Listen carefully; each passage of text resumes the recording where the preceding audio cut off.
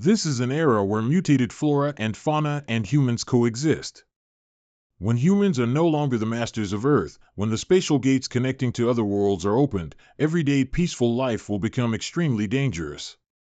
Fortunately, during this crisis, a portion of humanity awakened abilities to control mutated creatures.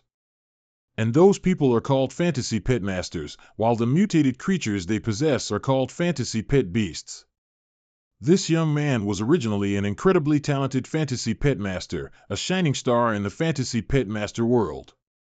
However, in an unwitting moment, he was betrayed by the person he trusted most, Shaoli.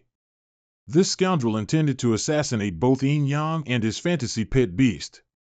But he arranged the situation to look like an accident, so that everyone would believe Yin Yang had died in a calamity-level fantasy beast frenzy. As his consciousness faded, Yin Yang swore that if he were given another chance, he would never let anyone harm him or his fantasy pet beast, Xiao Bai, again. And it seemed heaven had heard the plea of this unfortunate young man, as Yin Yang once again opened his eyes, waking up in his familiar bed. At first, he thought he was still alive after being harmed by Shaoli. However, at that moment, the TV was broadcasting news about the third fantasy pet beast selection competition. That competition took place when he was just 17 years old. Only then did Yin Yang realize that, more precisely, he had been reborn back to his school days. Moreover, upon being reborn, he also brought with him his God-tier spiritual power from his previous life. This was too unscientific, but given that fantasy pets could appear in this world, his rebirth wasn't impossible either. As soon as he thought of this, Yin Yang heard a rustling sound right beside him. He grabbed the duvet and pulled it back. And the sight before him stunned Yin Yang speechless, as a beautiful white-haired girl, with nothing on, was lying right in front of him. After comprehending the situation, Yin Yang realized that the beautiful white-haired girl was Xiao Bai, his fantasy pet beast. She had also been reborn, but reborn is reborn. Why did she turn into such a nosebleed-inducing beauty? Normally, fantasy pet beasts have two forms, a combat form and a normal form, but Yin Yang had never heard of them having a human form. Even Xiao Bai couldn't explain this. She only knew that after the explosion caused by Shaoli, when she woke up, she had transformed into this state. The strange thing was, Xiao Bai clearly felt full of power, but no matter what she did, she couldn't transform back into her original dragon form. However, after transforming into a human, she gained two soft, squishy parts that felt so good to touch. Xiao Bai wasn't aware that what she called. "Get your hands off me," he yelled loudly. It's unclear what happened next, but the two struggled and ended up wrestling on the sofa. Just then, Yin Yang's younger sister, Yin Cheng, came home from school. When she burst through the door, she saw her brother pinning an unfamiliar girl onto the sofa. Moreover, the girl had a very provocative look on her face as she asked him why he wasn't going further. As a result, Yin Yang got beaten up by his sister for bringing a girl home to commit lewd acts, to the point where his face was swollen. Having no other choice, Yin Yang had to invent a more palatable story. "It's like this, Bai Xiaolong is my friend, and her house had some issues recently, so she's temporarily staying with us for a few days." Yin Cheng didn't seem too happy, but at least this story was more believable than the rebirth story Yin Yang had experienced. But at this moment, Yin Yang's face suddenly turned pale. Because he heard terrifying sounds of shouting and killing, filled with murderous intent, inside his head. That's right, this was the sound of a fantasy beast frenzy. Yin Yang thought he was hallucinating. It turned out the sound was coming from the TV, because the news was broadcasting breaking news. At 4 p.m. this afternoon, a D-level fantasy beast frenzy appeared on Long Bin Commercial Street. Following that was a recommendation for nearby residents to evaluate immediately. And that Long Bin Commercial Street happened to be near Yin Yang's house, which was now in utter chaos. The leader of this fantasy beast frenzy was Tan Ba Tich, an extremely ferocious D-level mutated creature. Despite the army firing madly, it showed no signs of being harmed. Not to mention, Tan Ba Tich also received support from many other beasts, making the suppression increasingly difficult, and many soldiers were sent flying by it. Both Tan Ba Tich's attack and defense power far exceeded the army's expectations, leading to insufficient firepower to control this fantasy beast frenzy. Perhaps it's a hybrid lizard, such high defense is rare for a D-level fantasy beast frenzy leader. A female voice echoed amidst the chaos. It was Luke Tin Hong, a Grandmaster-level fantasy beast master, captain of Squad 3 of City D's Kung Lan Defense Force, whose fantasy pet beast was Dark Panther. After finishing a cigarette, Luke Tin Hong and her beast charged to the front lines, while other soldiers retreated to distract Tan Ba Tich. Luke Tin Hong, despite being a woman, fought with incredible bravery. The sword in her hand swung out, stabbing Tan Ba Tich directly in the throat, causing it to let out a pained roar. Luke Tin Hong was flung away by the beast, but quickly returned to continue fighting. However, after a few rounds fighting this fantasy beast, Luke Tin Hong finally understood why it was so terrifying. It's because this Tan Ba Tich is a mutated fantasy beast.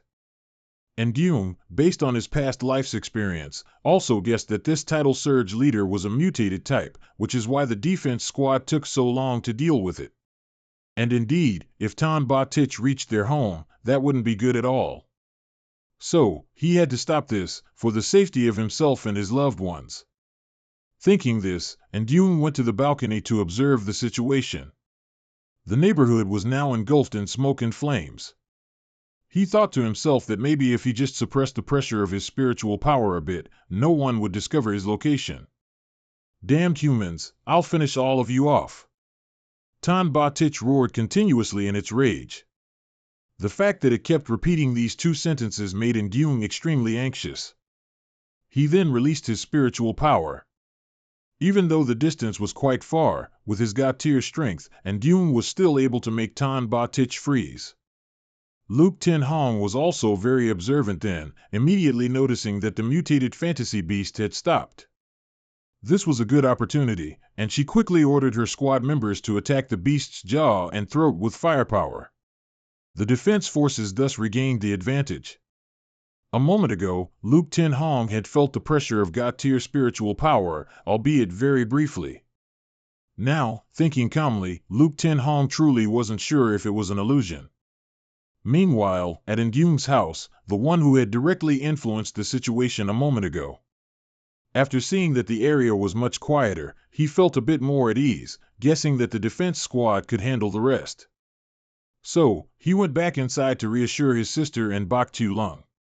The title surge fantasy beasts will be dealt with very soon, everyone just stay calm inside the house. That fast? And Trum was still worried, but seeing her brother's firm affirmation, she felt somewhat relieved. After that, Jung began to assign sleeping arrangements because Tu Bak was staying tonight. You'll sleep in the living room tonight, okay? No, Bak Tu Lung protested, I want to sleep with Master. Don't dream about it. And Trum didn't know Bak Tu Lung's true identity. Therefore, in this situation, she became even more suspicious of their relationship. The title surge fantasy beast incident was completely brought under control not long after, restoring peace to Long Bin neighborhood in City D. That night, at the fantasy beast park in this area, 2 responsible staff members began their patrol. Hey, how much do you think we can make from tomorrow's inspection? One person spoke first. We'll have to see what the higher-ups decide. They'll feast, and we'll just get a bit of soup, the other replied. They say they're responsible for protecting the safety of students, but actually those examiners are only responsible for bringing students into the examination hall. I could do that too. The man was in the middle of saying this when he suddenly heard a very loud splash. He startled and turned around, discovering that his colleague had disappeared, only a uniform hat was still visible on the swamp, not yet fully submerged.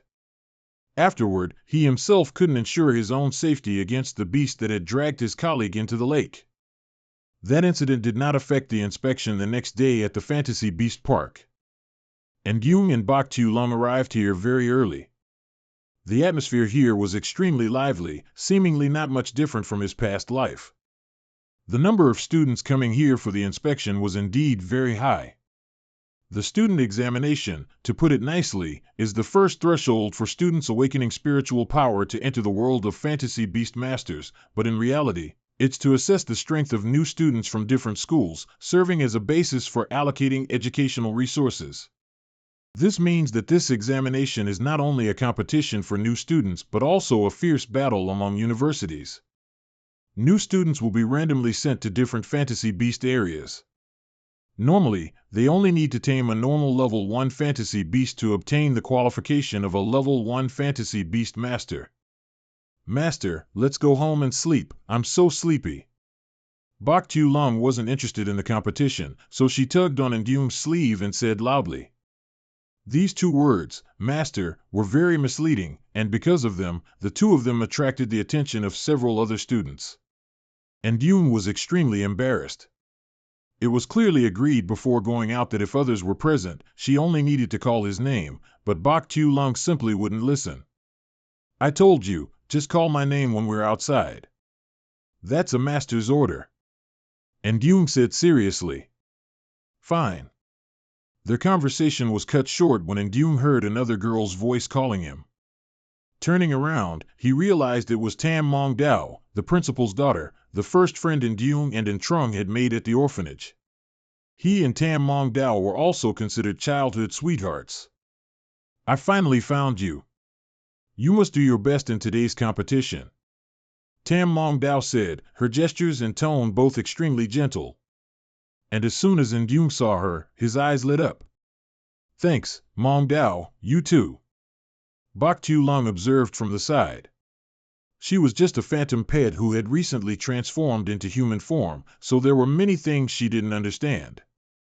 She kept feeling that Tam Mong Dao's smile was very strange, and even thought that this girl had ill intentions towards her master.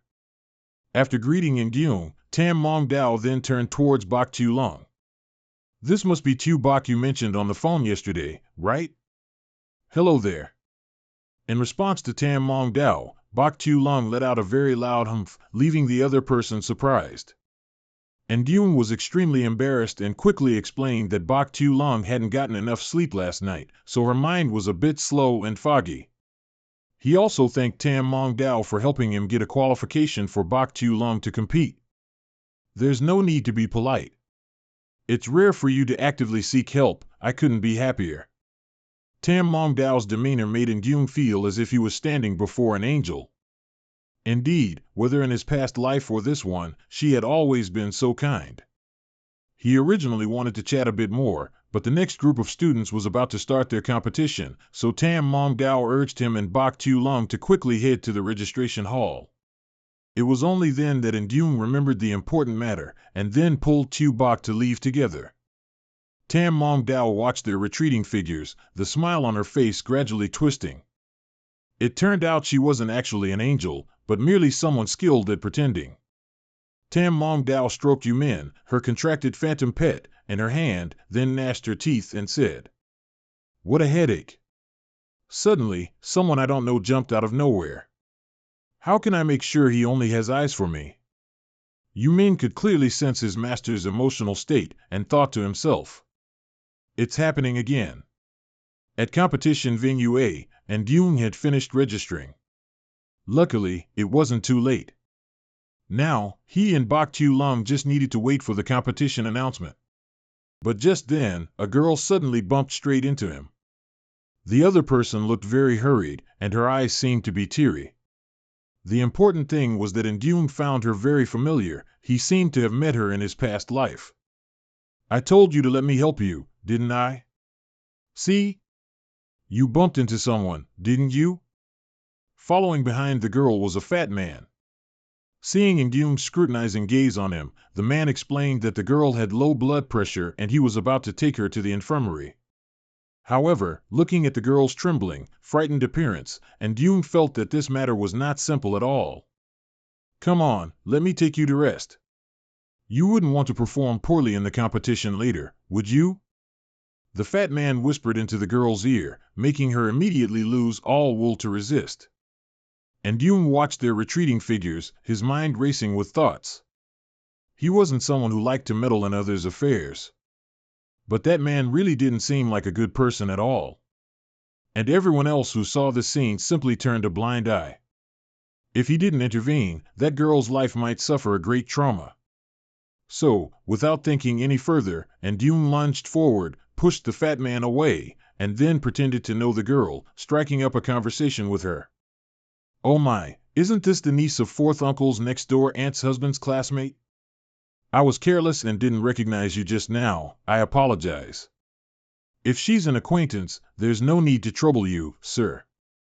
I'll take her to the infirmary. Tubok, let's go." As he spoke, Ndune pulled the other person away. The fat man was furious, but Ndune told the girl to keep walking straight ahead and not look back. However, the other party had no intention of letting the two of them retreat safely. The old man stood up straight, then pointed at Ndune and said loudly, "Stop right there. You two don't even know each other. I saw you deliberately bump into the judge. Oh, do you have any evidence for saying that?" Ndune suddenly turned around, looking full of confidence, clearly unfazed by the previous words. And the fat man was suddenly questioned back by him, unable to react in time, leaving him speechless. Just then, Lifa, the chief judge of the Long Bin area this time, appeared. This was also a master-level beast tamer, who seemed to have been drawn by the commotion here just now.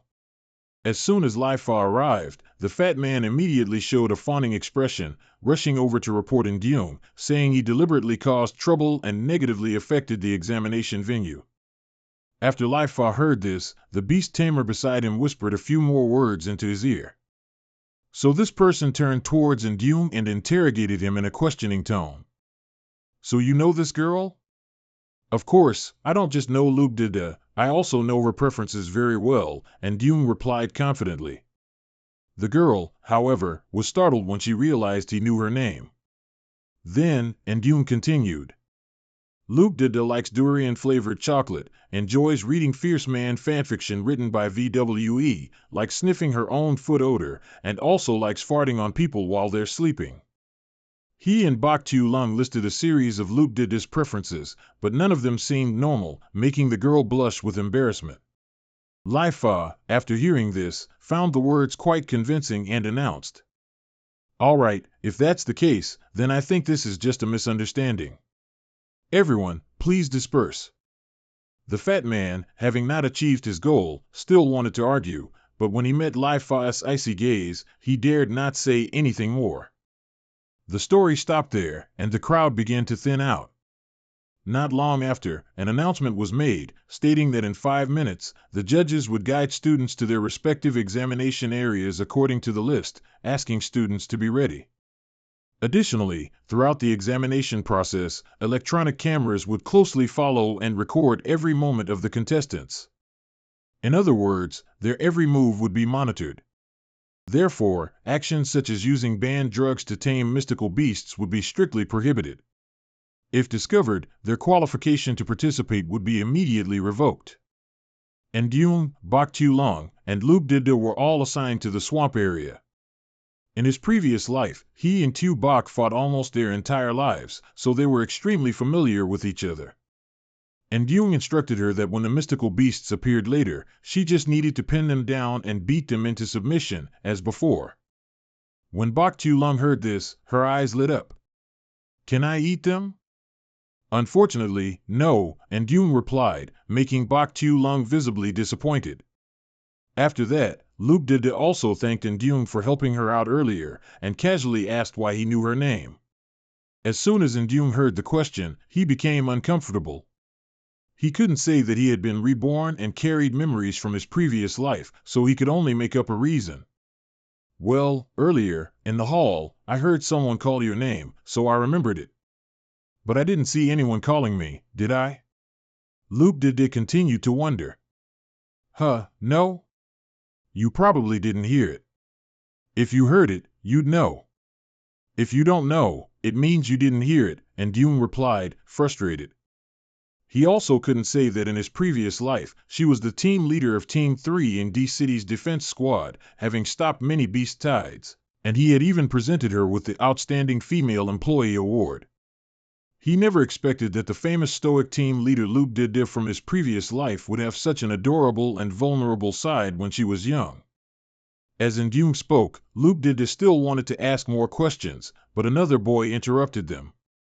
Did you three also offend the judge, which is why you were assigned here?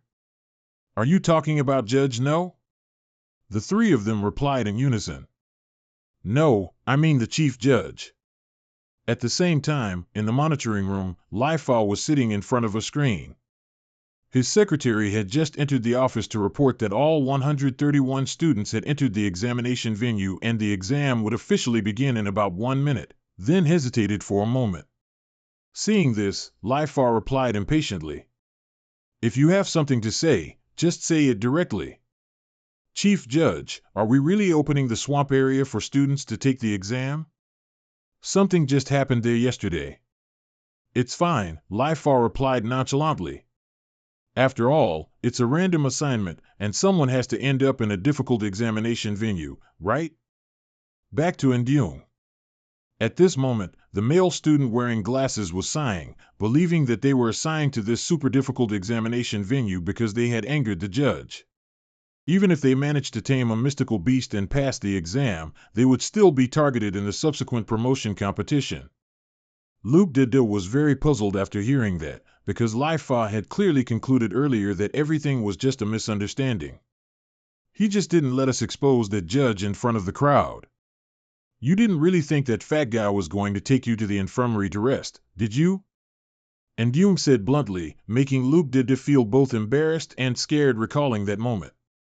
As the other person was stuttering an apology, Ndyung suddenly approached, patted her head, and then gently reassured her. You're not the one who should apologize, don't worry. Luke Dida felt even more embarrassed by the situation, her cheeks involuntarily flushed, and she then took a step back. Okay, thank you. In fact, Ndyung wasn't surprised to be assigned to this tough swamp area. That fat judge was so used to harassing female students, it proved this wasn't the first time he'd done something like this. Yet, he could still remain unscathed to this day, which inevitably linked back to his connections higher up, specifically Lifa. Compared to arguing in the examination hall, which could lead to Ndyung's group exposing him, Lifa chose to feign reconciliation to make them lower their guard first. After hearing him analyze for a while, the male student indignantly yelled, "What kind of joke is this? I just accidentally stained the head judge's clothes. Why am I also brought here with you guys?" It wasn't hard to see that the male student was also just a weak person who didn't want to be targeted. But in reality, he was now also targeted like Ndyung's group, and could only accept the fact that he would have to take the exam in this swamp area. Seeing the other person so disheartened, Luke Dida spoke up to reassure him. Maybe the competition isn't as difficult as we imagine. This swamp area is so large, there are definitely low-level mystical beasts that are easy to tame. No sooner had she finished speaking than there was a stir on the surface of the swamp. Then, something glided across the water like it was flying. Ndyung was the first to react, hastily telling everyone to retreat. Luke Dida wasn't fast enough to run away, and was even carried in a princess carry by Bak Tu-long, successfully retreating. At this moment, all four of them finally saw clearly what had caused the commotion. It was one of the most difficult mystical beasts to tame in the Long Bin examination area, the black gold hook serpent, a one-star legendary, a water element hybrid creature. The male student wearing glasses panicked so much when he saw it that he burst out laughing. Meeting a legendary black gold hook serpent right at the start, he no longer had any hope. Meanwhile, Ndyung was extremely troubled. Behind them, to their left, and to their right, there were cameras everywhere. Clearly, those watching behind the cameras wanted them to be tormented to the brink of death before sending someone to rescue them. With the divine Beastmaster power Ndyung carried after his rebirth, dealing with that snake wouldn't be difficult, but doing so would expose his and Bak Tu-long's mysterious identities. Because on his record, Ndyung was only a beginner awakened one. By then, he wouldn't just have to explain his superhuman mental power. But if he wasn't careful, it could also expose Bak Tu-long as a human-transformed mystical beast, leading to her being captured and taken to a laboratory. At the same time, at the headquarters of the Raging Wave defense team in D-City, Luke Tin Hong was reporting to her superior, Tram Tam Vong, the captain of the Raging Wave defense team and a royal venerable beastmaster, about yesterday's mystical beast-tied incident. However, even more important than that incident was Luke Tenhong's suspicion that a divine beastmaster had appeared nearby, which was the main thing she wanted to report. After thinking carefully, Luke Tenhong felt that the moment the mutated sonic wave was suddenly suppressed was not her hallucination. The mental power that suppressed it was released with extreme precision, both subtle and powerful, making her confirm it many times before daring to assert it. And the person capable of doing it had to be at least a royal venerable beastmaster or higher. Trong Tam Vong fell silent upon hearing this. Because currently, all divine beastmasters were under government orders, heading to the desert region to handle the calamity-level beast tide. Logically, they shouldn't appear in the Long Bin area, unless a new high-level awakened person had emerged. But the situation was still unclear, so Trong Tam Vong advised Luke Tenhong to keep that information confidential for now. At the same time, she needed to pay more attention to events in the Long Bin area in the coming days to find more clues about the mysterious person. Returning to Ndyung, he was still struggling with the black gold hook serpent because he couldn't unleash his true power. Meanwhile, Luke Dida's mental power was still too weak to affect that monster. As for the male student, there was no need to say, before the black gold hook serpent, he was so scared his legs turned to jelly, completely unable to stand up and fight. Then, this young man suddenly pulled out a strange potion from his pocket and flashed a bizarre smile. "That's right, I have this. As long as I use it, even a legendary mystical beast, I can try." However, just as he said this, he was knocked out by Ndyung. I knew that guy was hiding something strange on him. Based on the contents, it's certain that after using this, the black gold hook serpent will go berserk. In that case, it's better to use it on Tu Bok instead. Thinking this, Ndyung threw it to Bok Tu Long. Unfortunately, she missed catching it, and that strange potion still flew straight into the throat of that beast, which immediately swallowed it. Ndyung was instantly frozen stiff, and then, as expected, the black gold hook serpent went crazy. The cameras at the scene were immediately destroyed by it. Lifa started breaking out in a cold sweat at this moment. If something really happened to Ndyung and his group, then he would be the one responsible. Lifa immediately requested increased protection in other competition areas, and simultaneously took a group of illusion petmasters with him to the scene.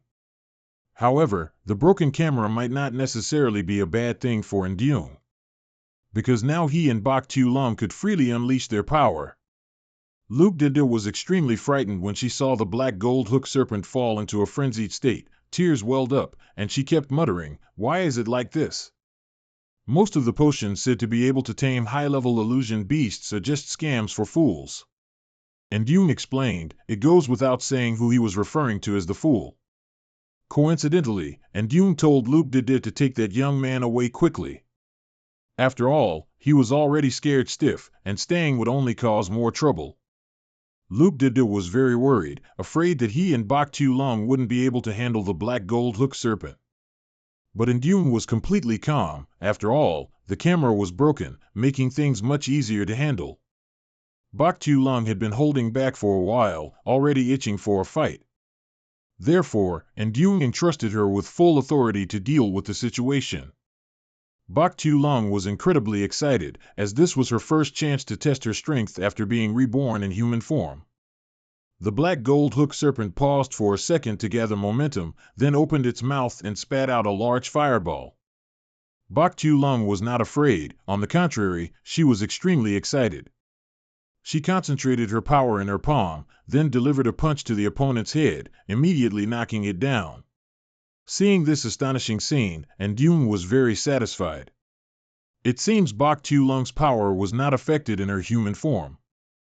After knocking down the black gold hook serpent, Bok Tu Long added a few more punches, making the beast cry out in pain. But Ndyung secretly calculated the time, guessing that the judges were probably about to arrive. To avoid unnecessary trouble, he told Bok Tu Long to finish it quickly and completely. She hadn't had enough fun yet, so she was a bit disappointed, but how could she defy her master's words? So immediately after, as Luke Dida was helping the male student run away, a massive explosion occurred behind them, with destructive power akin to a nuclear bomb. Luke Dida worriedly turned her head back, fearing that something might have happened to Ndyung and the others. At the same time, Lai Fa and the other judges had also arrived. As soon as she saw him, Luke did breathed a sigh of relief, knowing she was saved. She quickly said, "There are still 2 contestants inside the area. Please hurry and rescue them, teachers." Lai Fa nodded, then handed Luke Dide and the male student over to his secretary, while everyone else followed him into the area.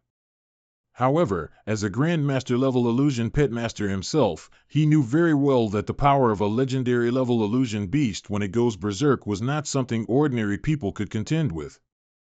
Therefore, Lai Fa believed that the 2 remaining contestants were likely in grave danger. If that were the case, he would certainly be in a lot of trouble. However, reality proved otherwise.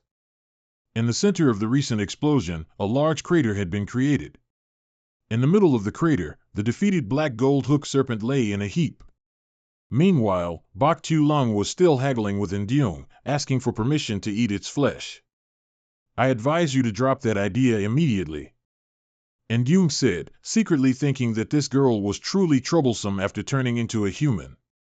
Fortunately, Lai Fa arrived right then, otherwise, Bok Tu-Lung would probably still be pestering him. When Lai Fa arrived and saw the black gold hook serpent defeated, and the 2 youngsters completely unharmed, he couldn't hide his astonishment. The other judges also exchanged glances, looking full of doubt. What? Didn't they say there was a riot and a slim chance of survival? The 2 kids weren't hurt at all. It took a few seconds for Lai Fa to calm down and tell the other judges to check on the black gold hook serpent's condition. After that, he scanned Ndyung and Bok Tu-Lung with a suspicious gaze. "As for you 2, I'm very curious how you managed to overcome this calamity and remain completely unharmed." Ndyung was hit where it hurt and couldn't help but feel tense, even though the camera had been destroyed earlier. He wasn't good at making up stories, so after racking his brain, he could only come up with a very absurd reason. "Actually, when the black gold hook serpent was chasing us, it accidentally tripped, hit its head, and passed out. Right, Tu-Bok?" Ndyung said, nudging Bok Tu-Lung's arm. And she played along very well, nodding her head rapidly without stopping. "That's right, meaning we couldn't eat it." "Oh no, I mean, luckily we ran fast, otherwise, it would have eaten us." Looking at the flippant behavior of these 2 kids, Lai Fa was furious. He clearly felt that things weren't that simple, but with the camera broken, there was no way to clarify the situation at the time. Perhaps Ndyung also sensed the other party's suspicion, so he began to put on an act with his crocodile tears. "When that black gold hook serpent went crazy, it was so scary, I might be haunted for the rest of my life. Wah, wah, wah. It's all over, everything will be fine." Bok Tu-Lung patted his shoulder a few times to comfort him. These 2 were truly a professional double act. Not long after, the other judges finished checking the black gold hook serpent's condition and confirmed that it had indeed been hit on the head, leading to its coma. It's just that the mark was a bit strange, as if someone had directly punched it. Ndyung and Bok Tu-Lung became very tense upon hearing this. Indeed, the giant snake had been punched directly in the head by Bok Tu-Lung. However, Lai Fa didn't seem to want to pursue the matter further here, so he told the other judges to quickly inform the logistics department to come and handle it while the black gold hook serpent was still unconscious. As for Ndyung and Bok Tu-Lung, he told them to return first and await the results. However, just as he turned away, Lai Fa told his subordinate to revoke the qualification of the swamp area contestants team, barring them from participating for the next 3 years due to illegal use of tranquilizer. As his finger was about to touch the disqualify button on the iPad, it was suddenly grabbed by an arm. Ndyung had stopped this action very promptly before allowing himself to fall into the same trap as in his previous life. "Head judge, don't be so hasty. The surveillance camera should be able to capture whose potion that was. I feel like I'm the victim in this incident, yet not only do I not get compensation, but my qualification is also revoked. That doesn't seem very reasonable, does it? Who knows if you 2 are accomplices? This is hard to say." Lai Fa remained resolutely focused on Ndyung, but the boy's attitude was equally firm. "If it's hard to say, then investigate whose potion it was first before drawing conclusions, right, head judge?" As he spoke, Ndung increased the force in the hand grabbing Lai Fa's wrist, causing the man to cry out in pain. My hand, let go of my hand. Seeing that the situation was not good, the other judges rushed over, wanting to separate Ndung from Lai Fa, but his strength was immense, and even all of them together couldn't help the head judge break free. Seeing him flustered like that, Ndung was immensely pleased and continued to speak. You don't want to investigate, or are you afraid that a thorough investigation will reveal your involvement with this potion? Lai Fa's face paled, and taking advantage of Ndung loosening his grip, he violently shook the boy's hand off. Slandering a judge is a serious crime. I guess you don't want to have a phantasmal petmaster license for the rest of your life, do you? Despite being threatened, Ndung showed no fear. Instead, he advised the other party to know when to stop if he didn't want to be charged with another crime in court. Lai Fa was trembling with anger. He had originally intended to chase after Ndung and give him a beating, but at this moment, stomping footsteps suddenly approached. It was people from the Raging Waves defense team, fully armed, surrounding Lai Fa, and then forcibly tying him up, which left him utterly confused. What's going on? Let me go.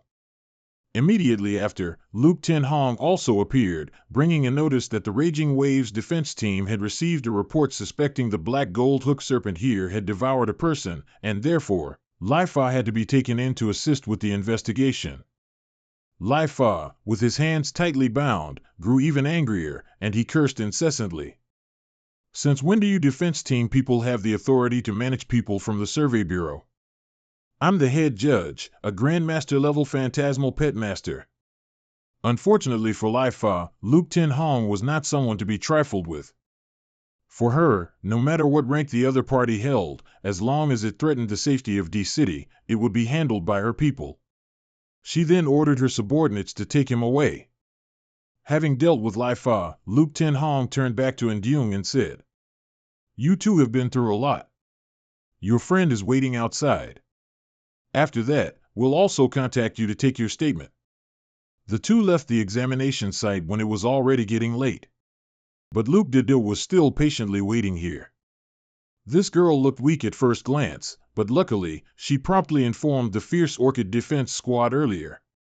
The reason was that while still at the examination site, when Luke Dede helped that male student prepare to leave, and Ndung gave a warning, there's a smell of human blood in the black golden hook serpent's mouth. After you go out, contact the city's defense squad, so they can quickly come here to investigate. So, after escaping, Luke Dede urgently followed Ndung's instructions, which is why Luke Tin Hong and her squad members quickly arrived at the scene. Ndung secretly felt lucky that he still had memories from his previous life. At that time, the story of the black golden hook serpent also caused a media sensation. Almost no one was unaware of it. Everything was considered resolved. Luke Dede politely bowed deeply, then thanked Ndung for saving her life today. Initially, he didn't even dare to accept this thank you. But since Luke Dede would eventually become a defense squad leader in the future, he had to use this opportunity to leave a good impression on her, so he might be able to rely on her later. The two exchanged polite pleasantries for a while. Bak Tu-long, watching from outside, was getting very impatient. She had struggled at the examination site all day, now she just wanted to go home and eat. After bidding farewell to Ndung and Bak Tu-long, Luke Dede quickly ran back to the Fierce Orchid Defense Squad, who were currently escorting Lai Fa and that fad examiner No away. But perhaps Ndung never guessed that squad leader Luke Tin Hong was actually Luke Dede's paternal aunt. Just moments ago, her expression was serious, but as soon as she saw her niece, Luke Tin Hong put on a completely different face. Oh, my darling Dede is here. This time you scared me half to death. Why didn't you inform me earlier? It seemed Luke Dede had told Luke Tin Hong about what Examiner No had done to her. Therefore, this woman had already given him a good beating and promised that after returning to headquarters, she would personally interrogate him thoroughly again. As for Luke Dede, Luke Tin Hong wasn't at all at ease about her niece. Dede, I know you want to train yourself and not rely on family connections. But everything must be done step by step, or how about we switch areas with another case? Otherwise, what if you get bullied again? You still have me, Luke Didde replied with an angelic smile, making the heart of the niece-obsessed Luke Tin Hong pound rapidly. Then, Luke Didde continued, moreover, Ndung encouraged me a lot, I can't disappoint him. When mentioning Ndung, Luke Didde's cheeks unconsciously flushed. How could this escape Luke Tin Hong's hawk-like eyes? She had met Ndung earlier and didn't have much of an impression, but if he was involved with her niece, it seemed she would have to pay more attention in the future. Meanwhile, at Ndung's house, a decisive battle was taking place between him and Bak Tu-Lung. The reason was that there was chicken on the dinner table that day, but out of 5 drumsticks, and Trung had eaten 1. Bak Tu-Lung had eaten 3, and there was only 1 left, which she still wanted to fight Ndung for. Neither side yielded until the phone in his pocket rang. While Ndung was answering the phone, Bak Tu-Lung quickly snatched the drumstick and put it into her mouth. The person calling was Ndung's high school deskmate, Daeng-gu. In his previous life, he had dropped out of college due to a large debt at the Illusion Pet Clinic, working odd jobs everywhere, and eventually suffered an accident at a construction site. If Ndung's predictions weren't wrong, this phone call was the origin of it all. And just as his data suggested, as soon as he picked up, Daeng-gu's panicked voice came through from the other end. Ndung, quickly come to the Illusion Pet Clinic, save me. I brought my bull pet for a routine checkup. I don't know why it suddenly became aggressive and injured the doctor. Now they're demanding compensation from me. As Daeng-gu said this, the doctor in charge of the bull pet snatched his phone. This villain demanded that Nyang bring 100,000 yuan before 7 o'clock, otherwise, something bad would happen to Daeng-gu. As soon as he heard that number, Daeng-gu's expression changed dramatically.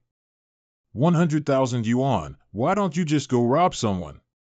After that, he yelled into the phone, telling Nyang not to come, because he'd rather be beaten than be robbed in broad daylight like this. His voice was intermittent, mixed with cries of pain. It was clear he had been beaten. Then, the phone call was abruptly cut off. Nyang knew he had to go. Daeng-gu's bull pet was a gentle-natured life-spirit pet. It couldn't possibly be aggressive. The last image of Daeng-gu in his previous life still haunted him to this day. Not long after he passed away, the bull pet, overwhelmed with grief, also followed its master. Therefore, in this life, Nyang vowed to protect both master and pet well. At that clinic, Daeng-gu was still tied tightly to a chair by those unscrupulous veterinarians. His bull pet was also illegally held by them. After a long back and forth, these ruffians grew impatient when Nyang still hadn't brought the money. Just as they were about to give Daeng-gu another beating, Nyang finally appeared.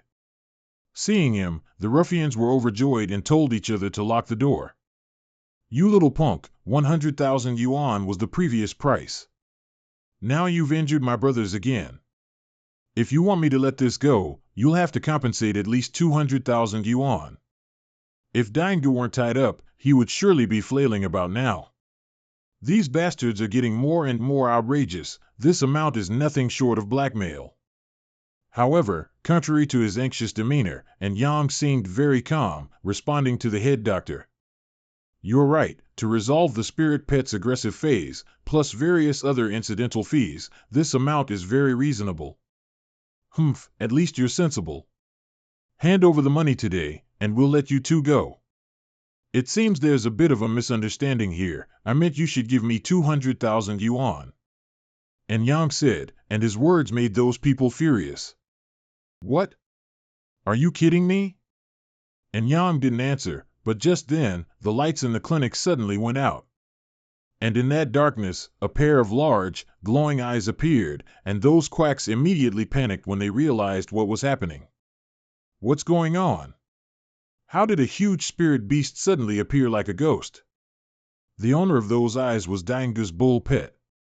Earlier, before coming here, Nyang had instructed by Xiaolong to take the opportunity to release it.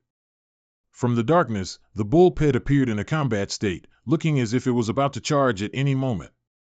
Daeng-gu was afraid it would endanger those doctors, making his situation even more unfavorable, so he quickly called out loudly. But the bull pet was no longer listening to him. And at that same moment, Daeng-gu noticed movement behind him. It turned out that Bai Xiaolong was secretly untying him. And in less than a minute, Daingu was free. With his hands and feet released, he eagerly rushed towards the bull pit, but was stopped midway by Anyang. Daingu, calm down. Your bull pit seems very strange, as if it was stimulated by something and entered a frenzied state. Even if you go over there now, it won't recognize you because it has lost all reason. This is very dangerous. Daingu felt that Anyang's words made sense, but he was still very worried about his spirit pet. Anyang reassured him a bit, saying that compared to the bull pet, those ruffians were even more dangerous, so just let it deal with them. Seeing the bull pet charging wildly, and with terrifying strength, those ruffians immediately knew they were no match for it in this situation, then they scattered and ran. The bull pet charged forward, and with a crash, its first headbutt knocked down a wall of the clinic. Daingu was extremely bewildered by the sight. But after the shock passed, he found that his spirit pet was still safe and sound, and was continuing to chase those ruffians. Knowing they couldn't fight, these guys could only run, even climbing a large pillar together to escape. They couldn't understand why the normally harmless bull pet became so powerful when it entered its combat form. That pillar couldn't support them for long either. Because the bull pet only needed one charge to make that pillar collapse, sending those ruffians tumbling down like falling fruit. Seeing the bull pet continuing to charge towards them, they quickly knelt down before Yin Yang, begging him for forgiveness. This is your spirit pet, right? Please tell it to stop. We know we were wrong, tell us to do anything.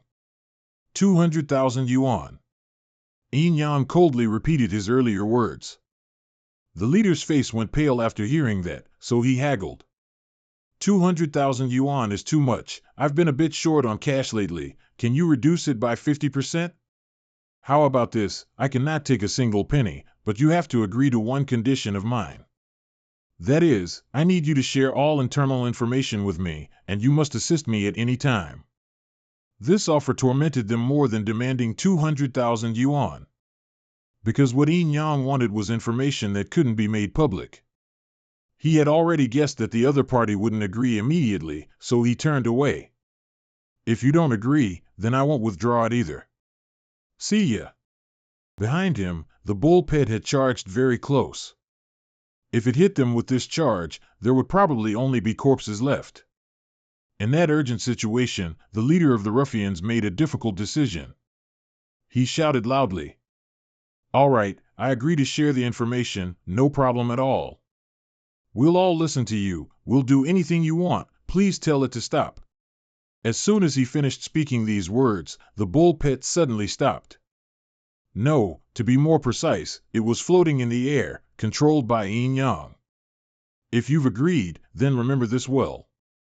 You wouldn't want to know the outcome of breaking your word, would you? He threatened, and the other party nodded with their lives on the line. Afterward, Yin Yang forcibly deactivated the bull pet's combat form, turning it back into an adorable little bull.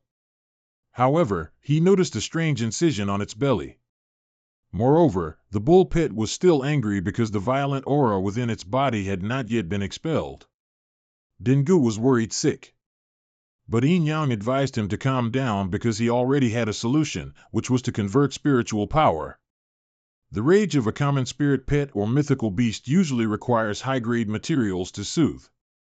The higher the grade of the spirit pet, the harder it is to treat its rage. This is also one of the causes of the mythical beast frenzy tides. Yet, Yin Yang was able to effortlessly subdue all the violent aura within the bull pet, completely transforming it back into a harmless and adorable spirit pet. After the master and pet finished their joyful reunion, Yin Yang asked those quacks about the incision on the bull pet's belly. He immediately turned pale, then confessed everything. He admitted that he had evil intentions towards the spirit pet. Therefore, when Dengu brought the bull pet here for a regular checkup, he injected it with anesthetic to make it fall asleep, then took some important organs to sell on the black market. Dengu was furious after hearing this, directly grabbing his collar and scolding him. You scoundrels, no wonder the bull pet chased after you after falling into a rage, so you were the ones who did such a heartless thing. Did you consider my feelings as its owner? At the same time, Bai Xiaolong whispered to Yin Yang that while searching for the bull pit earlier, she saw several other mythical beasts locked up in the backyard and basement of this clinic. Upon hearing this, Yin Yang immediately felt that an opportunity to get rich had arrived. He then told Dengu to calm down and first thoroughly examine the bull pit because its enraged state would greatly deplete its physical strength. He would handle those scoundrels. Dengu wished he could beat them black and blue, but he still obediently listened to Yin Yang. Now it was just him and the head of the crooked clinic. Yin Yang went straight to the main point. All right, now let's clarify our agreement. You've been pulling these tricks for a long time, so you must have hidden a lot of stolen spirit pets, right? Take me to see them, how about it? That scoundrel was naturally unwilling, but since he was in a passive situation, he led Yin Yang to inspect the pet confinement room. As soon as he scanned the room filled with mythical beasts, Yin Yang immediately spotted an elite-grade mutated lightning leopard. The veterinarian quickly explained that he had accidentally found this mythical beast on the road. He originally intended to cure its illness and sell it, but it was too aggressive and wouldn't let anyone near, so it couldn't be treated. After that, he even tempted Yin Yang to dissect the lightning leopard today and take its organs to sell for a good price, because it is a rare spirit pet, and it would be a real pity if it just dies like that. Yin Yang heard that, but before he could react, Dengu rushed forward, intending to punch him. Do you even deserve to be a mythical beast doctor? No, don't hit me, I was wrong, but my abilities are limited, there's really nothing I can do. He quickly raised his hands to cover his face, blocking Dengu's punch, then turned back to Yin Yang, fawning over him. I'm just afraid this lightning leopard won't survive the night. If you want to find a mythical beast, I can help you find a better one. No need. Yin Yang replied, then approached the cage holding the lightning leopard. The closer he got, the more he felt the power the mythical beast was releasing. That doctor wasn't lying, this creature is indeed very aggressive. When he was only about 2 meters from the cage, the lightning leopard suddenly launched a very powerful attack. The people behind were terrified at the sight, but Yin Yang only needed to lightly wave his hand to easily neutralize the attack. Not bad, the core energy is still there. He muttered, then reached out and opened the beast's cage. Immediately, the lightning leopard trapped inside leaped out. It jumped very high, then in the center of the room, began to unleash extremely powerful lightning. The doctor was scared witless, dodging from one side to the other. Run! He yelled loudly. Last time, we accidentally touched its lightning and were bedridden for a whole week. As he said these words, he noticed that Yin Yang was still standing in place, not moving, let alone frantically running away. He was surrounded by a strong barrier, completely nullifying the mythical beast's lightning. Yin Yang was very patient, waiting until the lightning leopard finished acting out before drawing it into his barrier. Even though he kept reassuring it not to be afraid, the lightning leopard remained very panicked. The conflict between the mythical beast and Yin Yang created a large explosion right in the room. Dengu and the others stood quite far away, unaffected by the explosion, just a little blinded by the light. He was extremely worried, fearing that Yin Yang would be harmed by the lightning leopard. However, when the blinding light faded, they saw that Yin Yang was completely unharmed, and was even subduing the lightning leopard, making it calm down. It's just that this little guy just desperately discharged electricity, so it almost completely exhausted its stamina. If this continues, I'm afraid it won't last much longer. Thinking of this, Yin Yang immediately formed a mental power contract with it. Not long after, the lightning leopard opened its eyes once more. But now, its appearance was like an adorable stuffed animal, completely unrecognizable from its previous frenzy. Yin Yang successfully signed a contract with the mutated lightning leopard, to the astonishment of everyone, especially Dengu. They had been friends since high school, but he didn't know when his seemingly useless friend had become this powerful. The lightning leopard is much better now. Because after a mythical beast and a mythical beast master sign a contract, the beast master's mental power can be used to heal the mythical beast's injuries. This was originally a good thing, but Bai Xiaolong, who had been silent until now, suddenly yelled. I don't agree. The 3 men in the room all looked at her. The result was that Bai Xiaolong was enveloped by an extremely terrifying aura. This was not difficult to explain at all. Bai Xiaolong was simply jealous, seeing her master openly sign a contract with another mythical beast right in front of her. "You'd better explain clearly, otherwise, I'll ignore you." Yin Yang found himself in a difficult situation. He had only been thinking about saving the lightning leopard just now, so he completely forgot about Bai Xiaolong, and also forgot that Dragon Clan members like her have a very strong possessive nature. After pondering for a while, thankfully, Yin Yang came up with a solution. At Long Bin Snack Street, bright lights shone, and people gathered bustlingly. The vendor's cheerful voice called out loudly, "Grilled pork hocks, over here." On this side, Xiaolong was giving Xiaozi an irritated glance. She coldly approached it, her demonic voice startling Xiaozi, "Don't touch my food." Her ferocity scared Xiaozi so much that it immediately leaped onto his shoulder. Yin Yang smiled, all right, all right." Xiaolong quickly burst into tears, "I'll never pay attention to master again. You clearly said it would only be me at first, you liar." Yin Yang looked at her like that, and couldn't help but be stunned. "Xiao Bai." He focused and recounted, "Do you still remember the mythical beast tied in Chuankong City?" On this side, Xiaolong's tears were still streaming down.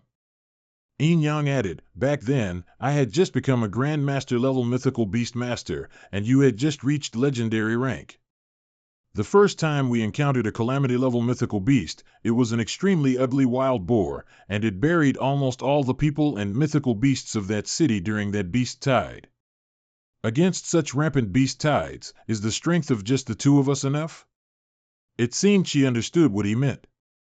Xiaolong hesitated, saying, "But..." Yin Yang picked up a large drumstick. "Even at the God tier level, didn't we still fall victim to that scheme?" Speaking of which, Xiaolong remembered that despicable face. She gritted her teeth and growled, "That bastard Xiaoli." Yin Yang placed the chicken drumstick in her bowl. "Even if I form contracts with other mythical beasts, in my heart, you are irreplaceable." Xiaolong pouted, "All right then." He secretly thought, "More importantly, I never want to see you die in front of me again." But of course, Yin Yang didn't say it aloud. He looked at her with a bright smile, "Come on, come here and get to know Xiaozi." Xiaolong stepped forward towards the arrogant leopard and said, "Master has already named you. From now on, I am your boss. If anything happens, I'll protect you." Xiaozi glanced over, making a pouting face, showing disdain for Xiaolong's words. She immediately flared up in anger, ready to punch Xiaozi. Here we go again, Yin Yang thought bitterly, this rebirth, it might as well not have happened. The next morning, at Hongxiang Vocational Academy, a frantic voice rang out. Yin Yang ran forward frantically. He couldn't help but feel uneasy. "Oh no, old Lu, the unfeeling iron-faced one." The man smiled cunningly, "You want to get past me?" "No way. I'm the school security guard, old Lu." Yin Yang turned to look at her. "Damn it, Xiao Bai, execute Plan A." Xiaolong immediately understood. "Here I come." Immediately, she launched herself, carrying both Yin Yang and Xiaozi into the air. Immediately after, Xiaolong threw him hard into the sky. Xiaolong's strength was undeniable. And just like that, Yin Yang successfully flew over the wall directly into the school, to the security guard's astonishment. Just a moment later, Yin Yang landed safely. He looked at old Lu, who was seething with anger behind him, and couldn't help but feel smug, surprised yet. "I'm not the same as before. This time, I swear I'll get it back." Before he could finish, Yin Yang's face slammed hard into someone's backside, startling him. Hearing the cry, Yin Yang painfully rubbed his nose and stammered, sorry, Meng Yao." Meng Yao shyly turned around, "It's okay, Yin Yang." "Good morning." He watched her rub her backside and secretly groaned in his head, "I just bumped into." Meng Yao blushed when she saw him, "I didn't expect to meet you here. Let's all go to the academy to register." Yin Yang quickly agreed, okay. As he watched them happily leave, Xiaolong secretly felt jealous. This girl, she's definitely doing it on purpose. In class, the teacher was engrossed in his lecture. Common mythical beasts usually have common, elite, and transcendent ranks.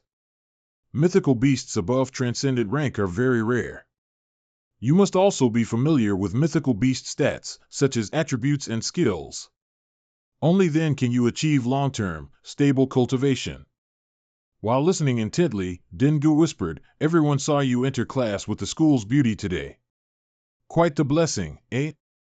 Yin Yang turned his face and smiled wryly. "You can have this blessing if you want it." Behind him, Xiaolong was seething with murderous intent. Yin Yang, of course, quickly noticed. He pouted at the girl sitting next to him. "Why is Xiaobai angry again?" The teacher then said, "Next month, the Mythical Beast Challenge competition will begin. The school will host friendly matches and inter-school battles. I hope everyone participates enthusiastically." Yin Yang now began to think seriously, recalling what Shaoli once said. That year, when XA and I defeated a bunch of people, easily winning the championship of the third National Mythical Beast Battle Competition. At the time, he had simply responded boredly, "Yes, yes, yes, you've said that 100 times already." Yin Yang thought back. At the time, I thought he was joking. Shaoli is very secretive about his personal life.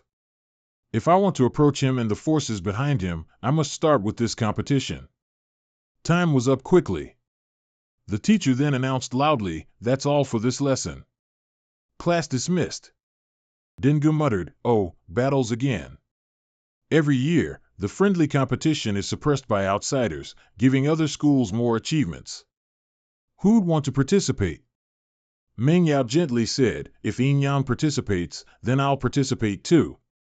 He was touched, blushing. Meng Yao. Xiaolong also got excited. "Participate? So, we're going to eat good food?" Yin Yang was speechless. "Do you only think about eating?" At the same time, everyone buzzed. "Look! Li Tin is intimidating new students again." As soon as he finished speaking, a large dog full of murderous intent stood blocking the way. It was an elite rank hellhound. Everyone was panicked. The doors blocked. "We can't get out." At this moment, people from outside also entered. That kid named Li Tin, as soon as he walked in, grabbed the collar of a classmate standing near him. Li Tin arrogantly demanded, "I'm asking you, who is Tam Mong Dao?" Over here, Yin Yang wasn't in a hurry to show himself. He silently observed, "Looking for Tam Mong Dao?" Very quickly, Meng Yao stepped out and cautiously asked, "Are you looking for me for something?" Seeing her, he immediately released the other person. Then Li Tin stroked his hair. "All right, join my group. I heard your phantom beast is a transcendent nine-tailed fox, and I'm a level 6 phantom beast master. We're a match made in heaven. No one can refuse my invitation." But Meng Yao smiled cheerfully and replied, "Sorry, I refuse." He couldn't help but yell in surprise, "What?" Li Tin babbled again, I'll give you another chance. Think carefully." A sly glint appeared in Meng Yao's eyes as she thought to herself, "So, I can't beat this guy up in front of Yin Yang." At the same time, he stepped forward. "Didn't you hear her refuse already?" Meng Yao was startled. "Yin Yang." Li Tin smirked slyly. "Just playing hard to get, huh? Not choosing me." He then pointed at Yin Yang and loudly shouted, "You mean, choosing him instead?" Meng Yao shyly whispered, "How did you know I wanted to be in a group with Yin Yang?" Hearing this, Li Tin looked as if he was about to spit blood. He clutched his chest, wounded. Outside, a student buzzed, "Quick, let's go watch the battle. I heard school tyrant Li Tin is challenging a new student to a phantom beast fight." The friend next to him also exclaimed, "Who dares provoke Li Tin like that? It seems to be a guy named Yin Yang." Hearing that name, Dedu was startled, her inner self screaming, "Yin Yang?" After only a moment, the two were in the training arena, surrounded by students who had gathered, shouting. One of them nonchalantly said, "Li Tin is sure to win. Facing a new level 1 Phantom Beast Master, he'll probably just get beaten." Dedu secretly worried, he then said, "During the entrance exam, because we didn't use our full strength to subdue the black gold dog serpent, the assessment board only gave us a 1-star certificate." Recalling, the power gap between different levels of Phantom Beast Masters and Phantom Beasts is huge. More importantly, high-level Phantom Beasts will have mental suppression over low-level Phantom Beasts. Li Tin was excited. This is the first time I've met someone who doesn't know their own limits like you. The henchman behind him cheered, "Boss, finish him off." Yin Yang smirked, "Who doesn't know their own limits? We'll find out soon enough." He secretly thought, this is a good opportunity to get resources for Xiao Zi's advancement. Going back to about 10 minutes earlier, Li Tin was arrogant then. "Goddess Meng Yao wants to be in a group with you, so you must be very strong, huh? How about a match to broaden my horizons?" Meng Yao was displeased. "My wanting to be in a group with Yin Yang has nothing to do with you." Yin Yang interrupted, "It's fine." He then added, "If it's a match, there should be some stakes, right? If I lose, I'll serve you tea and water for 3 years.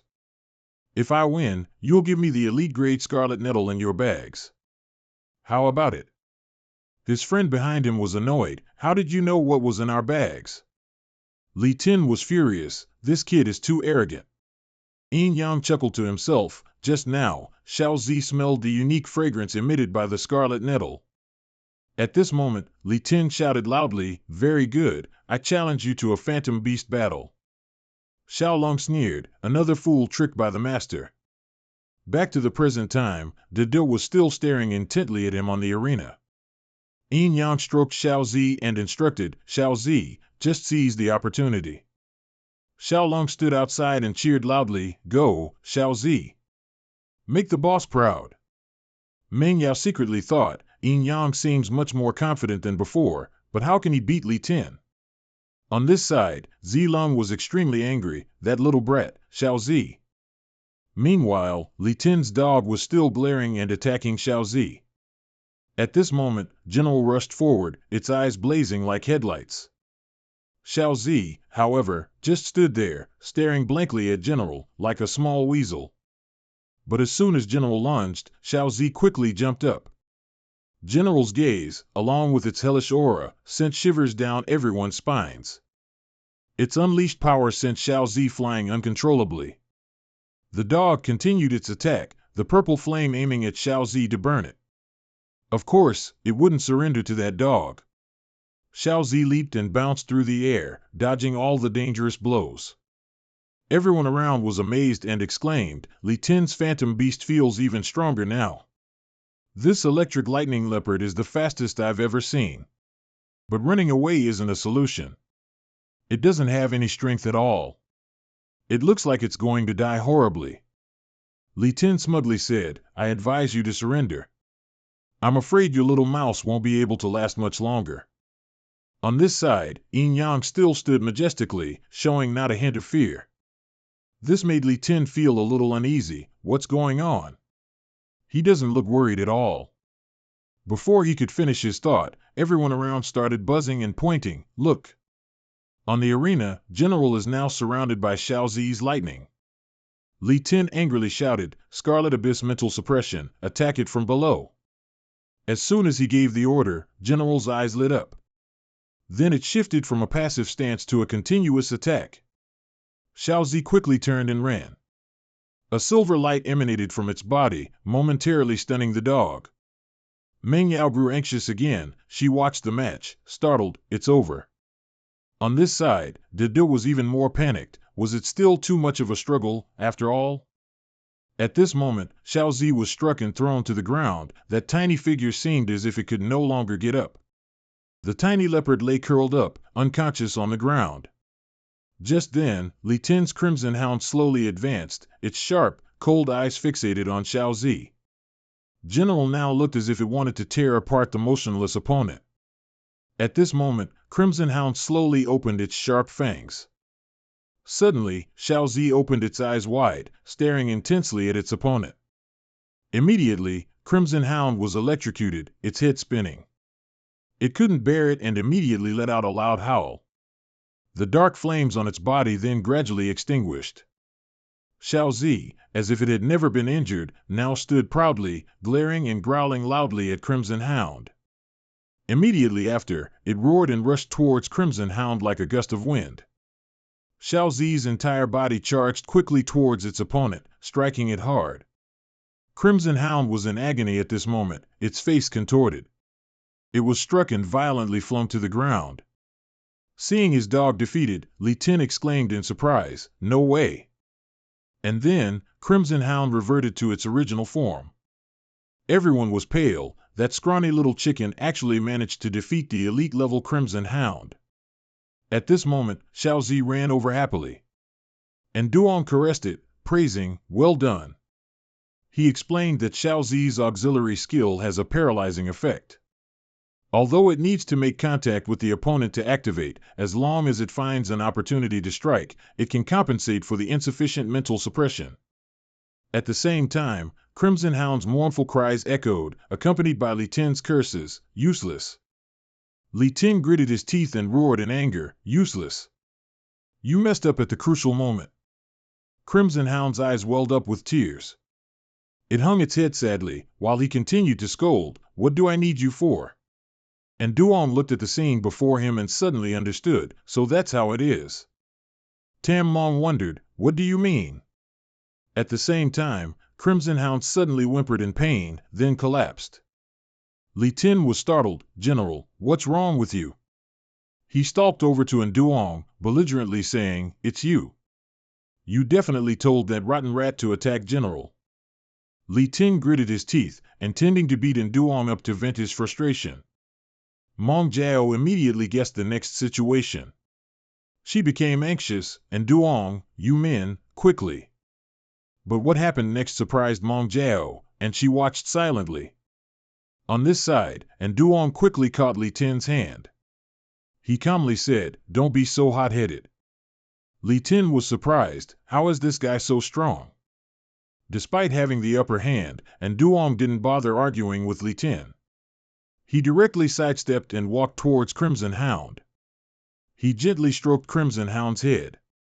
The dog remained motionless. At the same time, Duong quickly took out a golden pill from his pocket. Duong picked it up and carefully fed the pill to General. Li Tin exclaimed in surprise, "What are you giving it to drink?" Duong replied, "Just a candy to help it recover." He scowled, gripping Duong's collar, and yelled, "I'll believe your head." At the same time, Mong Jiao exclaimed in surprise, "Crimson Hound isn't shaking anymore." Hearing her, Li Tin couldn't help but be surprised. He turned around, bewildered, "What?" At this moment, it had fully recovered. Crimson Hound gratefully rubbed its head against Duong's leg, as if to thank him. Li Tin was stunned watching this scene. "General, you've changed. How can you be so close to a stranger?" Duong paid no attention to Li Tin. He happily petted Crimson Hound, no need to be polite. Unable to contain his jealousy, Li Tin yelled, "General, what are you doing? I'm your owner." Crimson Hound was a little startled. Duong then said, "Don't you want to know why Crimson Hound lost? It's thanks to you that Xiao Zi had the opportunity to exploit Crimson Hound's weakness and win the match." Li Tin remained stubborn. He yelled irritably, "What does that have to do with me?" Ignoring him, Duong still explained, "A spirit beast's mental state will affect its performance during battle. Clearly, Crimson Hound carries the burden of wanting to win and fearing loss. Surely, every time it fights, if it wins, you reward it, and if it loses, you scold it. Over time, even a mental-type spirit beast cannot withstand such immense pressure."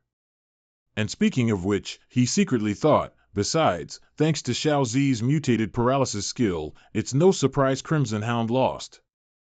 These words were indeed too true. It seemed Li Tin was too eager to fight and didn't pay attention to it. Hearing Duong say these words, Li Tin felt like he had been woken up. He stammered, "I." Then Li Tin began to recount, "At first, I wasn't like that. The contract. To be able to contract with the general, I was already very satisfied, but they said, an elite rank must act like an elite rank." After every loss, he would vent his anger on Crimson Hound with harsh words, "You worthless thing, you made me lose face again." Recalling the sad face and injuries after each battle, Li Tin asked himself, "But is this really what I want?" At this moment, he bent down to caress it. General, I'm sorry. I was too eager and overlooked your feelings. Seeing that he finally understood, and Duong smiled faintly, satisfied. He said to everyone, let's go. But immediately after, Li Ting quickly looked at Nduong and yelled, stop. The people following him immediately surrounded Nduong. You think you can just clap your hands and leave? Tulung was alert. What do you guys want? He then immediately took out an item. You play, you pay. Don't forget. Li Tin handed it to Nduong and said, Crimson Scythe is yours now. After they left, Mong Jiao couldn't help but marvel. I can't believe that after just one day, you've contracted with an elite-ranked Thunderclap Leopard and even defeated Li Tin. And Duong forced a wry smile. It's all thanks to luck. He secretly groaned, oh no, I really wanted to be humble. As soon as they arrived at the bus stop, everyone was immediately drawn to a notice board on it. And Duong read it, the friendly competition is in 1 week. A 5-on-5 team battle, one match decides the winner. It's not like the national competition, the friendly competition is just a 5-on-5 team battle, one match decides the winner. Normally, friendly competitions are for strong teams to build momentum. Hong Tuong's opponent is Hua Dong School, ranked first in the region. This is the list of those ranked first in the region. Mong Jiao couldn't help but pout, that's why we lose terribly every year. And Duong casually hugged Xiaozi and walked ahead. This year, Hua Dong's winning streak will end. Mong Jiao asked curiously, how do you know? He happily replied, because I want to participate in the competition. The next morning, at Hong Tuong Vocational Academy, everyone had already settled into their classrooms. And Duong walked around glumly. Although Mong Jiao agreed to join yesterday, there still aren't enough people. He racked his brain. Xiaobai can't participate. Where can I find 3 more people? At the same time, a voice rang out, count me in. And Duong reflexively raised his hand to greet. He secretly thought, Luke Dida? She looked at Nduong sincerely, don't forget me. You can command me as you wish. And Duong was startled and surprised, that's right, how could I forget her? Dida whispered, yesterday's confrontation was spectacular. I just heard you're preparing to participate in the friendly competition. I wonder if a boy and I can help. And Duong recalled, Luke Dida's a boy has maximum luck value. In the previous life, it helped her avoid several dangers, so it's definitely useful in the competition. Their conversation, however, was overheard by a third person, none other than Mong Jiao. She stared at Dida, her eyes showing a trace of annoyance. At the same time, another student yelled, Brother Tin, he's over there. Mong Jiao heard it and couldn't help but feel nervous. Oh no, why is Li Tin's group here again? Dida and Nduong were quickly surrounded by them. She was a little flustered. Hey, what do you guys want? But contrary to everyone's expectations, Li Tin quickly yelled, hurry, greet Big Brother.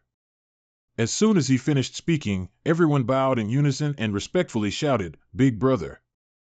Li Tin rushed over and put his arm around Nduong's shoulder. Big Brother, yesterday I followed your advice and opened up to the general. It was very effective. And Duong was bewildered. Huh? When did I advise you? And don't just call me that. Li Tin was so overjoyed his voice became urgent. The general is about to level up. I want Big Brother to help me. Just name your price. As soon as Nduong heard that, his eyes lit up. If that's the case, then join my competition team. Li Tin was surprised. Huh? And Duong glared at him. If you're not willing, then forget it. I just don't have time to help the general level up. Li Tin quickly replied, no, I'm willing, but he secretly felt uneasy, as if he was being tricked. Afterwards, the two started to get acquainted and chatted happily. Hiding behind a bush, Mong Jiao saw this scene and couldn't help but bite her lip in anger. Only I am worthy of you. At the same time, Nduong suddenly sneezed loudly. He felt a little curious. Why do I suddenly feel cold behind my back? I wonder what Mong Jiao is doing. Now is not the time to think about this. Although Hoa Dong was unreasonable and unruly, his strength was very powerful. And Duong calculated seriously, now there's still one person missing, I need to search diligently. Cut to the training ground. Everyone had already gathered here. After Nduong finished speaking, Dainga couldn't help but be surprised. Me, I'm participating too? Lai Tin said dismissively, look at how scared he is. Not dragging everyone down is already the most he can do. Dainga replied, what did you say? My Yubo has gotten much better after Nduong helped it. Dida looked at Mong Jiao a little timidly, this is a teammate. Nduong happily introduced, of course. Mong Jiao's underworld, you men, strength is top 1 or top 2. What's wrong? Dida was a little hesitant. No, I also heard that friend Mong Jiao is very good. She was secretly delighted by the praise. It's time to show my true strength. And Duong quickly had them settle down. All right, now that everyone's acquainted, next I'll explain the rules of this competition. He clearly drew on the board, this competition is a 5-on-5 team match, with victory determined by the number of people still inside the circle within the allotted time. Lai Tin raised his hand to speak, does that mean it's testing teamwork, ensuring we don't get knocked out of the circle? And Duong quickly replied, exactly. Dida then said, for years, Dong Hoa has been best at team competitions. Their coordination is impeccable. She then paled, moreover, I heard that any phantom beasts and phantom beast masters who compete against them are psychologically traumatized. Dainga listened in fear, and Duong, is it still not too late to withdraw now? Lai Tin glared, who just said their abilities had improved? At this moment, and Duong held up a golden bone, don't worry, I'll help everyone. And Duong handed it to Lai Tin, this is a gold-grade bone, an ingredient for Red Hound to level up. If Red Hound bites and absorbs it. Don't even mention the phantom beast's flesh, even the strongest armor won't be a problem. He replied, no problem, I'll prepare it for the general. And Duong punched this foolish guy hard on the head, I think you want Red Hound's teeth to all break. Lai Tin was still confused, huh? And Duong happily said, training must start from the beginning. First, train with white bones. Immediately after, he demonstrated to Lai Tin by throwing the white bone towards Red Hound. Catch it. Lai Tin watched his dog learn so quickly, he too became excited. First up is Underworld's Red Lotus Purgatory Fire. This is its combat form. And Duong said loudly, everyone show off your skills. Looking at Underworld, Dainga couldn't help but exclaim, he actually has this level of strength. The intimidating combat form of Underworld was truly astonishing.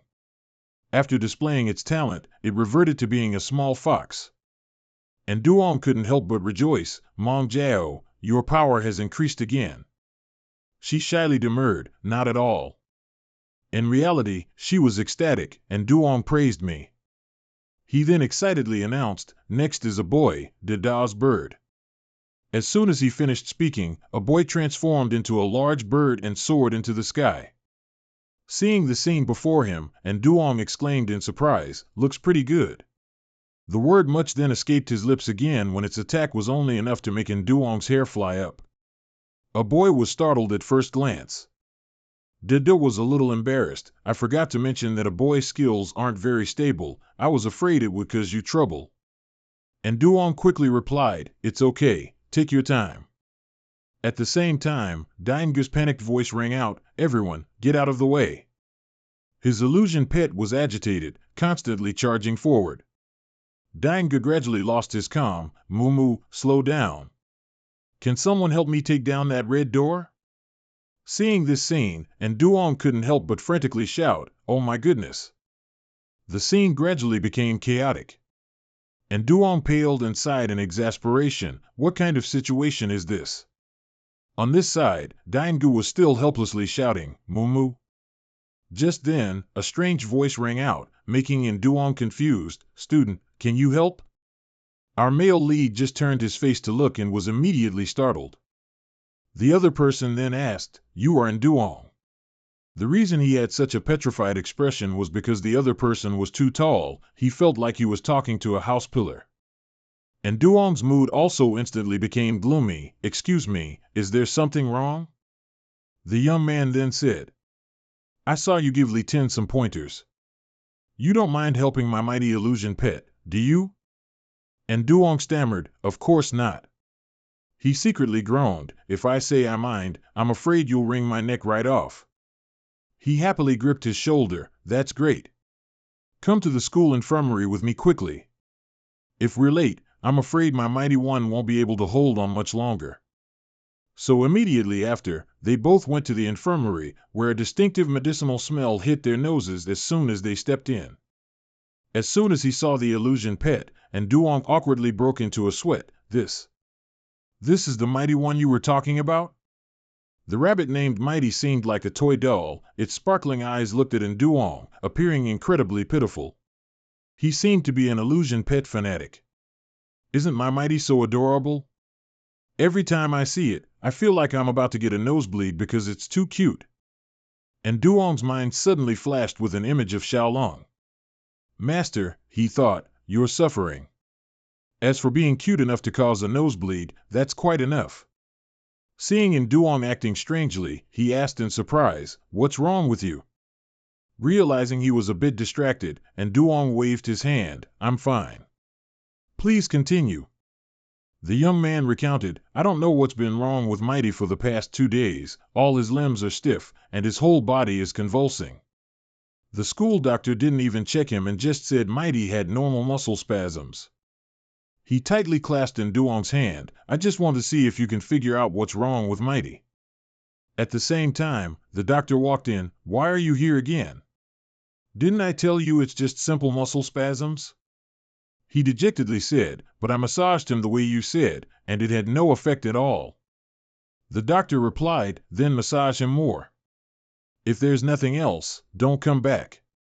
I'm very busy. And Duong disdainfully exposed him, busy indeed.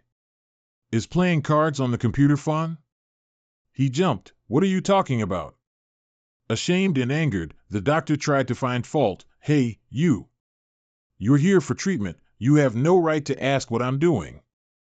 And Duong pointed to Mighty, then please take a look at this illusion pet for me.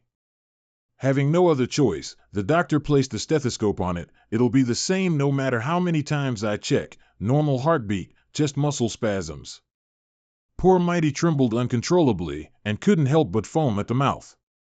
And Duong secretly observed, white foam at the corners of its mouth, convulsions. Looks like food poisoning. Seeing him about to inject something into Mighty, and Duong was startled, what are you doing? The doctor haughtily said, hey, are you the doctor or am I? Get out of the way. He injected the medicine into Mighty and casually said, what do you know, waving your hands around here. Just wait, one sedative shot and it'll be fine. As soon as the injection went in, Mighty's eyes suddenly changed. It became more aggressive, then its fur bristled, and the doctor was Mighty's first victim, getting bitten hard on his finger, screaming in pain. And Duong couldn't help but be surprised by Mighty's behavior, its eyes turned green. He looked at his illusion pet full of worry, Mighty, Mighty. And Duong, what should I do? Seeing the situation was not good, and Duong stepped forward, don't be scared, hang in there, it'll be all right soon.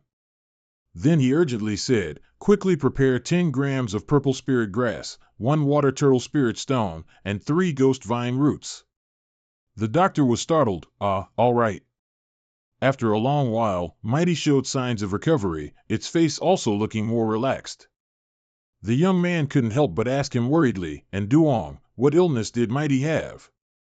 And Duong explained, it's not an illness, it's an overdose of medicine. He secretly thought, this medicine is called Dream Heart. It can stimulate an illusion pet's power, but too much will make the pet's eyes flash green, causing convulsions and madness. As Duong knew, it used to be a popular item on the black market. But had Dream Heart started being used this early? He scratched his head, confused. No way. My Mighty's food and medication are all strictly chosen by a nutrition expert. And Duong was surprised, medicine? He recounted, yes, I brought Mighty to the Space-Time Training Center for the nutritionist to train it, and he's also the one who prepared the medicine. And Duong explained, first, stop using that person's food and medicine. When you go home, give Mighty Mok Lane elixir for 3 days. Just feed and water it as usual. He patted the young man's shoulder reassuringly. Don't worry, Mighty will recover quickly. If there's nothing else, I'll be going now. The young man paused. Wait. Then he was overjoyed. Thank you so much, and Duong. From now on, if you need anything, just say the word. And Duong blushed. It's too formal. I'm almost out of breath. So, when it was all done, and Duong walked back alone, his mind in a daze, and my previous life.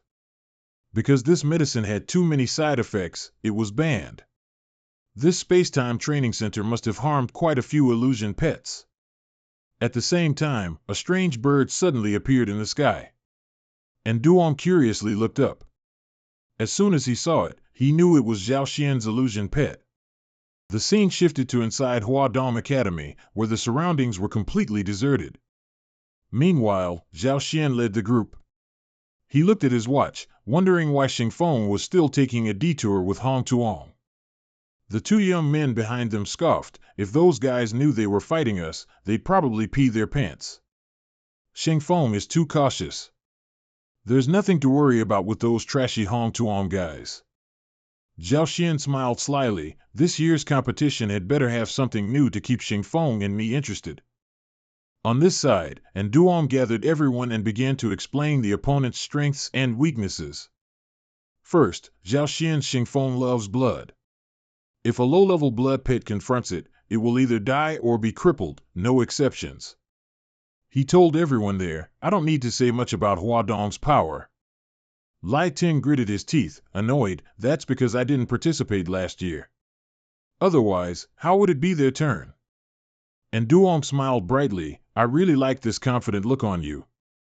So, the vanguard position is yours. He suddenly gave a wry smile. Me? Fighting the first battle? Everyone, seeing how scared he was, teased, cool for less than 3 seconds, huh? And Duong then said, now that you all have a basic understanding of each other, we will proceed with a week of intensive training. Time flew by quickly until evening. Tu Lu was busily cooking, creating extraordinary flavors from ordinary ingredients. And Duong was also diligently showcasing his skills. High-quality ingredients only needed simple cooking. He meticulously kneaded the dough, his unique technique making the warm, enthusiastic vermilion glow emit a fragrant aroma. Finally, it was done.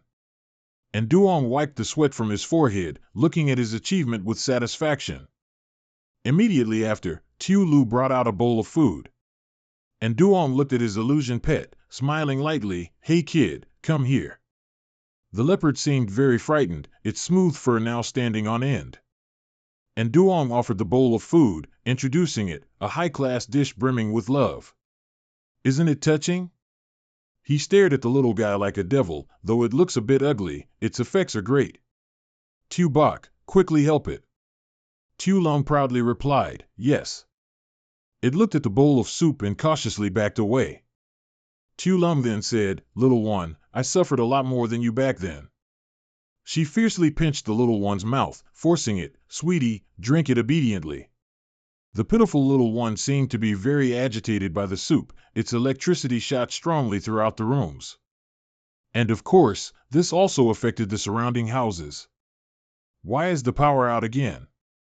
Screams echoed in the night. I was just withdrawing money. Give me back my Thunderbolt General. What's going on? Darn it, whose house is that? And Trong, carrying a pillow, rubbed her eyes and walked out. Brother, what are you doing in the middle of the night? And Duong looked at the changes in his illusion pet with smug satisfaction. And Trum looked over and couldn't help but gape in surprise. On this side, the little leopard had transformed into its battle form, and its level had also risen to Elite 3-star. She couldn't help but silently wonder, the little guy broke through so quickly? What did he do? He hugged the little leopard close, explaining, I'm preparing to take the little one to compete with Hua Dong. Meanwhile, Tu Lam couldn't help but feel jealous. She pouted and scolded, new love, old forgotten. And Trung then said, Huadong, the #1 school in the district? They're the seeded team that represents our district every year in the competition. He looked at her, smiling happily. At that time, your cheers will be essential. Who knows, I might perform exceptionally well. She pretended to be cunning. All right, I want to see how you'll have to admit defeat. And Duong secretly gloated, I'll use this opportunity to close the gap between us siblings. I'm so clever. Following that was a week of his training. The illusion pets had to undergo a rigorous training process. Time quickly passed, and finally, the day of the friendly competition arrived. The referee stood above and announced loudly, Welcome to the friendly competition between Huadong School and Hong Tuong. He quickly introduced, First, welcome the Huadong team to the stage. Inside, Zhao Xian led his teammates out. His side also consisted entirely of outstanding individuals, rigorously selected for this competition. As they walked out, the audience cheered, Huadong makes a move, the world is in their hands. The referee immediately continued to introduce the next team. Next up is the Hong Tuong team. In stark contrast to Huadong's surging momentum, everyone on his team was yawning and looking dejected. Needless to say, the audience immediately found it amusing and scoffed. What kind of team is this? A motley crew? They actually dared to disrespect their master. Xiaolong was unwilling. She also held a bright red cheer banner, straining her neck and shouting loudly, Hong Tuong, extraordinary power. Yinjing looked over and couldn't help but smile wryly, not knowing why he felt so embarrassed. Back on the field, everyone quickly came out to meet their opponents. The referee then continued to raise the mic high and say loudly, Captains of both sides, please shake hands. Zhao Xian scornfully replied, I don't think that's necessary. Shaking hands is only for teams of the same caliber. Yin Yang didn't get angry. Instead, he calmly replied, What a coincidence. I think so too. And just like that, murderous intent continuously radiated from both sides. After a while, the referee then said, Both teams, please proceed to your designated combat preparation areas. He began to introduce, this is the person who led the Huadong team to achieve a record of 12 consecutive wins, known as the Hunter Zhao Xian. Down below, the female audience cheered joyfully, Captain Zhao Xian, I love you. Yin Yang looked at this name and silently thought, Huadong's strategy prioritizes victory, as for everyone else. Following that was a series of introductions for the other members of the Huadong team. Xiaolong watched, growing impatient. Why haven't they introduced Master's group yet? Yinjing replied, Look, I think it's coming. But instead of a grand introduction like Zhao Xian's side, everyone's name was just displayed. Xiaolong was bewildered. What is this? Yinjing replied, They don't even have pictures. The referee then said, The information Hong Tuong provided is only this, along with a record of 6 losses and 2 draws, including 4 devastating defeats and 2 forfeits. On this side, your illusionary pets seem no different from children's toys. The audience couldn't help but get angry. Why did they find an opponent like this? There's no excitement at all. What a waste of money on tickets. It's not even as good as watching at home. The rules began. This competition uses an unrestricted combat rule, with a duration of 20 minutes. The team with more illusionary pets remaining in the combat zone and still possessing combat ability will win. Zhao Xian stepped forward and instructed, Everyone remember, we don't want them out of the ring, we want them to die in the ring. As he spoke, a deep, gloomy glint appeared in his eyes. Once both teams were ready, the referee blew the whistle, signaling that the competition had begun. The beast pets on the other side had temperaments as unpleasant as their masters. As soon as the announcement began, they all ferociously flew up. And on Yin Yang's side, the illusionary pets quickly returned to their combat forms, looking no less formidable. First up was Bloated Bovine, fighting against Ancient Heaven from the Huadong team. Initially, Bloated Bovine seemed to be at a disadvantage. It charged in but was immediately slapped by Ancient Heaven. Very quickly after, Yin Yang's large Bloated Bovine became dizzy and fell, knocked out. Great Ox watched in panic and shouted, Bloated Bovine. Ancient Heaven was determined to pursue and kill. It didn't give the opponent time to think and immediately charged again, but at this moment General also lunged, biting fiercely into its front leg. Ma Fong angrily shouted, directing his illusionary pet, Cold Sting, go. But Zhao Xian still maintained a scornful expression, overestimating yourselves. Berserk Rage, and Cold Sting immediately launched its sharp needles towards General. Our Red Hound looked on with a hint of fear. Ma was pushing it when suddenly a spiky ball rolled over fiercely from somewhere, making General scream in pain. The hedgehog then launched a fierce attack, and in just a moment, General fell. Changing targets again, this time Little Purple would fight Cold Sting. Meanwhile, Gloom and Abe here were preparing to attack Victory Wind, even facing two opponents. That bird was full of confidence. It was obvious at first glance that the referee was very biased towards Zhao Xian's side.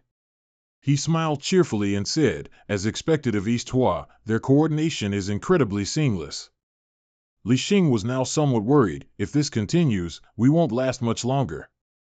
Great Ox was teary-eyed, bloated bovine. But everything seemed to have been anticipated by Yin Yang. He calmly said, don't worry, proceed with Plan B. In the spectator seats, Xiao Long reassured. Don't worry, nothing will happen to Master. Yin Jing also couldn't help but feel uneasy. Don't let anything happen. Zhao Xian scornfully said, trash is trash. Stop playing, let's end this. Tai Hung feigned sadness. That's right, my dark figure hasn't even warmed up, and they've already fallen. The referee at this point couldn't help but be excited. This match only took 5 minutes. Is there really no one who can stop East Hua High School's continuous winning streak? Bloated Bovine and General, despite being injured, still struggled to stand up. The referee then said, they're up. Hong Tuong is up again. Immediately after, General, carrying little CI on its back, frantically charged towards the opponent. Seeing General running towards Jia Tian, the referee excitedly commented, they're still charging forward. Will they be knocked down again, or will they risk their lives this time? Seeing this situation, Hua Shu also shouted loudly at the same time, Jia Tian, quickly roar.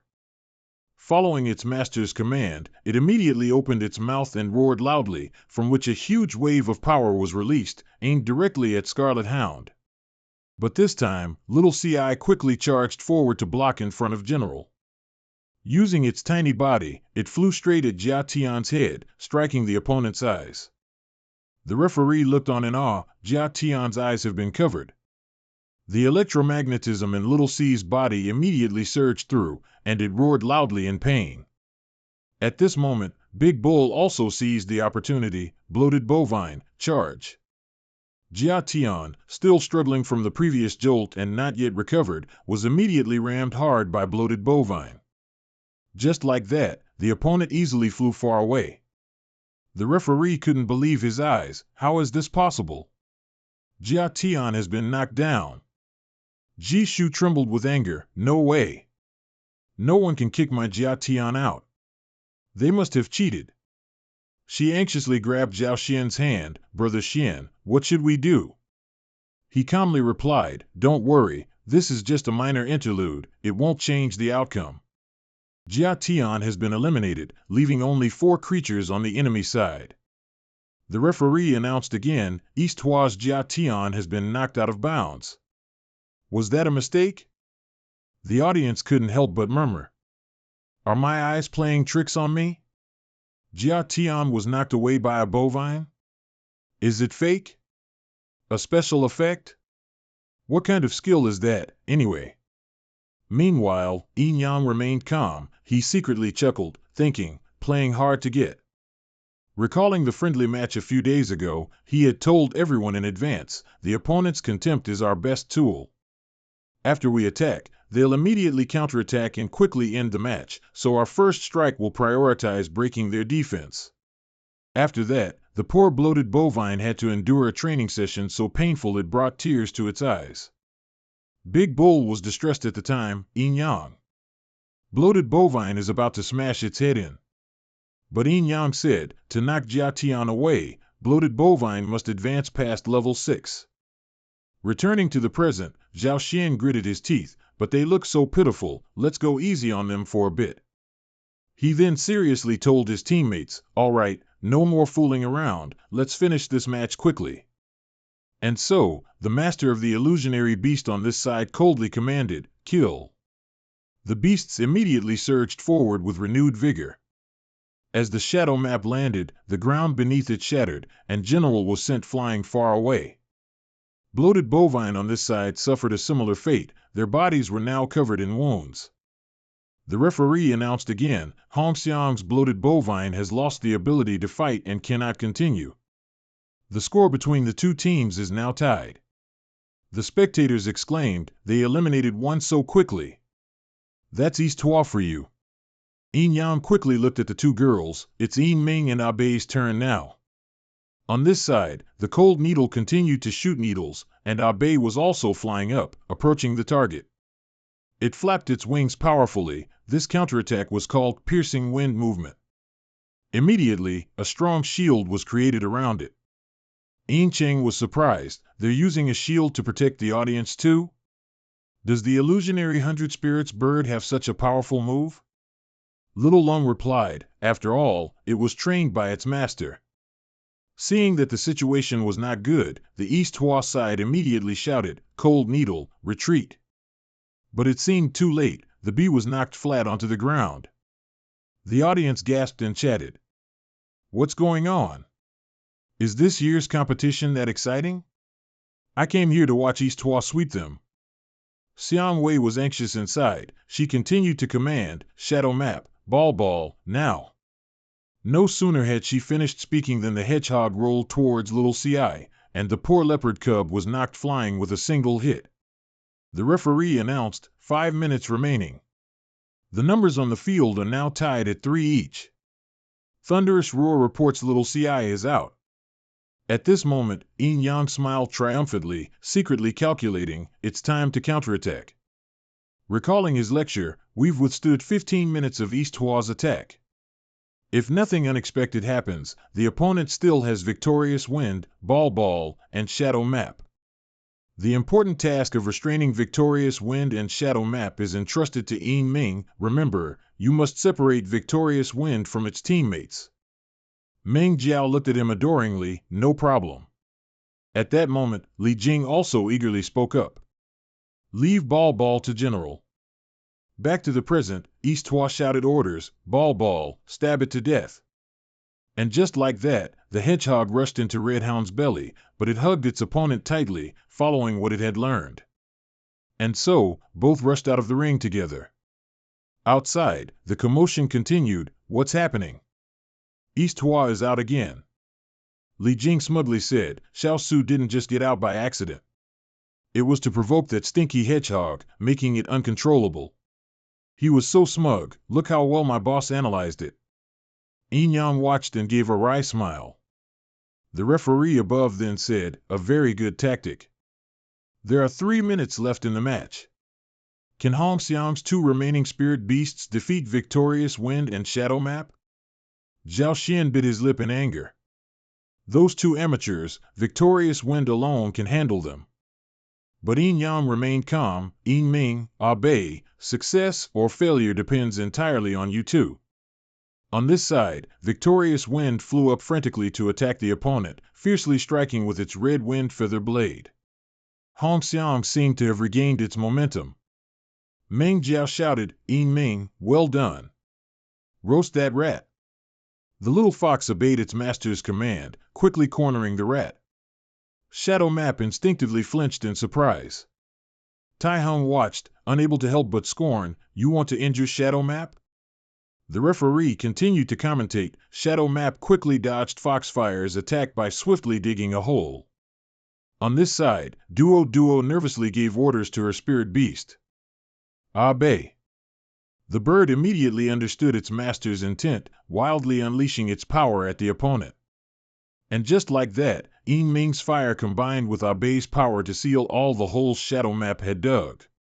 The referee found it interesting, Abe, the 100-spirit bird, changed Foxfire's flight path. As expected, Shadow Map couldn't endure the heat and had no way to escape. It was then burned by the fire. The referee announced, Shadow Map has lost its ability to fight and is eliminated. And the score between the two teams is now 2-1. Time's up, the match is over, Hong Xiang wins. Xiaolong and Yin Cheng happily hugged each other. She couldn't help but praise her brother, you're so cool. Zhao Xian, usually so arrogant, was defeated at this moment. He trembled in a daze, no way. Zhao Xian's face was veined with anger, I can't lose. Victorious wind, kill them. The bird immediately obeyed its master, pouncing towards Abe as if to devour it alive. The audience couldn't help but be surprised. Look! Victorious wind is still attacking. Duo was so worried she almost cried, she couldn't help but shout, Abe! At the same time, Yin Yang quickly intervened in the battle, using his God-tier mental suppression. Seeing that Victorious Wind had been blocked, Meng Jiao immediately seized the opportunity, Yin Ming, good chance. The fox fiercely charged at Victorious Wind. The bird was startled, but at this point, it couldn't run anymore. And just like that, with Yin Ming's bamboo cloak, Victorious Wind was knocked out. Zhao Xian sank to the ground in a daze, no way. No way, I lost. The man above was furious, is this the result the school guaranteed to the judges? The principal worriedly said, Sir, please let me explain first. Below, people started criticizing Zhao Xian, wouldn't it have been over if Victorious Wind had dealt with them from the start? Ma Fong also irritably continued, wasn't it because someone wanted to play? Look what happened now, we were defeated by a bunch of good-for-nothings. Zhao Xian exploded in anger, shouting, shut up. What do you guys know? Recalling what the principal once said, if we win this competition, the leader of the judging panel will let you represent us when we participate in the National Fantasy Pet Competition. I believe you can do it. At this moment, he was filled with regret. Just as he finished his thought, an irritated voice rang out, Zhao Xian. He was startled and looked over. Zhao Xian couldn't help but break into a sweat. He clenched his teeth, bowed his head in fear, I'm sorry, principal. Zhao Xian said again, please give me another chance. Next time, I definitely. He yelled, next time? You've completely disgraced Huadong. The principal was furious, go write me a self-criticism report. Your position as team captain should also be changed. As soon as he finished speaking, he coldly turned and walked away, leaving Zhao Xian trembling behind him, principal. He was useless, yet he blamed others, but at this moment, he felt hatred for Yin Yang, it's all your fault. The audience quickly left after the match. They were utterly disappointed with Huadong today. Li Xing joyfully said, as expected of the boss. He clearly predicted their actions. See? This is my amazingness. Dinyo asked blankly, how did it become your amazingness? Li Xing remained smug, to be able to cling to the boss's big thigh, that's my amazingness. Duo blushed, luckily we had you this time, that's how we were able to beat Huadong. I hope we can compete with you again next time. Yin Yang looked at the two girls, who were radiating killing intent, and couldn't help but give a wry smile, of course. Xiaolong and Meng Jiao, who usually bickered, now both looked at Duo with the same sulky and gloomy expression. Xiaolong couldn't hold back anymore and directly hugged him, next time it's Xiao Bai's turn to help master. Meng Jiao immediately pushed her away, while looking at Yin Yang with a bright smile, you Ming and I aren't weak either. Before long, the two girls were facing off again. Yin Yang sighed helplessly, what kind of strange direction is this going in? After everyone left, Xiao Xi seemed to sense something, and it stood staring intently into the distance. In the crowd, a strange man suddenly noticed Xiao Xi on this side. He held several small knives in his hand, don't be scared, it'll be over in a moment. Xiaolong immediately transformed into her combat form, roaring fiercely. The scene shifts back to Yin Yang. He and everyone else followed the crowd towards the exit. At this moment, Yin Yang was startled, where's Xiao Xi? Meng Jiao replied, everyone was too happy just now, and with so many people leaving, it seems like we lost it. Li Xing quickly stepped forward and confidently said, "Let me have General go look for it." The red hound quickly lowered its nose to the ground, instinctively beginning to sniff and track. After a while, Li Xing said, "General, I smell Xiao Xi to the south. The strange thing is, there seems to be someone else's scent as well." Hearing this, Yin Yang's expression suddenly turned grim. But he still tried to appear calm. Maybe it got lost. "Everyone don't worry, go home and rest. Xiao Bai and I will go find it." Xiao Long pounced over and hugged his neck. "Don't worry, I'll protect Master." Meng Jiao's eyes looked at her as if she wanted to chew her bones. The stranger was currently walking towards a deserted road, carrying something in his hand. It was Xiao Xi's voice. It was struggling nonstop within that confined space. The man said coldly, "Are you here to get revenge on me? It seems your current master treats you well. Your skills have improved quite a bit. I was just worrying about not having money to gamble. Who knew you'd come knocking on my door?" Hey, too engrossed in his smugness, he didn't realize Yin Yang had already arrived. "Excellent." Before he could finish his sentence, Yin Yang fiercely delivered a thunderous slap, startling the stranger. Yin Yang's strength actually sent the man flying. He slammed hard into the trash can behind him. At the same time, Xiao Xi seized the opportunity to escape, flashing out from inside like lightning. Yin Yang gently reminded it, "Next time, don't run around recklessly, okay?" The other man could tell with one look, "You're its new master? I was careless just now, that's why you ambushed me. Leave it here immediately, then get lost." Xiao Xi, now held in its master's arms, glared fiercely and barked. Yin Yang, surprisingly, let out a casual chuckle. "Looks like there's no need to worry about finding the wrong person." Seeing your aura, he was a bit startled and cautious. What do you want to do?" Without another word, Xiao Long immediately flew up and punched the kidnapper straight in the stomach. She gritted her teeth and said fiercely, "This punch is from my little brother, to thank you for your care earlier." The force of the blow made him unable to endure, and he helplessly collapsed to the ground, clutching his stomach in pain. The guy immediately threatened, "This is the territory of the Blood Abyss organization. If you treat me like this, the organization won't let you off." At this moment, Yin Yang's eyes flashed with a frightening darkness. "Then let them try." The scene shifts to a high-rise building, which is Shen Meng Yao's home. Inside the house, clothes were scattered on the floor. And she was comfortably soaking in a hot tub with her little fox. This made Meng Yao feel incredibly relaxed. Meng Yao leaned her head back, looking at the ceiling. "I can't believe it, Yu Ming. We actually won against Huadong." She reached for a small duck toy and added, "It's also thanks to Yin Yang." The match went exactly according to his plan. Looking at the toy in her hand, Meng Yao murmured absent-mindedly, "Yin Yang." Meng Yao asked herself, "Just how many more surprises do you have for me?" After bathing, she quickly sat down at her desk to write something. Meng Yao then said, "Even though we won today, our opponents will only get stronger and stronger." She resolved that she must use this time to improve her strength.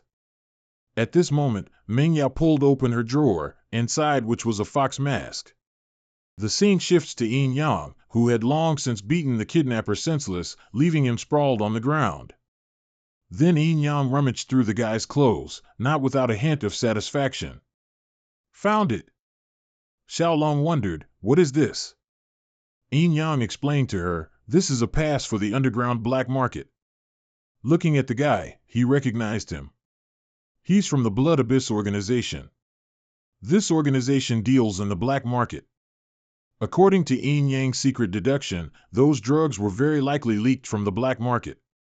Then he turned his back, not forgetting to tell Xiao Long, "Let's go, I'll take you to somewhere interesting." Soon, they arrived at their destination. Outside was an amusement park. Xiao Long was like a child. She excitedly cheered, "Wow, Master, this place looks fun."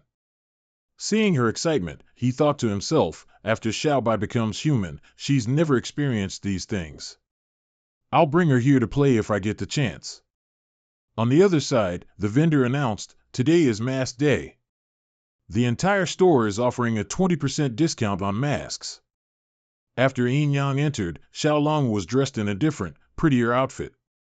She couldn't help but wonder, why do I have to change clothes? Yin Yang stepped out and calmly replied, when you go on a rampage, you naturally have to conceal your identity. After they had played enough, it was already evening. Xiaolong's voice rang out, the yellow light shining from outside makes this look no different from a decoration. Xiaolong pressed against him in a hug. Despite that, she was still uncomfortable. Master, it's too cramped. Her full chest pressed tightly against him. Yin Yang secretly told himself. Don't look at what is improper, don't look at what is improper. Then he handed over the pass. Yin Yang's face couldn't help but turn bright red. The structure here was incredibly strange. A phone booth was actually where you inserted the pass. As soon as the card was inserted, a ding sound immediately rang out. The mechanism in this room finally activated. The clicking sound of metal echoed. And just like that, the two were lowered into the basement below, as if in an elevator. Soon, he and Xiaolong arrived at this place. This is the main hall of the black market. Both of them covered their faces, then they also went inside to observe the bustling activity around. And Duong recalled that in his previous life, many illusion pets died tragically here, the most famous being the spirit-grade shadow master, Tien Pham. In his previous life, when the black market was eradicated, Tien Pham was judged to be a rampaging illusion beast. It was scheduled for destruction, having been forced to become a money-making tool since it was young. It was also a victim. Remembering its appearance at that time, a feeling of pity suddenly arose in him. And Duong frowned, he secretly made a decision. In this life, I'll help you. Then he calculated, to release Tien Pham, he first had to win the black market arena. But now the kid is no match for it.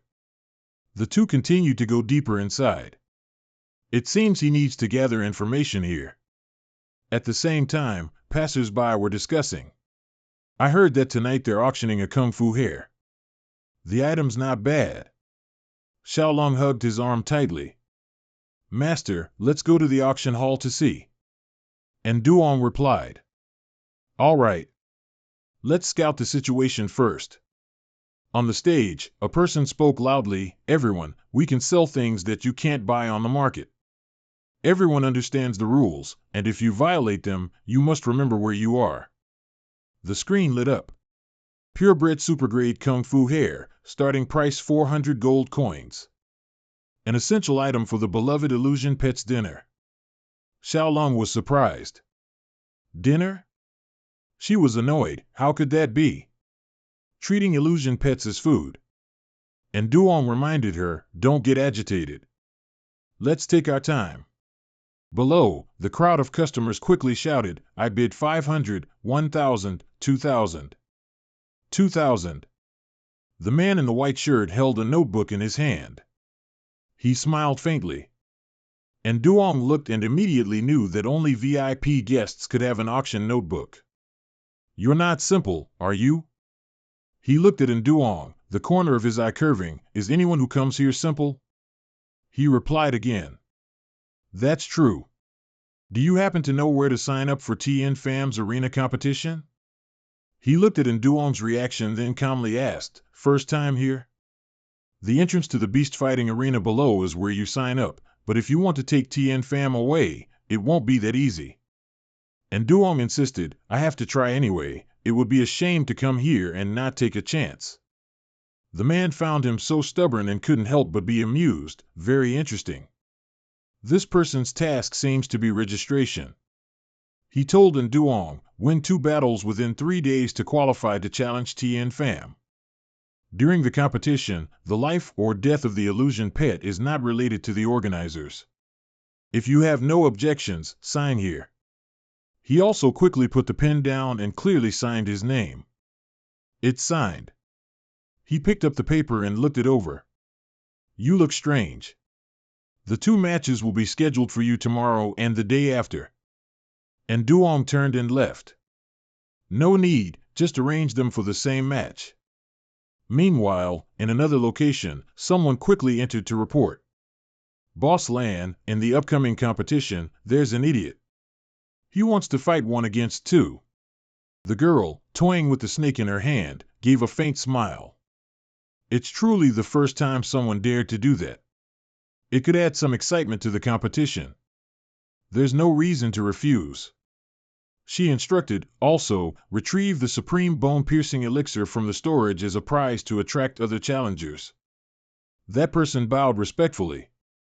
Yes. The person on the stage introduced. Appearing first today is our bloodthirsty demon, Kim Tsang. Kim Tsang's best record is defeating an opponent in 20 seconds after an undefeated streak, knocking out opponents on the spot 4 times. The MC introduced again.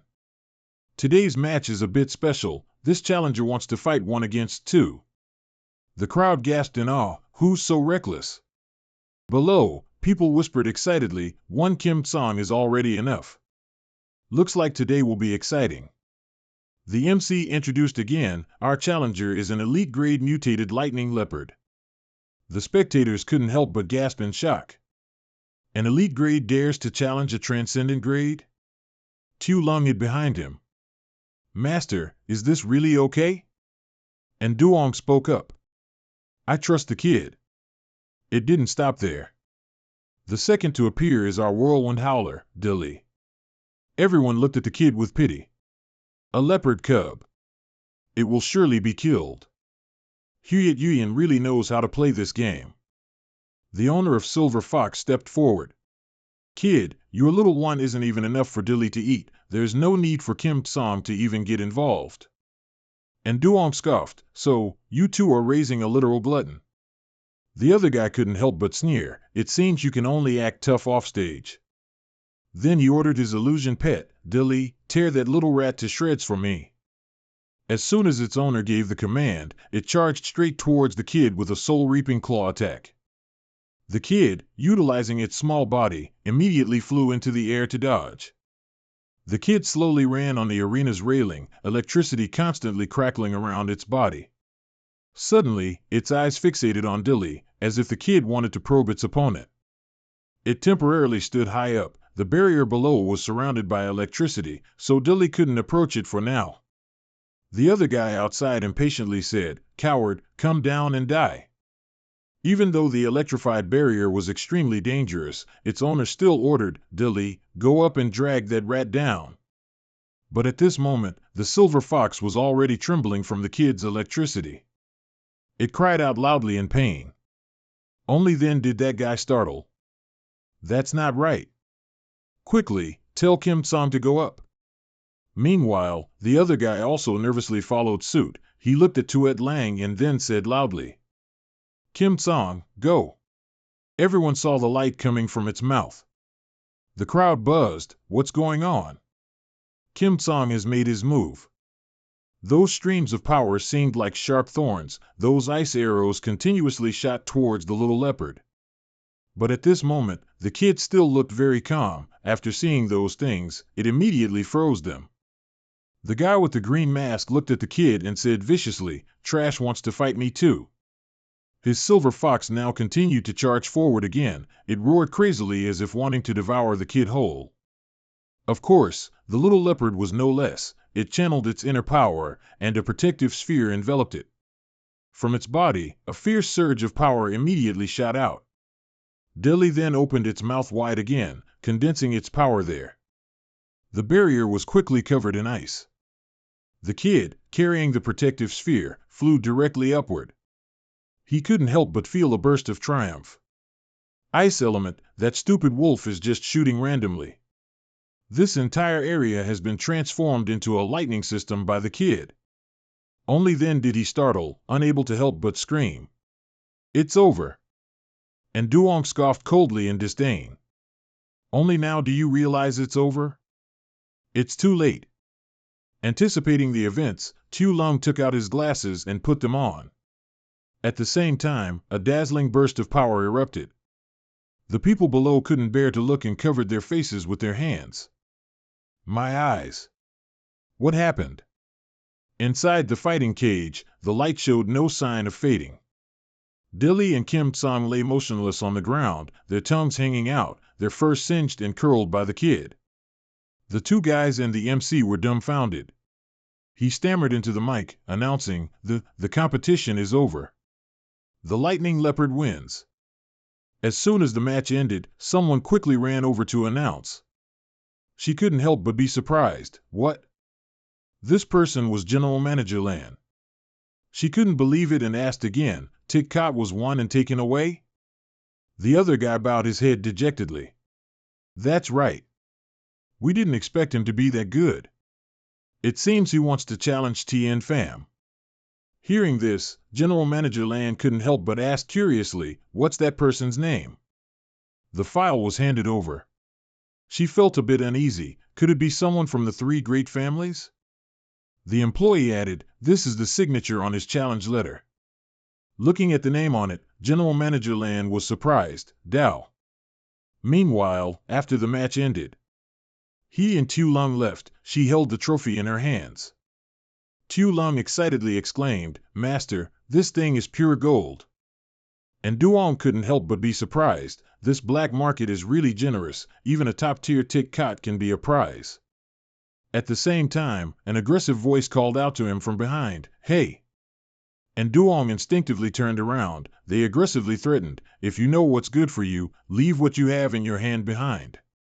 The leader brazenly said, if you want to continue operating here, then obediently hand over the Tit Kot. But of course, he wasn't afraid of them. And Duong calmly replied, Is that so? That guy disdainfully continued, Don't think winning the competition makes you great, I'll knock your teeth out. Just then, before he finished speaking, Xiaolong couldn't help but punch him. Seeing him tumble into a heap, his subordinates cried out in surprise, Boss! Xiaolong glared fiercely at them, I think you're the one who'll be looking for your teeth on the ground. As soon as she finished speaking, she immediately swung her arm and attacked the gang. Those people trembled, standing still and taking the blows. At the same time, a loud voice rang out, Stop! The girl stood there radiating power, followed by dozens of bodyguards surrounding her. The robbers were startled and exclaimed, Director Lan. She looked at Indune with admiration. Mr. Dao was much younger than I imagined. Director Lan took off her mask and introduced herself. Nice to meet you. I am the manager of this place. My subordinates just now were clueless. I apologize for offending you. Would you and the young lady care to come upstairs to talk? As soon as they entered the room, she spoke frankly. To be honest, I greatly admire your abilities, sir. I wonder if we could have an opportunity to cooperate. And Yoon didn't hesitate to expose her. Is it cooperation, or do you want me to help you control the bets? Director Lan smirked. Both are true. This is an opportunity many desire but can't get, Mr. Dao. Please consider it. He calmly replied, very dark-hearted. No wonder people say this is a den for wasting money. Suddenly, Director Lan put her foot on the table, an action that slightly startled him. Director Lan then said, Mr. Dao, you've misunderstood. It's just a small trick. If there's an opportunity, we can understand each other more deeply. Xiaolong, standing nearby, felt uncomfortable seeing this. She secretly wondered, more deeply? Of course, and Yoon wasn't interested in novelties. He stood up abruptly. Sorry, I'm not interested in this. You should look for someone else. Director Lan was surprised. You. At this point, she changed her approach. I heard you want to fight a match with Tien Pham. And Yoon didn't hesitate to answer. That's right. Director Lan proudly told him, I'll arrange the match for tomorrow night. Knowing she couldn't entice him, she could only say politely, Then I wish you good luck, Mr. Dao. Back in the room, Yoon said, Kid, this time I'll use Thorn Bone to enhance your backstabbing skill. Immediately after, Little Kid's form changed slightly. Its whole body was enveloped in lightning, and a horn grew on its head. Seeing thorns grow on its back, he couldn't help but be satisfied. In its normal state, Thorn Bone could shrink. Not only could it enhance the lightning effect, but it could also quickly condense lightning spheres to create explosions. Looking at little kid, he pondered, hoping this time he could save Thea and Fam. At the same time, in another part of the underground black market, a familiar figure appeared. Mom Dao secretly thought, Phantom will star, enhances poison resistance for phantom pets. It doesn't seem to be of any use to you men. She coincidentally overheard the customers chatting. Did you hear? Yesterday, a mutated lightning leopard challenged Kim Song and Dilly and won. This time, it wants to challenge Thea and Fam. Is it that powerful? I definitely can't miss it. Mom Dao was surprised. A mutated lightning leopard? Mom Dao couldn't help but be curious. What's going on? The stall owner immediately explained. Over at the arena, an unknown master appeared out of nowhere and easily defeated our people, becoming famous in one battle. He handed over the advertisement. Just by looking at it, Mom Dao felt uneasy. She asked herself, little kid, why are you here? Soon, it was time for the match. The excited MC announced, now, please welcome our underground king. Always holding a record of 38 consecutive wins, 30 times killing opponents on the spot. It is Thea and Fam. Finally, what he had been waiting for was brought into the arena. A rapid drum roll echoed to heighten the drama of the match. The MC shouted, let the competition begin. Thea and Fam majestically entered the arena, seemingly like a mythical beast from ancient legends. Both quickly stepped onto the stage. At this moment, it and little kid silently observed each other. Director Lan seemed unable to wait any longer. She haughtily ordered, Thea and Fam, what are you standing there for? Following its owner's command, it began to bare its fangs and channel its inner power. The first attack targeted little kid, with dense hidden weapons carrying the breath of death. Little kid used its old trick, leaping onto the iron cage's barrier to evade the opponent's dangerous attack. Immediately after regaining its composure, little kid summoned lightning and began to counterattack. It carried lightning around its body, rushing straight towards Thea and Fam.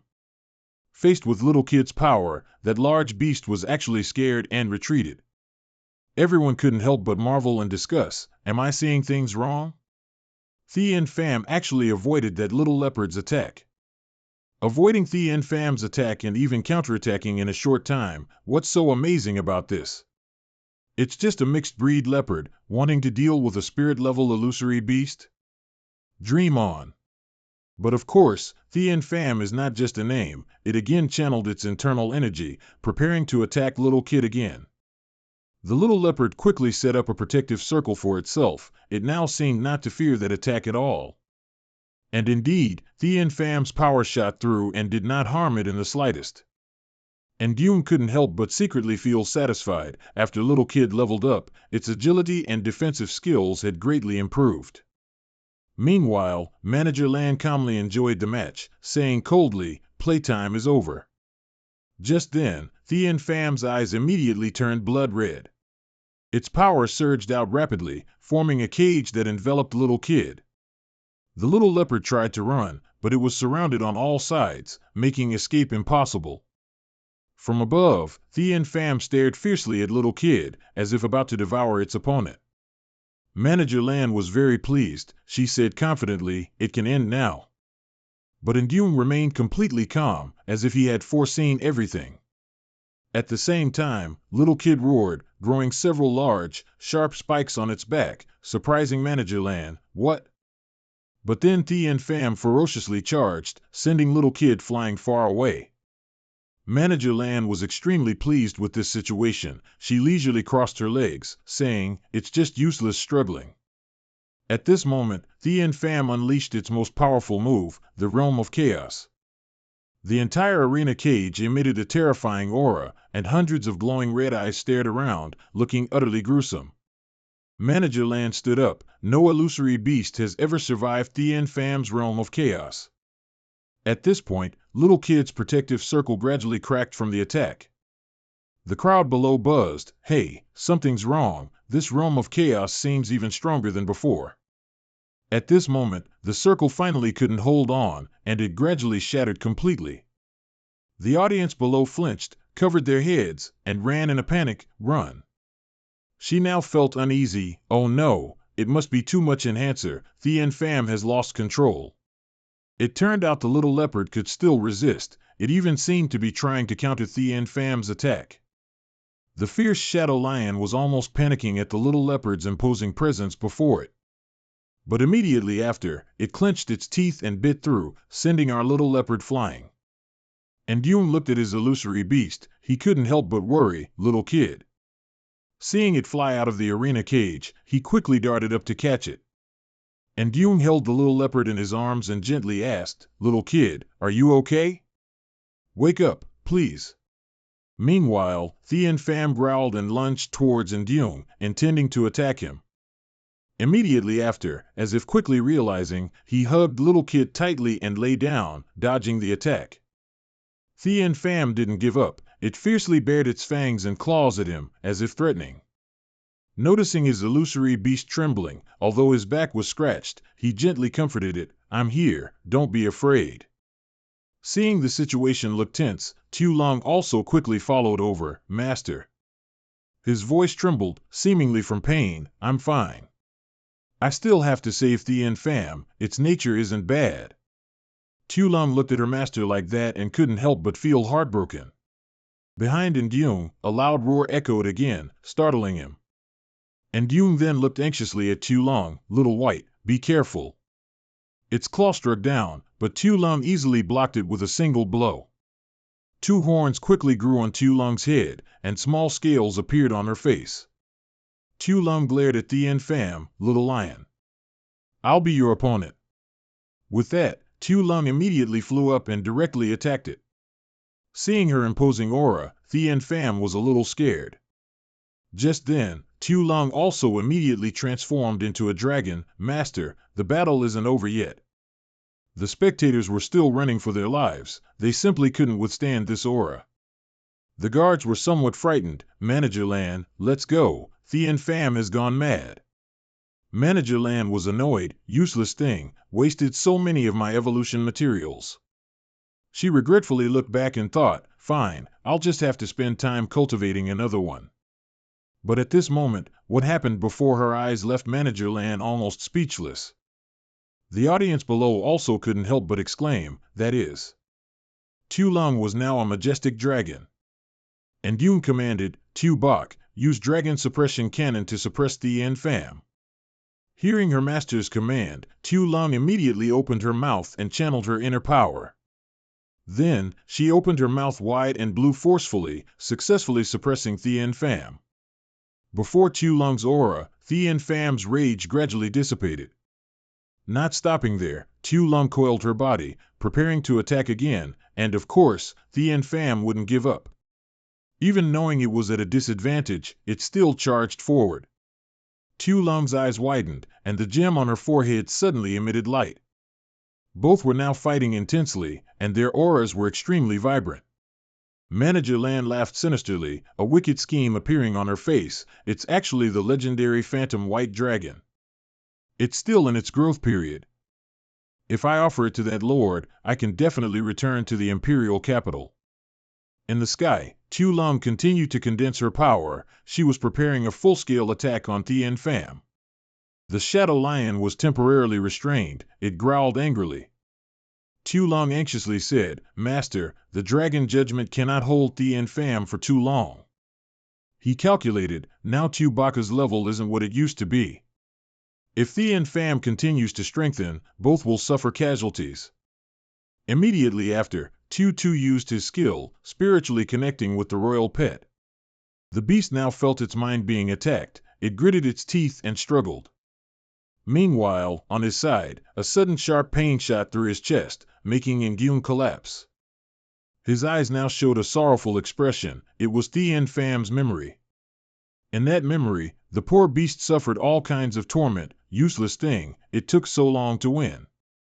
This formula isn't working. Change it. Increase the concentration and quantity to make it level up. At that time, it was incredibly lonely and scared. Thien Pham didn't understand why it was treated like that. Over long months and years, living in that harsh environment, Thien Pham gradually changed without realizing it. Its eyes and mouth now seemed to be bleeding, and a sorrowful look gradually appeared on its face. It stood before Ndung, panting exhaustedly, and bowed its head to him. Ndung looked at it, his heart also aching. Unable to resist, Ndung reached out his hand. It stared blankly at him for a moment. Tien Pham couldn't believe it would ever be petted. Ndung gently removed his mask. You must have been really scared just now, right? Don't be afraid, we're here to save you. A warmth surged within Tien Pham. The savage beast actually shed tears. Seeing it stand still for him to pet, the audience couldn't help but be surprised. A spiritual level, enraged phantom beast has calmed down. Who is this person, exactly? Up here, both simultaneously closed their eyes. Tien Pham, this contract will allow me to take you away from this place today. Manager Lan urgently said. He's forming a contract with Tien Pham. Stop them. The bodyguards drew their guns, firing wildly at Ndung. But of course, our Tu Lung wouldn't let that happen. She glared angrily. Immediately after, Tu Lung disdainfully swung her dragon tail powerfully towards those people, sending them all sprawling. Manager Lan couldn't help but act directly. She hastily drew a gun from her jacket. Damn it. Tu Lung immediately displayed her might. She quickly moved to block that aggressive woman. With a flick of Tu Lung's tail, Manager Lan was sent flying like a leaf in the wind.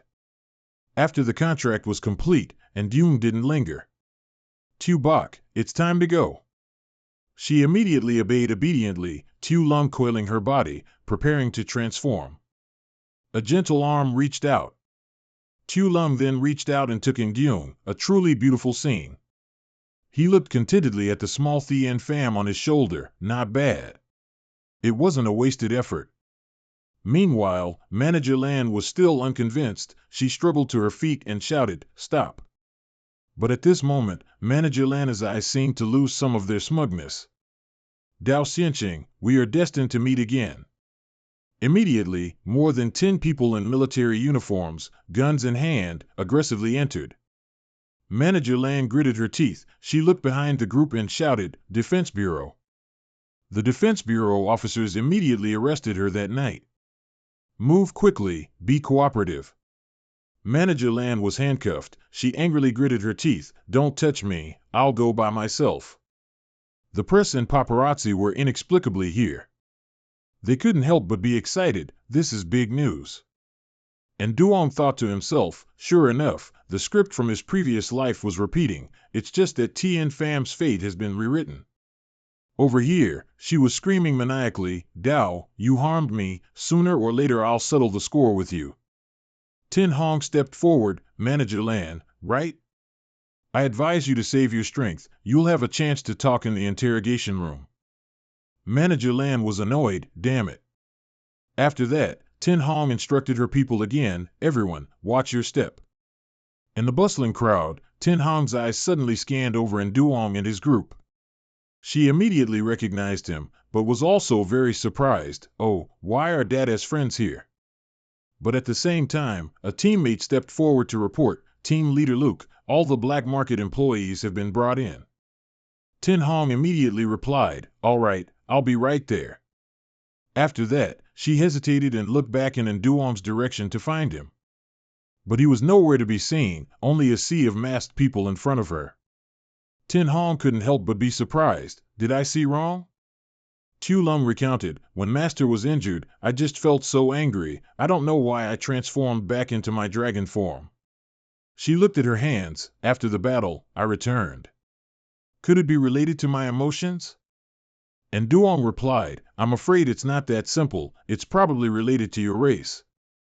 He pondered with a dark expression. Among phantom beasts, the phantom white dragon is the most mysterious, considered by everyone as a fairy tale. If I hadn't accidentally discovered Tu Bok in my previous life. Tu Lung recalled, I was born in the cave.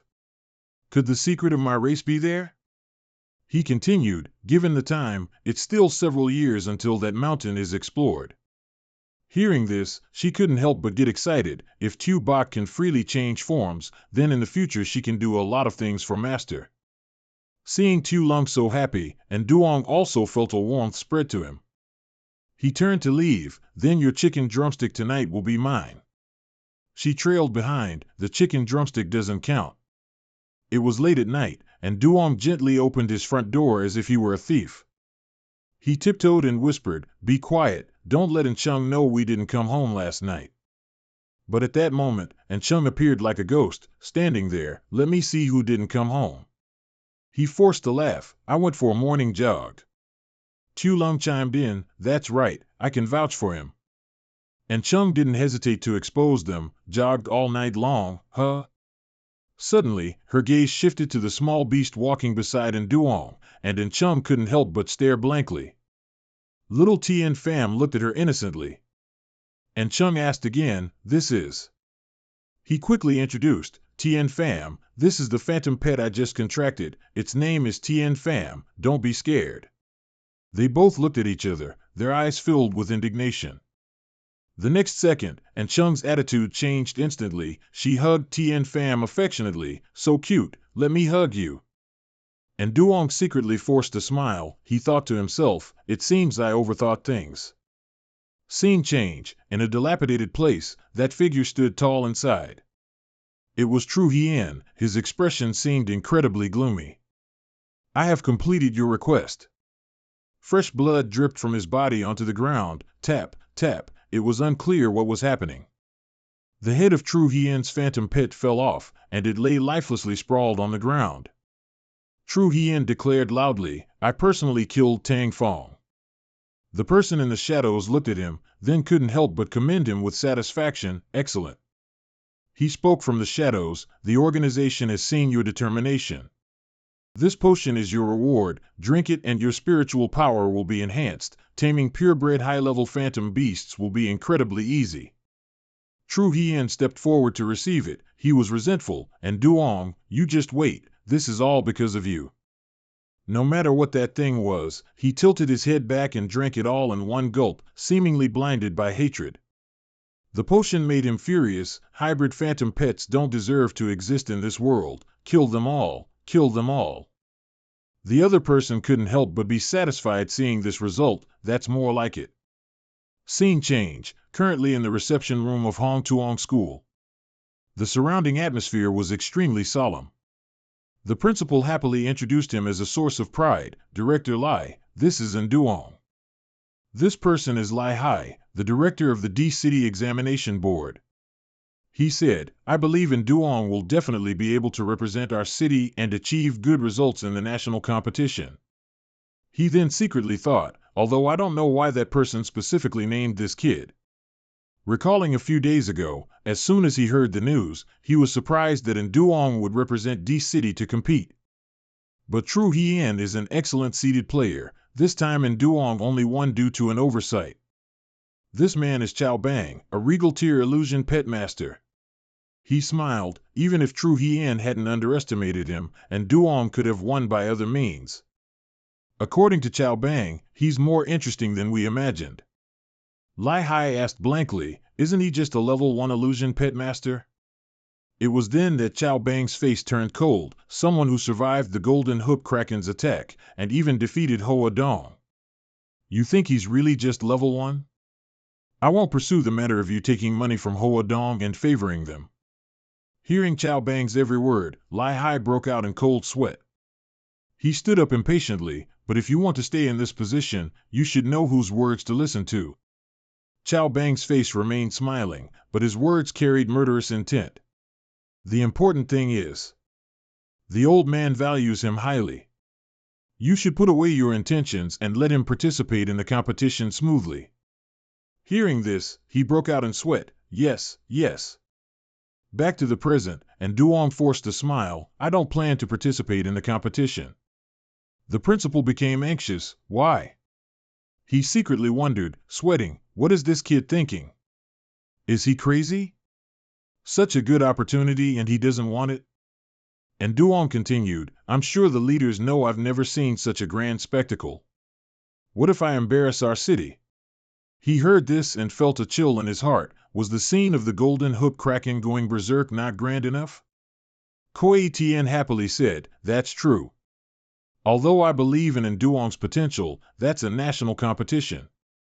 He needs more training." His face drooped as he whispered to the principal, "Principal, please don't say any more."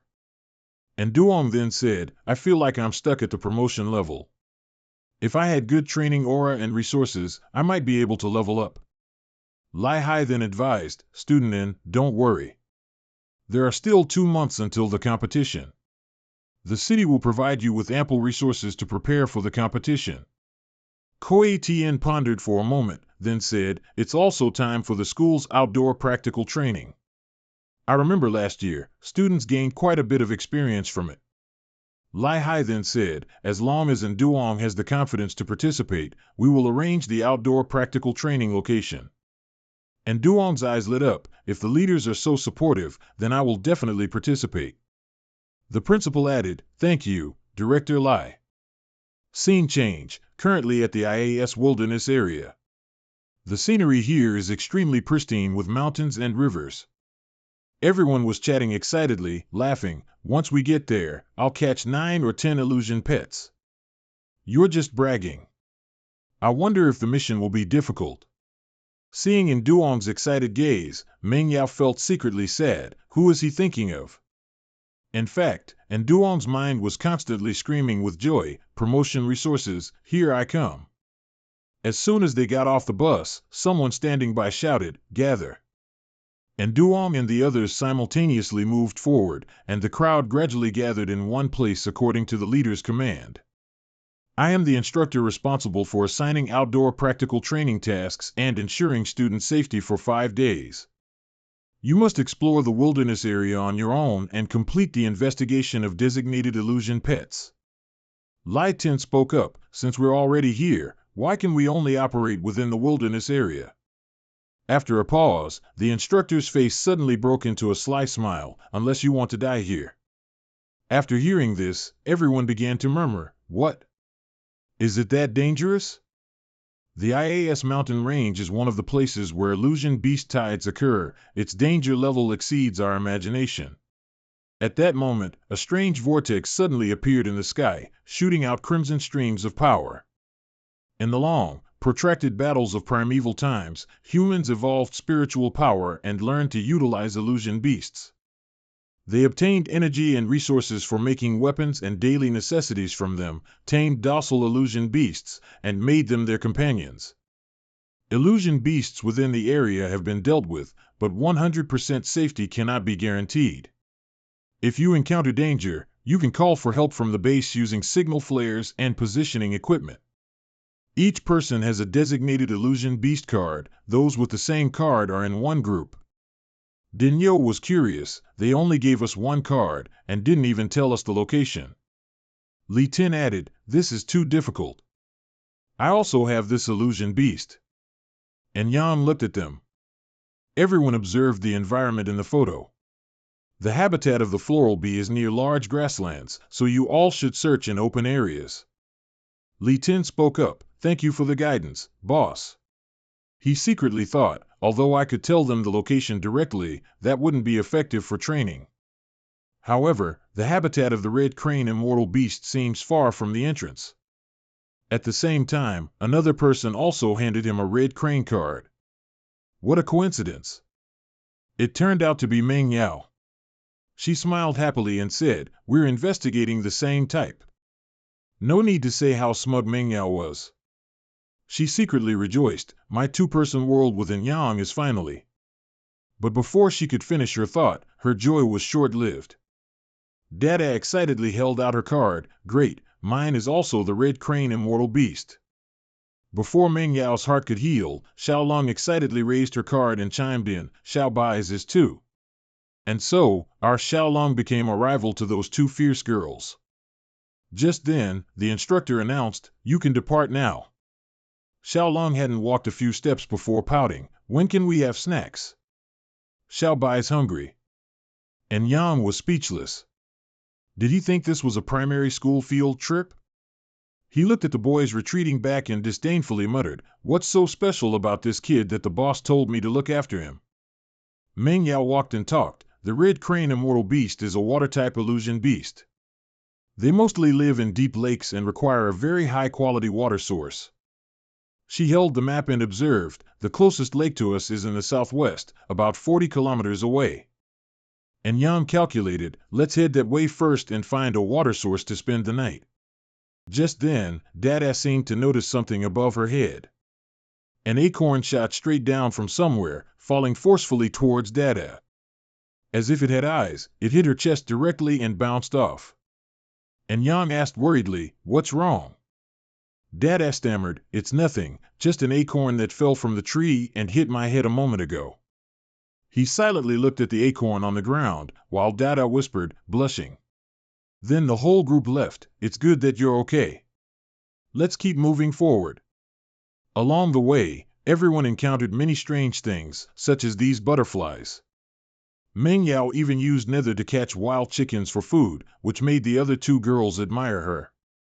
Gluttonous Xiaolong, countless times along the way, demanded to eat roadside mushrooms due to hunger, making Yang extremely distressed. Night quickly fell, and at this point, Yang suggested, "Let's sleep here tonight."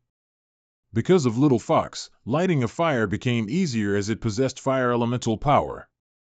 Everyone gathered around, and Dada exclaimed, "With Nether, we don't have to worry about a campfire tonight anymore." Xiaolong only cared about one thing, "The chicken leg is mine." Meng Yao then said, "It would be even better if someone could help keep watch at night." And Yang said confidently, "There will be." Dada was surprised, "Huh? Someone else wants to join our team?" He chuckled softly, "Probably." He secretly thought, though not necessarily a person. Meanwhile, the fire was still blazing, and the nearly cooked roasted chicken emitted a fragrant aroma. Xiaolong's eyes lit up as she looked at the chicken. She quickly said, "Xiao Bai is going to eat now." Everyone was busy chatting and eating, unaware that in the bushes, pairs of red eyes were watching them. They seemed to be monkeys. These forest monkeys were probably the ones who threw that acorn at Meng Yao earlier that morning. As soon as they saw the food, they shot into the air, flying wildly around at astonishing speed, surprising everyone. "What are those?" Meanwhile, while everyone was looking up at the sky, another monkey quickly ran over, grabbed the food, and ran away. Xiaolong's face turned pale. "My roasted chicken." "Not only the chicken, but they also took all our belongings." And Duong worried, "Oh no, they took our bags. The supplies are still inside." Meng Yao couldn't help but get annoyed. She yelled loudly, threatening them, "Give us back our stuff now." But the monkeys didn't seem scared. They even playfully stuck out their tongues and slapped their butts, as if to say, "Dream on." Having her food snatched, our Xiaolong was already furious, not to mention their defiant attitude. Meng Yao also yelled angrily, "Damn it, Netherworld." Before she finished speaking, Xiaolong charged forward. Meanwhile, those monkeys were still sticking out their tongues and rolling their eyes, mocking everyone, probably thinking this group was really stupid. But their joy was short-lived. All three of them were then smacked without missing a beat. These blows came from our Xiaolong. Just like that, all three mountain monkeys were beaten and lay sprawled on the ground. Seeing Xiaolong land, the mountain monkeys were scared to death. She said coldly, "Tonight, besides grilled chicken, I also want grilled monkey." Seeing the murderous aura emanating from Xiaolong, the mountain monkeys turned pale and fled in a hurry. But how could she let them off? Xiaoxi's lightning quickly turned them into three fake skeletons. The three monkeys were shocked to the point of kneeling and begging for mercy. And Duong then said, "You were the ones who threw the fruit earlier, right? And you stole our stuff. You won't get away without apologizing." His eyes became cunning. "You monkeys probably have a hidden treasure trove of food, don't you?" Scene change, at this moment, in the surveillance room at the base. It turned out they all had surveillance cameras installed everywhere to ensure safety. The instructor looked at the screen disdainfully. "These students are too weak. I think we'll have to provide them with supplies tomorrow." Suddenly, the security staff panicked. "Instructor, there's a problem with camera number 377. He was surprised. "What's wrong?" "Someone needs rescue." The security staff quickly replied, "No, come over here and see for yourself." Seeing in Duong's group being served by the mountain monkeys, the instructor couldn't help but find it interesting. How surprising. When did the evil mountain monkeys become so well behaved? The bruised mountain monkeys still happily brought over tea and poured water. Sir, please have some tea. The instructor's face turned pale. It seems the monkeys who usually bully students have met their match. It quickly became dawn. After eating and drinking to their fill with the mountain monkeys, they had a long sleep. And Duong opened his eyes, feeling sluggish. Why are my waist and back so sore? Did I have sleep paralysis last night? He closed his eyes and rolled over. It must be because I slept in the wrong position. And Duong dimly opened his eyes, and what he saw was Meng Yao sound asleep, wearing pajamas that couldn't be more revealing. Still groggy, and Duong hadn't fully grasped the situation. He casually said, "So Meng Yao is sleeping here." Then he rolled over to the other side, intending to continue sleeping, but the sight before him startled Duong. And Duong's inner thoughts cried out, "Did it too?" No wonder. After a moment, as memories flooded back, and Duong was shocked, "Wait, why are they in my tent?" He gritted his teeth in annoyance, recalling, "It seems that damned monkey played a trick on us." Meng Yao was woken by his shout. She lazily yawned. "What's wrong?"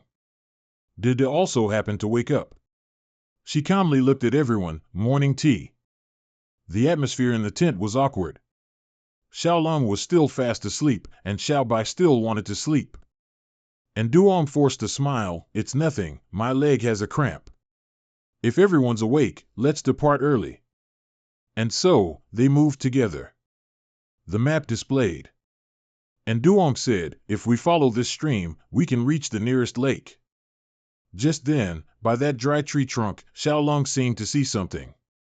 She watched intently. Indeed, there were small bubbles rippling all around in the water. Just then, a large pufferfish, as if lacking oxygen, quickly surfaced to breathe. Xiaolong sat down and gazed at it intently. A cunning expression appeared on her face. "Excellent, you're my lunch today." And Duong, just at this moment, annoyed, gave this gluttonous girl a smack. Xiaolong was also slightly startled. He held up his identification card. "Don't eat just anything. This is a lost young red crane immortal beast. Eating it means provoking the red crane immortal beasts." After that, and Duong immediately pulled it free and lifted the log that was pressing on its body. Suddenly rescued, the red crane was extremely happy, wagging its tail and looking at Duong as if to thank him. Meng Yao was a bit puzzled. This place doesn't look like where red crane immortal beasts live. Why is it here? And Duong replied, "Perhaps it got lost by accident." The red crane seemed not to be wary of Duong. He picked it up and then attached a tiny device to its belly. Dada immediately knew upon seeing it that what was attached was a locator. And Duong explained, "If it encounters danger, we can come to its rescue in time. This way, we can also quickly find where they live." The three girls at this moment all had the same thought, so Duong is actually the most cunning one. After that, Duong let it go. Watching the red crane, he secretly thought, "I hope it can return home safely." They continued on for a while. Dada happily exclaimed, "The lake is up ahead." This beach was a perfect place for photo shoots, with clear blue water, gentle lapping waves, and shimmering golden seashells. Xiaolong was so captivated he drooled. "It's beautiful." Dada added, "The teacher once said that these are Kim Chow, one of the basic ingredients for upgrading water-type illusory beasts." According to Dada, the deeper the water, the more Kim Chow there were. Xiaolong immediately dropped his bag on the ground. "I'm coming." Perhaps due to their haste or the distance, they didn't notice something emerging from under the water. And Duong held the detector. The last known location of the young red crane immortal beast is nearby. At this moment, Meng Yao was startled and pointed, and Duong, "Quickly look over there." From a distance, Dada and Xiaolong were running back frantically as if being chased by ghosts. A fierce school of red cranes with sharp teeth made Xiaolong scream in terror, "Help!" And it seemed the school of fish regarded them as enemies, determined to pursue them to the very end. And Duong looked on in alarm, shouting, "What on earth did you do?" Xiaolong held up the object and calmly said, I just picked up a Kim Chow from its head. And Duong was startled and speechless, saying, that's their birth pearl. He explained, a young red crane immortal beast plus a Kim Chow equals an adult red crane immortal beast with a Kim Chow on its forehead. During maturation, red crane immortal beasts will combine with Kim Chow, forming a symbiotic relationship. At the same time, Xiao Tu, seeing Xiaolong being bullied, immediately shot forward. And Duong panicked, Xiao Tu, stop. It also obediently stopped and looked at him. And Duong explained, that place is all water, if we use electricity, it will shock a large area. Meng Yao added, the fire of the underworld can't burn underwater either. What should we do now? At this moment, a mischievous small fish flew up from the river. And Duong immediately recognized it as the little one from before. The little fish seemed to be stopping its companions. They looked at it and temporarily stopped attacking. Xiaolong couldn't help but ask out of curiosity, what are they doing? And Duong said, give me that pearl, I'll go return it. You stay here quietly, don't provoke them anymore. Xiaolong was sad but obeyed. He slowly approached them, raising the object high as a sign of peace, I'm returning these to you. The red crane that had lost its item, upon seeing him, frantically charged over. Seeing this scene, Meng Yao was startled and cried out worriedly, and Duong. Suddenly, the sight before Meng Yao made her freeze. And Duong hugged it tightly, smiling happily, and explained, it's thanking us. Finally, the fish calmed down and submerged half of their bodies into the water. Immediately after, they suddenly leaped onto the water's surface. Meng Yao curiously asked, what does it want to do now? Looking at their reaction, and Duong immediately guessed, could it be that they want to take us somewhere? The little fish seemed intelligent. As soon as it heard him speak, it bent its body up and down, signaling. After that, they walked along the shore, with the small red crane leading the way underwater. It even intentionally swam close to the shore so everyone wouldn't get lost. Along the way, Dada saw a tree with red fruits and happily said, I heard the instructor say that the entire IAS mountain is full of treasures. On this side, Meng Yao saw crystal-like fragments growing at the foot of the mountain. She couldn't help but exclaim, it's beautiful. Seeing the girls so delighted, and Duong said, I think this is just one corner of the IAS mountain range. Most of the treasures will be in the deeper areas. Suddenly, and Duong discovered something in front of him that made him stop short. Before them was a place that looked endless. Xiaolong then said, will there be any treasures in this mountain cave? Underwater, for some reason, the red crane shook its head vigorously. Its strong reaction made Duong look over. He asked curiously, what's wrong? Then, as if understanding its intention, he happily complied, all right, we won't go into that mountain cave. As soon as he finished speaking, the red crane immediately jumped with joy on the water's surface. Mong Dao saw him distracted and asked curiously, what's wrong, and Duong? And Duong said, this young one's reaction indicates there's danger in the mountain cave. Let's find a place a bit further from here to set up camp. As dusk settled, the red crane had brought them to a safe place. It bid farewell to its benefactors and then left. They chose to camp far from the cave. As night deepened and everyone fell asleep, the campfire also went out. And Duong was in a deep sleep after a tiring day. It seemed that traveling all day made everyone sleep better. Suddenly, a sound echoed in the silent night. The loud noise gradually woke him up, and Duong couldn't help but wonder, how can there be monkey cries here too? The cries grew more mournful and panicked, and Duong jolted awake. It turned out, just as he suspected, the sound came from the mountain monkeys. Their companions were being dragged away by something extremely dangerous with glowing red eyes. He immediately got up and ran towards the sound, but by then, the mountain monkey had already been dragged down the cliff by that thing. The three girls quickly realized he wasn't in the tent and ran over. Mong Dao cried out anxiously, and Duong. As soon as she saw him, Xiaolong also anxiously stepped forward. She looked around to observe and then spoke, Master.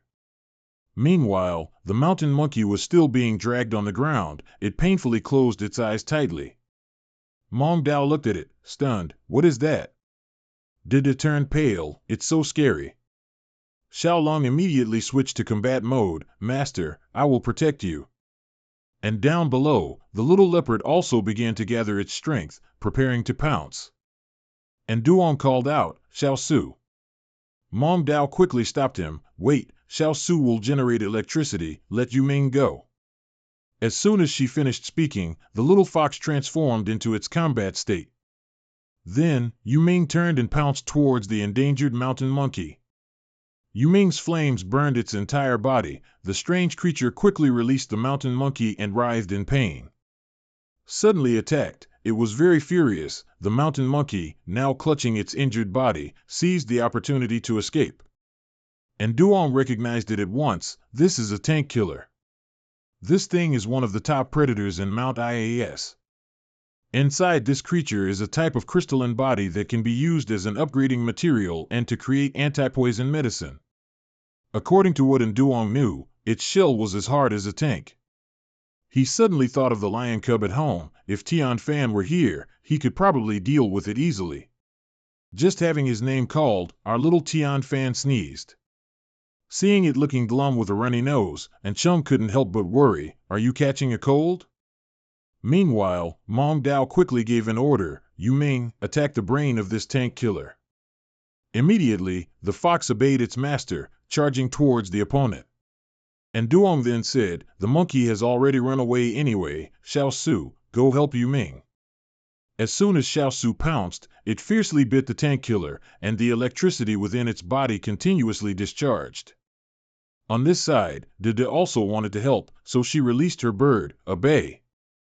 The killer was a bit confused at this moment. It seemed it didn't expect to be surrounded by so many enemies at once. Perhaps out of fear, the killer quickly darted into the bushes to hide. And Duong couldn't help but be surprised. That's strange, why did it suddenly run away? Suddenly, at this moment, Tu started barking wildly. From behind Duong, dozens of eyes were watching him. It seemed like he himself could feel his face turn pale. Small giant creatures crawled out in groups from somewhere, heading towards them to attack. On this side, another group was leisurely camping. We found the mission's illusionary beast, so we can consider it a success. The legs of those giant creatures crawled quickly on the ground, and the leaves and grass rustled continuously. One of the young men spoke up, did any of you hear anything? Another person said, let's go see. And so, 2 young men from the group stood up, holding flashlights, to check around. In the large bush, the shadow of a giant diet Xe appeared very close to them. The 2 of them turned pale. Could it be the illusionary beast we found during the day, a relative of the Nguti Xe? I don't remember them being this long and big. On this side, Zichuan also seemed to sense danger, barking loudly without stopping. Lai Tin was puzzled, why is General shouting instead of sleeping? Daingu replied, General must have smelled something. After that, Lai Tin also cautiously shone a flashlight towards the bush. A terrifying scene quickly appeared. A swarm of giant creatures crawled out from the bushes.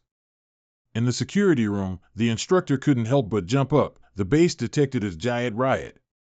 We're done for. As soon as everyone saw the gigantic giant diet Xe, they couldn't help but be terrified. Loud screams echoed, run. The supervisor watched the screen. It seemed this situation was too much for him. It's over. He urgently grabbed the walkie-talkie to announce, emergency situation. The messenger bird quickly broadcast throughout the forest, attention all outdoor students, emergency situation. There's an illusionary beast riot in the IA mountain range. Daingu's group also received the announcement, an illusionary beast riot has occurred. All students must immediately stop their illusionary beast investigation mission and return to base at once. Mong Dao was also anxious, we need to find a way to quickly return to base. And Duong just happened to give the order, everyone, prepare to break through the encirclement. Tu channeled its inner energy and began to shoot powerful electricity towards the giant swarm. Yu Min and a boy cooperated perfectly.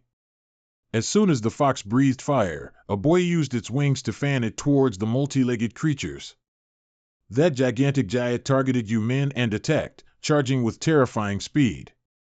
As you men dodged, the giant used its momentum and lunged straight at Mong Dao. Taken by surprise, she couldn't dodge in time, but fortunately, Tu Lung quickly gave it a strong kick.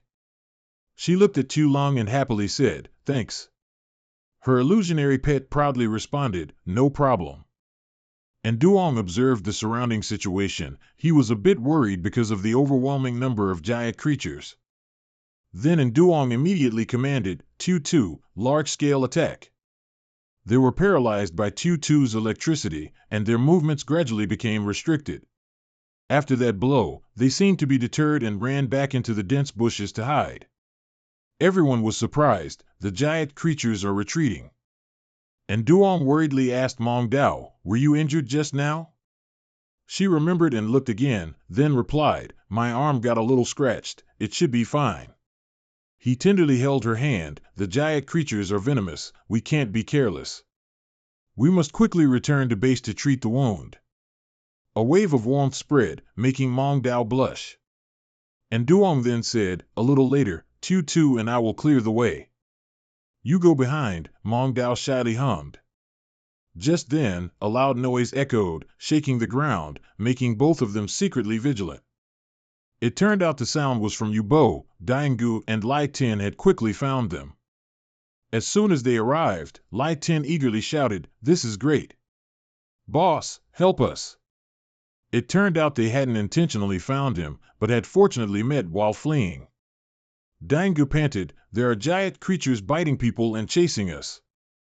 Before he could finish his sentence, the swarm of giant creatures continued to crawl over. It seemed they were determined to attack to the very end. Noticing the escalating tension, and Duong quickly said, "Lai Tin, Mong Dao is injured. Take her back to base first. Tu Bok and I will cover the rear." As the giant creatures crawled past, Tu, like a small cat, growled threateningly at them. Of course, it wasn't just showing off for fun. Tu immediately channeled its inner power, unleashing an electric attack on the opponent. Seeing it act so swiftly, and Duong reminded, "Tu Bok, keep one alive." The reason he did that was because, in this season, the giant creatures are usually dormant. One or two coming out is normal, but how could there be a mass uprising? Afterwards, and Duong decided to read its memory. He broke out in a sweat when he saw that memory. The giant creature was enormous. It must be their leader. And Duong didn't expect it to be a familiar face. In his hand, he held something, seemingly an ultrasonic device stimulating them. Seeing this image, he couldn't help but be surprised. The BSU organization, True Hien. He even heard him madly screaming orders to the swarm of giant creatures, "Wake up, all of you, wake up. Go wreak havoc on Ia Mountain." And Duong told Tu Lung, "It's True Hien who caused the uprising." She was surprised. "Who?" "I remember now, it's that guy from the friendly competition last time." Recalling the letters on True Hien's collar, and Duong was secretly surprised. "I didn't expect him to be connected to the BSU organization." Tu Lung added, "BSU, isn't that the organization that worships pure-blood ultimate illusionary beasts from urban legends?" He continued, "I don't know why True Hien knows them." Tu Lung was a bit suspicious. "Pure-blood ultimate, is it related to Tu Lu?" "Because I remember what he said before. Admit it, pure-blood illusionary beasts are the focus of evolution. It's time to cleanse everything." And Duong's face darkened. "Forget it, the urgent task now is to deal with this illusionary beast riot. The weakness of these communal arthropod illusionary beasts is that once their leader is defeated, the others will immediately become a disorganized mess. Now, following the memory of this giant creature, let's go find its leader." Tu Lung quickly followed behind.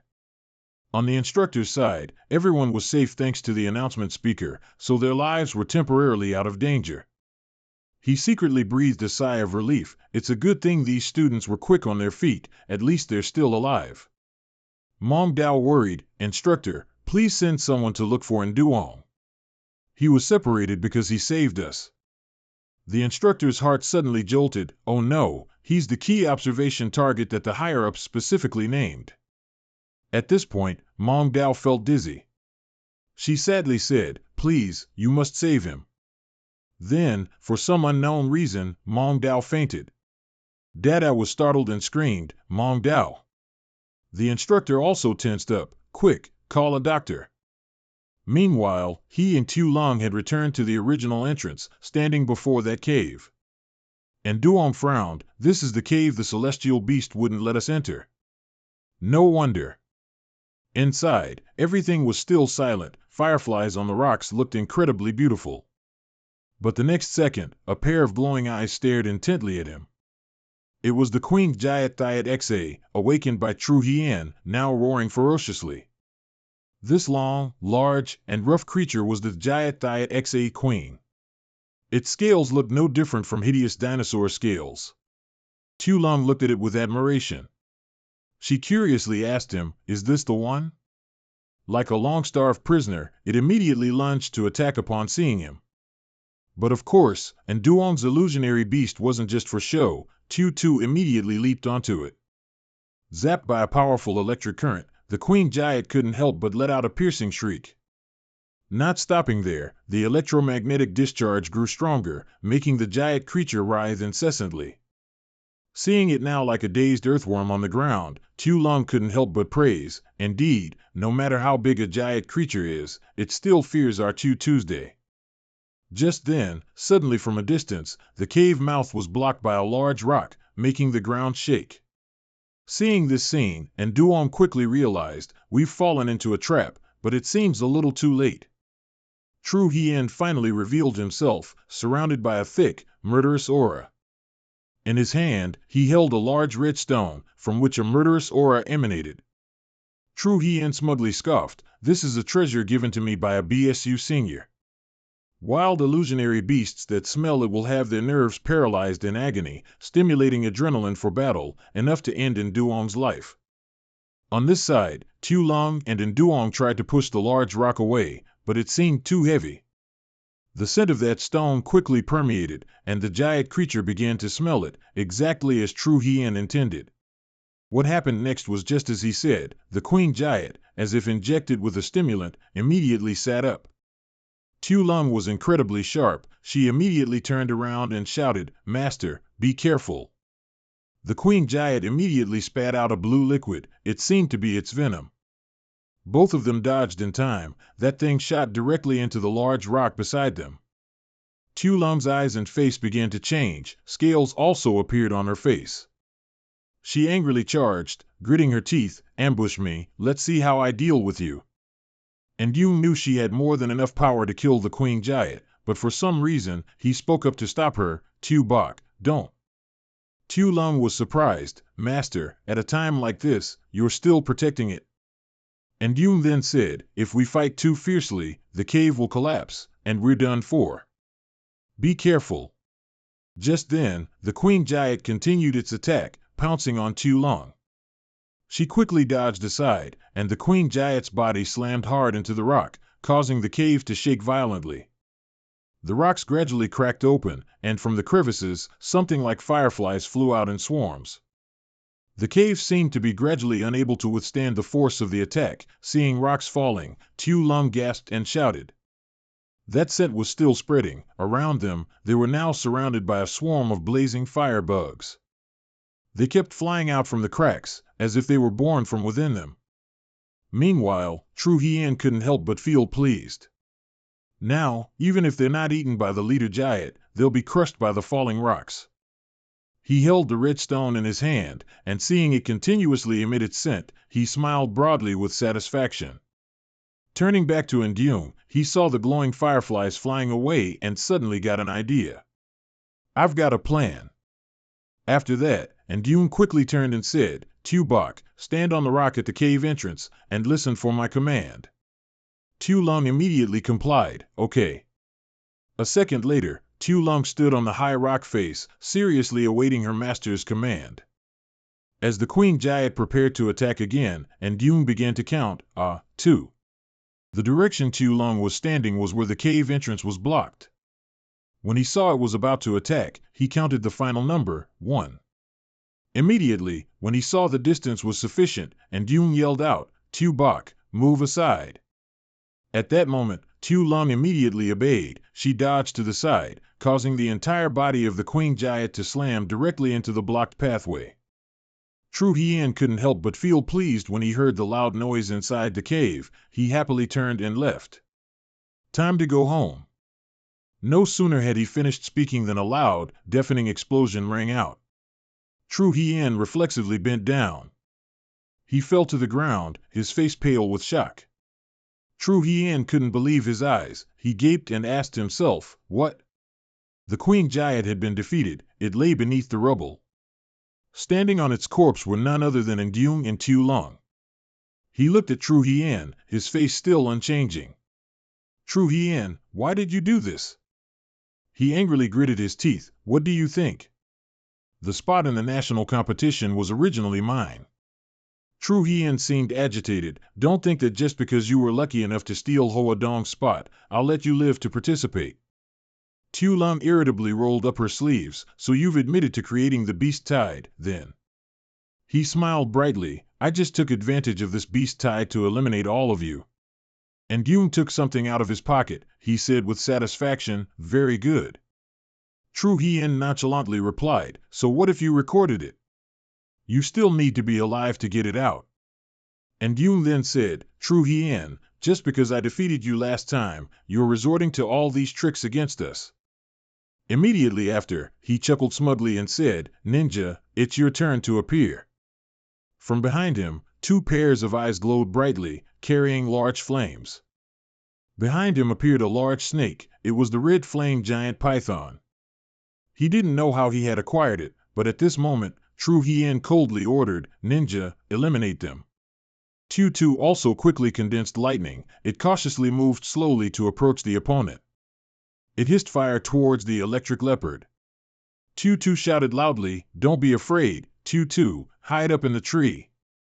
Tru Hien's face darkened with a sinister smile, you can only run. The red flame followed Tu, biting through the tree branch. Tu frowned. It calmly dealt with the powerful enemy. The entire body of the red flame was now tightly coiled around the tree. It looked like an enormous, terrifying cloud python. Tru Hien was extremely pleased. Now, get down on your knees and beg me. Perhaps I'll give you a way out. Otherwise, I'll roast that little rat first, and then I'll burn you to ashes. And Ndung ignored him. He shouted loudly, Tu, go back the way you came. After that, it continued to breathe fire. Tu, following its master's command, leaped towards its head. The electric leopard maneuvered its small body onto the red flame. Its every step seemed to cause its opponent some confusion. And Ndung then said, Tu, stab its vital spot. After that, it arched its back and thrust its sharp quills towards the red flame's body. Immediately after, the red flame fell to the ground, foaming at the mouth. Tru Hien was startled. Ninja. He angrily looked back, and Ndung, you're not done with me yet. Before he could finish speaking, Tu Lung had already appeared in front of him. Not letting him say more, the kid behind him gave him a taste of electric shock, leaving him disoriented. Seeing him slump to the ground, and Ndung then said, we must bring the mastermind behind this phantom beast tied to justice. The scene changed to the instructor's side. A startled voice rang out, what? Mong Dao was still recovering. As soon as Ndung returned, he heard the bad news and couldn't help but worry, what's Shen Mong Dao's condition now? The instructor was also restlessly worried. He looked at Ndung, I'll take you to the infirmary. When Ndung arrived, the instructor explained, the doctor said it's poisoning, and detoxification needs to be done at the city hospital. He touched his shoulder. The school has arranged for us to return. This decision is for everyone's safety. He looked at Mong Dao lying motionless on the bed and blamed himself. It's because I didn't protect my team member well. The instructor then said, this is a large-scale phantom beast riot. Don't blame yourself. And Ndung heard this. He pondered for a moment. IAS Mountains, the kill? The instructor replied, that's right. The crystals from the kill monsters can be used to create an antidote. More importantly, the leader's crystal can even save the dead. Hearing this, Ndung happily said, I might have a way to save Mong Dao. The instructor said sternly, Ndung, this is a matter of life and death. I understand how you feel. And Duong handed over the crystal. This is a crystal taken from a kill. It can extract antivenom serum. The instructor quickly said, no, while there is a way to save people, using normal kill crystals carries a risk of failure and can sometimes even worsen the condition. He smiled lightly and countered, instructor, you're right, lives are important, Tu Bok. Finally, he agreed to his request, and then Duong was allowed to open the infirmary door. He looked coldly at Mong Dao's health status on the screen, and Duong seemed very tense. He focused intently, his hands continuously manipulating the screen. Outside, the instructor couldn't help but grumble, and Duong is too much, acting on his own initiative like this. He darkened his face and thought to himself, although this person needs to be taken care of according to orders, Shen Mong Dao is the principal's daughter. Inside, he remained completely focused on his work. Mong Dao's body suddenly became covered in intricate blue veins, and tears of pain involuntarily streamed down her face. The nurse saw Mong Dao's condition and panicked, Doctor, doctor. So the doctor quickly entered, and Duong outside worriedly called her name, Mong Dao. And Duong's sweat also streamed down, Mong Dao, you have to hold on. The data stream on the screen was still running, her body and the Queen Kill monster's crystal were still combining. Time seemed to pass slower now, and Duong's breathing grew heavy. And Duong then vaguely remembered, Mong Dao, although we've known each other for a long time, in my previous life I always... He paused for a moment and then thought, I wonder if you escaped the phantom beast tide in the previous life. And Duong clenched his hand and secretly resolved, this time, I definitely won't let you be in danger. In the emergency room, Mong Dao struggled to breathe and coughed heavily a few times. The doctor remained worried, the patient's condition is very poor. The combination index was now nearing completion, and Duong nervously urged, faster, hurry up. But at this moment, with only a little left, the monitor suddenly stopped running and the display bar also froze. And Duong was startled and gripped the machine. He anxiously said, it failed? That's impossible. The doctor was also anxious. The patient's heart rate and respiration are problematic. Immediate resuscitation is needed. The machines beeped rapidly, and the entire room was filled with tension. It seemed heaven helped those who helped themselves. Finally, Mong Dao's body successfully combined. And Duong watched, overjoyed. The serum extraction was successful. At this moment, he grabbed a large syringe and rushed into the emergency room. The doctor didn't stop him, and Duong lowered his face and carefully injected the serum into Mong Dao. She gasped for breath, but very quickly, Mong Dao's face relaxed, and she slowly opened her eyes. Seeing him, Mong Dao was incredibly moved. The scent of affection radiated around her as she cried tears of emotion, and Duong. Mong Dao sat up abruptly and embraced him tightly, and Duong, I just had a very long dream. I thought I wouldn't wake up, wouldn't see you again. He also gently wrapped his arms around her waist. Aren't we together again now? On this side, the instructor and Tu Long also quickly entered, and Duong spoke up, I'm sorry, that was unavoidable. I'll accept any punishment. He looked at Mong Dao, secretly surprised. Even if the poison is cured, she couldn't possibly recover so quickly, unless... Though he thought so, he still said coldly, considering you saved someone, and student Shin is fine, don't do that again next time. Finally everyone returned. A voice echoed on the vehicle, respected leaders, after confirmation, the Phantom Beast riot in the IAS Mountains has ended. According to the evidence obtained, it was Duong who stabilized this riot. Meanwhile, Ming Yao happily leaned her head on his shoulder and closed her eyes, a very affectionate scene. The scene shifts to the D-City Defense Bureau, a massive building with a complex structure.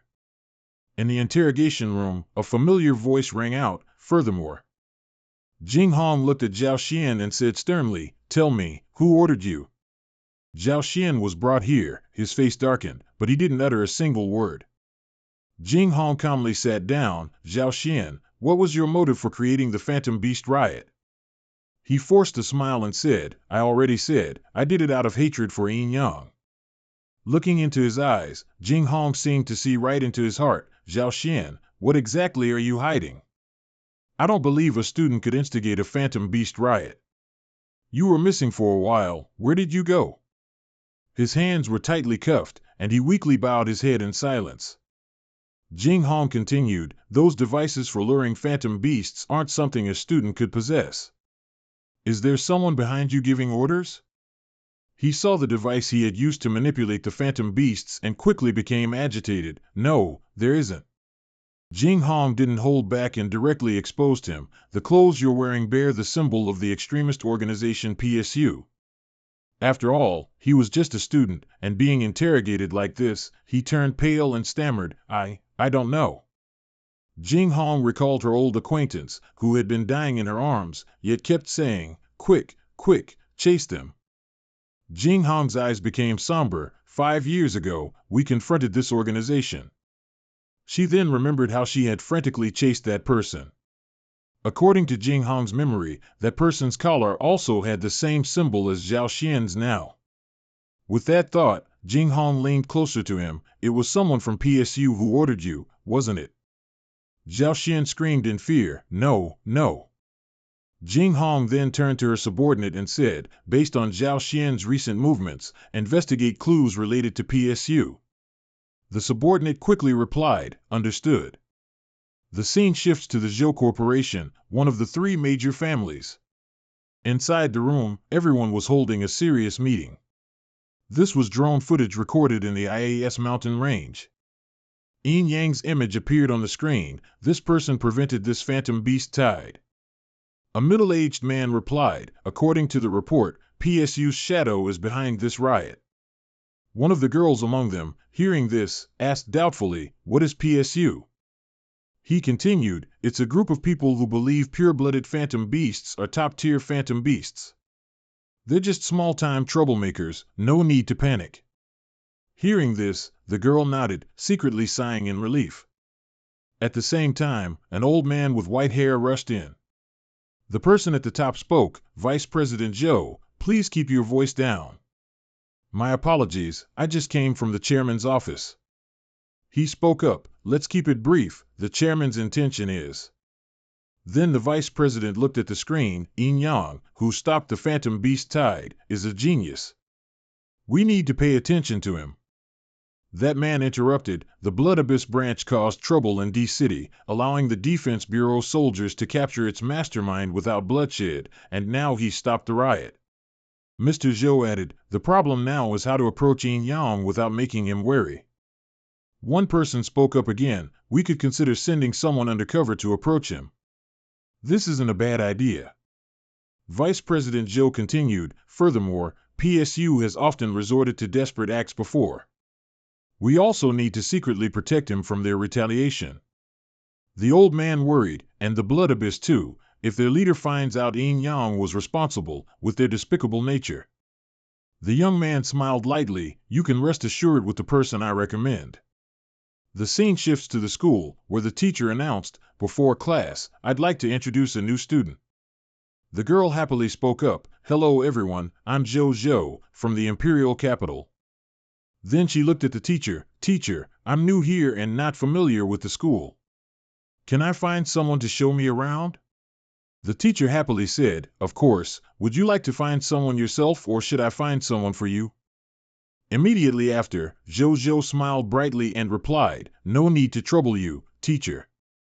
After saying that, she slowly walked down the aisle, looking around. The boys in the class stared in amazement, mouths agape. Suddenly, her skirt stopped in front of Yin Yang, startling him. She quickly introduced herself, hello, I'm Zhou, could you show me around this new environment? He calmly replied, sure, just call me Yin Yang. Xiaolong behind him grumbled, another suspicious person. The clock ticked, and the quiet time in the classroom quickly passed.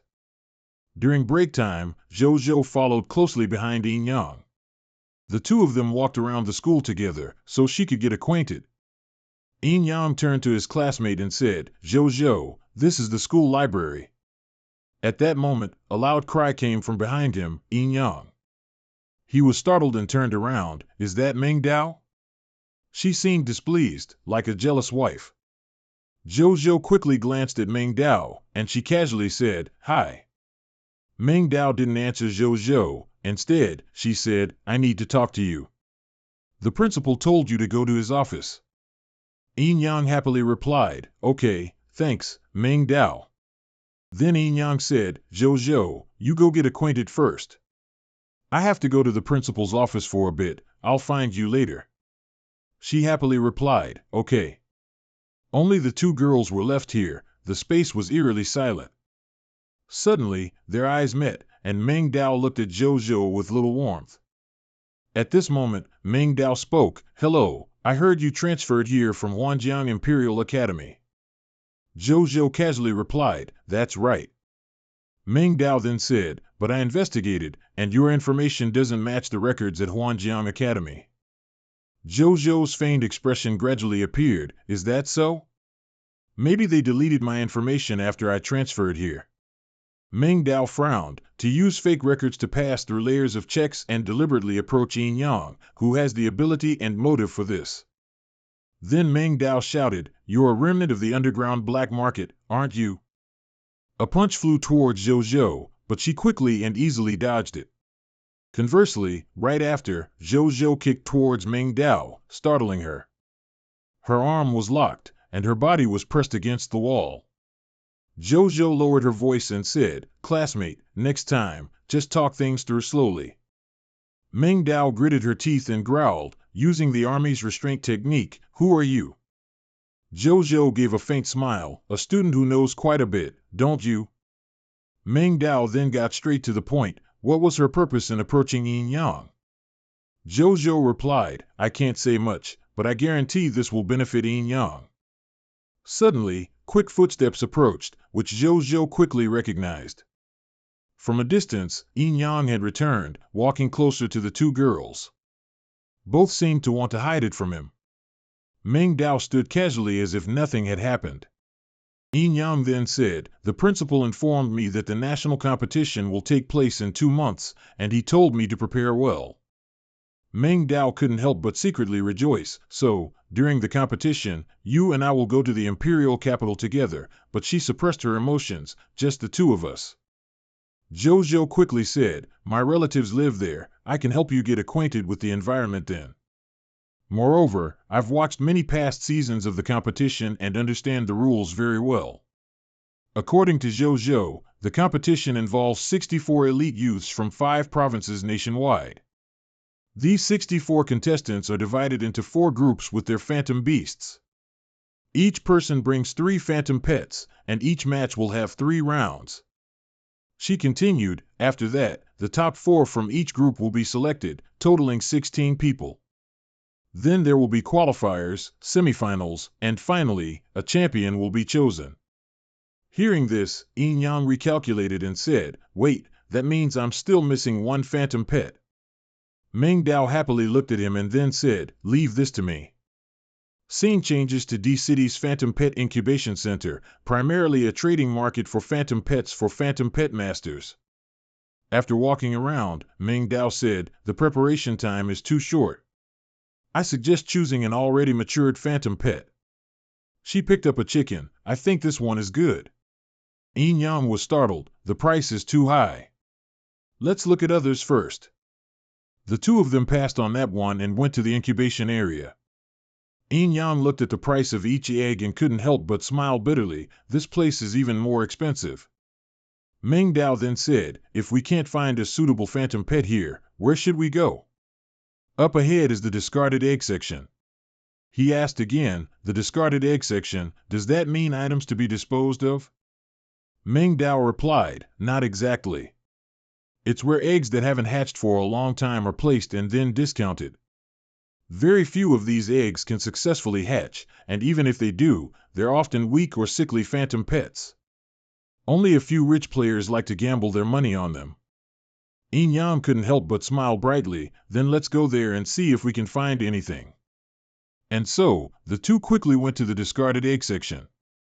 Meng Dao focused on selecting eggs. She looked at a purple egg in her hand and couldn't help but regret, what a waste of resources. Suddenly, it seemed Yin Yang saw something. From a distance, he saw a large cardboard box and couldn't help but be curious. Right after that, Yin Yang immediately went forward and rummaged inside the box. Seeing him carry the egg out, Meng Dao then said, "The patterns on the eggshell are so beautiful, even if it doesn't hatch, it wouldn't be bad to take it home as a collectible."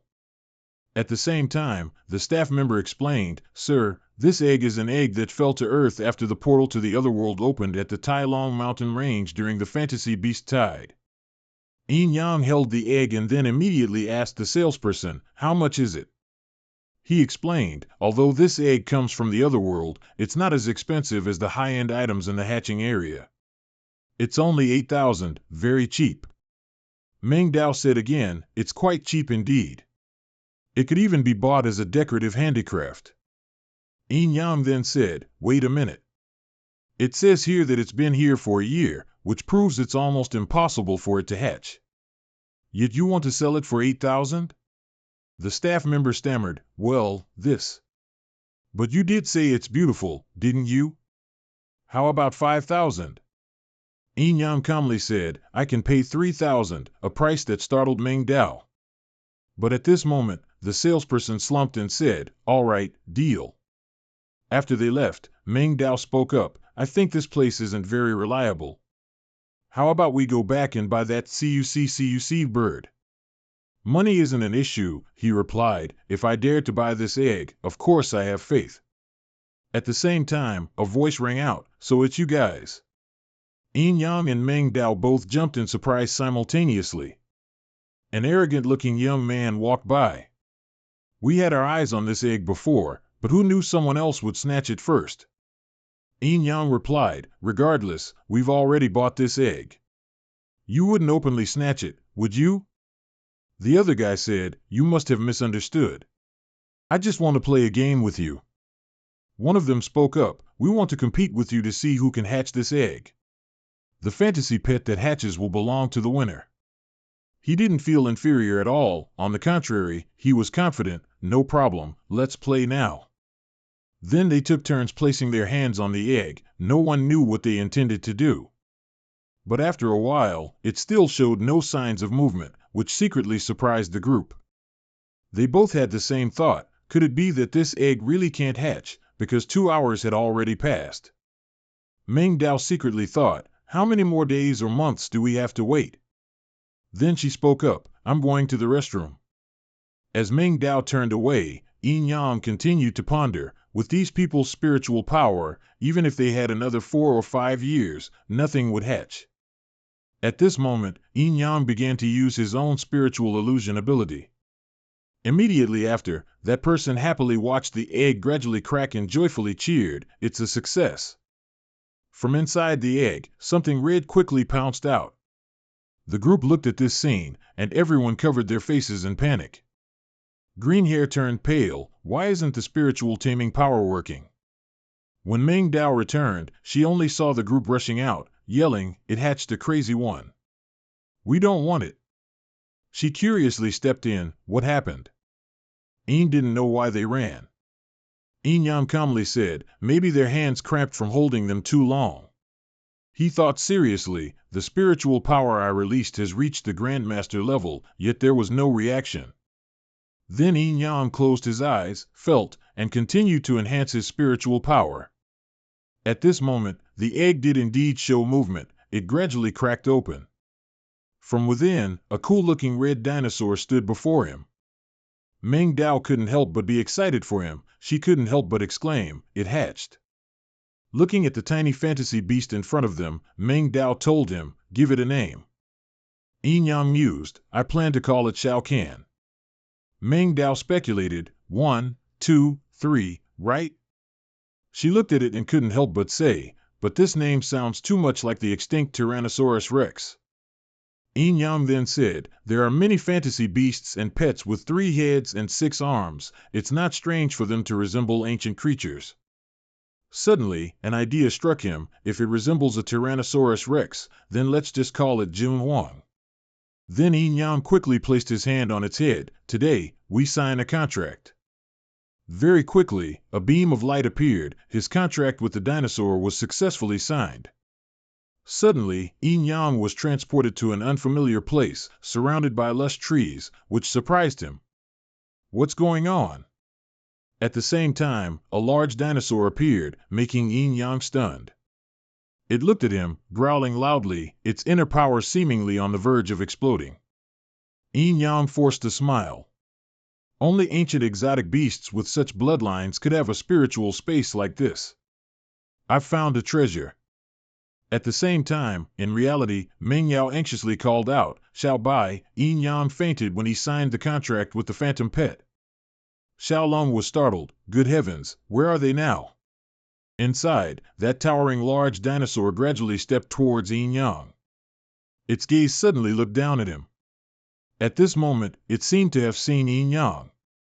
Suddenly, it extended its leg, intending to step on Yin Yang, which startled him a little. Yin Yang immediately dodged, realizing inwardly, it wants to intimidate me in this spiritual space. He began to assess its abilities, spiritual power at the imperial god level, attempting to seize control of the spiritual space. Then he proudly jumped up. Now, this spiritual space is mine to command. Yin Yang coldly threw a kick, his face impassive. That kick is for you. The dinosaur didn't expect the person in front of it to act so decisively. It painfully squeezed its eyes shut. And immediately after, just one blow from Yin Yang knocked the dinosaur out cold, lying sprawled on the ground. It looked at Yin Yang in disbelief. Someone had actually defeated it with a single blow. He approached it. Logically speaking, a spiritual space shouldn't be much different from a dream, so it shouldn't hurt, right? Seeing him approach, the dinosaur tightly shut its eyes, as if afraid of being hit again. At that moment, he placed his hand on it, and a stream of golden light appeared. His eyes slowly opened. He vaguely heard a familiar voice, Yin Yang, wake up. Master, that's great. Meng Yao anxiously said, you scared me just now, that's why I called Xiao Bai. Yin Yang kindly replied, don't worry, I'm fine. Then Yin Yang sat up and looked at his sleeping phantom pet. It seems the contract was successfully signed. The three of them then carried Jun Huang away. It had already gotten used to its new master. Seeing its smug expression as its master carried it, Xiao Long glared at it, fuming, and asked, is this the little rascal who made master faint? Yin Yang interjected, it's not that serious. For me, it was just like dreaming. He remembered the kick from earlier. If anything, it's the one that got hurt. They continued on, unaware that a strange figure was watching Yin Yang from behind. That person couldn't help but say smugly, no mistake, it's the scent from the world opposite the gate of the other realm. On this side, another person walked over, is it necessary? Aren't the purebred phantom pets supplied by the organization enough for your experiments? The other person replied, those degenerates from the farm and that guy from the cloning experiment, what I do is none of a dirty worker's business. The scene shifted to the training ground, where the atmosphere was incredibly quiet. Ain Cheng held Tian Fan anxiously, so, after this happened, you didn't rest at all, and you told me to bring Tian Fan and Xiao Ci to the training ground. Yin Yang replied, there isn't much time left before the national competition. We need to make sure Jun Huang gets familiar with its skills, and besides, I'm fine. She wondered, then why call Tian Fan and the others here? Yin Yang looked at Jun Huang. If it's training, there must be teachers. Tell them to learn each other's attack methods. The dinosaur quickly grew large, its imposing aura no less than the others. Yin Yang explained, Jun Huang hatched not long ago. In its combat form, its body isn't as large as it was in the spiritual space. He looked at Xiao Ci and Tian Fan, asking, who among you wants to be a teacher? It seemed our little leopard was the first to volunteer. It grew its body large, ready to fight. Jun Huang, now like a warrior, opened its large mouth and advanced. But the little leopard's speed was too agile. In an instant, it sprang onto Jun Huang's snout. Xiao Ci's claws struck out. That large dinosaur couldn't react in time. Jun Huang was unprepared and a bit overconfident, immediately getting stunned by the electric shock. When Xiao Ci jumped up, Jun Huang tumbled to the ground, dizzy and disoriented. Yin Yang encouraged, Jun Huang, don't just use brute force. Think about what skills you have. Seeing it gradually understand, he added, the skills passed down from your ancestors in your bloodline. At this moment, Jun Huang channeled its inner power. It opened its large mouth, condensing its strength. Immediately after, a massive surge of energy shot straight towards Xiao Xiai. Under Jun Huang's pressure, Xiao Xiai couldn't help but frown. Both of them seemed to be truly fighting now, neither willing to yield to the other for a moment. Ying Cheng covered her face, anxiously shouting, this power. Are they going to be okay? But contrary to her worry, her brother and Xiao Long calmly put on their glasses and watched the show. A strong gust of wind formed from the aura blew past. Looking at his new illusion pet, Yin Yang couldn't help but feel happy. Jun Huang has already awakened its skill. The little leopard, acting spoiled, leaped into his arms. Yin Yang affectionately encouraged it, Xiao Xiai, not bad. He looked over at the dinosaur again. After returning from IAS Mountain, Xiao Xiai had ascended to the legendary rank. For Jun Huang, being newly born, to achieve this much is already not bad. Yin Yang happily asked it, how do you feel? Can we continue training? Jun Huang stood with its hands on its hips. It raised its face, acting as if it was too easy for it. But then, Jun Huang quickly turned pale when standing before that new opponent. It considered itself already large, but the shadow lion in front was truly astonishing. Yin Yang loudly instructed, Tian Fan, this is training, remember to stop when you reach the point. But for some reason, Tian Fan's eyes seemed a little hazy at this moment. It fell directly to the ground before it could react. Our Quan Hong was once again scared pale. A black smoke suddenly covered the room, Quan Hong quickly realized. Tu Lum on this side also felt dizzy, she vaguely said, this isn't good, master. Seeing her also fall, and Yun couldn't help but worry, everyone. At this moment, a figure emerged from the smoke, don't worry, it's just a low-concentration anesthetic. And Yun vigilantly asked, who's there? The other side coldly said, after all, I need living subjects for research. He looked at the opponent, you are. The other person replied dismissively, it's none of your business. At this moment, the anesthetic seemed to have taken effect. And Chung felt a slight urgency, too dizzy, this is bad. He looked at his phantom pet lying on the ground, a mutated individual, Not bad. It's just that I have too many specimens of this kind already. Then he looked at Tien Pham, a phantom beast that was forced to evolve from a young age, probably obtained from those blood abyss idiots. Suddenly, he saw something that made his face turn serious, and his eyes stopped. Looking at Quan Hong lying on the ground, the person was delighted, this physique, there's no mistake. He then slowly knelt down and reached out to touch it, it's a phantom beast with primal genes. Suddenly, Quan Hong's eyes quickly opened wide. Immediately, it opened its mouth and let out a loud growl, scaring the unfamiliar person stiff. Seeing Quan Hong so fierce, he couldn't help but wonder, is the normal anesthetic not enough? After that, he took another bottle from his pocket, then try this. Of course, Quan Hong didn't wait for him to carry out his intention, it vigorously flicked its tail towards him. And Jung said, it seems Quan Hong has a certain resistance to anesthetics and can still exert its fighting power. Quan Hong's tail struck, and Jung calculated, although its attack now can even be avoided by humans. The tail struck down, and the ground cracked and broke into small pieces. He looked at the crack and couldn't help but be startled and vigilant, I didn't expect it to be so troublesome. Suddenly, he looked at Quan Hong and then coldly said, number 43. This person also had the letters PSU on his collar. As soon as he finished speaking, a blurry figure immediately appeared from the air. Its name is number 43, nicknamed Scorpion Leopard, it has many sharp spines along its back. It looked at Quan Hong with hunger, saliva dripping from its mouth. As soon as it was summoned, it immediately lunged and bit Quan Hong hard. It seemed to be overconfident, our Quan Hong flicked its tail lightly, and the Scorpion Leopard was thrown far away like a ball. The person was stunned. Number 43's species lives in environments full of toxic gas and poisonous insects all year round, even here it can unleash 100% of its combat power. But then Quan Hong was quickly counterattacked. That you could resist until now is truly beyond my imagination, but you're only exerting less than 40% of your strength. And Yoon watched the fight, his face gradually turned pale. This won't do. He glared and then channeled his internal energy, and Yoon used his mental power to suppress.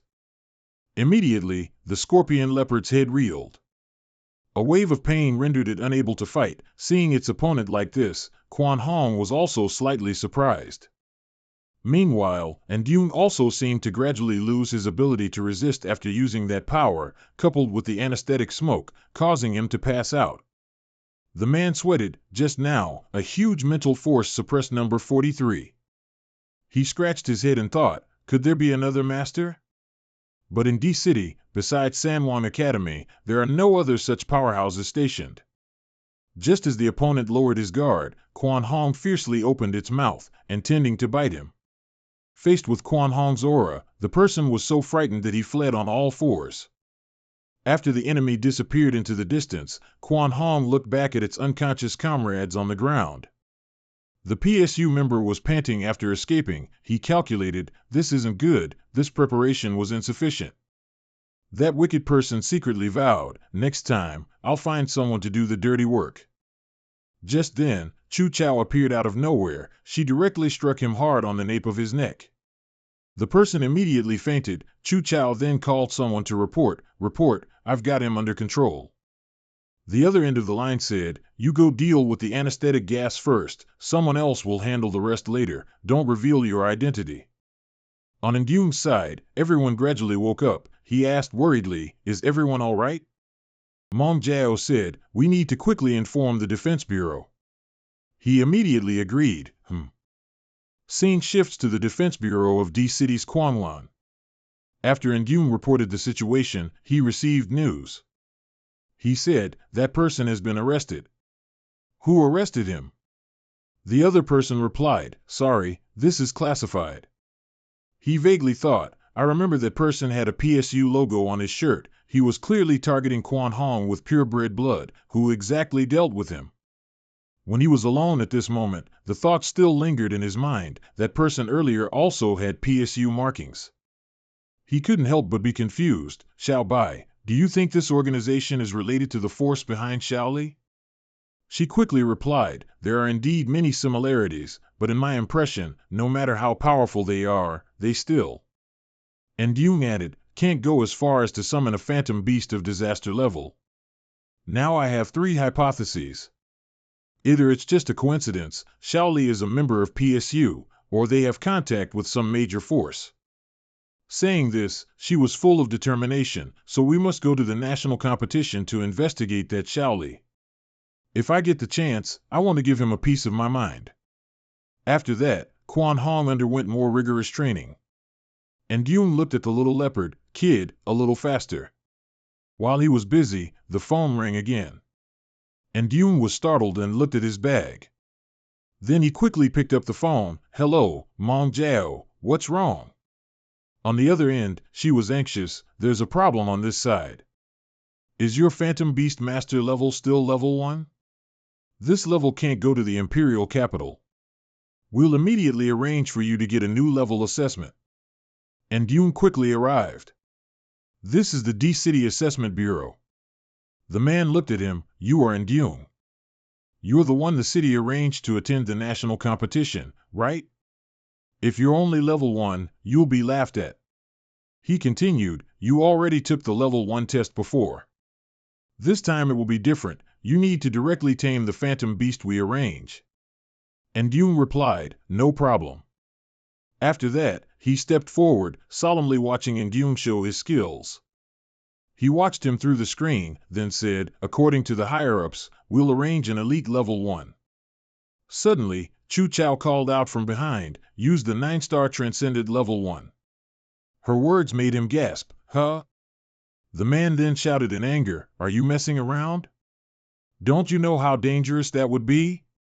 Chu Chao then coldly told him, this is the higher-ups' idea. On this side, and Yoon secretly calculated, according to what Mong Jiao said before, this is a level 10 Phantom Beast Master competition, so I'll be facing a 9-star elite level Phantom Beast. He hadn't even finished his thought when the claw lunged out. A huge black wolf rushed out. It was a 9-star transcendent level destroyer wolf. And Yoon quickly released his mental power. He thought to himself, I don't have time to waste here. I have to go back and train the youngsters. The man observed the situation in front of him. He couldn't help but gasp in surprise. What's going on? On the screen, and Yoon was tenderly stroking the giant wolf, watching it lie on its back comfortably enjoying it. The man was so stunned he almost fell backward. Did he succeed that easily? After he had seen enough, he hurriedly went over to Yoon, who was still stroking the large pet. The man spoke up, You've passed the test. Your master level certificate will be given to you within a week. And Yoon was surprised, Master level? Not level 10? The man then said, Our system had an error, actually, that one was transcended level. And Yoon quickly replied, No problem. Getting master level qualification is even better. Time flew by, and the next 2 months were spent on training. Kwon Hong didn't get enough sleep every day. And Yoon also had the other members fight each other to gain experience. Suddenly, the competition day arrived. Airplanes soared and took off in the sky. Then they landed at the Imperial Capital Airport. Airplanes truly are a great invention of mankind. And Yoon looked down from above, smiling lightly and saying to himself, Imperial Capital, I've finally arrived. Everyone then disembarked. Dainga marveled at his surroundings. This is my first time here. Although Lai Tin joined the team last, with his innate talkative nature, he quickly blended in with everyone. Seeing Yoon and his group happily together, a Chow family member was annoyed. They looked like country bumpkins. He didn't sense anyone looking at him. And Yoon was busy chasing the little weasel, shouting loudly, Don't get lost. It was running happily when suddenly a large shadow startled it. A huge black leopard glared menacingly at the little fellow, seemingly wanting to devour it whole. And Yoon was startled when he saw the leopard. Kid, get back here. At the same time, a hand gently stroked the leopard's head, and it immediately returned to its gentle original form. The young man, seeing Yoon's concern, quickly spoke up, Don't worry, my Due Dain is just attracted to phantom beasts with similar attributes. He replied, Oh, your phantom beast is also lightning type. The young man wearing glasses smiled lightly and introduced himself, Yes, I'm Trang Vien Chu. It's a pleasure to meet a contestant with a phantom beast of the same type as mine. And Yoon extended his hand happily and introduced himself, Nice to meet you, I'm Yoon, a contestant from City A. He secretly recalled that in his previous life, he had an impression that this was Trang Vien Chu, a famous young genius from the Trang family, one of the 3 major families. Seeing the two of them shaking hands, Feng Duong, who had been displeased earlier, couldn't help but feel uncomfortable. After exchanging a few greetings, Vien Chu led his phantom beast away. At the same time, a familiar voice suddenly spoke up behind him, Classmate. And Yoon was confused, this voice sounds so familiar. This familiar face was none other than Xiaoli, the person who betrayed and killed Yoon in his previous life. He softly spoke, You're Yoon, right? Xiaolong cautiously huddled behind him, Master. And Yoon frowned, How do you know me?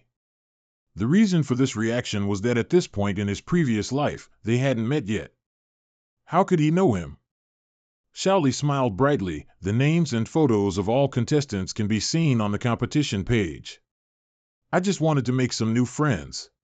And Yoon and Xiaolong looked at each other with bitter smiles. Xiaoli then said, I didn't expect us to meet so soon.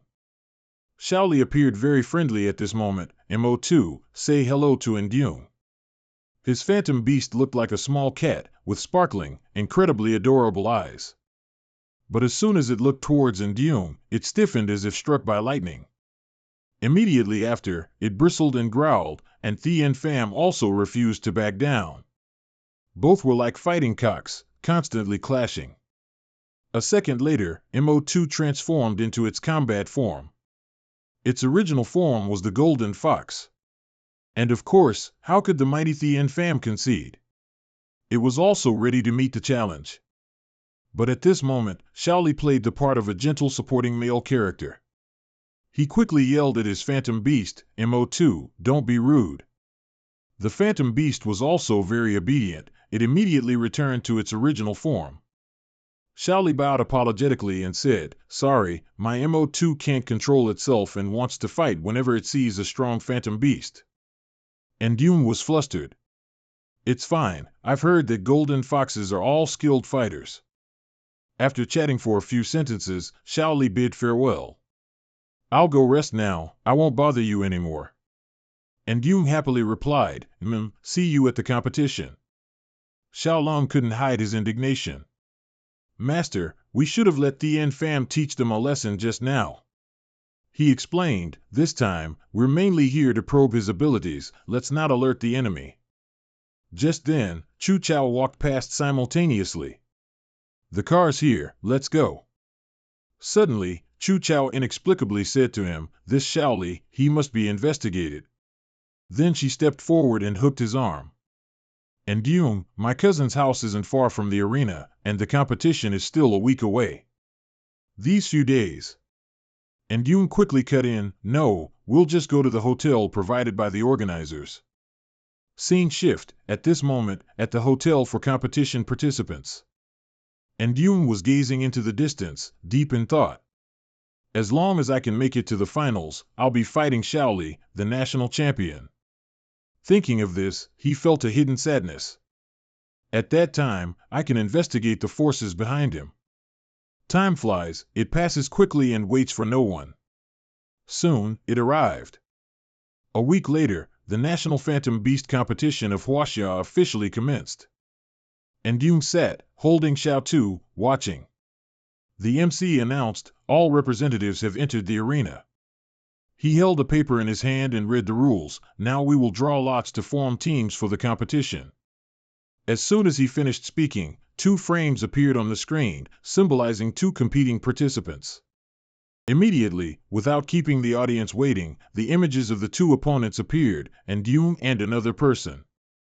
The MC introduced, "The results are in. Tonight's first round contestants are Cheng Liang from Zhejiang Province against Yun from Daitong Province." Seeing the little one in his arms looking a bit worried, and Yun stroked it to reassure it. "Relax, just do what we do in practice." The MC gave a brief introduction. Cheng Liang, a master-level Phantom Beast trainer. His talent isn't high, but through hard work, he achieved first place in the entire province, earning the qualification to participate in the national competition. The audience felt a little worried for Xiao Tu. "That little leopard looks malnourished, it'll definitely lose. This crab is really big." Xiaolong calmly looked at the crab. "Xiao Tu has faced much stronger opponents than this." The MC then introduced him, and Yun is also a master-level Phantom Beast trainer, who earned his spot in the national competition through a friendly match. Seeing the 2 standings together made the audience feel a disparity. Although both are master-level, first place in the province is still better than first place in a friendly match, right? When the clock struck 12 o'clock sharp, the MC loudly announced, "Let the competition begin." As soon as he finished speaking, the golden armored crab rushed forward, using its pincers to clamp the opponent. But of course, how could our little leopard let it have its way? Xiao Tu dodged to evade. Cheng Liang then commanded, "Armored crab, use seaweed defense." Immediately, the crab obeyed its master. It channeled its inner power, and a mass of roots wrapped around its body. Xiao Tu stomped on it, but it seemed this tangle had an insulating function. Immediately after, the armored crab violently flung Xiao Tu to the ground. Cheng Liang was pleased. The armored crab's seaweed defense can resist even high-voltage electricity. And Yun nervously said, "Xiao Tu, for now, keep attacking and retreating, look for a weak spot in its defense." The electric leopard followed his command. It let out a cry in response and then ran around its opponent. Seeing that Xiao Tu couldn't do anything to it, the armored crab pressed its advantage, blowing a stream of power towards Xiao Tu. The 2 then continued their chase, but the little leopard still couldn't subdue it. And Yun observed the situation for a long time, then he secretly thought, "I've got away." He loudly ordered Xiao Tu, "Go get some water." Our electric leopard cried out, indicating it understood. On this side, the armored crab continued to attack, making Xiao Tu momentarily nervous. Not stopping there, this crazy crab, of course, wouldn't give its opponent a chance to rest. At this moment, it was condensing power again. Cheng Liang's intentions were unknown, but at this moment, he immediately ordered his phantom beast, quickly retrieve the water ball. But a second later, Cheng Liang was startled. It's too late. On this side, Xiao Tu was running towards the armored crab. And so, at the same time, it discharged electricity, giving the crab a terrifying shock. In anger, the armored crab used its pincers to clamp Xiao Tu. As soon as Ndyung saw his phantom beast in danger, he couldn't help but shout, "Xiao Tu!" It was in so much pain that its whole body trembled and sweated, its eyes tightly shut. Seeing that its attack was sufficient, the armored crab then violently threw Xiao Tu to the ground. The MC couldn't help but be surprised. I didn't expect the armored crab to still have the ability to counterattack. As long as it throws Xiao Tu out of the arena, it'll win. Suddenly, something like smoke emanated from its body. He yelled out again, "Wait, something's not right with the armored crab." It had lost its fighting ability. Just as the MC finished speaking, the armored crab fell to the ground. Meanwhile, after that attack, Xiao Tu also fell out of the arena. The MC exclaimed, "This is truly an unexpected outcome." Going out of bounds and losing fighting ability happened almost simultaneously. I'd like to ask the esteemed judges outside how this situation should be ruled. The supervisor on the screen spoke up. A mythical beast that is knocked from its battle state back to its normal state and knocked out of the arena will be considered to have lost. In this situation, we must see which side met the conditions for defeat first. According to the video replay, the armored crab fell 0.5 seconds before Xiao Tu was knocked out of the arena, so the winner is contestant Ndyung. After that, there was a break for the two opponents to rest. After a while, the MC announced again, "The intermission is over. Let's continue the match." The armored crab was currently placed in a water tank. It seemed the little crab needed to recover. Trin Luong looked at his mythical beast with a heavy heart. "You performed very well." At the same time, octopus tentacles appeared out of nowhere behind him. Trin Luong glanced at it and quietly asked, "Do you want revenge?" And for the next round, Trin Luong sent out the octopus prince. The crowd gasped. This mythical beast's name doesn't match its image at all. Trin Luong's mythical beast's name and physique are completely opposite. Looking over at Thien Pham, Ndyung's mythical beast for this round was completely different from the lightning leopard before.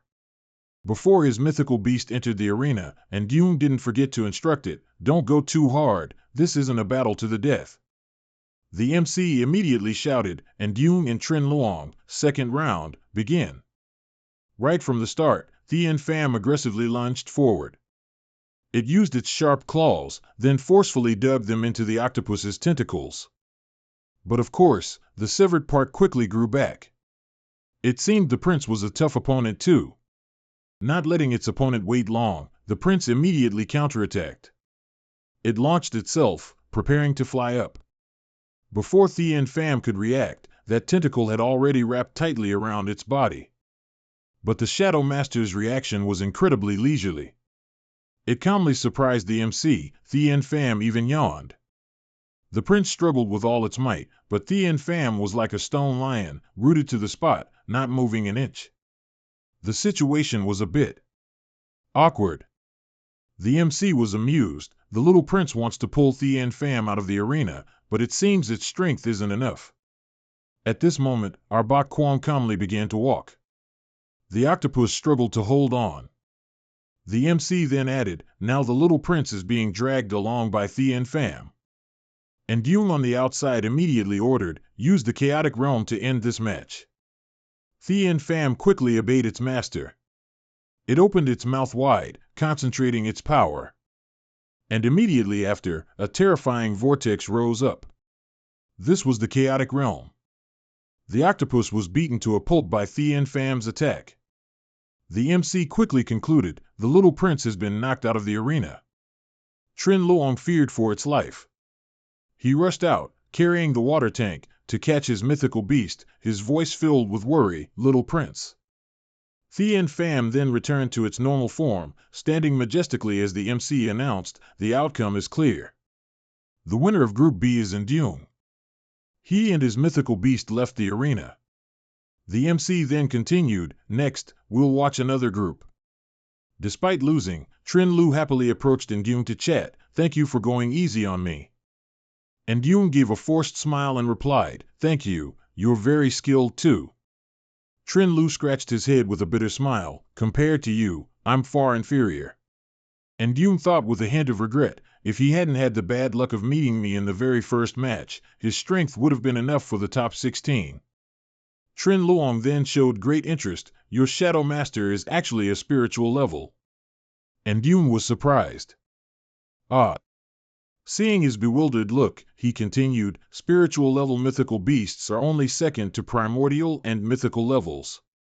Even in previous national competitions, only a few spiritual level mythical beasts participated."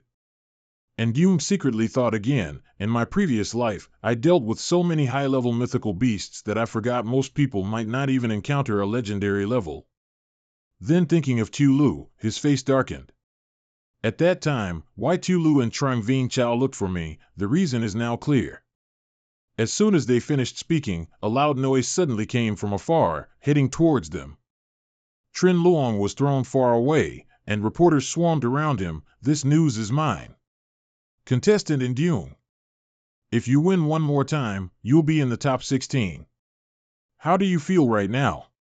Ndung was startled, "Whoa, everyone, slow down." Up above, Feng Duong looked down on him disdainfully, "What an ignorant country bumpkin." Vien Chu still maintained that affectionate smile, he happily watched the match. Thien Pham then bravely knocked out other enemies. Its momentum was incredibly powerful. And after that, Quan Hong didn't show any weakness either. After this match, the MC announced, "Contestant Ndung wins and advances to the top 16. Soon enough, it was time for the last match of the small group, Tu Lu vs No Truong though. Ndung fell silent, he quietly thought about this name in his head, Tu Lu. Behind Tu Lu, a figure loomed. Contestants with spiritual level phantoms, including Ndung, were a threat to him winning the championship. He coldly removed his benevolent mask, saying, "If all the opponents are trash, what's the point of winning the championship?" Then he smugly added, "However, if he weren't an opponent, I'd really want to be friends with him." As soon as the match began, the MC excitedly shouted, "Tu Lu wins." He looked up at the leaderboard again. The top 16 contestants had appeared, preparing for the round of 16 competition, after which the drawing for groups would proceed. Finally, today's matches concluded. The semifinals will begin at 9 a.m. tomorrow. As soon as Ndung left the venue, a motorcycle sped towards him. Ndung looked at the person in front of him. He quickly recognized him. It's him. He looked at him. "May I ask what you want?" Feng Duong scoffed. "Nothing, just wanted to see tomorrow's opponent." Ndung was wary of him. He didn't hesitate to expose him. "Don't think I don't know who sent you." He recalled the masked person's words. The Chao family gave a competition slot to someone named Ndung. Pay a little attention to him then. Now the Chao family is growing strong. We can't let them have more helpers. If you meet him during the competition, take care of him. Feng Duong then said coldly, "It just so happens that I also want to see how capable you are." Then he got back on his motorcycle and put on his helmet. "I'm really looking forward to our fight tomorrow." The motorcycle then sped down the road, and Ndung silently watched him go. Tu Lung stood behind him, annoyed. "Is this person crazy? Coming here just to provoke?" Mong Dao followed up. "He's the contestant representing the Feng family, one of the three great families." According to what she knew, the three great families were the Chao, Feng, and Trung families, who controlled Hoa Quoc's industry, commerce, science and technology, and economy. Most of the winning contestants so far have connections with these three families. Perhaps he thought you were connected to one of the other two families. He smiled helplessly. "Is that so?" He thought to himself, "In my previous life, I also had an impression of the famous people from these three great families, but I never heard of Feng Duong." He's probably just a lackey of the Feng family. Then Nguyen sighed, in my previous life, after I became a divine guardian, I disciplined many evil people from the three great families, perhaps he was among them. Scene shifts to Feng Duong's office. His secretary stood beside him. Young Master Feng, the documents are ready. He held the stack of papers in his hand. If Nguyen's spot was given by the Chao family, then my defeating Nguyen is equivalent to defeating the Chao family. She continued, if you win, the old man will definitely see you differently. However, we need to prepare a contingency plan first. He then looked at the others. I want to hear everyone's thoughts on this match. That person continued, even if the opponent's Phantom Beast level has an advantage, with your strength, your chances of winning are not low. He opened the briefcase. Furthermore, we have a guaranteed method that won't be investigated. Scene changes again to the contestant hotel, where Nguyen was staying. He watched the news. This afternoon, Vango's Phantom Beast in the top 16 was poisoned and was forced to withdraw from the competition. Hearing this, he was a little startled. The broadcast then reported, additionally, one of Dune Cock's Phantom Beasts has gone missing. And Dune became somewhat cautious. This competition doesn't seem to be peaceful. No sooner had he finished thinking than someone arrived outside. The knocking at the door startled him. In a flash, it was time for the match. The audience was now filling the stands. The MC joyfully announced, after several days of intense preparation, we finally get to watch the quarterfinal match. I now declare the competition open. Contestants from both sides, please take your positions. Before entering the arena, Feng Duong said to his Phantom Beast, Bao Mi, leave no one alive. And Nguyen, on his side, also instructed his Phantom Beast, just do as we did in training. As soon as it entered the arena, Quan Hong opened its mouth and roared loudly to show its might. But Bao Mi quickly disappeared in front of it, startling and surprising Quan Hong. In an instant, that Phantom Beast was at its feet, and not only that, it fiercely bit its foot. Quan Hong was in pain. It couldn't see its opponent, but its tail reflexively thrashed wildly at the spot. He recalled Chao Dan saying, I'm here to deliver information. And Yun secretly marveled. Indeed, Chao Dan's intelligence was correct. She had said, Feng Duong's seven-colored lizard phantom can conceal itself by changing color, and the toxins on its body can release poisonous gas or contract on its body surface. And Yun then encouraged Quan Hong, don't worry. After that, he then used his spiritual power to resonate his senses. Quan Hong suddenly felt its body was a bit strange, and it couldn't help but be startled. But immediately after, with Yun's help, it found the location of the Bao Mi. After that, it fiercely rammed into the opponent, sending the lizard flying. On this side, Feng Duong also reassured his Phantom Beast, don't be afraid, concentrate the toxins on your epidermis. Immediately, the lizard glared and growled, seemingly accumulating poison. And Quan Hong, unprepared, bit it hard. Suddenly, Quan Hong's entire jaw felt a sharp pain. A blue liquid flowed from the Bao Mi's body. It was startled and flung its opponent away, then involuntarily thrashed around for a long time. Quan Hong started to feel dizzy, its face darkened, and it slammed its head into the rocks. Feng Duong smiled smugly. The Bao Mi's unique toxin can fell opponents much larger than it. On this side, Quan Hong continuously vomited the blue liquid, and its expression was also a bit grim. But a second later, Quan Hong roared loudly, its voice echoing. And Yun looked at his Phantom Beast and speculated, it seems those opponents don't have poison resistance. Feng Duong quickly used his spiritual power to suppress him, smiling lightly, don't get cocky, let me show you Grandmaster level spiritual power. And Yun said coldly, for your own good, I advise you to stop. He smirked, ignoring him, who doesn't know how to threaten? Immediately after, and Yun smiled smugly, using his suppressive spiritual power to overpower his opponent. Feng Duong clutched his head in pain, unable to believe it. How can master-level spiritual power be stronger than mine? Seeing its master like that, the Phantom Beast couldn't help but be startled. Meanwhile, Quan Hong quickly channeled its inner power, preparing for a finishing blow. Immediately after, Quan Hong coldly struck its opponent's face with a powerful aura. Of course, the lizard couldn't withstand that attack. It lay flattened on the ground just as the MC shouted, "And Dune wins." Feng Duong was not resigned. He yelled loudly, "This brat cheated. I'll report you." And Dune calmly replied, "Go ahead. Quan Hong and I were checked. We wouldn't have been allowed in if there were any issues." The MC concluded, "The quarterfinals were indeed spectacular. We'll take a short break before the next match." Soon after a few matches, our summoner became famous, and his introductions grew louder and more imposing. Up next is the next match, and Dune has sent out Tien Pham. The crowd loudly cheered throughout the arena, "It's Tien Pham." The little phoenix pouted, "Does this guy have fans too?" Just then, a gigantic foot stomped heavily on the ground, shaking the entire grandstand.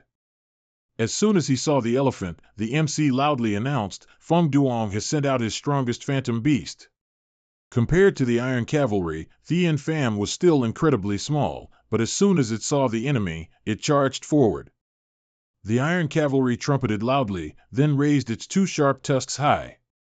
But surrounding the Iron Cavalry was a thick screen of dark energy. Tien Pham had immediately launched its attack first. The Iron Cavalry raised its trunk, trying with all its might to blow away the screen of purple smoke, but it couldn't budge it. This massive mammoth began to get agitated. It was so scared it became completely flustered. Seeing his phantom beast like this, Feng Duong immediately reassured it, "Don't be afraid, this is just Tien Pham's harassment attack. Charge in and fight it in close combat." Obeying its master's command, the Iron Cavalry immediately charged towards Tien Pham to attack. It used its large ears, continuously fanning the air to utilize the wind's power. Its entire body was now surrounded by a storm-like gust of wind. It seemed the Iron Cavalry wanted to block Tien Pham from the outside. But with its overwhelming presence, our summoner immediately charged forward and pounced towards the opponent. The Iron Cavalry kept raising its trunk, continuously creating gales, hoping to scare its opponent. Suddenly, a sharp pain struck, startling the Iron Cavalry. It remembered what its master had said before the match, "This will give you transcendent spiritual phantom beast power." It felt its heart rate accelerating, which somewhat frightened the Iron Cavalry. But very quickly after, it immediately roared as if going mad. The next second, the Iron Cavalry fiercely stomped its hind foot on the ground. The ground, unable to withstand its might, cracked open. The MC shouted, "The Iron Cavalry breaks the chaos." Wait, it seems the Iron Cavalry has gotten bigger. Feng Duong felt a twinge of guilt. This is just a new skill of the Iron Cavalry. But clearly, anyone who looked closely would see that the mammoth's eyes had now turned red. Not only that, it seemed to have gone mad, moving its heavy body towards Tien Pham. And at this moment, a huge surge of power condensed from its trunk shot straight towards Tien Pham. Suddenly, the enemy was so terrified. What to do now? Of the 36 stratagems, running away is the best. And Dune was also surprised to see this. The Iron Cavalry's strength and speed suddenly doubled. Only a forbidden drug could have such an effect. Feng Duong's voice echoed in the Iron Cavalry's ears again. From now on, focus on harassing and completely depleting the opponent's stamina. Its trunk immediately extended, wrapping tightly around Tien Pham's waist. Two surges of power clashed against each other. The atmosphere was hotter than ever. The Shadow Master began to pant. The MC, seeing this at the same time, commented, "Tien Pham's stamina ran out first." Feng Duong was immensely pleased. "Iron Cavalry, finish it off now."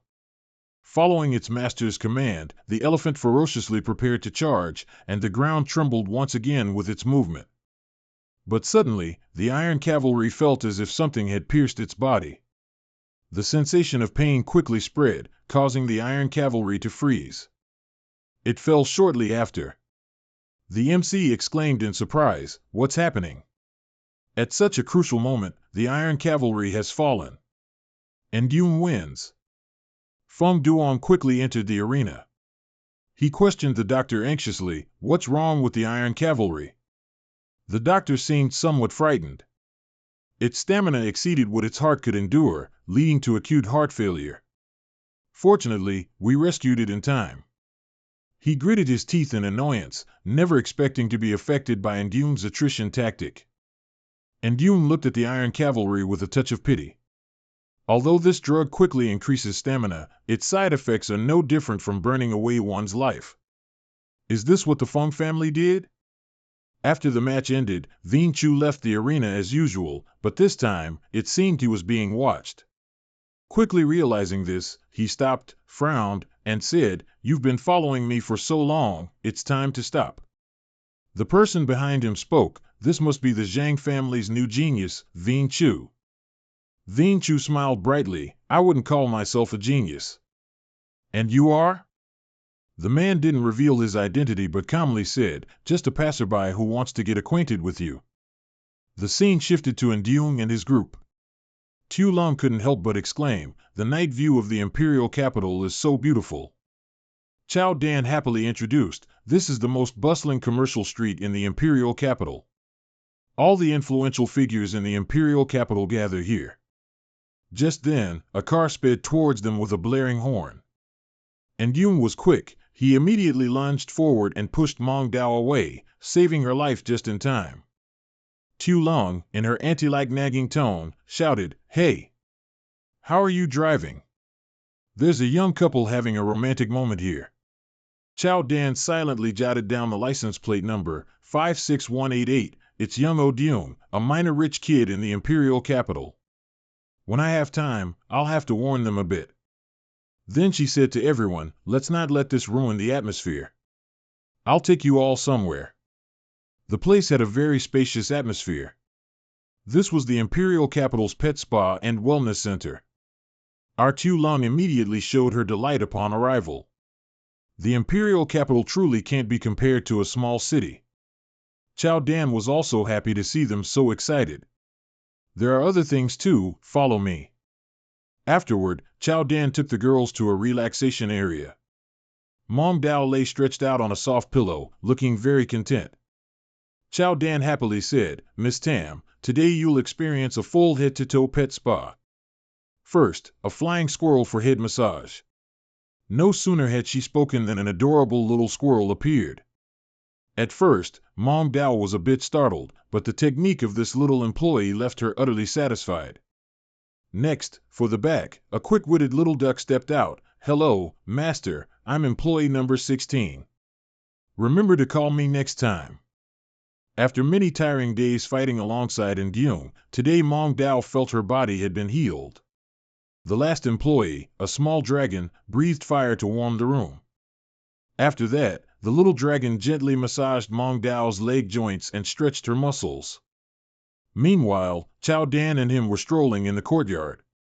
She spoke up, "Friend Ndyung, would you like to take this opportunity to do some recovery training, just to experience it?" But he quickly politely declined, "No, I don't think that's suitable for me." Just then, Tu Lung's voice rang out, "Master." He and Chao Dan both looked back at the same time. Tu Lung naughtily flicked her hair. She pouted and said, "Master, I saw a pool here, so I went in. It's been so long since I've been in the water. Do you want to come with me?" Looking at Tu Lung's fiery body and graceful curves, Ndyung's face instantly flushed. Ndyung quickly turned around, covering his face. "No need, I'm a terrible swimmer. You just take your time and enjoy yourself." Tu Lung was puzzled. "I remember Master knows how to swim." Chao Dan found it amusing and cruelly exposed him. "You're actually embarrassed." Ndyung immediately left afterward, and he didn't forget to secretly rejoice. It's a good thing he turned away quickly. If he had gotten a nosebleed there, it would have been so embarrassing. Just then, a loud scream echoed from a distance, startling Ndyung slightly, "Help!" It turns out Ving Chu looked at the name of PSU, puzzled. "It's just a brush-off, why?" He said coldly, "It's just a commissioned task."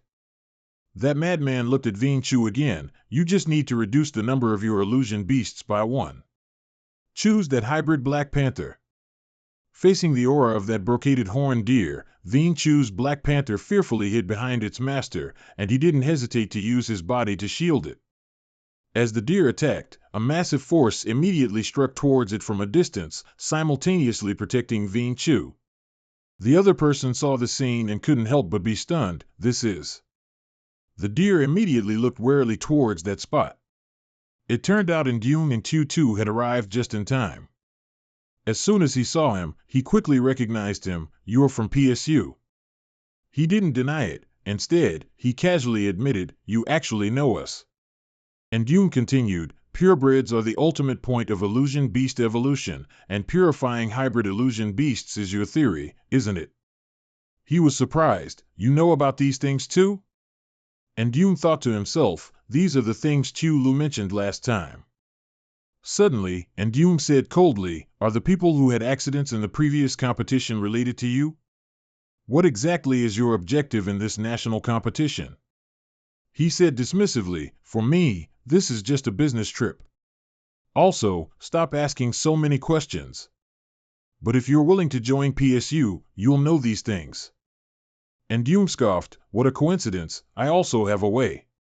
Below, Tutu was gradually accumulating internal power. But that person turned and left, without a spiritual illusion master by your side. Do you think you have a chance to win? Indune replied, I don't rely on the illusion beast's rank. Meanwhile, Thien Pham sneezed. This kid was too sensitive. Back to Indune, that person immediately ran away, very formidable, worthy of being someone noticed by the three great families. He quickly chased after him, trying to run. That cowardly person looked at Vien Chu. I wouldn't dare not run. The guy behind just called for reinforcements from the Zhang family. He hastily threw open the stable door. Tutu growled, watching it, also intending to chase it to the very end. Seeing Tutu attack its master, the deer immediately stopped to block the blow, buying time for that person to escape. And Yan clearly saw the trash around him. Where did it run off to? Yuan Chu was annoyed. How annoying. A moment later, an ambulance was quickly called, but it seemed the Black Panther's condition wasn't optimistic. And Yang also waited with Yuan Chu. Inside the operating room, the doctor was still performing surgery. Yuan Chu looked at Yang gratefully. If it weren't for you, I'm afraid. And Yang continued, it's good that you're okay. We still have plenty of time to catch that guy. Yuan Chu was a bit sad. It's a pity that one of the illusory pets participating in the competition is missing. And Yang suddenly remembered, oh right, that mysterious person said I'm the one chosen by the three great families. Do you have any clues? Yuan Chu then said, I can confirm that the Zhang family isn't interested in you, but I don't know about the other two families.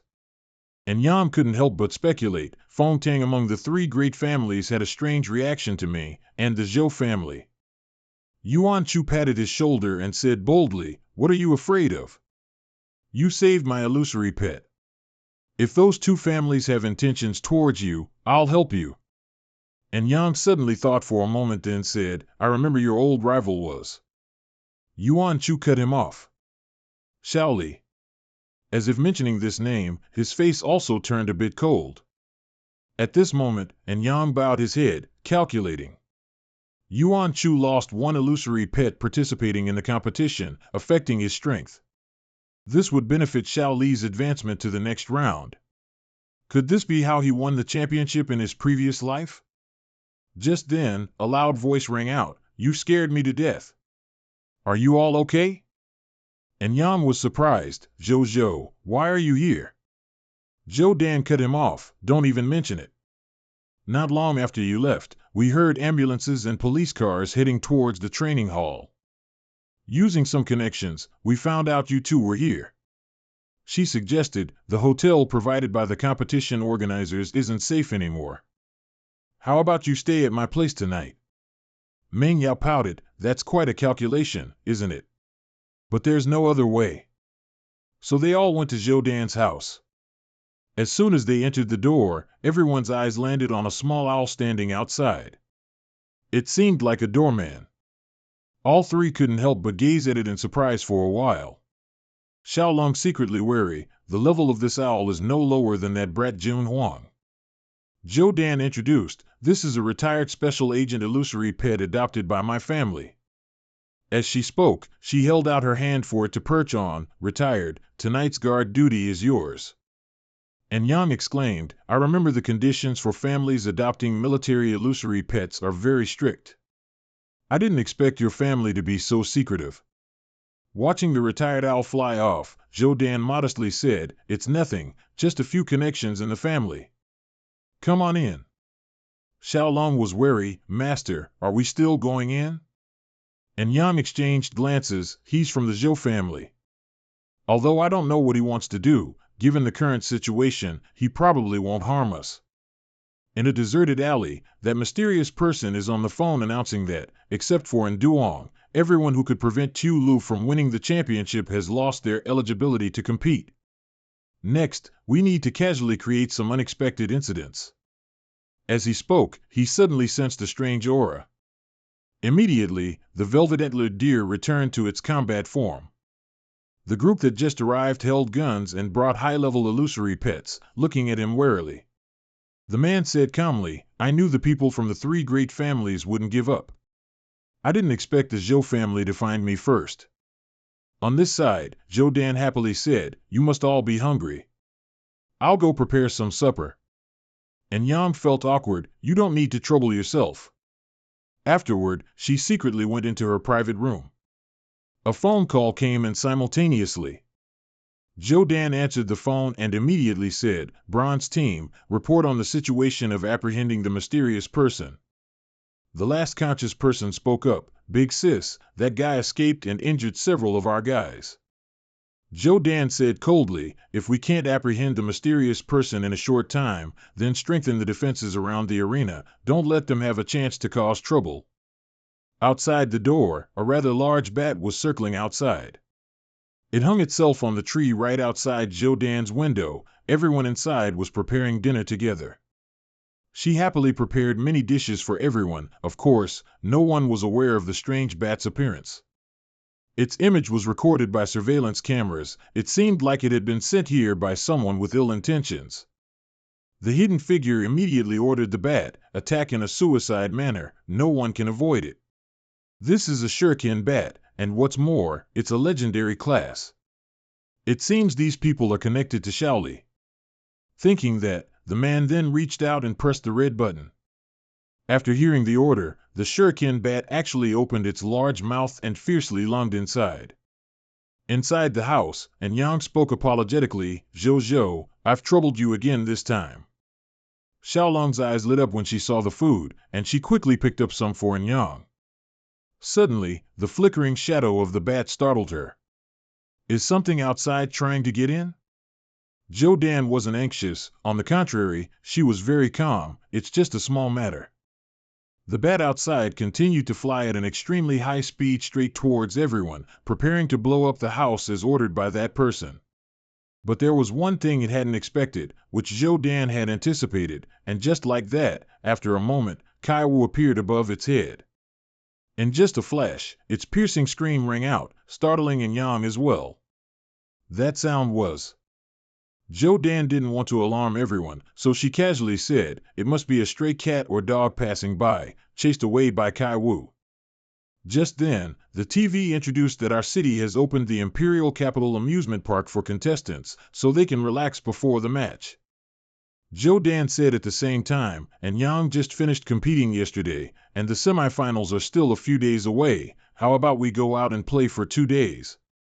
After dinner, everyone closed their eyes, and it was morning again. As Zhou Dan said yesterday, everyone is now at the newly opened amusement park.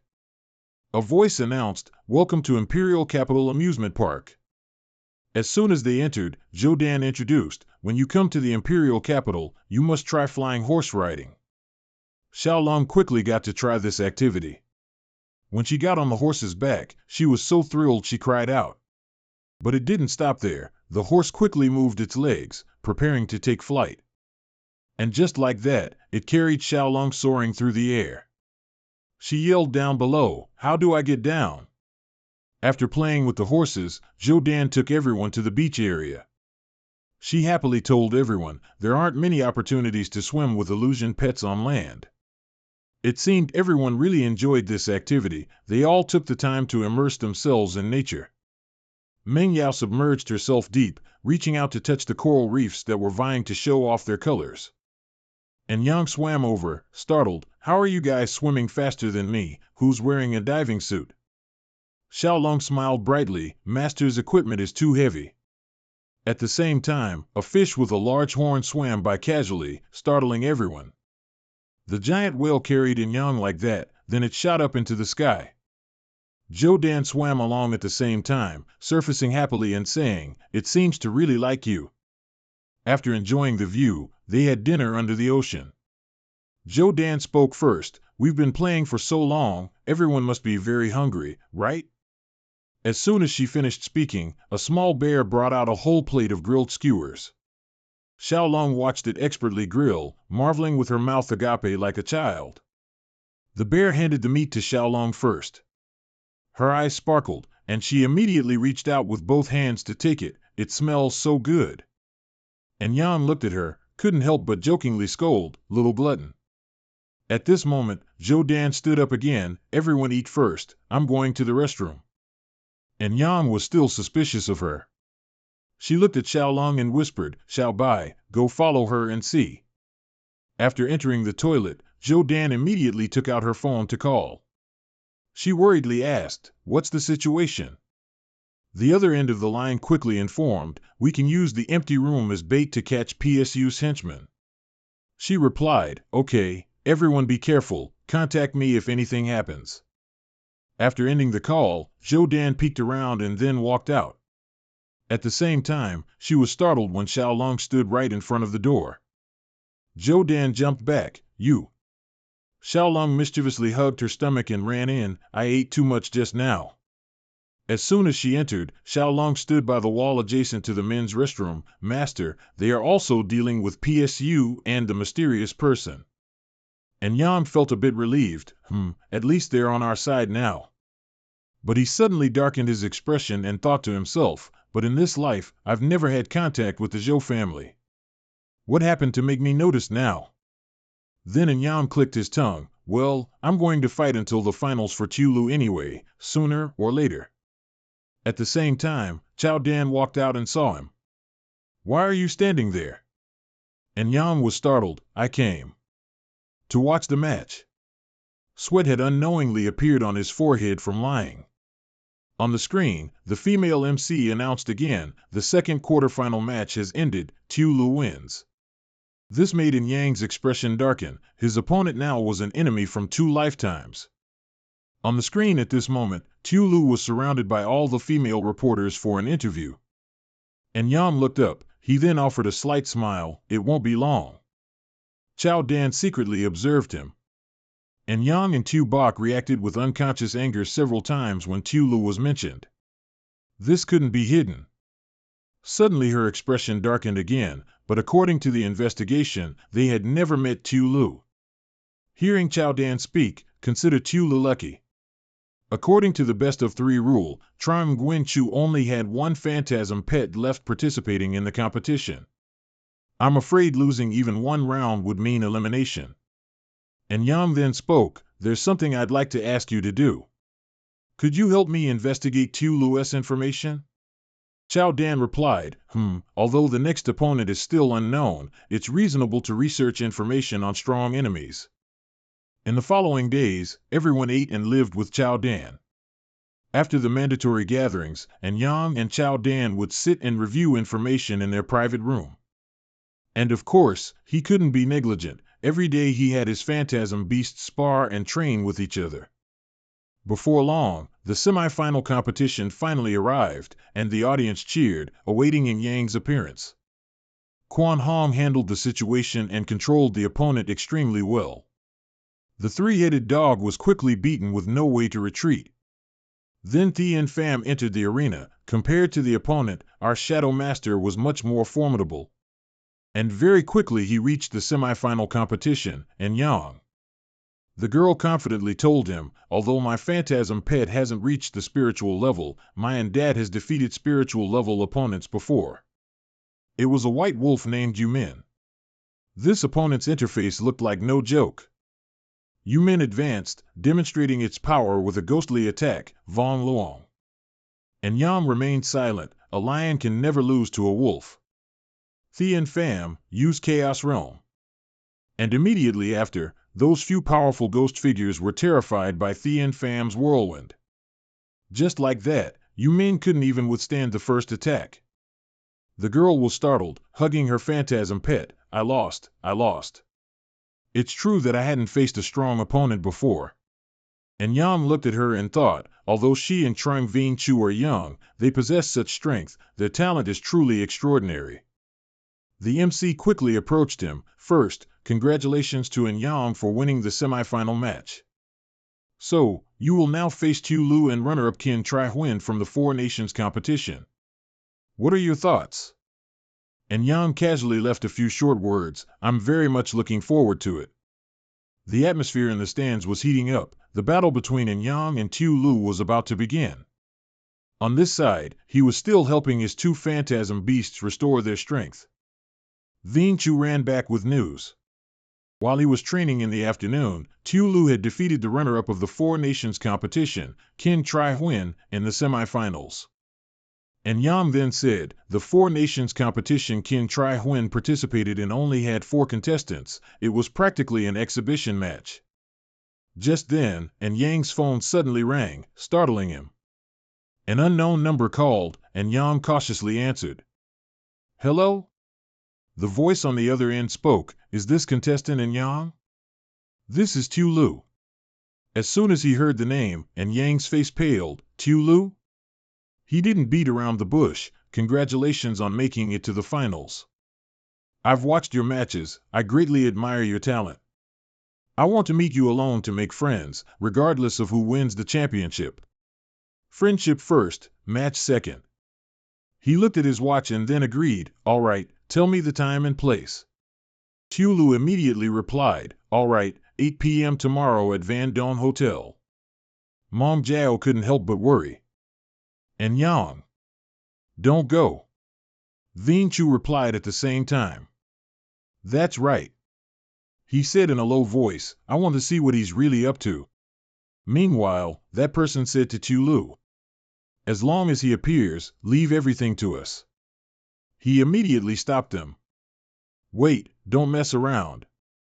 You finally arrived at the meeting point. Tu Lu stepped out, feigning innocence. And Yang? Long time no see. He raised his glass. And Yang, the first time I met you, I felt a strong connection. Come, for our friendship, the first match, cheers. Both looked at each other with dark faces, secretly emitting killing intent. Tu Lu spoke again. I see that among your 3 generals, it seems only the King Tier is a purebred. And Yang replied, I don't care much about bloodlines. Each one has its own strengths. He then said, it's not the same, just like this beef. Wild purebred prairie beef tastes different from farmed beef. This is the hotel where Tu Lu arranged to meet him. The surroundings were strangely quiet. Outside in Yang's room, 2 men were secretly watching. Indeed, appearance reflects one's heart. One of them had a very cunning face, but he didn't know he was already targeted. Chao Dan, with a sniper rifle in hand, lay stretched out on the grass, saying to herself with satisfaction, easy. Inside. And Yang held a bowl of food in his hand. Then it depends on what ingredients you want to put in the soup, so the chef's skill is very important. A bowl of golden noodles was placed on the table. Tu Lu then said, and Yang, you should know that if the ingredients aren't good, you can't make a delicious soup. There's a saying that no matter how good a cook a woman is, she can't make rice without rice. And Yang didn't back down. Tu Lu, good food is often made with the simplest cooking methods. Outside. The 2 men became even more impatient.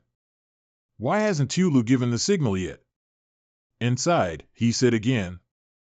And Yang, to be frank, I know all your achievements and your fantasy pets like the back of my hand. And Yang calmly said, that's nothing, it's not like I haven't done that before. He replied again. Know yourself, know your enemy, and you will never be defeated. To be frank, I'm here to invite you to join us. Upon hearing this, and Yang's face turned as black as a pot. I was planning to set a trap for you, but who knew you'd reveal it yourself? Afterward, and Yang feigned indifference, no, your way of thinking doesn't suit my conditions. Tulu's face also darkened. He looked at him with a cold smile. Oh, it seems you know about us. And Yam didn't hesitate to expose them. I was fortunate enough to meet some of your colleagues. They're not good people at all. Tulu continued. I understand, the members of my organization sometimes act very impulsively. Everywhere has both good and bad people, right? Outside, those two guys were already incredibly agitated. Extremely nervous. Why hasn't Tulu made a move yet? Inside. He kept rambling. Do you know why we always pursue purebreds? The door to the alternate world opened several centuries ago, leading to the destruction of human civilization. After that, humanity evolved spiritual power.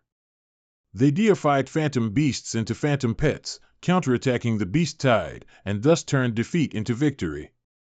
To this day, the purebred phantom pet descendants of the first generation of phantom pets have always been the top choice to resist the beast tide. And Jung then said, these are just phantom pets that serve as guards in the military. Everyone has their own job. Finally, Tulu stood up. And Jung, I've observed your entire process of cutting through the ranks. You are a talent, so don't choose the wrong path. He walked over and patted his shoulder. For the great cause of the purebred faction, we should stand together.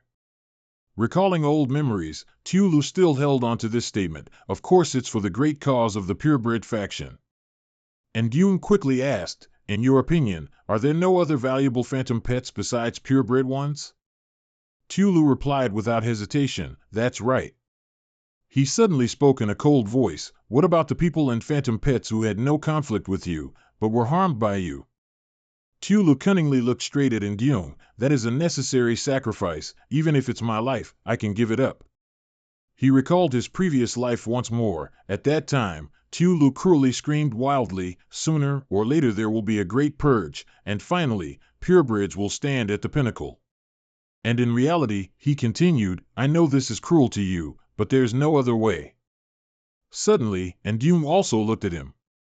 He asked coldly, a necessary sacrifice? After that, Ndyung forced out a smile that couldn't be any brighter. That's easy.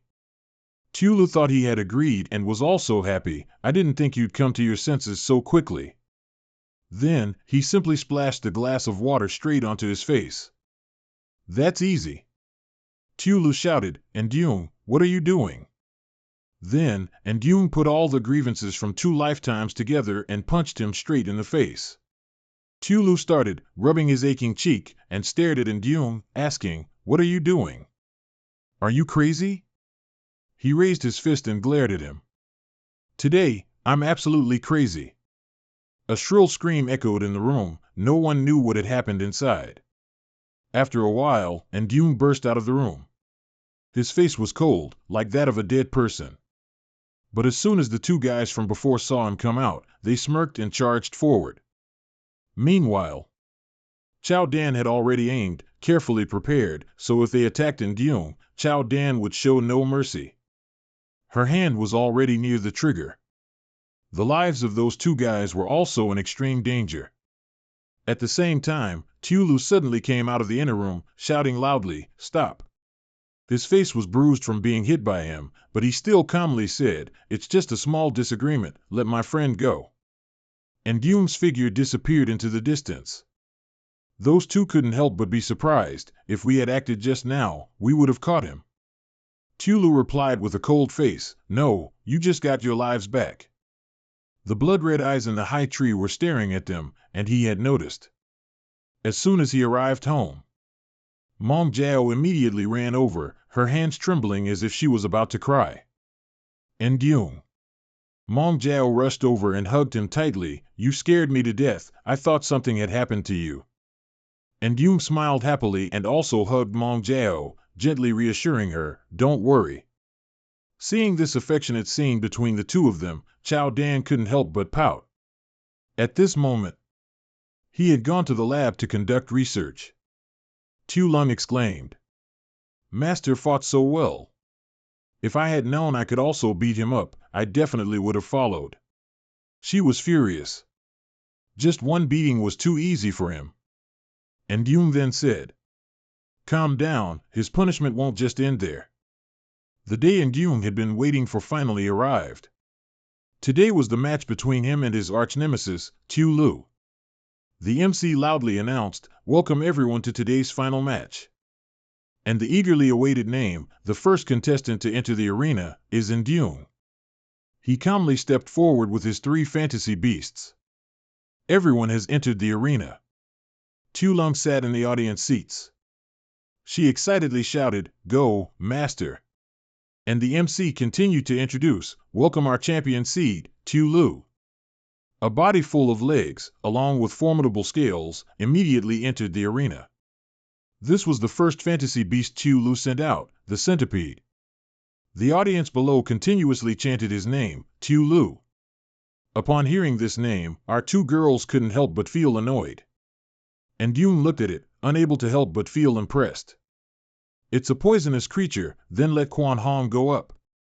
At this moment, Tu quickly let out a cry and leaped onto his shoulder. And Ndung asked for its opinion, "Do you think you can deal with it?" Immediately after that, he sent out Tu. The MC was excited, and Ndung didn't send out Quan Hong, who has poison resistance, but instead deployed the thunder leopard.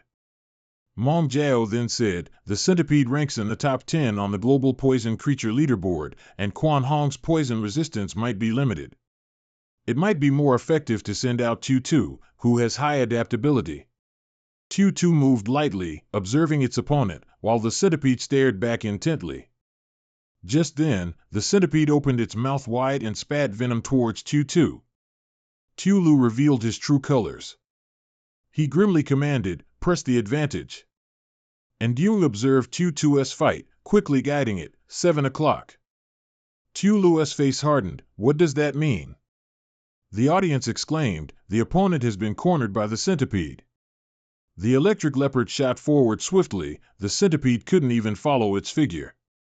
Trained by Ndung, Tu was now craftier, it spun around, aiming to stab the centipede in the back. Then, Tu jumped to the ground, crying out repeatedly, "That snake is using the flying formation again." Tu's leg was stuck to something, seemingly very sticky like glue. And Ndung also grew anxious, then shouted, "Tu, just release electricity." Obeying its master's command, Tu immediately crouched down and crackled with electricity. The centipede was instantly startled by its high-voltage current. The opponent temporarily retreated. Seeing the tense situation, Tu Lu also immediately shouted to his fantasy beast, "Use that thing." Seeing the enemy like this, Tu, however, wasn't scared. It glared, furrowed its brows, and prepared to charge. Even at this point, Tu could still upgrade itself. It was now entirely covered in very sturdy armor. At the same time, the centipede bit into Tu's back, but it had no effect anymore. The MC excitedly exclaimed, "The thunder leopard suddenly grew armor. It seems the centipede's venomous fangs are useless." The audience below murmured, "Am I seeing things? The thunder leopard can also enhance its defense?" I didn't expect Ndung to still be hiding this move. Tu Lung joyfully exclaimed, "The materials obtained from killing the Iron Chariot last time have already taken effect." On the arena, that bug was continuously shocked by electricity until it was paralyzed. Seeing it shocked to the point of almost shriveling up, everyone held their breath in fright. Soon, Tu's opponent was flattened. The MC loudly announced, "The first match in the finals, and Duong wins." Tu Lu was not flustered. On the contrary, he was smug, stating that it's only just begun. For the second match, the next contestant Tu Lu sent onto the arena was the White Tiger, Mu. The MC joyfully announced again, everyone must have been looking forward to this game for a long time. As soon as it entered the arena, Mu roared defiantly. Tian Pham, of course, wouldn't concede defeat to it. A lion fighting a tiger, spirit against spirit. The spectators couldn't help but look forward to it. The stands were heating up due to this classic match. As soon as the MC shouted, "Let the match begin," the 2 illusionary beasts charged at each other with immense power. Mu leaped onto Tian Pham's back, fiercely biting down with its jaw. Then, with one blow, Mu pushed its opponent a distance away, and Tien Pham angrily roared. Seeing that Tien Pham didn't react strongly, Mu-Tu cautiously prepared to charge again. It used its sharp claws to deliver a powerful swipe, but Tien Pham quickly dodged. Tien Pham then quickly stood up, not willing to lose, and repeatedly swiped at Mu-Tu a few times with its claws. That person realized that earlier, both sides were testing each other. The Shadow Lion began to show signs of underestimating its opponent, but its battle experience made it quickly counterattack. The fierce battle made the MC hold his breath as well. He silently continued to observe. On this side, and Duong's face darkened, your opponent is at the same spiritual level as you, don't underestimate them. Mu-Tu's feet began to channel internal energy, and shards of ice immediately accumulated. Immediately after, it charged towards Tien Pham again with a shield in front of it. Its front paw struck powerfully, and Tien Pham immediately crouched to dodge. And whether accidentally or intentionally, the sharp horn on its head simultaneously stabbed forcefully into Mu-Tu's belly. The two illusionary beasts now stood up, taking stances as if they wanted to wrestle each other. And Duong's face darkened as he ordered, Tien Pham, use the realm of chaos. Hearing its master's command, a thick purple wind screen immediately wrapped around its body, startling Mu-Tu. Tulu thought to himself, Tien Pham isn't the only one with field-type skills. Mu-Tu then also channeled its internal energy. It seemed these two beasts were evenly matched. From within that whirlwind, another white tiger emerged, and Tulu smugly said, and there are two of them. And immediately after, two windstorms violently collided. The audience couldn't help but hug themselves, trembling. Doesn't everyone feel the temperature here getting colder? The MC spoke up, increased the protective barrier of the competition to the wild temperature level. The arena has already dropped to -50 degrees, and it's still falling. Everyone watched, unable to help but exclaim, "Oh my God!" According to the readings, the temperature has dropped to an absolute temperature of -100 degrees. Now, the situation inside cannot be seen from the outside. Let's look at the internal camera. There was no other way. The organizing committee had to add an observation screen. The match was now incredibly intense. Mu-Tu ferociously opened its mouth and roared, then used its sharp claws to swipe towards Tien Pham. Immediately after the attack, the TV screen lost its signal connection. And Duong was also somewhat worried about his illusionary beast. His face darkened as he watched, his breathing gradually quickening. Below, the audience held their breath, waiting for the results. A loud voice rang out, shattering the silent atmosphere among the people below, Yadawuching. The element arose again. Mu-Tu, with white wings, stood majestically in the whirlwind, like an envoy of death. The tiger slowly stepped out, and the MC spoke again. Mu-Tu is still standing there, but where is Tien Pham? Tulu was extremely smug. It seems I'm quite lucky in this match. But suddenly, Mu-Tu collapsed to the ground, its eyes closed in pain. Mu-Tu's entire body felt powerless. Its breath was accompanied by thick, swirling smoke. Tien Pham stepped out from within.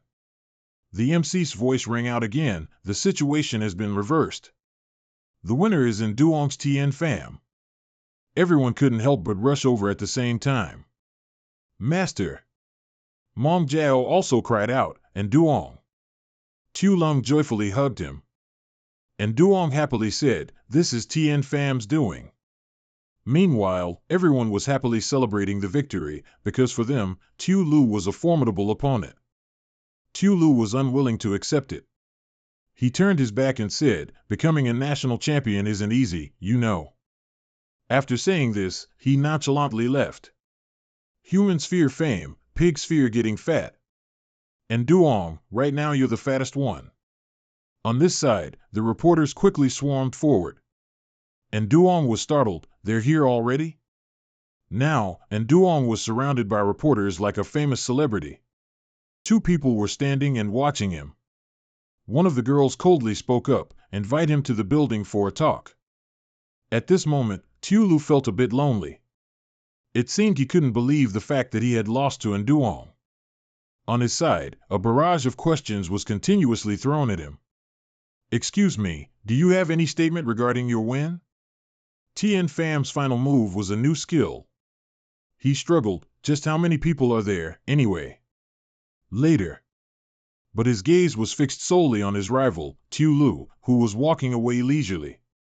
Suddenly, Tu Lum quickly noticed too. She said to Nduong that Tu Lu wants to run away. And Nduong's face darkened as he secretly thought, no, I can't let him off the hook. Reporters were still swarming around him. Excuse me, and Nduong immediately cut them off. Everyone, I apologize, I have something I need to go out for. Without waiting for anyone to react, he slipped through and ran off. Behind him, the reporters continued to shout, Player and Nduong. Tu Lum was puzzled. What's Master doing? Mong Jiao replied, probably social anxiety. And Nduong chased Tu Lu for a while but lost sight of him. He secretly observed, he went this way just now. Suddenly, he saw something on the ground. That thing piqued Nduong's curiosity a little. Without letting himself wonder for long, Nduong immediately bent down and picked up the piece of paper. He speculated, this is something from a finalist's competition card. He definitely came through here. Following the path, he soon arrived at a large villa. As soon as Nduong arrived, he coincidentally overheard, what a pity, if I were the boss, I would definitely deal with him. He secretly thought, there's a good show to watch tonight. What are they up to? At the same time, a large car drove up. Coincidentally, Nduong had not yet left. The man stepped out of the car. As soon as he got out, he looked at Nduong, Player Nduong, our leader wants to speak with you. And then, he got into that car, and the two sped along the highway, crossing a long mountain road. The man took him to a seemingly antique place. The bridge spanned a large, incredibly picturesque lake. Nduong glanced around. If I remember correctly, this is the Fong family's home, one of the three major families. He calculated, they stand firm thanks to pharmaceuticals and electronic products, and have had a long-standing rivalry with the Zhou family. The other person led him to a lavish dining table inside a very luxurious room. That person quickly spoke up, Mr. Fong, I've brought the person. As soon as Nduong arrived, a girl came out to greet him. She said coquettishly, please wait a moment, Mr. N. As soon as Nduong arrived, he said, may I ask who invited me here? It certainly wasn't her. I've never heard of anyone like her in the Fong family. Just then, the man walked out from inside. Player Nduong, you couldn't wait, could you? Nduong coldly asked directly, what does the Fong family want me here for? He secretly thought, finally, I meet someone I'm impressed by. He smiled brightly, then looked at the dining table and invited him, how about we sit down and discuss this slowly? Nduong then quickly settled into the chair. I wonder what General Manager Feng's intention is. He cunningly laughed and looked at him. First, I want to tell you something. Do you know where your qualification for the national competition came from? Nduong asked in confusion, the competition with East China? General Manager Feng then said, the one who truly gave you the qualification to participate in the competition was actually the Zhou family. Upon hearing this, his face darkened. Since when did the Zhou family target me? General Manager Feng added, seeing your reaction, I know the Zhou family didn't tell you. This is a matter of principle. Furthermore, the Zhou family is notorious for using people and then discarding them. After extracting all your value, they will ruthlessly abandon you. Nduong replied, I don't know what the Zhou family is thinking, but what is your objective, General Manager Feng? General Manager Feng then revealed his true intentions. Then I won't waste any more words. This time, I want to invite you to cooperate with our Feng family. He asked in surprise, cooperate? The man calmly replied, that's right. Chow Chow then added, Player Nduong, as long as you cooperate with us, we won't treat you unfairly. Nduong looked disdainfully at the Feng family members and replied, what if I say no? The bodyguard roared aggressively, you brat, don't refuse a toast only to drink a forfeit. Nduong was not afraid. Instead, he spoke up, I see you're holding a Hongmen banquet, aren't you? One of them spoke up again, what are you talking about? I've been annoyed by you since you walked in. Be careful, or I'll hit you. Director Feng's face darkened as he suppressed his anger, gritting his teeth. Impudent. We invited Nduong here, and you dare to be so rude? He smirked. Cooperation is fundamentally established on the basis of mutual willingness. Or perhaps, Nduong, would you do us the honor of visiting the Fong family's premises first? Immediately after, Nduong was taken to the Fong family's production factory, where the inside was managed extremely strictly. Nduong silently looked around. This area is the workshop. Nduong quickly assessed, looking at everything around him once. He said nothing, just observed and silently evaluated. The security here is extremely tight. To enter, one must use fingerprints. Director Fong then handed him a small card that looked like a memory card. Nduong immediately reached out to take it. The card seemed to contain something extremely important. He quietly recalled that in his previous life, when his old computer's components were replaced, this stuff was already 4 or 5 generations out of date. Director Fong then said to him, "Player Nduong, please follow me." He briefly introduced, "Look, the cars on this road are about to be fitted with intelligent control components, all thanks to our chip technology." Nduong recalled that although many scientific and technological products were manufactured by the Fong family in his previous life, at least before he was assassinated, the Fong family had not achieved anything beyond the 3 major families. Director Fong said again, "This is a matter for the future and decided by the higher-ups. Player Nduong, please follow me." The two then went outside together. A familiar figure was already waiting outside. Tu Lung silently looked at him. As soon as she saw Nduong, she smiled. Seeing her, Nduong was very surprised and immediately asked, "Tu Bok, why are you here?" Tu Lung looked behind her and then said, "I'm not the only one who came here." Mong Jiao then happily stepped forward. She looked at him and whispered, "Nduong." Nduong then secretly speculated, "Why do I feel so uneasy? This is like the uncanny valley phenomenon." Afterward, he also secretly sensed a powerful aura. Nduong understood, mental probe, so that's it. Even in my previous life, I only knew about this robot technology from small roadside newspapers. I never expected it to exist in this era. Immediately after, he simultaneously touched the shoulders of the 2 girls and smiled brightly, "Come on, come closer." He raised his hand close to Mong Jiao's ear. She instinctively blushed but didn't know what he was going to do.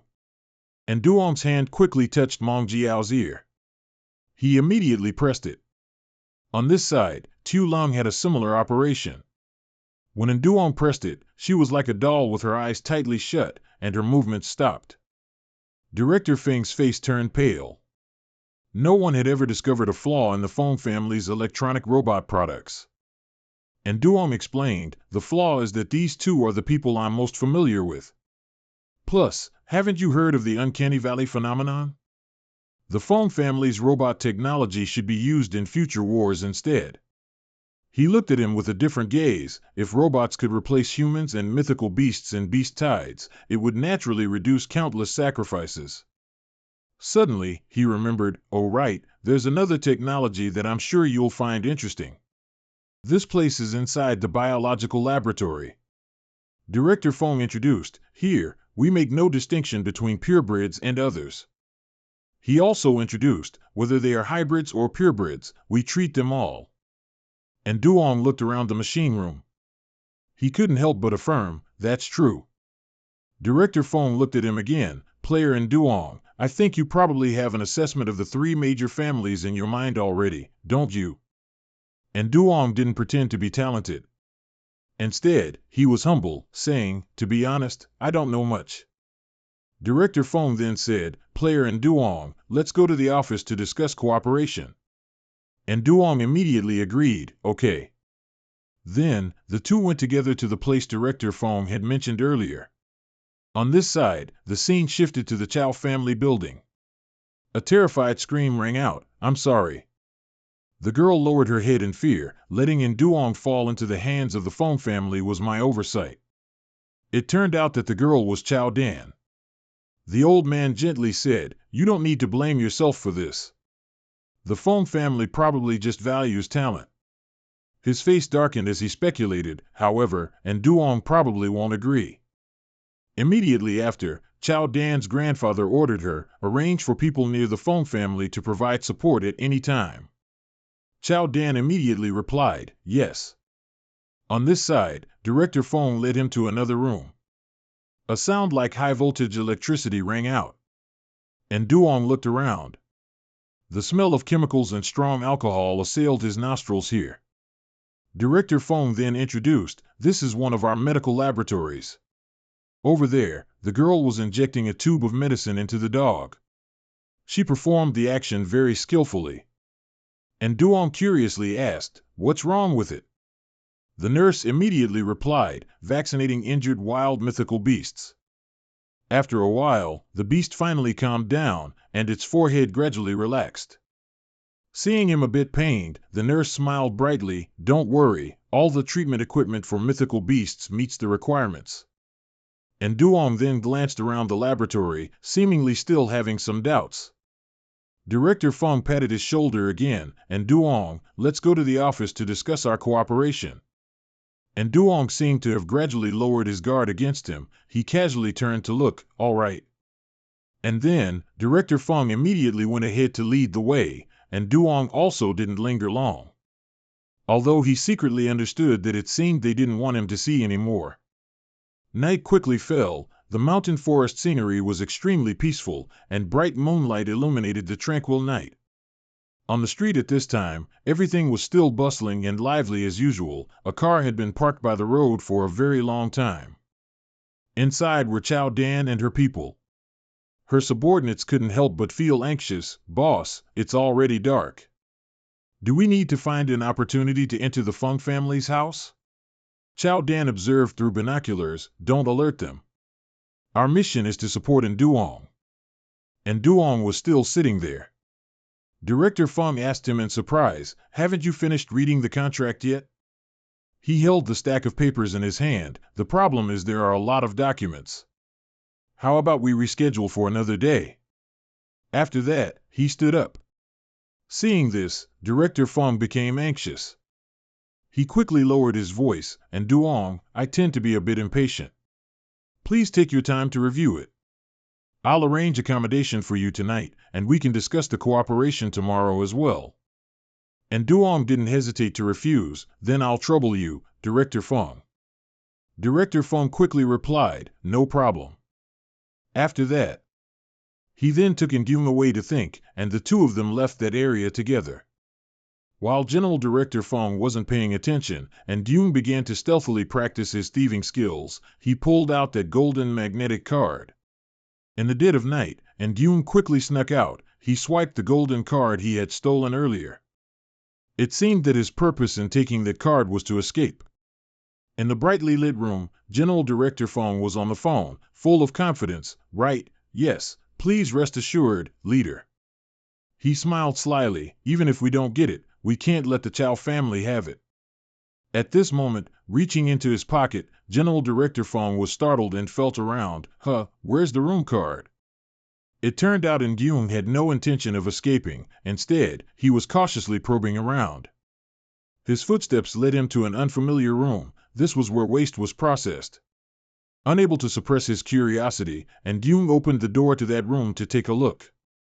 Inside, the corpses of mythical beasts lay scattered, all of them contorted in agony. Seeing this scene, Duong was secretly terrified. He said to himself, how can this be? Venturing a bit deeper inside, Duong looked at several notebooks hung on the wall. As he opened one, the large, clear black text immediately caught his eye. Pathology experiment, low success rate, awaiting further research. The problem was that as he flipped through other pages, the content was exactly the same. Pathology experiment, low success rate, awaiting further research. Duong emerged from the darkness, thinking to himself, this place definitely holds many secrets that cannot be told to others. He continued to other document rooms. This card also grants access to other rooms. Duong quickly photographed everything. This place recorded orders for purebred mythical pets, and in no small quantity, the client was. He asked himself, aren't those 20 gigantic deer mythical pets belonging to the mysterious person? And Jung secretly photographed everything. He was determined to investigate to the very end. But Jung didn't notice that behind him, a surveillance camera had recorded everything. At the same time, the phone suddenly rang. Its sound echoed throughout the quiet room in the night. General Director Feng answered the phone, immediately infuriated to the point of growling. "What did you say?" On Jung's side, someone immediately shone a light in. The bodyguard coldly looked at him. "Stop, who are you?" Jung calmly said, "Don't worry, I didn't take anything." The bodyguard told him, "Behave yourself." Upon hearing that, General Director Feng came over. For some reason, he intervened on Jung's behalf, even snarling at his own men. "Stop it." The old fox pretended not to know. "Jung, what are you doing running around here in the middle of the night?" He smiled brightly. "Mr. Feng, I was just looking for the restroom. I didn't realize I'd gotten lost here." General Director Feng showed concern. "Let's go back to the office to continue our discussion, Mr. Jung." He watched Jung's retreating back, his face revealing a complicated expression.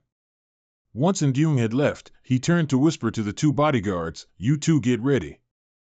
Jung walked ahead, followed by the three Feng family members. It seemed today would see another brawl here. A bodyguard waited for Jung in front of an already open door. This was some kind of storage room that looked very mysterious. As Jung stepped inside, his face darkened. It seemed Jung was well aware that this trip would not be simple. The spider hidden on the chandelier, seeing its target, let out a savage hiss. General Director Feng calmly sat down. "Jung, I don't know what you saw in the laboratory, but don't spread it outside. After all, every family has its own business secrets, right?" Jung calmly replied, "I don't understand much about science and technology, nor am I interested in stealing business secrets." Seeing him being reasonable, General Director Feng expressed satisfaction. "That's good." Jung then said, "However, I've discovered that your family is involved with illegal organizations." He looked at Jung and said, "We cooperate with PSU only for profit. If you join us..." Jung immediately cut him off. "If it were another organization, even someone from Blood Abyss, I'd consider it, but not PSU." The old fox then began to show his true colors. General Director Feng coldly said, "Then that makes things difficult." At this moment, the spider on the ceiling also revealed itself, making Jung flinch slightly. It was enormous with terrifying red eyes, and it continuously emitted a hissing sound from its mouth. Jung, however, quickly regained his composure. "It's Nguchu. Its venom can fell mythical beasts weighing over a ton." He assessed, "Its skill is firing spear-like webs, capable of cutting through steel." General Director Feng then said, "Jung, I'm giving you one last chance. Will you cooperate?" He maintained his stance. "No." General Director Feng's face darkened as he looked at him. He'd never seen such a stubborn young person in his life. "Very well." With that, the spider's venom immediately shot down towards where Jung was standing. Reflexively, Jung quickly dodged aside just in time. Luckily, he was unharmed. But the two bodyguards, in their fear, immediately ran away when faced with the poisonous spider. Jung concentrated intensely. He looked directly at Nguchu, then used his mental power to soothe it. General Director Feng looked at him smugly. The old fox smugly muttered to himself, "He wants to use mental power." Up above, the spider continued to shoot venom from its tail. Jung easily dodged. It seemed that after that attack, Nguchu was gradually losing its bearings. And when he dodged, the poisonous webs veered off course, striking a bodyguard and sending him into a panic. He felt a little sad. It seemed its brain had been damaged during the experiment. Using normal mental power was impossible. "I'm sorry for harming an innocent person." The spider attacked again, now many times more aggressive than before. The two bodyguards were also attacked by Nguchu. For some reason, it couldn't distinguish between friend and foe anymore. The crowd screamed in terror, "Help!" Jung remained silent. He focused his mind and patiently continued to use pulsed mental power. Immediately after, Nguchu's entire body simultaneously emitted a strange purple energy. General Director Feng didn't understand what was happening. He covered his face with his hands. What's going on? Instantly, that room erupted in a resounding explosion. Chao Dan's people saw the scene and couldn't help but ask her, confused, what do we do? Chao Dan ordered coldly, attack. General Director Feng's room had now turned into a chaotic mess. He startled and yelled, where are my men? After a fierce fight, Ndung finally got out safely. Of course, he had thoroughly dealt with that group. But at the same time, two men in black suits were sticking close behind Ndung. And they weren't just observing, it seemed they wanted to eliminate him. One of them pulled out a sharp switchblade. As he lunged, he quickly sensed it, then spun and dodged. But of course, Ndung wouldn't let them have the advantage. He leaped up, flying, kneeing him in the chin. Seeing the other man, he loudly asked, who are you guys? But the man immediately pointed a gun and fired at Ndung. Luckily, he was quick on his feet. At the same time, another object flew past Ndung's head. He dodged again, but it was so close it cut off a few strands of his hair.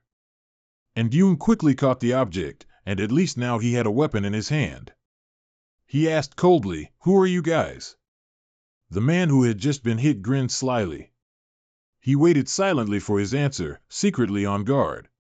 Then he rolled up his sleeve to reveal a sharp weapon and told him, our superior told us to take your life. Ndung took one look and knew, it was a gun-kick weapon made from materials harvested from mythical beasts. The man with the gun continued to fire several shots. Ndung wasn't afraid. Instead, he calmly used the iron rod to bat away the bullets. Before he could react, the weapon-wielding man aggressively charged at Ndung. He raised his hand, and the iron rod in Ndung's hand immediately broke. This startled Ndung. Ndung then fled to save his life. He thought to himself, it would be great if those little guys were here. After running for a while, he finally reached a dead end. Ndung was a bit flustered. He turned around and asked, was it PSU who sent you guys, or the Feng family? They replied, you don't need to know. He muttered in annoyance, damn it. At the same time, he spotted a familiar shadow. This was Chao Dan's Taingu. Ndung, with good intentions, coldly reminded them one last time, be careful behind you too. Of course, they didn't believe him. Trying to distract us? Don't be stupid. Taingu has already gotten very close to the target. Before they could finish speaking, the two men were knocked down. Ndung smugly said, I already warned you too. I told you to be careful behind you. Chao Dan anxiously pressed, Ndung, are you all right? This close proximity made Ndung a bit embarrassed. You came just in time. Chao Dan was a bit shy, but also worried as she tightly held Ndung's hand. We can't stay here long, follow me quickly. But before leaving, Ndung still looked over worriedly at the two of them. Quickly understanding his intention, Chao Dan immediately replied, don't worry, I've already called the police. Immediately after, the two of them held hands and hurriedly ran out of the Feng family's lair. A moment later, inside General Feng's building, a shocking sound echoed, useless, a bunch of useless people. He slapped the guard hard across the face, his hand so forceful that one of the guard's cheeks swelled up. But of course, no one said anything. General Feng shouted again, you security team, all of you just eat and do nothing. How could you let others just walk in? And you didn't even detect the PSU assassins. One of them spoke up, sorry, boss. This time was just an accident. We will immediately investigate Ndung's whereabouts. General Feng worried, Ndung knows too many of our secrets, we can't let him live. Back to Ndung, he and Chao Dan had safely retreated. She leaned back in the car seat and asked, do you want to go to the contestants' hotel or my house? Ndung couldn't help but speak up, Chao Chao, you must be from one of the three great families, right? Chao Dan didn't say anything, she silently turned her face to look out at the road, but this attitude gave Ndung his answer. Ndung continued, you tried every way to get close to me, also because of your family's orders. Chao Dan was a little sad, but the Chao family has no ill will towards you. We saw your potential. And Yoon couldn't bear to see the beauty distressed, so he reassured her, no need for that. You've helped me so many times, I trust you. Internally, he thought, but I can't let my guard down against the Chow family behind you. And Yoon, Chow Dan said again, someone wants to meet you. And Yoon cut Chow Dan off immediately, asking directly, someone from above? Saying this, he looked into the distance, but right now, I want to know even more who sent those two guys to kill me. Chow Dan was also smart. As soon as she heard, she quickly replied, I understand, then ordered the driver, turn around. Returning to another house, its design was extremely ancient in the night. A voice from inside said, this is our safe place. They must have arrived. The scene shifted again to a slender hand slamming down hard on a table. The girl looked at the two men who had attacked Ndyung and yelled, tell me, what exactly is your purpose? She looked at them again, I know you two are PSU assassins. Who sent you? But ultimately, criminals all spoke the same way, what are you talking about? We don't know anything. Outside, Chow Dan, watching through the screen, couldn't help but praise them, these two are truly cunning. And Ndyung, who had witnessed everything, then said, I have a way. Chow Dan then called the girl. It's unclear what she said, but the girl immediately replied, huh? I understand. Immediately after, the window in the interrogation room shattered, and something like a bullet flew straight in. The girl was shot in the arm and couldn't help but scream in pain. Seeing her fall to the ground, the two men were surprised. Could it be that someone from above came to save us? Thinking this, they joyfully shouted, we're here. But at this moment, continuous gunshots rang out inside, making both of them stunned and fall backward. One of them was startled, what's going on? They speculated to each other, could it be to silence us? I don't want to die. Immediately after, two masked gunmen appeared outside the window and entered. They screamed in fear, help! The two masked men seemed truly intent on silencing them, and they continued to wail in despair, help! Two gunshots rang out. Feeling safe, they cautiously opened their eyes to look. The scene before them startled the two men. The person who had been sent lay motionless on the ground. And the one who took down these two was none other than Chow Dan. With a cold expression, she said, PSU is truly a cold-blooded organization. They don't even spare their own people. One of them blubbered, that damn PSU actually wants to kill us. Please protect me. I'll tell you everything I know, whatever you want to know. Immediately after, both were taken to another room. Water was served on the table, treating them no differently from guests. They then confessed, actually, this mission was very simple. Because Ndyung ruined our plan, the higher-ups wanted to eliminate him. Moreover, he probably discovered the organization's secrets. As soon as Chow Dan heard this, she couldn't help but ask him curiously, what are the plan and the secret? The man continued, to make Lu the national champion, and seize the opportunity to recruit a group of people into the organization. Who knew an Ndyung would appear halfway through? With that, they honestly lowered their eyes. As for the secret, we don't know. Outside, Ndyung spoke to her via radio. Chow Dan asked them who their leader is. Hearing this, she then asked further, which leaders of PSU do you know? They honestly replied, we don't know much about the higher-ups, but from what I remember, there was a foreigner making a payment at the transaction site. Just then, his phone suddenly rang. And Ndyung took it out of his pocket and saw Mong Dao calling. He quickly answered, hello, Mong Dao? On the other end, a panicked voice said, Ndyung, where are you? Something's happened. Scene change, on a deserted road, and Trum affectionately hugged on Su. This time, Thien Pham made a great contribution. What do you want to eat? I'll treat you. It cried out happily. But right after that, Thien Pham suddenly froze, as if something was wrong with it. And it quickly jumped down from Trung. She panicked and cried out, what's wrong? Thien Pham seemed to sense danger, and quickly transformed into its combat form. And Trum worriedly asked, what's there? Is it a ghost? Under the moonlight, a group of people wearing strange clothes and masks glared aggressively at Trung. A dart was shot directly into Thien Pham, and it immediately fell into a deep sleep.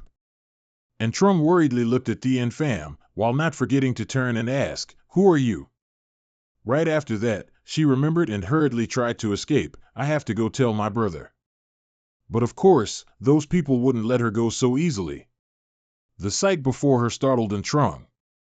The masked man then said, "Sorry, but this time we only wanted to find an opportunity to retrieve Thien Pham. Now, please come with us, Miss In." Back to the present, Mong Dao recounted, "We only found in Trung's phone. Inside there was a voice recording saying they wanted to invite Mr. Dao to discuss something." And Yung, flustered, put a hand to his forehead. Whoever captured Thien Pham must have used dart-like weapons. Chao Dan continued, "Huyet Yuyan's brutality far surpasses PSU. Every year they organize illegal drug transactions in the black market.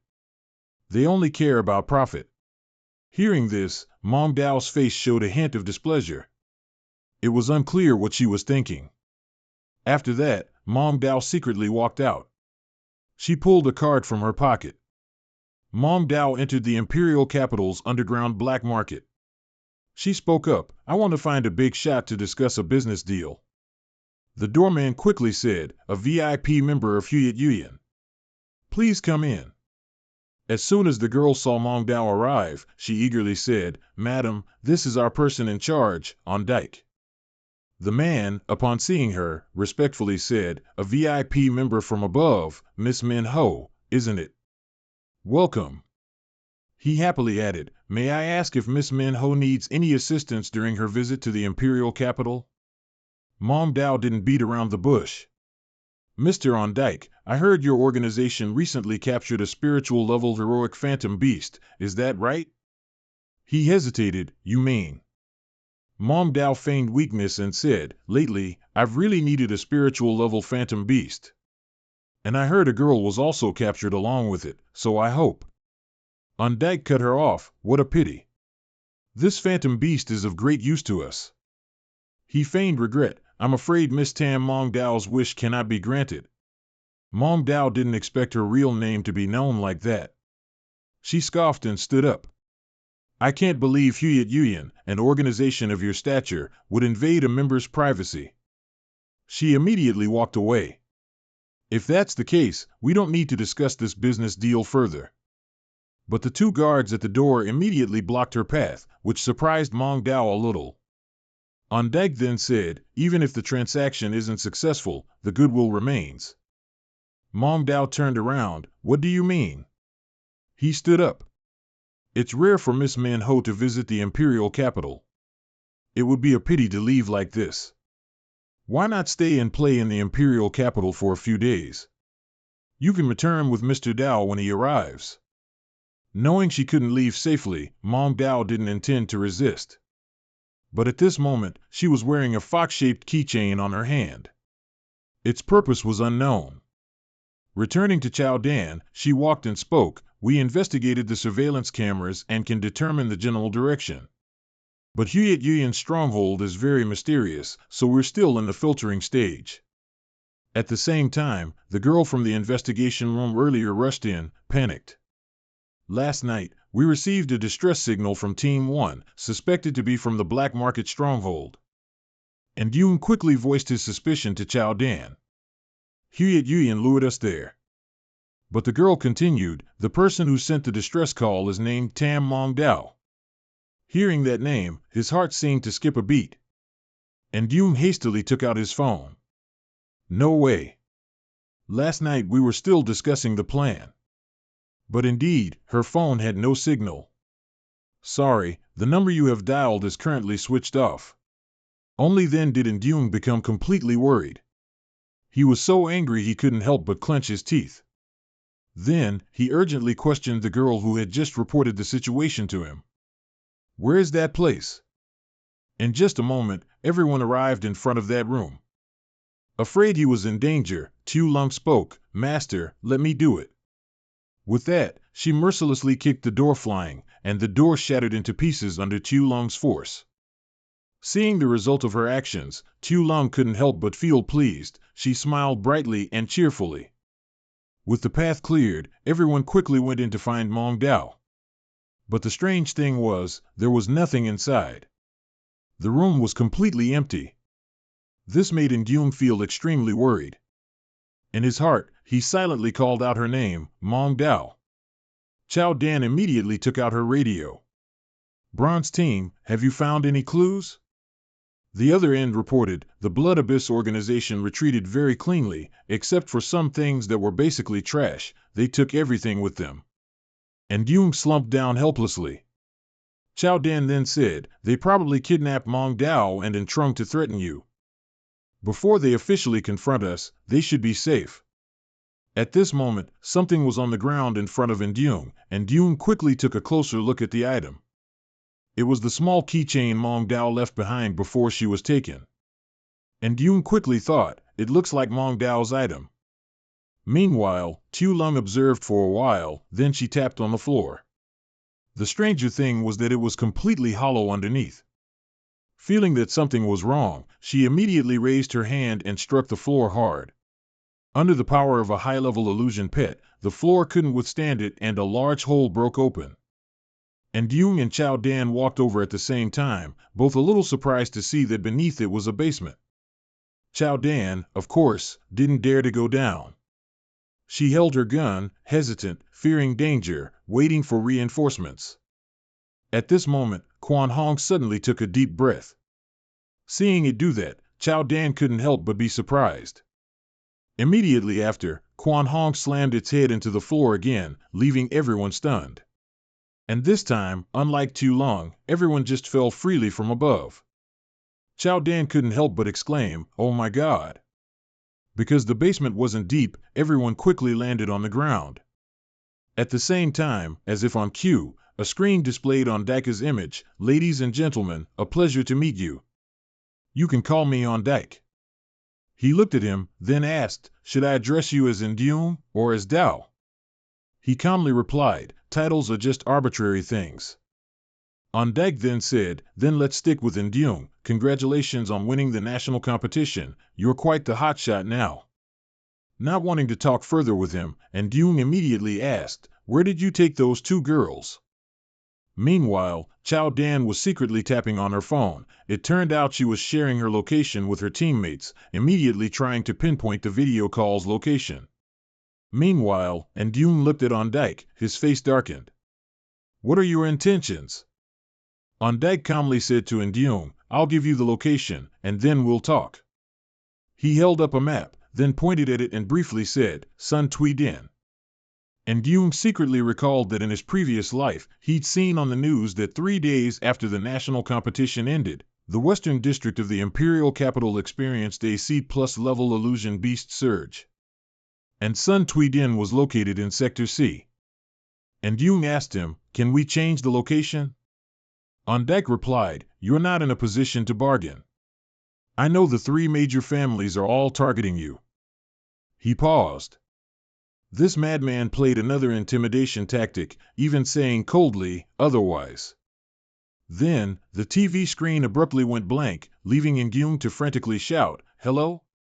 Chao Dan held her phone with regret. "The conversation was too short, I couldn't find the exact location." Ndyung then said, "You don't need to get involved in this. I'll go talk to them myself." Thinking it through, during the beast surge, with his mental power and Thien Pham's group, he could get Mong Dao and his sister out of the encirclement.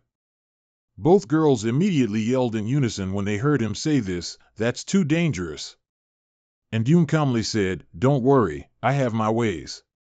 The scene shifts to On Dike's side.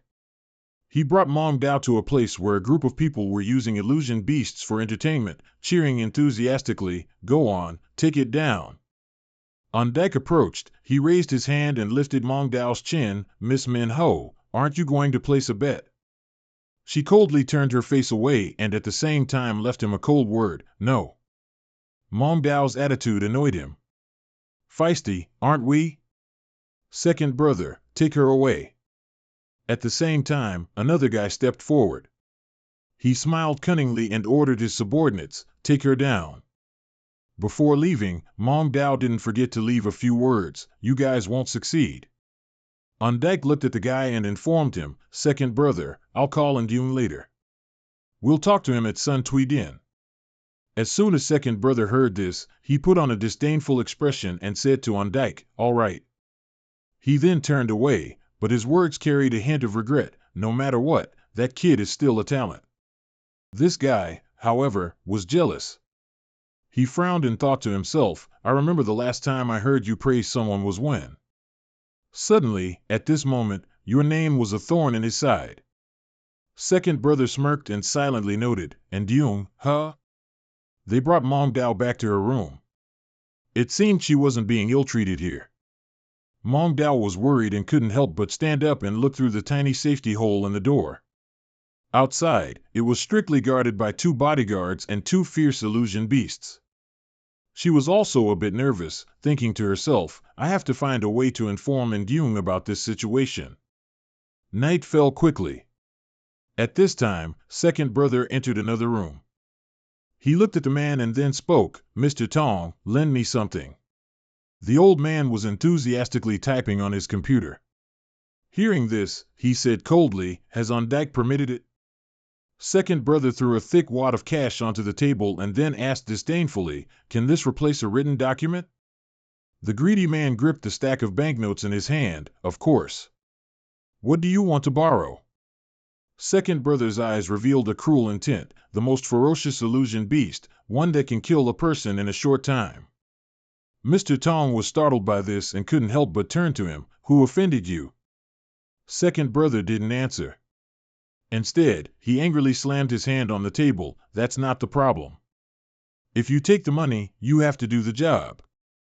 Mr. Tong led second brother into a room he guarded. The latter asked, "Why did you bring me here? Where's what I need?"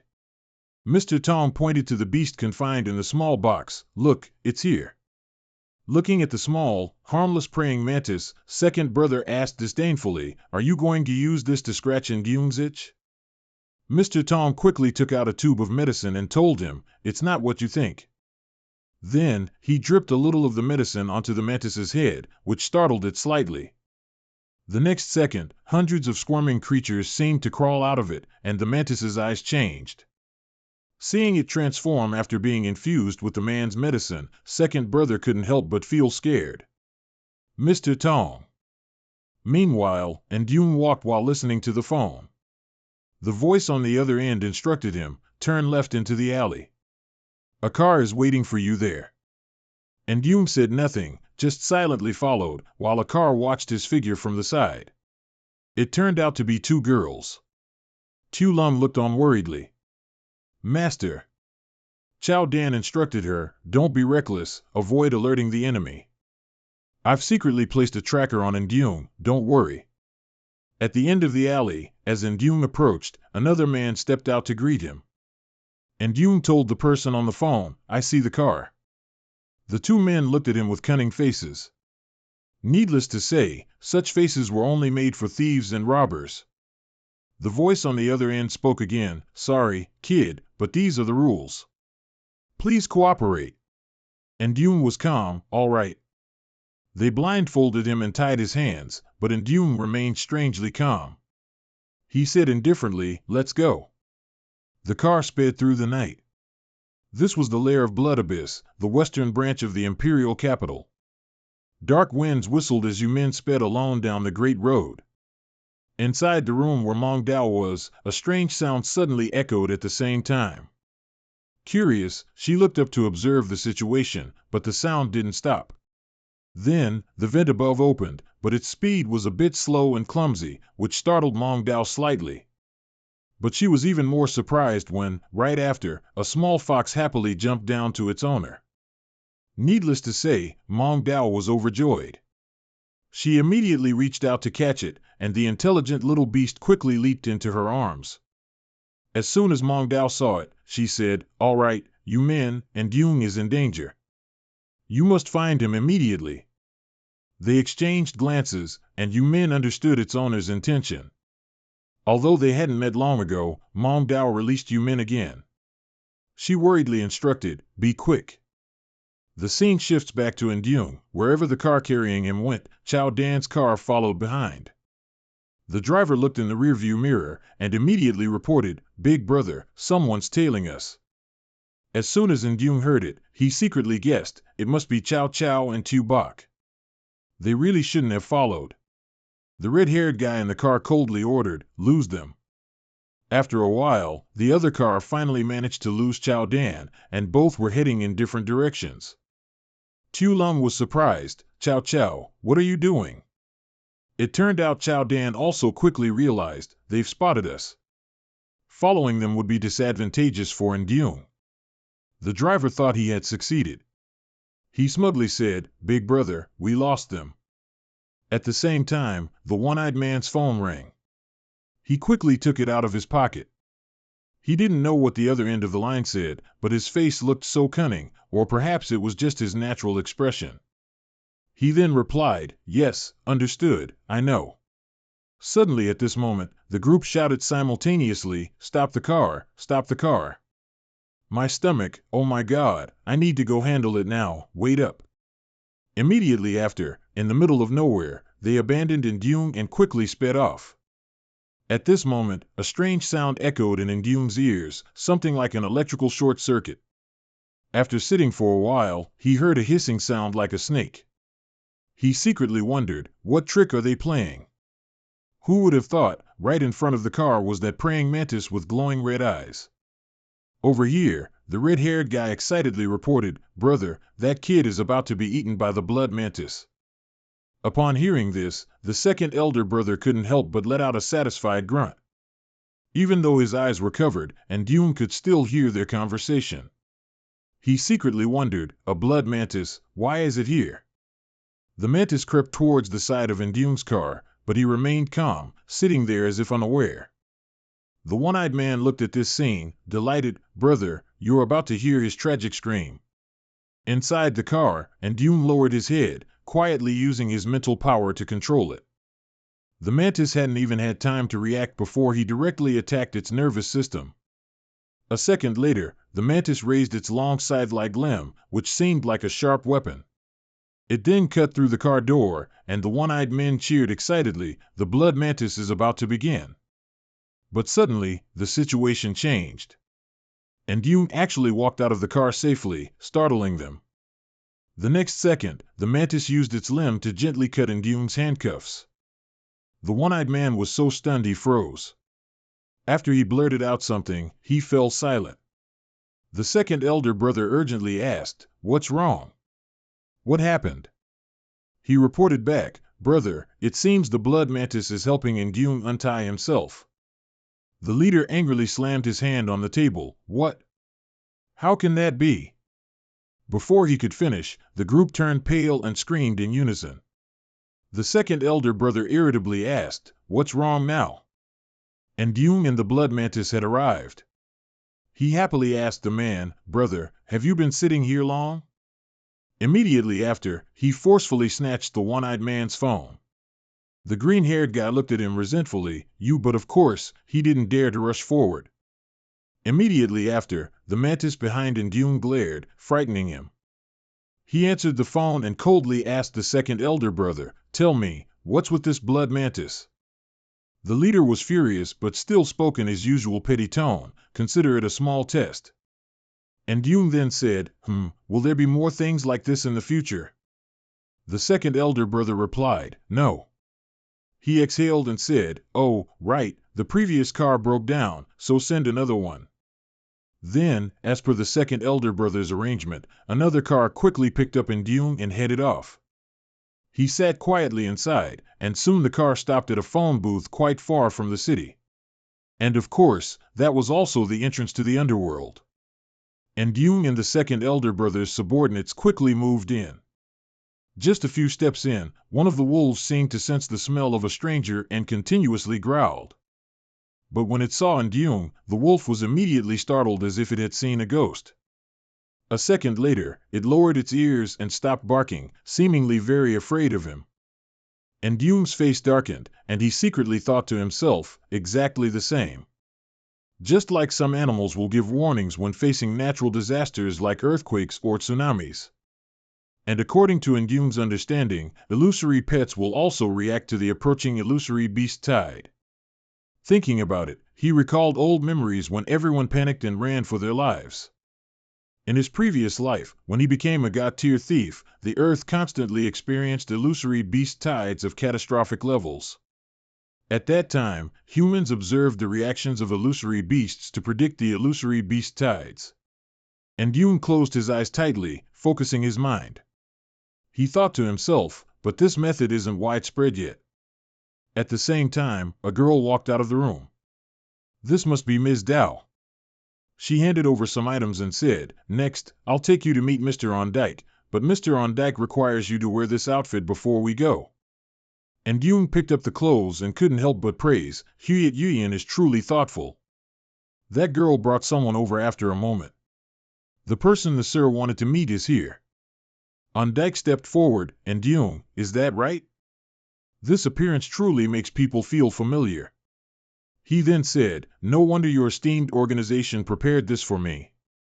On Dyke replied nonchalantly, "It's nothing. You're quite the hot topic right now." And Nguyen anxiously asked, "Where are my friends?" He placed a hand on his shoulder to reassure him, "No need to rush. Sit down and we can talk slowly." On Dyke directly poured tea into a cup. "This time, I want to discuss cooperation with you." Then, he handed the teacup to Nguyen. All this time, he had been observing On Dyke's every move. And Nguyen thought to himself, the illusory beast tide is about to occur. I need to keep him occupied right now, seize the opportunity to rescue Mong Jiao and my sister, and then go stop this calamity. But he quickly composed himself, holding the teacup and saying cheerfully, "How does Mr. On Dyke wish to cooperate?"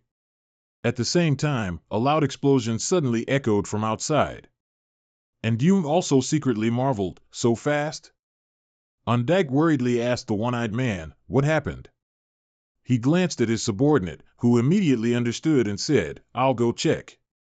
And Nguyen immediately warned, "I advise you to take a few more people with you." On Dyke quickly heeded his advice, "All right, call a few more people to go with you, and bring 2 strong illusory insects too." The one-eyed man quickly replied, "Understood." The group of people arrived a few minutes later, and one of them said, "Is this where the commotion came from?" Seeing the panther growl, the group was a little scared. "Everyone, be careful. Even an elite level 9 illusory insect is acting like this."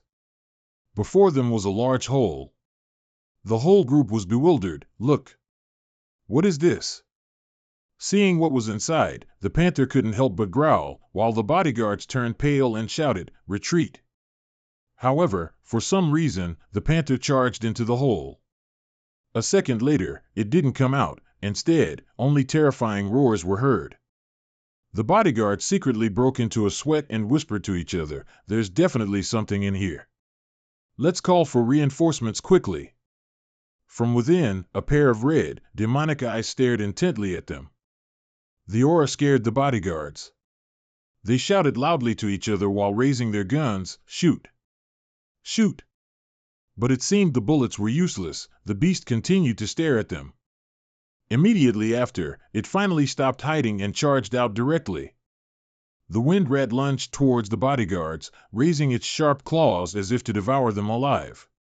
Terrified screams echoed, reaching even On Dyke's room. He couldn't help but grumble in annoyance, "They can't even handle such a small matter." And Nguyen didn't care. He thought to himself, "I need to quickly find a way to escape from here." At this moment, someone rushed in frantically, "It's not good, Mr. On Dyke. A group of illusory beasts, from who knows where, has invaded the black market." As soon as he finished speaking, the wind rat pounced and bit him hard on the neck. The man could only scream, "Help!" And Nguyen concentrated intensely. He quickly used his pulse mental power again. Besides taming and enhancing illusory insects, mental power could also attack an opponent's brain, causing headaches and brain death. However, at least Grandmaster level mental power was required to do this. And Nguyen pretended not to know anything, but On Dyke quickly noticed. He patted Nguyen's shoulder and said, "I've made you expend energy." He sat down next to the beast. "I'm fine, but there's something I need to confirm." A second later, and Dune placed his hand on its pulse, using his mental power to probe. Not wanting to harm innocent people, and Dune warned, "Tell your men to be on guard. The illusory beast tide is coming." On Dyke immediately wondered, does that mean this illusory beast came from the opposite world? He probed suspiciously, "It seems you know a lot about the illusory beast tide." And Dune calmly said, "My home in City D was once affected, so I've had contact with illusory beasts from another world." On Dyke said again, "Mr. N is indeed formidable. With you joining us, it's like adding wings to a tiger." And Dune didn't answer, only saying, "I want to see my sister, Mong Jiao, and Thien Pham." He happily agreed, "No problem. Please, Mr. N, rest for a moment. I'll go tell the organization to prepare for the illusory beast's invasion first." He secretly felt uneasy. This is the only pawn to keep him in check. He knows so many secrets of the Blood Abyss. If he can't work for me, he'll become a threat. Before On Dyke left, he also said, "After that, we and your friends will all go into the refuge room to escape this calamity." Watching his retreating figure disappear, and Duong remained silent and didn't react. At this moment, you men finally found him, standing obediently behind him. The little fox's face suddenly turned sly. It had done exactly as Mong Jiao instructed. Outside, Chao Dan reassured, "The specific location has been pinpointed. Tu Bok, don't worry, and Duong will be fine." Tu Lung replied, "I trust my master, but I have a bad feeling." Chao Dan still didn't understand. "What do you mean?" Tu Lung placed both hands on her head. She secretly felt uneasy. It was like a premonition, feeling that something big was about to happen. At this moment, Chao Jiao quickly stepped outside to observe the situation. She was slightly surprised. "What's that sound?" It turned out to be the sound of birds. Outside, it seemed as if a bad omen was approaching. Chao Dan spoke up, "Ironbone divine beasts? Haven't these types of illusory beasts gone extinct? Why are there so many?" Tu Long also secretly felt alert. There's only one possibility. No wonder I've been having that feeling lately. At this moment, a bird flew, soaring with its wings, attacking towards them. Chao Dan shouted, "Careful." With her quick reflexes, she quickly picked up the gun and shot at that bird. But what was even more surprising was that it seemed to be able to dodge attacks quickly, which left Chao Dan astonished. Huh? The giant white bird actually changed its attack direction and lunged at Chao Dan. Just then, a fair hand fiercely gripped the bird's neck, as if grabbing a chicken by the neck. It's our Tu Lung again. After all, her original form is a dragon, so how could these mere poultry possibly trouble her? Seeing Tu Lung, who was usually so adorable, acting so fierce, Chao Dan was a bit speechless. "You." On this side, Tu Lung was still fiercely fighting. Chao Dan was secretly alarmed. "Western 8 phantom beasts. Am I seeing things?" After a while of being beaten ragged, the bird finally couldn't take it anymore, and its cries turned into whimpers. Meanwhile, there were many more birds in the sky, slowly creeping up to attack them. When they saw Tu Lung knock out their friend, the other birds also wanted revenge. Chao Dan couldn't help but feel nervous. "Tu Bok, get in the car quickly, there are too many of them." Tu Lung's face suddenly looked like a demoness.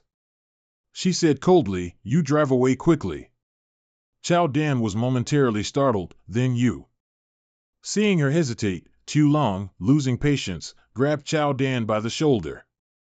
Just like that, Miss Chao was forcefully thrown straight into the car. Tu Lung, full of murderous intent, told her, "Chao Chao, you go first. I'll find you later." Chao Dan was still worried. "Then what about you?" Tu Lung's face had already changed. She calmly told Chao Dan, "Don't worry about me, go quickly." She was scared. Tu Bok. The birds were getting crazier, and Chao Dan had no other choice. "I'll call for backup immediately, take care." As soon as Chao Dan left, Tu Lung became more domineering.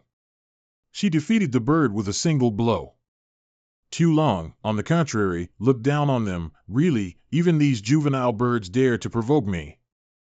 With that, Tu Lung's face turned icy cold, and her eyes changed unusually. A few seconds later, a dragon quickly appeared with a surging aura. Tu Lung opened her mouth and gathered fire. As the attack was unleashed, dozens of birds were simultaneously knocked out. On this side, Chao Dan continued driving, her heart pounding with worry for Tu Lung. When the distance was sufficient, Chao Dan stopped the car under a tree. Then, Chao Dan got out of the car when she heard a loud sound in the sky. She looked up and saw a large dragon tearing apart the flock of birds. Chao Dan was dazed. Should I go to the hospital to get my eyes checked? Immediately after killing all those annoying flying fowl, the dragon quickly retreated into the clouds. Chao Dan kept staring blankly. What exactly happened? And behind her, Tu Lung had already quickly jumped down. Our little dragon was too nimble at this moment, but it's understandable. She is a Grand Empress reborn twice after all. Hearing a loud noise behind her, Chao Dan instinctively looked over. Tu Lung happily called, "Chow chow." She was bewildered. "You." Tu Lung then said, "Don't remind me, it was so hard to lead those stupid birds away. Luckily, I could hitch a ride on a car to find you." Chao Dan asked again, "Your appearance earlier, and the scene I just saw in the sky." But Tu Lung feigned ignorance. "Something in the sky? You must be too busy lately and seeing illusions." Chao Dan gave a wry smile. "Don't think saying that can trick me." Tu Lung continued to act, though it was utterly fake. "I really don't know what you're talking about." Chao Dan then said, "All right, if you don't want to talk about it, I won't force you." At this moment, Tu Lung remembered, "Oh right, if you have any friends or relatives in Dedu, tell them to leave Dedu quickly. Tonight seems like it will be a very long night. Over here, everything has already turned chaotic." A rat with crazy red eyes rushed forward, startling the person. But fortunately for him, the bear phantom beast came to his rescue in time. Indeed, this side was a losing battle. Everyone was terrified. Too many phantom beasts. Should we abandon the 8th floor, retreat to the 7th, and reinforce our defenses? One of them added, "Wait until the VIPs have all retreated to the safe zone. Otherwise, even if we run, the boss will kill us." At the same time, suddenly, from out of nowhere, those fireballs began to shoot wildly. And just like that, a huge explosion echoed, shaking the place. Looking at the deep crater in front of them, the bodyguards were startled. "A master. I recognize that skill, it's him." From outside, On Dyke stood at the door with his phantom pet. The rescued bodyguards were overjoyed, cheering, "Mr. On Dyke. This lizard is called Detu de Dak Tich, and its rank is 6-star spiritual." One person stepped forward, "Mr. On Dyke, why are you here?" He cut him off, "It's a small matter. I just happened to see a large-scale phantom beast horde, so I lent a hand." On Dyke continued, "I'm preparing to set up defenses against this phantom beast tide. You all go to more important locations to guard." Everyone shouted in unison, "Yes, sir." The scene shifts to Ndung. The little fox, seeing him, joyfully cried out a few times. It quickly pounced, hugging his face, as if wanting to kiss him. He exclaimed in surprise, "You men." Ndung held it in his arms. "You're here to tell me where Mong Dao and the others are, aren't you?"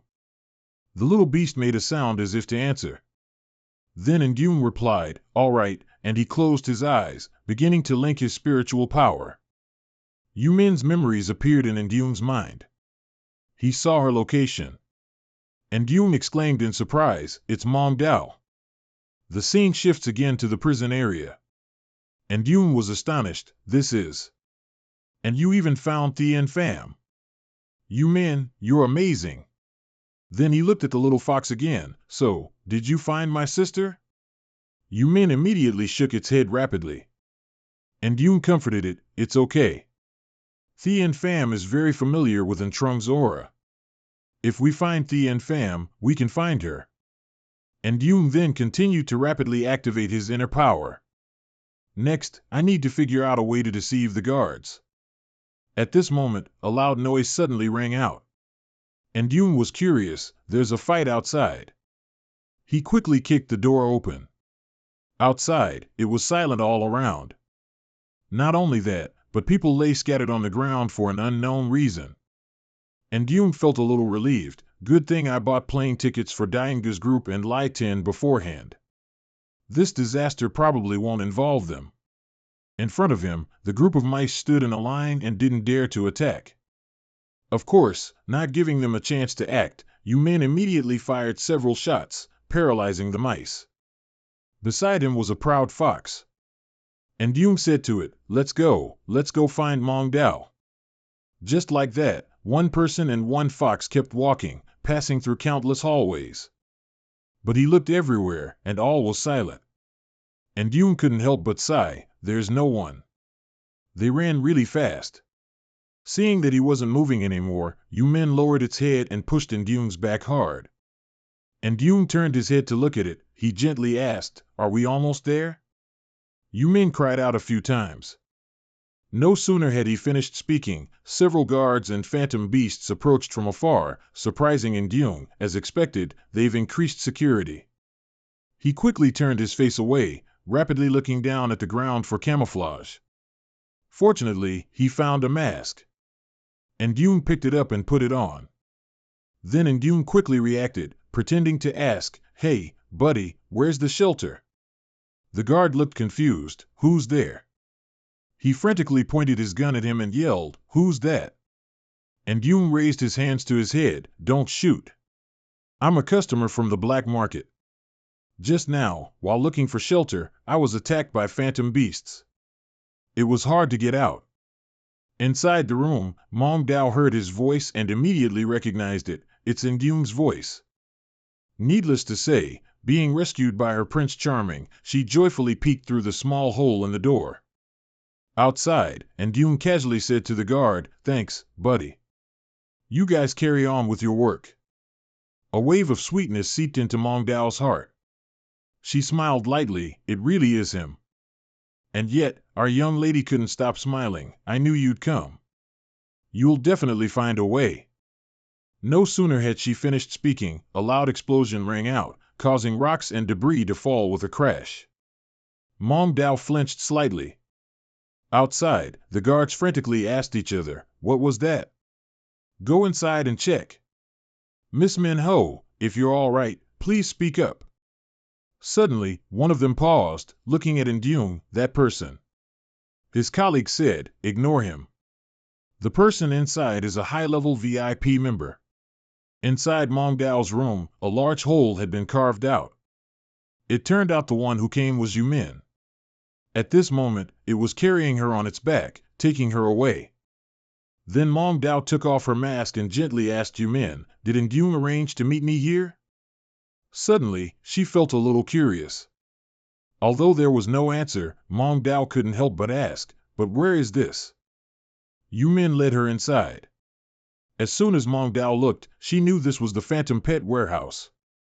Mong Dao looked at them, wondering, why are these phantom pets so quiet here? Before, it used to be louder than a market. Mong Dao and Yoon just stood there looking around. Suddenly, something rushed past, making the phantom pets cry out. In front of them was a cricket of extreme rank. It seemed to be in the middle of eating a deer on the ground. As soon as Mong Dao saw it, shivers ran down her spine. She couldn't help but cry out, hateful, hateful. It's a cricket again. Immediately after, it lunged towards Mong Dao, but what kind of cricket could catch her? She ran, shouting back, you men, watch out and dodge. Let's split up and run. Mong Dao then gasped and said, my recent training can finally be put to use. Behind her, the cricket was about to catch up. Although she was prepared, she was still a little panicked. Mong Dao has an advantage, which is her small body, so she moves more agilely. In a flash, Mong Dao leaped onto the table near it. The bewildered golden deer watched her. The cricket aggressively charged through again, its power shattering tables and chairs. Another beast died under its legs. This cricket is truly not to be trifled with. Mong Dao secretly calculated, this place is a spirit beast warehouse. She could try releasing a stronger spirit beast to confront it, but the strongest spirit beast here is saying that she also tried to use her mental power to probe. From a distance, a phantom beast was caged with glowing red eyes, surrounded by an evil aura. Time passed faster than an ex-lover's change of heart. Before they knew it, it was morning.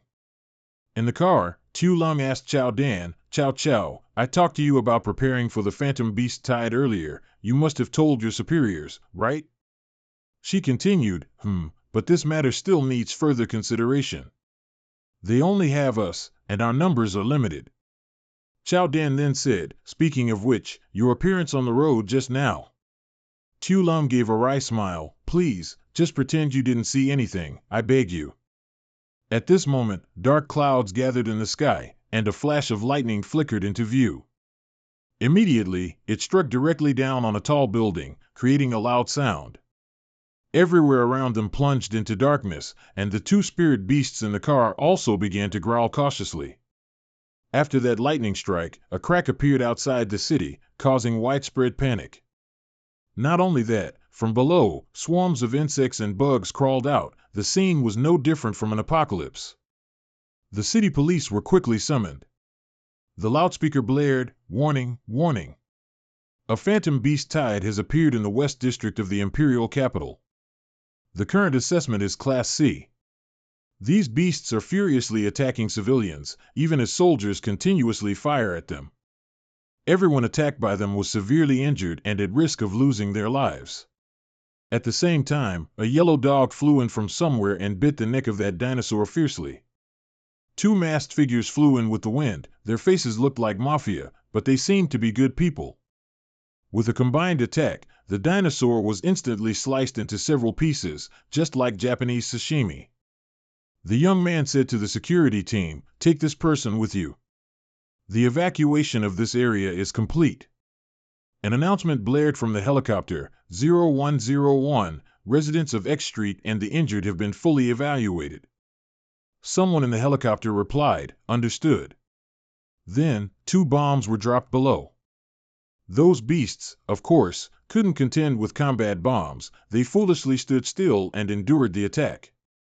After the loud explosion, the person on the helicopter reported, "Target eliminated." While flying the helicopter, he continued, "Radar detected a spirit beast at least twice the size of my fighter jet flying towards me. Requesting backup." But what he didn't expect was, "No, that's not right. How can it fly so fast?" Due to the destructive power of that bird, the helicopter immediately exploded, but luckily, the person managed to parachute down in time. He was a bit anxious. There were still bombs on the helicopter that hadn't been fired. Yet, it was completely unharmed.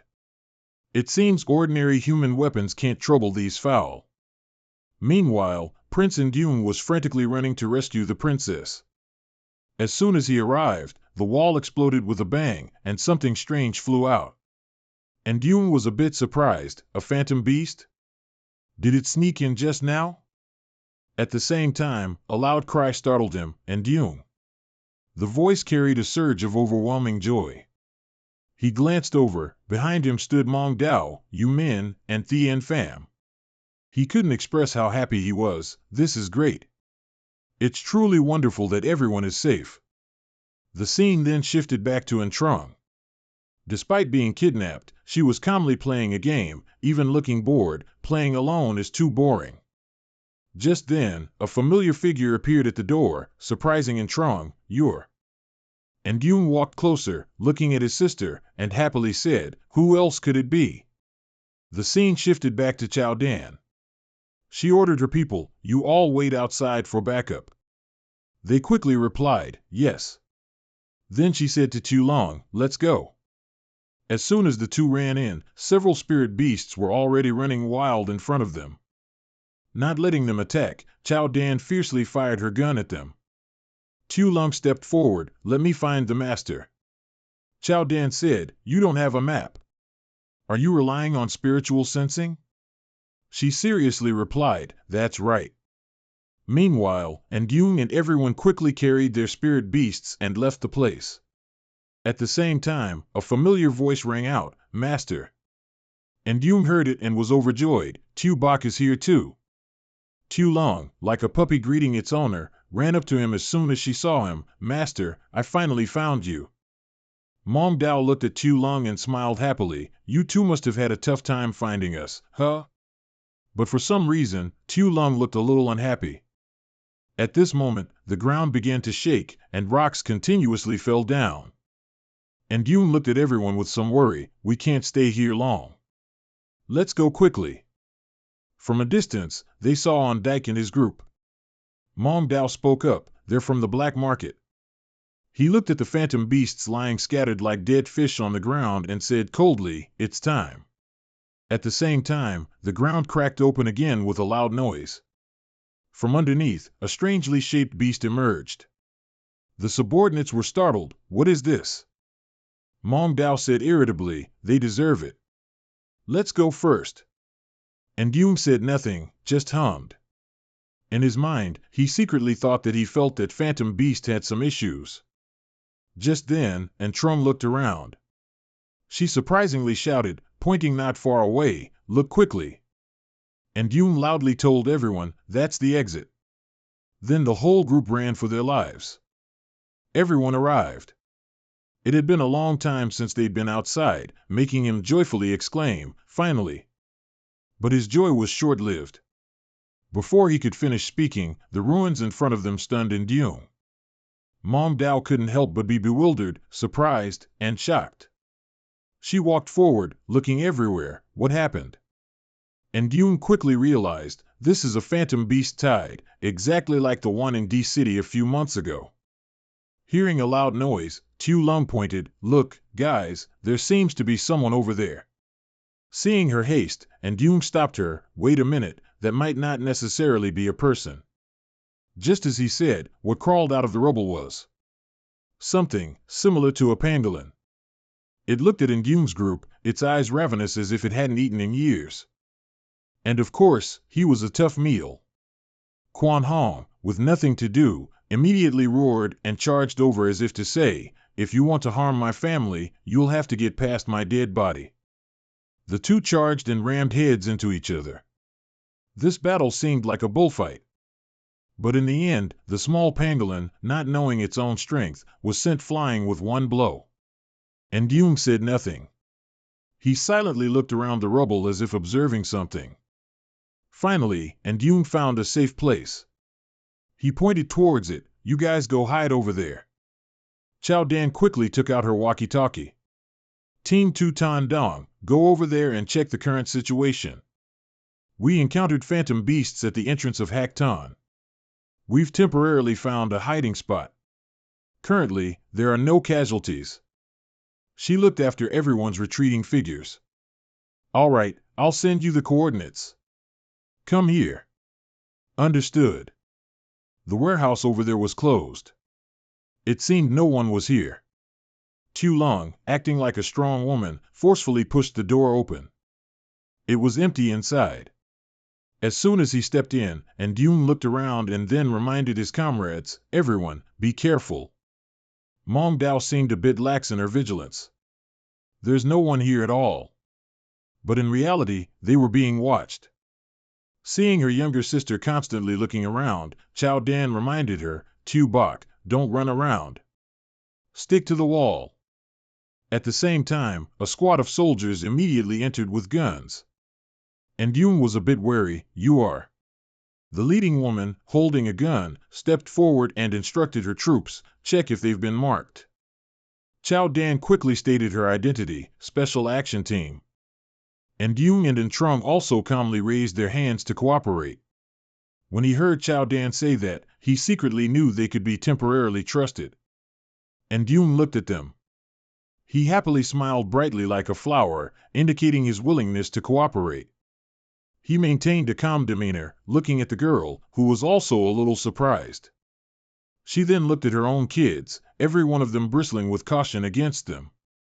Very quickly, all four of our youngsters used their inner power to transform into their combat forms. One of them exclaimed in surprise, 3 legendary level, and 1 spirit level. And Yun happily said again, "Yep, all the phantom beasts targeting us were eliminated on the way here." But right after, another formidable squad of soldiers rushed in. Everyone aimed their guns at each other. The situation between the two sides was somewhat tense. The two female leaders on this side were also slightly startled, as everyone kept their guns pointed at each other. Chao Dan took out a card from her pocket. "They're all our people. Everyone, lower your guns." Then she handed something to the other girl. "Hello, comrade, we are from the Chu family. I used to serve in the military and can vouch for them." The other girl also lowered her guard. "So you're from the Chu family. Everyone, put your guns down." And Yoon happily stepped forward. "So, what's going on in Dedu right now?" She led everyone upstairs. This afternoon, a large gate to a strange world was detected in the western area of Dedu. This led to a phantom beast tide. We received orders from above to come here to search for and rescue survivors. But the reinforcements who were supposed to arrive earlier will still take some time to get here. We can only gather the survivors and move them to this building, waiting for backup." And Yoon was startled. "Are there only this many survivors?" The girl replied, "Only this many on these 2 floors. There are also people on several floors above. The entire building is almost full. Fortunately, the higher-ups will send supplies in time, so for now, we don't need to worry about food and medicine. Currently, we must protect this place and wait for the troops to rescue us. After that, we will go out to find more survivors over time. The number of injured people here is countless. The tragic scene is no different from wartime." And Yoon frowned with discomfort internally. He secretly made a resolution: "This disaster, let me end it." At this point, he secretly thought, to stop the phantom beast tide, one must kill the leader of the beast tide. Then he spoke up again. "Excuse me for a moment." Before everyone departed, "Did you get any information about the leader of this phantom beast? For example, its species, location, or rank would all be fine." She replied to him, "We are just people searching for survivors. The task of finding the beast tide leader is handled by another special squad." And Duong secretly calculated, if it's similar to the time at Mount A2, capturing a phantom beast alive might allow us to identify the beast tide leader. But he didn't give up. Can I call you Captain? I want to take my phantom pet outside for a bit." She was startled. "Are you crazy? You just got in here. You know how bad the situation is outside right now." And Duong confidently said, "I dare to go out because I understand this phantom beast tide." After that, everyone quickly gathered in one place. And Duong would tell them his plan to capture some demon beast soldiers alive to identify the leader of the beast tide. Meng Dao stepped forward and boldly said, "I want to go too." And Chang also chimed in, "Tian Fan and I have been waiting for so long, I can also help brother in command Tian Fan." And Duong said seriously, "Meng Dao and Chang, you two stay here. Many people need you Ming and Tian Fan's protection." And Chang stubbornly said, "But..." He patted Xiaolong on the shoulder. "No buts. Listen to me." Afterward, and Duong, Xiaolong, Xiao Tu, and Jun Huang quickly departed. The captain worried and was about to chase after them. "No, it's too dangerous. You guys." As a hand quickly held her back. Chao Dan reassured her, "Don't worry, their strength is even greater than you know." The scene shifted to Nduong. His group had quickly moved to the pile of rubble. He looked around and assessed. "It seems calm here." Xiaolong chimed in, "These little rascals, when you don't want to see them, they run out one by one, but when you want to find them, there's not a single one." At the same time, as Xiaolong was wandering around, a hand suddenly grabbed her leg, startling her. Xiaolong then looked down. The young man, with tears streaming down his face, pleaded, "Save me, save." And Duong gently knelt beside him. "How are you feeling?" He looked like he had just seen a ghost, pointing at the ceiling and mumbling, "That thing saved me." As soon as he finished speaking, he couldn't hold on any longer and collapsed. Xiaolong looked around and then asked him, "Master, should we go over there and check?" And Duong quickly replied, "Let's go." A moment later, Xiaolong's hair was inexplicably blown back.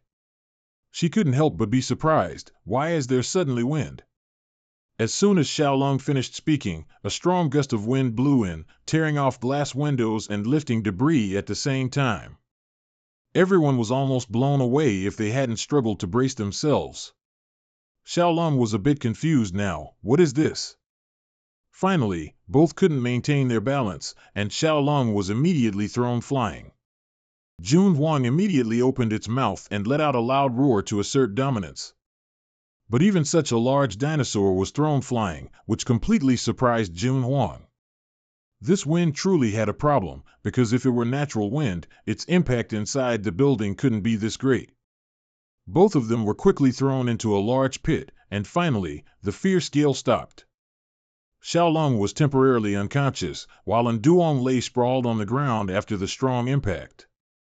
At this moment, hungry eyes stared at the two of them, as a pack of alligators slowly crawled out from the darkness. The problem here was that they weren't ordinary alligators. These were called Jade Water Gold Essence, Transcendent Rank. At this moment, one targeted the unconscious Xiaolong, opening its large mouth, intending to swallow her whole. Just as the delicious meal was about to be served, Xiaolong's eyes snapped open. It was the same old trick. Her hand then reached for the neck of that powerful alligator and squeezed tightly. Our little girl simply lifted the large gold essence, leaving it utterly panicked. The big commotion from Xiaolong's side also woke Duong up. Jun Huang and Xiao Tu quickly prepared for battle. He coldly instructed them, Xiao Tu, Jun Huang, be careful to keep a few alive. After hearing their master's command, both quickly transformed into their combat forms. In less than the time it takes for an incense stick to burn, the entire pack of alligators was defeated, lying sprawled on the ground, foaming at the mouth. Xiaolong then said to Duong, Master, do you think this trash dragged us here? Looking at the overturned gold essences before them, he happily replied, absolutely not. Duong touched an alligator and said, but there's no need to rush, as long as I can read their memories. He then remembered a magnificent, majestic dragon from ancient times and secretly thought, so that's how it is. After that, he said to Xiaolong, let's go, we'll go pay our respects to the master here. Duong then walked with Xiaolong, reminding her, Xiao Bai, be a little careful. Xiaolong casually said, compared to where we fell, this place is actually quiet. Duong said again, this proves that even low-level phantom beasts don't want to be here, don't be naive. Suddenly, Duong paused, then quickly spoke carefully to Xiaolong. Xiaolong also listened. Just then, both of them simultaneously looked back, their eyes gleaming like headlights. As those feet approached, Duong was startled and simultaneously shouted, Xiao Bai, get back. The fat black horse with a red mane galloped out quickly, and Duong and she had to dodge it. Duong recognized it. He explained to Xiaolong, the Sun Flame Kirin's pressure mind skill can create a small vortex. As long as someone or a phantom beast enters a certain range, it will activate. The thing that caught us was probably its claws. Immediately after, it instantly drew on its inner power and simultaneously opened its mouth, striking straight out. Xiaolong screamed in fear, Master, be careful. Suddenly at this moment, Duong thought of something, and his face brightened a little. At this point, the Kirin quickly moved towards Xiaolong, preparing to strike. Seeing her in danger, Tu immediately ran up to shield its elder sister. Tu flew over onto the Kirin's back, then Xiaolong flew over onto the Kirin's back. On this side, as it was momentarily distracted, Quan Hong immediately rammed hard into the opponent's lower neck. Quan Hong lunged over and embraced the Kirin. That crazy beast was actually beaten to tears by our dinosaur. Meanwhile, on this side, Xiaolong's face immediately changed shape. Immediately after, she gathered inner power into her punch and aggressively rushed over, and me too. With a punch straight to the Kirin's face, if it were unlucky today, it would have seen a naked chicken. Seeing it lie motionless after just a few blows, Xiaolong disdainfully asked, is this kid the leader of the Phantom Beast Tide? Duong replied, possibly. After all, most of the Beast Tide leaders we have are probably not even as strong as it. After that, he quickly placed his hand on the Kirin and used his spiritual technique. He immediately turned pale and exclaimed in alarm, "Oh no! We must go back to that building right away." At the building, the scene was utterly deserted, with not a soul in sight. Inside the house, Tran held Tien Pham, full of worry. "I wonder how my elder brother and the two of them are doing." It pointed its hand towards the window, and Tran asked curiously, "What do you want to say?" "Look at the sky." Tran's face turned pale. The birds flew wildly in all directions as if insane. She was bewildered. "This is..." A moment later, Tran quickly hugged Tien Pham and ran back inside. She shouted loudly, "Look! There's a swarm of phantom beasts flying towards us outside." Chao Dan was startled. "What?" Following Tran's words, the captain immediately took out her binoculars to observe the situation. The flying firebirds were the fire god Crimson. The captain's heart was in her throat. "We're doomed. Be alert." Everyone in the sniper team immediately took their positions, preparing to act. On this side, the birds also changed tactics, circling widely in the air. Immediately after, the sound of glass breaking echoed crisply as they crashed through the windows like moths to a flame. The captain urgently ordered, "Change cover. Notify everyone to evacuate to the underground room. Let's test the power of our specialized ammunition." Outside, the attacking birds were shot down one by one, but they seemed unafraid. Chao Dan also gave orders inside. "Chao family members, withdraw and protect the survivors." Everyone immediately responded, "Yes." On this side, the captain was still relentlessly shooting down birds flying in from outside. While she wasn't paying attention, a fire god Crimson pinned the captain to the ground. She struggled, "Damn it. Shoot." The sniper team members looked grim. They couldn't get a clear shot. It was attacking furiously, then suddenly, its movements slowed. The captain was somewhat startled. A moment later, a large rope appeared around the fire god Crimson's neck, tightly binding its body. Not only that, the flock of birds on the other side were all simultaneously tied up by a shadow prison. The captain was helped up by her teammates. She stared bewildered at the situation before her. "This is..." It turned out that Tran had skillfully directed Tien Pham to attack. She praised it with satisfaction. "Tien Pham, well done." Seeing this scene, the captain was overjoyed and grabbed Tran's hand. "This is only second to the mythical level. Primeval power level? Thank you for your help." The girl smiled modestly. "It's not that powerful." But the smile faded, and behind her tears, another bird flew towards them. This one was a bit different from the previous ones. With sharp eyes, it looked very much like a pelican. On this side, Duong and Tu Long also quickly ran over, the scene now a pile of ruins. In the sky, the flock of birds still soared high above. Continuous screeching sounds echoed, first the birds, then their red eyes. They could be said to cover almost the entire space. Duong looked at them, then he shouted loudly, "Don't block the way." Immediately, Tu used an electric lightning shield to block their attack. Quan Hong, on this side, was not to be outdone. It opened its mouth and roared loudly to assert its power against its opponent. These bat-like birds saw the electric leopard's aura and were a bit startled. Immediately after, Duong started running fast. "Hurry!" Tu Long also followed him. This fire god Drake tilted its head to look at the captain, who also gazed at it blankly. Suddenly beside her, a purple aura rose, surprising her. That stream of power wrapped around the tall building, preventing the fire phoenix from approaching her. The internal energy grew stronger and stronger. Thanks to this, the destructive creatures dared not attack anyone. Tien Pham looked at its opponent with surging momentum, standing still like a stone lion. The fire god Drake gathered its internal energy. It looked towards Tien Pham and then began to gather fire in its mouth. Our Shadow Master wouldn't let it be complacent any longer. It immediately lunged forward, pouncing on the bird as if to bite its neck and carry it away. Tien Pham roared, and lightning immediately enveloped the bird. But unlike the other birds, this fire god Drake was faster. It spread its wings and flew to evade almost all of the attack.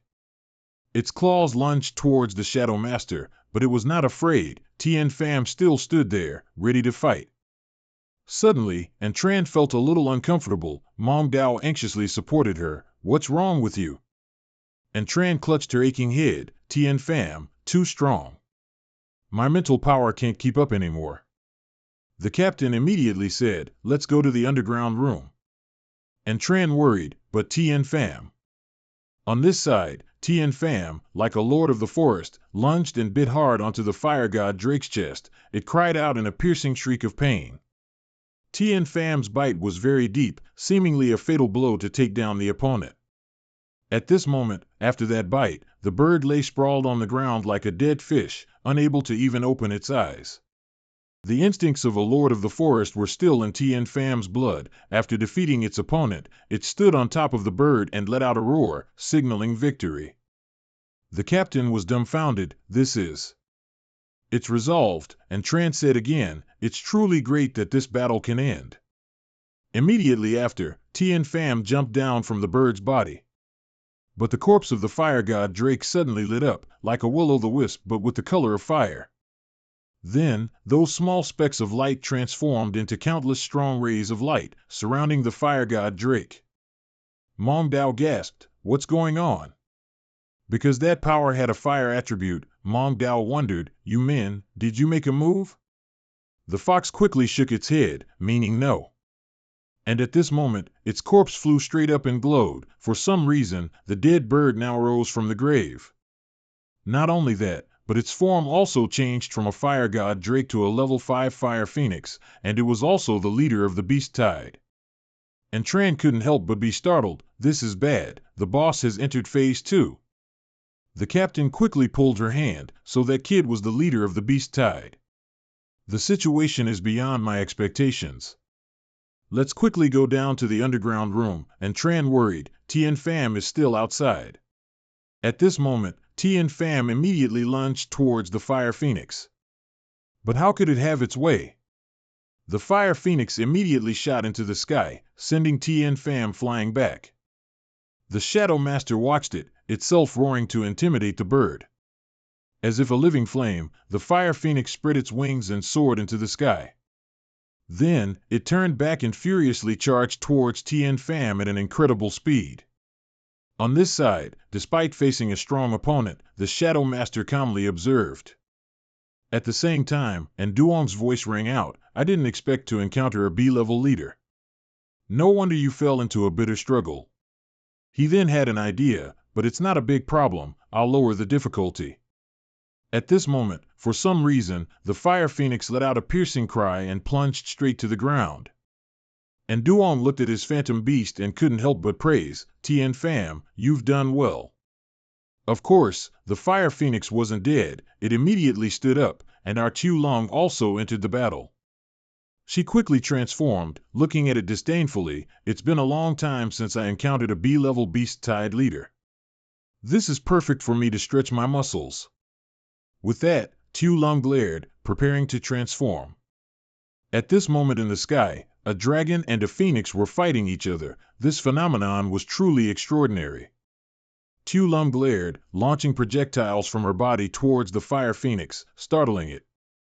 Immediately after, the fire phoenix was sent flying far away, its body crashing hard into the wall.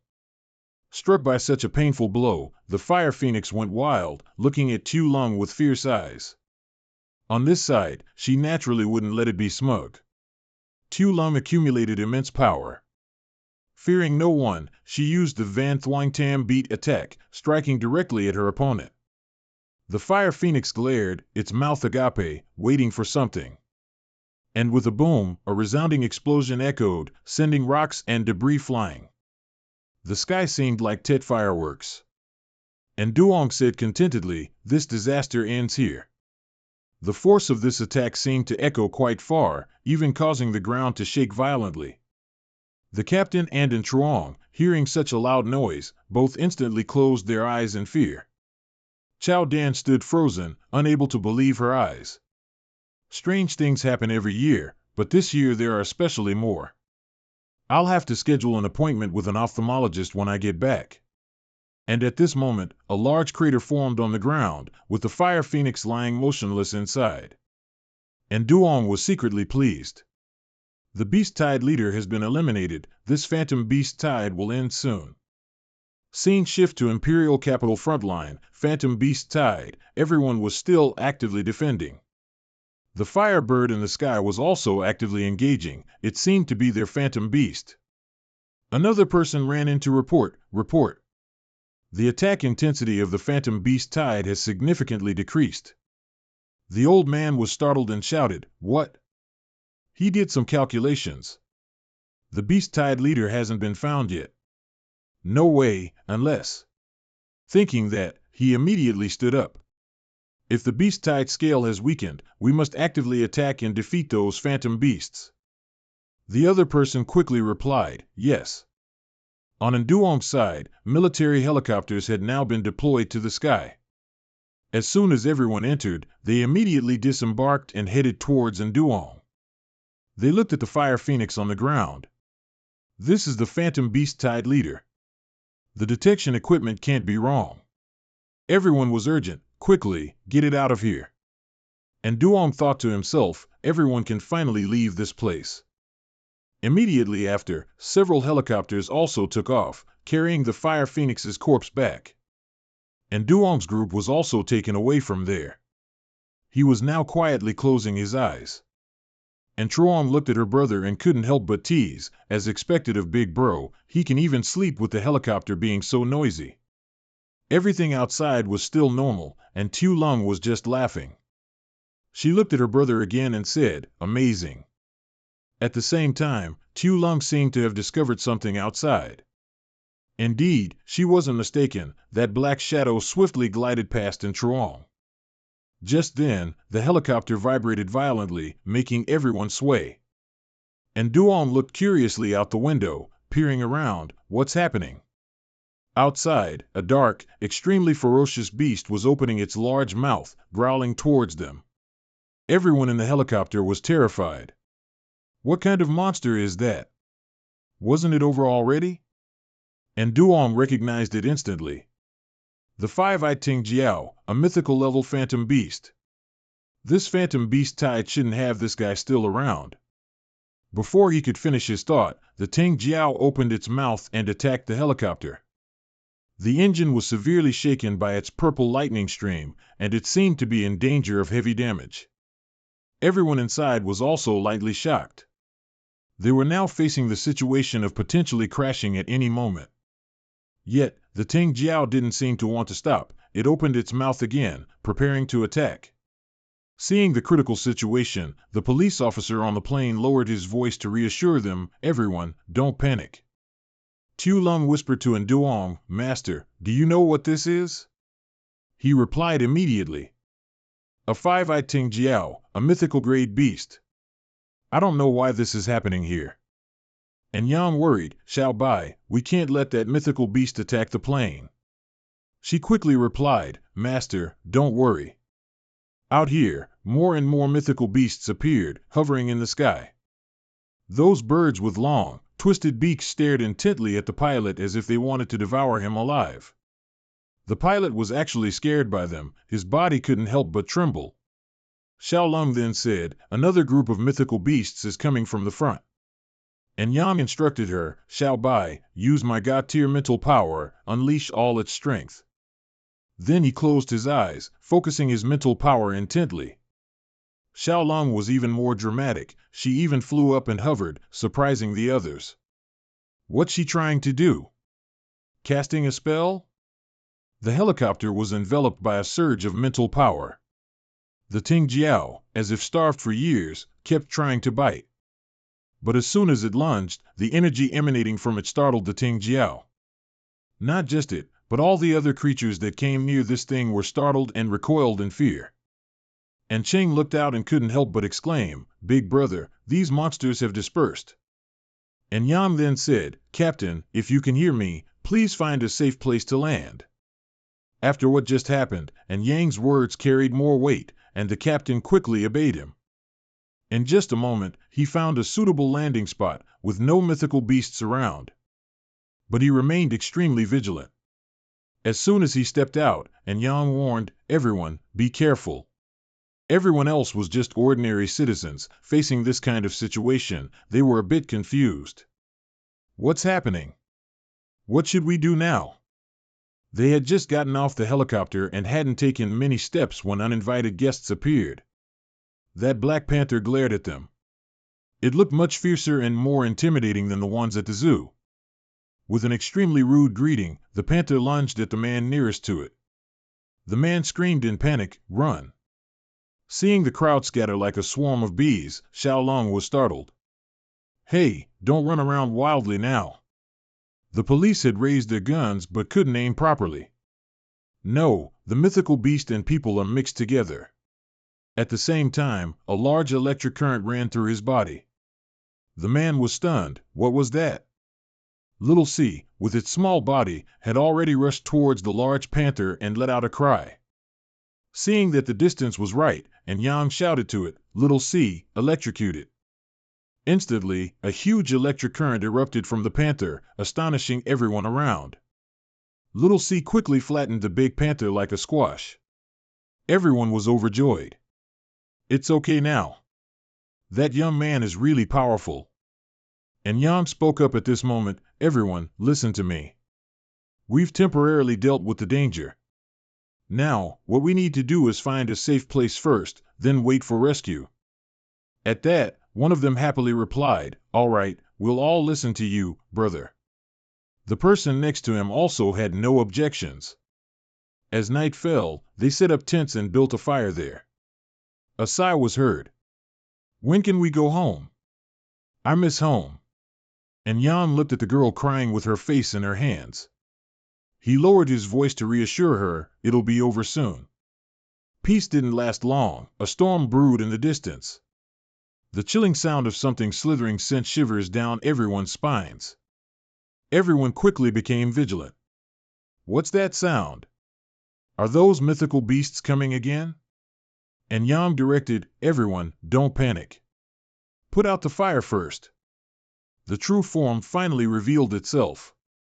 The beast was neither dragon nor lizard. It slithered and crawled towards everyone, looking utterly terrifying. Seeing its long body and a long tail writhing in front of them, one of the men couldn't help but scream in fear, "Run!" And Yang raised a hand to his mouth and whispered, "Don't be scared. Its target isn't us this time." Indeed, just as he said, the beast then took flight and flew away. And Yang watched its disappearing figure. A mythical grade beast shouldn't have appeared in this afternoon's mythical beast invasion. Xiaolong looked at him. "Master, I think it's more practical to figure out how to defeat it." And Yang seemed thoughtful. "I'll definitely settle the score with it, but not now." Xiaolong wondered, "But on the plane, wasn't it?" He replied, "That's because it didn't consider us enemies then." And Yang immediately began to explain, "Because after I reincarnated, my realm dropped to the spiritual level, only at the spiritual level. Only when reinforced by God-tier mental power can I briefly unleash mythical grade strength. However, if Xiaolong, Tianfan, and Little C can break through to the primordial level in a short time, then perhaps fighting it isn't impossible." Xiaolong quickly brightened up. "That's not difficult at all." Before her smile faded, something else happened. A building in the distance inexplicably exploded. It turned out to be the Imperial soldiers. They rushed forward, guns in hand. "Report, everything is proceeding smoothly. Let's check if any fish slipped through the net." They were accompanied by working dogs, but these dogs were truly incomparable to the mythical beasts. Everyone cautiously warned each other, "Be careful."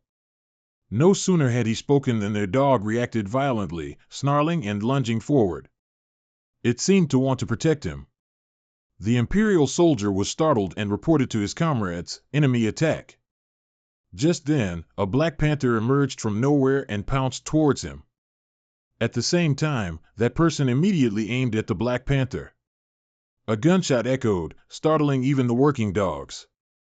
The dog, surprisingly, was hit by a bullet and lay down on the ground in pain.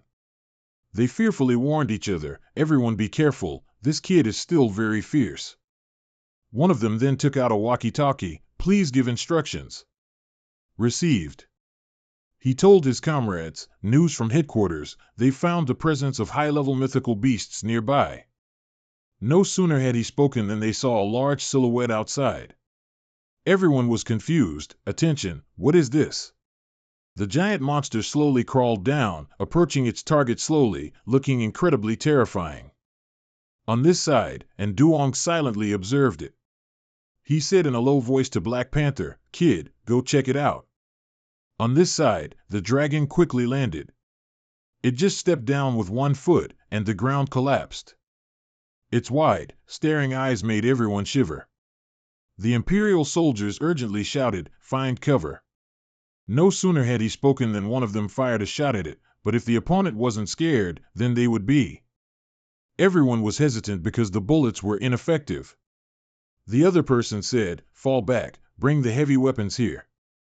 At this moment, cannons and fighter jets were ready for battle. Like returning to wartime, bombs rained down from the sky to take down that mythical beast. Rocks exploded, a chaotic scene unfolded with dust flying everywhere. A soldier spoke loudly into the walkie-talkie, "Continue firing, don't let it catch its breath." But it seemed that after that attack, the mythical beast became even more aggressive. It began sweeping in all directions, its wings flying in the air, batting tanks around. At this point, it still hadn't stopped. Its sharp claws raked the ground, creating a large hole. That wasn't all, the roar of the mythical beast seemed to carry deadly sound waves. Everyone here was scared and reeling. The plane is out of control. For some reason, the plane suddenly exploded with a sky-shattering boom.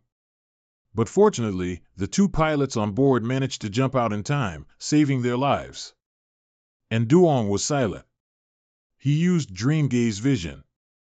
He knew very well that if he didn't intervene, they would definitely be wiped out. The mythical beast, which had been incredibly aggressive, suddenly stopped, surprising the soldier. What's going on? It was truly unexpected that Duong could suppress a god-tier mental power. It actually had an effect, but not much. The mythical beast still wasn't pierced by the bullets. He was secretly anxious.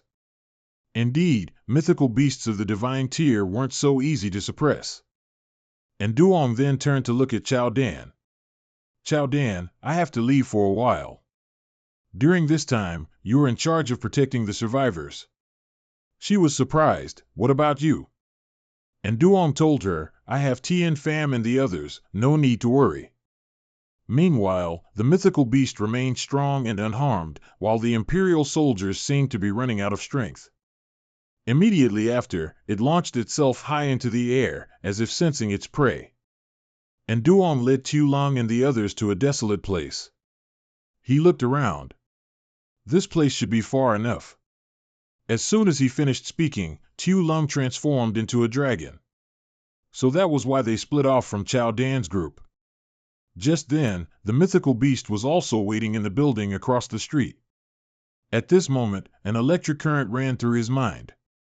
And Duong grimly stated, "Suppression successful. This battle is worth fighting." On this side, the lizard also condensed its inner power at its mouth. Thunder roared, echoing through the sky. Then it charged without hesitation. Behind it, the towering skyscraper split in two. On this side, and Duong rode on Tu Lung. She waited for him to stay by her side to fight the Tengu together. At this moment in the sky, the battle between the dragon and the Tengu ensued, a truly intense situation. Tu Lung coiled her body. She looked at it. The Tengu let out several terrified cries. On the ground, Tien Pham didn't sit still either. It used its chaos realm to support Tu Lung. Tonight, it seems the Tengu will be thoroughly beaten by Tu Lung and her siblings. All three of Duong's mythical beasts simultaneously rushed forward to gang up on that legendary Tengu. It attacked Tuesday. Our Black Panther quickly dodged. This was a 3-on-1 battle, but Duong still wasn't confident he would win. After a short break, the three young ones simultaneously charged at their opponent, preparing for a melee. Of course, 1 against 3, the Tengu was a bit flustered. It must be said that Duong's three mythical beasts were not just pets to be petted. Tu Lung immediately drew a circle of light in the sky. I don't know what she intended to do. And Duong, who had been observing, finally smiled with satisfaction. Now is the time. Tien Pham quickly transformed back into a chibi baby, and Duong reached out to hug it. Then he also ordered Tu Lung to retreat. On this side, the dragon was still struggling to fight back. Thanks to the Chaos Realm, when it struck, Tien Pham immediately vanished into thin air as if it had never existed. And this was beyond its comprehension. Before the dragon's eyes, everything was empty. It didn't understand why its enemy had suddenly disappeared. After a while, it seemed this foolish lizard realized it had been tricked. It let out a loud roar, unleashing its power, and Duong and Quan Hong simultaneously hid behind a large rock. The sky at this moment was like a coming storm. Fierce bolts of lightning erupted, making listeners shiver uncontrollably. After a period of engagement, that dragon hadn't weakened at all. On the contrary, it looked even more berserk than before.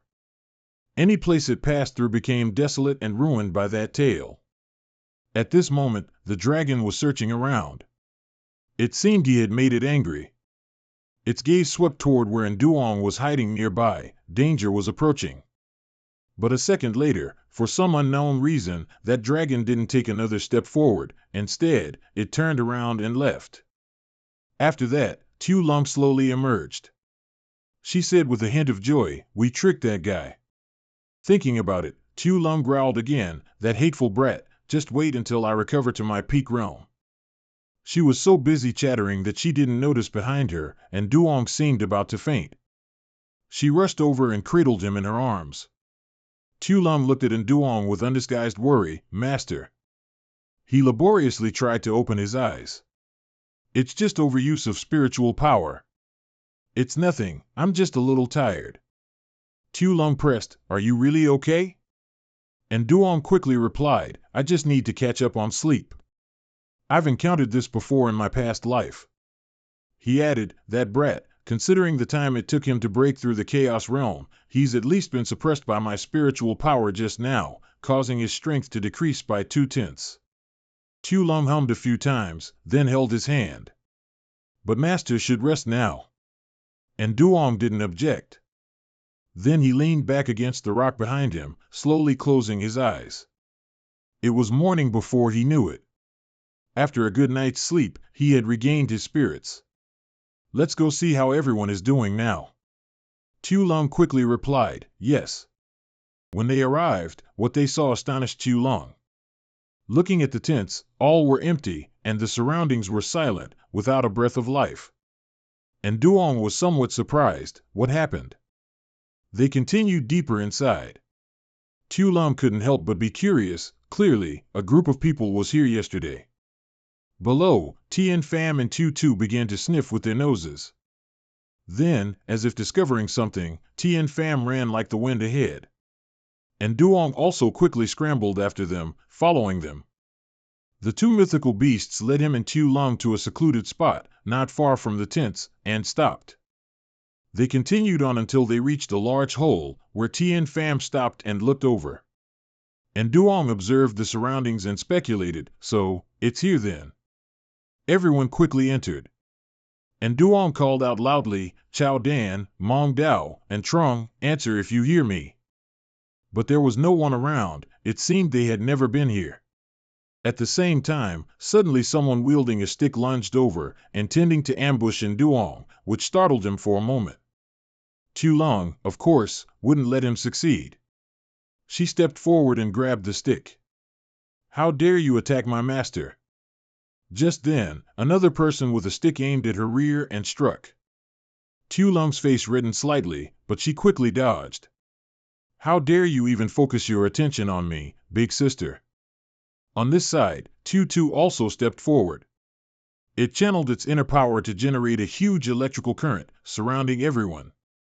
Thanks to its electromagnetic field, that group of people temporarily dared not rush in and could only remain still.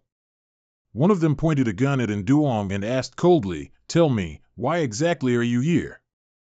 And Duong calmly said, "We just want to find our companions and inadvertently offended you. Besides."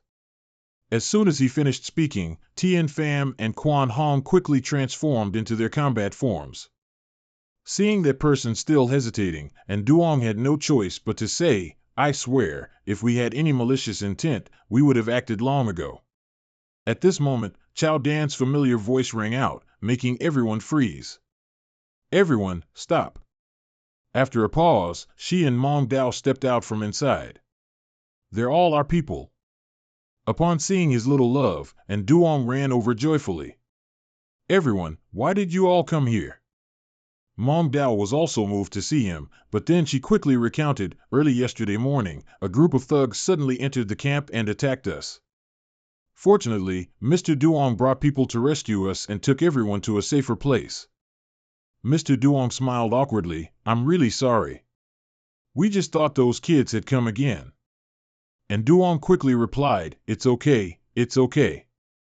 I should thank everyone for helping us out last night." Then he turned to Mong Dao and asked, "Do you remember any characteristics of yesterday's intruders?" She vaguely said, "Not very clear, they might have come to steal supplies." And Duong thought that, with the current situation, some desperate groups would indeed emerge seeking survival resources. One person in Duong's group angrily spoke up, "Those kids are definitely not survivors." Scene changed to Imperial Border, Combat Zone. That dang Jiao was wreaking havoc again in another location, and the Imperial soldiers were desperately fighting back. "All units, prepare for combat." Over here, tanks were continuously firing heavy weapons to repel those beasts. The deafening sound of explosions and the roars of the phantom beasts made the area even more chaotic. And of course, countless people were injured. They urgently told each other, "Retreat, retreat." The dang Jiao now seemed to be the ruler of the sky, with swarms of phantom beasts below it, waiting for orders to rampage and slaughter countless. Inside the meeting room, everyone was assessing the situation, astonished that a mythical-grade phantom beast had appeared. Moreover, more and more phantom beasts from other worlds are appearing. At this point, we can only rely on nuclear weapons to prevent annihilation. The man in charge looked a bit worried. "No, there are still over 10,000 survivors in the Imperial capital. We must find another way." The other person continued, "Just now, there was a proposal. The three great families requested to enter the occupied zone to clear out the magic beasts and rescue civilians." The leader added, "Furthermore, according to intelligence, the Foam family has already used the chaos to send a group of mercenaries into the Imperial capital. If those people can be saved, then let them go." Hearing this, everyone fell silent. Returning to Nduong, one of the group said, "I saw by the light of the campfire that all their weapons had the Foam family's emblem on them." Chao Dan also chimed in, "I also noticed that last night, but their combat skills were too professional, not like ordinary trained combat personnel. Even if that were true, they're just temporary hired help." Mong Dao secretly scoffed, not knowing who almost couldn't defeat those temporary staff. And Duong's face darkened. If those people were indeed sent by the Foam family, then it must be because of clues related to mythical-grade phantom beasts. Chao Dan then said, "If it really is the Foam family making a move, then the other two families among the three great families must have also gotten involved. If we encounter people from the Chu family, I can negotiate." And Duong heard this and thought it made sense. I'll have to rely on you then." He then turned apologetically and asked, "Brother Duong, with a few more of us, you don't have much in the way of supplies left, do you?" Brother Duong happily replied, "Not at all. There's a supermarket warehouse next to the underground storage. Even if we had a few hundred more people here for half a year, it wouldn't be a problem." The other person happily replied, "Thank you, brother." And Duong then remembered that in his previous life, when the phantom beast tide erupted, kind-hearted people like Brother Duong would always become sacrifices. Such people were becoming fewer and fewer in his time. He looked at them and secretly made up his mind, "If I've encountered it, I definitely can't just ignore it." After that, and Duong said, "Oh, right, Brother Duong, I have to go out and get something." And Duong and Tu Long went out together. He climbed to a nearby high point to observe the situation. Below, the phantom beasts were still slowly moving in droves. According to his observation and mental power scan, the number of mental devouring phantom beasts was higher than he had expected. And Duong then said, Tu Bok, starting now, we need these phantom beasts to become elements to strengthen your power. Tu Lung quickly replied, no problem. In the silent night, the two of them stealthily moved through the ruined buildings. Suddenly, from afar, a tiger slowly approached, growling as it looked around for prey. He looked at the beast and immediately recognized it, a mental-grade demonic tiger phantom beast, that was it. Immediately, he channeled his internal energy, focused his mind, and used a mental shockwave. The tiger quickly sensed something was wrong. It froze and looked in his direction. Finally, the demonic tiger spotted its target. It let out a loud roar and charged towards Nduong. At the same time, Tu Lung immediately channeled her internal energy into her fist and charged forward too. Its meaty face was pummeled and deformed by her. The demonic tiger gaped, unable to even react in time. It lay sprawled on the ground, its tongue still not retracted, looking incredibly pathetic. And Duong then picked up a small saw, aiming for its horn.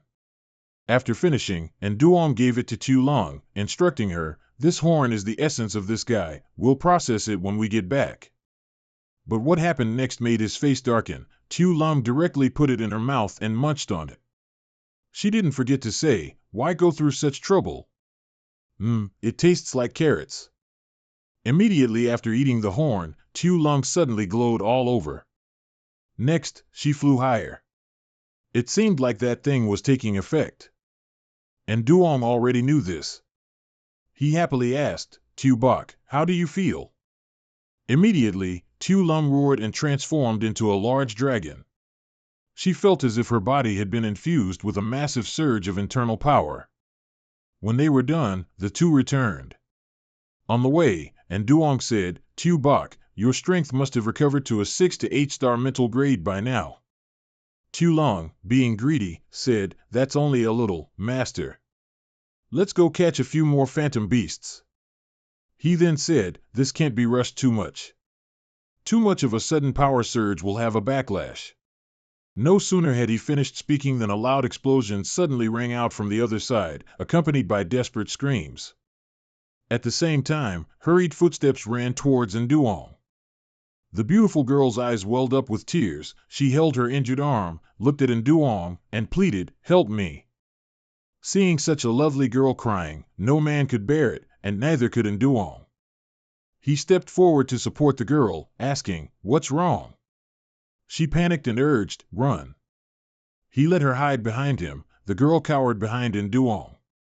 Tu Lung cautiously looked at him, master, be careful.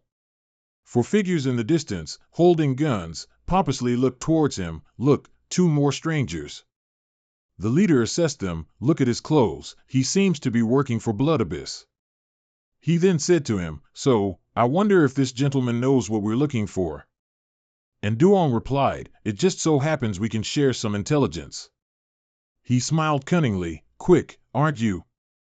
Black marketeers are more trustworthy than beggars, huh? And Duong's expression was no gentler, I'll tell you what I know. Then he kicked the man hard in the crotch, saying, here's your information. His companions saw the situation, raised their guns, and yelled, kill him. But of course, Tu Lung wouldn't let her master be in danger. She immediately ran to shield Nduong. Our little dragon caught bullets barehanded. She seemed to be playing catch, her movements extremely skillful. Then, Tu Lung spread her hand, and the copper bullets clinked together before falling to the ground. She calmly asked, aren't you going to shoot anymore? Only then did the man turn pale, looking at Tu Lung. What kind of monster are you? Without answering him, she launched herself forward, her eyes glowing red. Tu Lung lightly punched him in the face, then said, you tell me. She indignantly dealt with all those bandits. Who's the monster, huh? Not long after, they were all flattened on the ground. Tu Lung rolled up her sleeves, looked at him, master, these guys are as weak as snails. At this moment, hurried footsteps approached again. People were coming towards him. The girl from earlier was very touched. She looked at Nduong and said, thank you both. And Nduong wondered, it's nothing. But who are you all? She replied, we were originally commoners in the imperial capital. After the fox demon outbreak, we ran all the way here to gather supplies. And Duong told her, I know a place that can provide supplies and shelter. Would you be willing to come with me? Everyone was delighted to hear this and cheered, that's wonderful. Finally, we don't have to worry about starving anymore. Everyone quickly returned to the camp. This side was still peaceful, temporarily out of danger. Everyone happily moved objects inside, and Duong watched them work with satisfaction. He suddenly remembered to ask Mong Dao, right, where's Chao Dan? She replied, she said she received a signal from the Chao family, so she went to contact them. It's been a while now. At the same time, the main gate quickly opened with a creaking sound, attracting his attention. At this moment, several blue cars drove straight inside, kicking up clouds of dust. And Duong and Tu Lung immediately became vigilant. This is. Chao Dan stepped out of the car, and Duong breathed a sigh of relief. At least these were his people. Chao Dan happily said, everyone, I've successfully contacted the Chao family. He then looked behind Chao Dan, those cars are. She happily replied, supplies from the Chao family, including food, purified water, medicine, and even self-defense weapons. And Duong cautiously asked directly, so, let me ask, what does the Chao family want us to do in exchange for their support? Chao Dan seriously replied, I won't hide it. The Chao family's objective is the mythical phantom beast. The Chao family needs an outpost within the occupied area. Of course, I guarantee that the Chao family will not interfere with the internal affairs of the shelter, except for providing materials. He said nothing, just glanced at Mong Dao to silently ask for her opinion. Chao Dan then said, that's not bad, but Brother Duong, he agreed very decisively when he heard about the Chao family. Now, everyone, go and transport the supplies. Then she turned to the people and said, this will be our new home, a shelter of peace and hope. The children happily played with each other, seeing their innocence, and Duong's desire to protect them grew stronger. Immediately after, he and Tu Lung simultaneously spotted a white rabbit. Seeing it shivering in fear, hiding in a rock cave, he gently extended his hand, come with us. The people then worked together to use wood to repair the damaged parts of the buildings. With everyone's effort, the occupied zone gradually gained vitality. As for the Soul Master Tien Pham, it was assigned to guard duty and was currently patrolling. At night, everyone gathered around fires for warmth, and things were gradually falling into place. On this side, people were discussing strategies. The man at the head said, the mythical grade phantom beast is the key for us to rise up, we must obtain it, no matter the cost. He pointed at the map. The Chao family, under the guise of protecting survivors, established an outpost to observe the Huen X beast. Otherwise, send someone to see what intelligence they've gathered. On this side, Mong Jiao and Indung were standing high up, observing everyone's activities. He secretly made up his mind that no matter what happened, he had to work with everyone until the disaster ended. Night fell at Indung's encampment. A group of masked people, accompanied by wolves, one of them whispered, stealthily entered, going directly to their command center. On the observation deck, the person assigned to guard duty was looking in all directions. It seemed he had also detected something. The group quickly shot him in the chest before he could cry out. He clutched his chest in pain and fell, but he quickly pressed the red button near where he fell. The alarm blared. On this side, Indung quickly guessed it was from the west observation post. Something was wrong. Then, he stood up and loudly told the people below, don't panic, everyone, act according to the plan. The intruders immediately realized they had been discovered. The leader couldn't help but exclaim, damn it. Tien Pham led the charge, followed by the armed citizens shouting loudly, charge. Aron Su passed by, using lightning from its horn to strike those guys. They were immediately bound by Tien Pham, all crying out in terror. In just a moment, 6 of them were defeated. They returned to their knees on the ground. The first one exclaimed in astonishment, this Indung is truly too formidable. His accomplice looked inside in horror. Yes, he has a mental controlling mythical beast. The girl behind the screen calmly said, "It's just a preliminary battle. The real show is yet to come." On this side, and Dung and Mong Jiao were sitting at a desk. He spoke. "Last night's ambush definitely had issues." Looking at the large character on the paper, Mong Jiao couldn't help but exclaim, "The Chow family? No way." He calmly held the envelope in his hand and told her, "Let's find Chow Dan, and we'll know right away." At Chow Dan's office, when she heard Dung say that, she surprisingly yelled, "What?" She anxiously said, "I guarantee, the Chow family wouldn't do that. If there's really an inside man, I'll catch him with my own hands." And Dung looked at her seriously, "If it's true, then I'll also need your cooperation." Mong Jiao pointed at the map. "This place and this place are where our people detected unusual activity." And Dung continued her sentence, "We need a plan to lure the spy out." That night, Chow Dan, and Dung, and Mong Jiao went out together to observe the situation. He cautiously hid behind a large wall, looking through the door, which was guarded by 2 bodyguards. Chow Dan looked through binoculars, a clumsy deception. "Our medals are all placed as certification documents. I've never seen anyone make them into a patch and display them like that." While they weren't paying attention, the 3 quietly rushed inside. After a moment, Chow Dan looked at the paper in her hand. "This document, we found it." And Dung pointed at the map. "We must use the spy's greed to set a trap." Chow Dan quickly spoke up, "I'll bait him with money. The spy definitely won't miss this opportunity." In the sky at this moment, an owl hovered. It's unknown what it wanted to do. Inside, and Dung was still carefully reviewing and calculating for a while. Mong Jiao silently stood aside, observing him. Chow Dan went out alone, secretly thinking, "Come on, let me see your true face." Mong Jiao looked at the monitoring screen, feeling nervous. "We must keep calm, we can't be exposed." Chow Dan looked at the man. "You're here? I've been waiting for you for a long time." The guy replied, "I can't help it, the situation lately is quite tense. Videos of phantom beasts are appearing, and outside the shelter, they've increased as well." Before he could finish, Chow Dan couldn't help but pull out her gun. "Game over, spy." He was startled. "What?" At the same time, Mong Jiao ran over. "You've run out of places to hide." Chow Dan pointed the gun at his head. "You're not from the Chow family.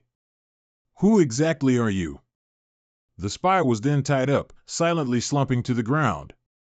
And Dung stepped forward. "Now, let's discuss the mastermind behind this." Despite his fear, he still feigned ignorance. "Brother, no one put me up to this. I just wanted to earn a little pocket money." Chow Dan coldly asked him, "Then why did you impersonate someone from the Chow family?" He glanced over and lowered his voice. "The Chow family is quite reputable in this society, you know." Chow Dan was impatient.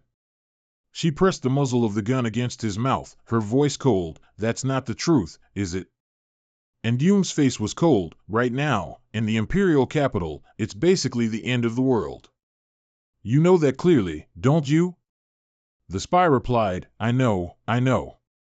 Chow Dan still wanted to kill him. "Good, then. There's no one around here. If I kill an information peddler, I'm sure no one would notice, right?" Seeing her face like a demon, he almost peed his pants. I'll tell everything." He remembered again, in his previous life during the Phantom Beast era in City X, it was still that desolate pile of rubble. Shaoli supported him on her shoulder, whispering, "And Yang, you have to hold on." And Yang's eyes slowly opened. Luckily, this was just his dream. And Yang said to himself, "Why did I fall asleep just now?" He sadly and silently said to himself, "But it feels like I've lived through several lifetimes." Meng Jiao suddenly changed her way of addressing him. She looked at Yang and gently asked, "What's wrong?" He gave a silly smile. "Nothing." From the driver's seat, Chow Dan picked up the walkie-talkie to contact her teammates. "What's the progress?"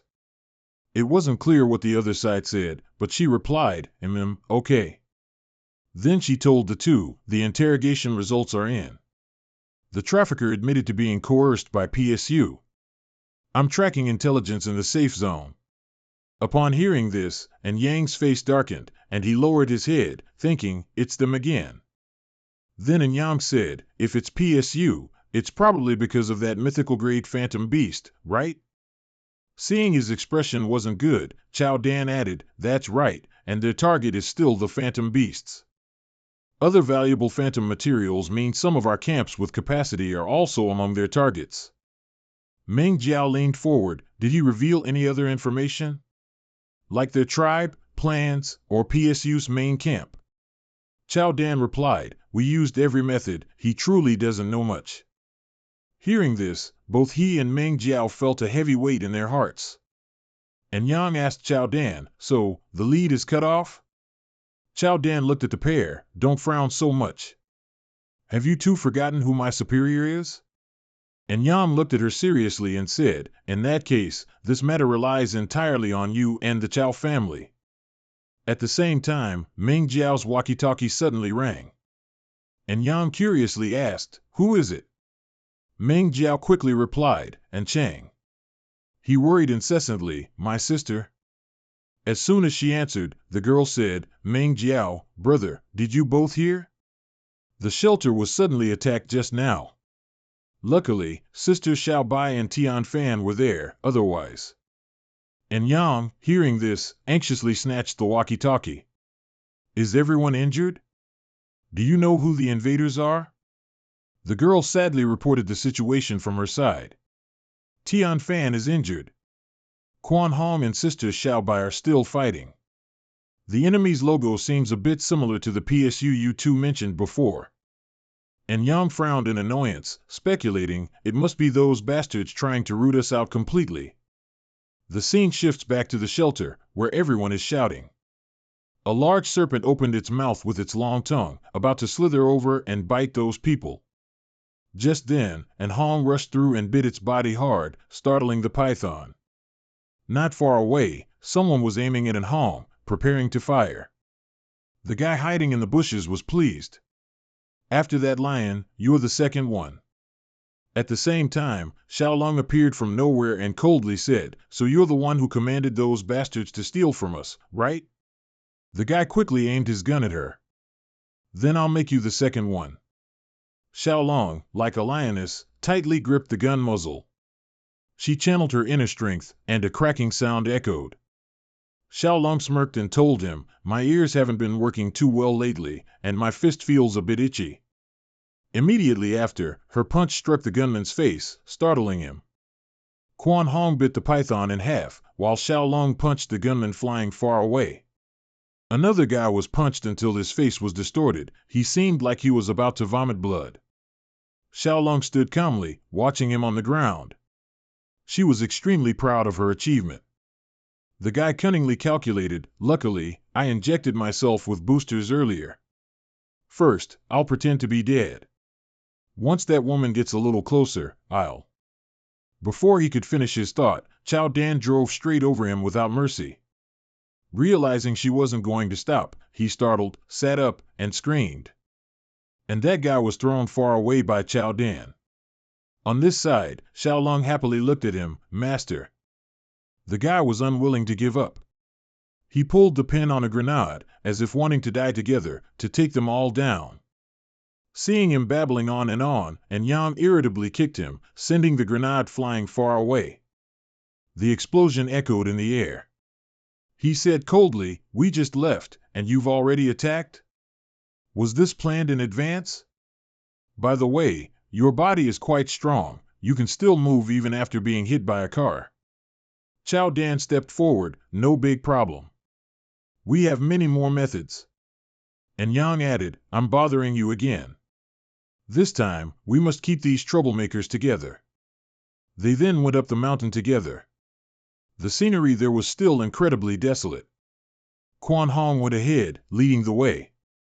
It used its massive body to clear the path for everyone by pushing away large logs. Immediately after, our red dinosaur discovered a piece of wood with the letters PSU on it. And Yang quickly told the little fellow, go check it out. It swiftly obeyed its master's command and rushed forward. It turned out to be a massive door. And Yang curiously stood before it, silently observing for a while. Then he said, "Quan Hong, this door is yours." Immediately, it slammed its head into the door. Under the massive dinosaur's power, the door quickly couldn't withstand it. Everyone then went inside. It seemed to be a factory. Xiaolong couldn't help but exclaim, "Damn it." She glanced around, observing Yang, then couldn't help but say coldly, "Could it really be like this?" Xiaolong also grumbled, "These guys must be severely punished." Meng Jiao pointed at the iron cage. "Everyone, look, inside here are." It turned out to be humans. In rags, they looked at Yang, groaning apathetically, "Save us. Our lives.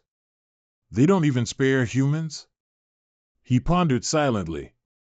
Even in his previous life, he heard rumors of human experiments to transform their bodies into phantom beasts.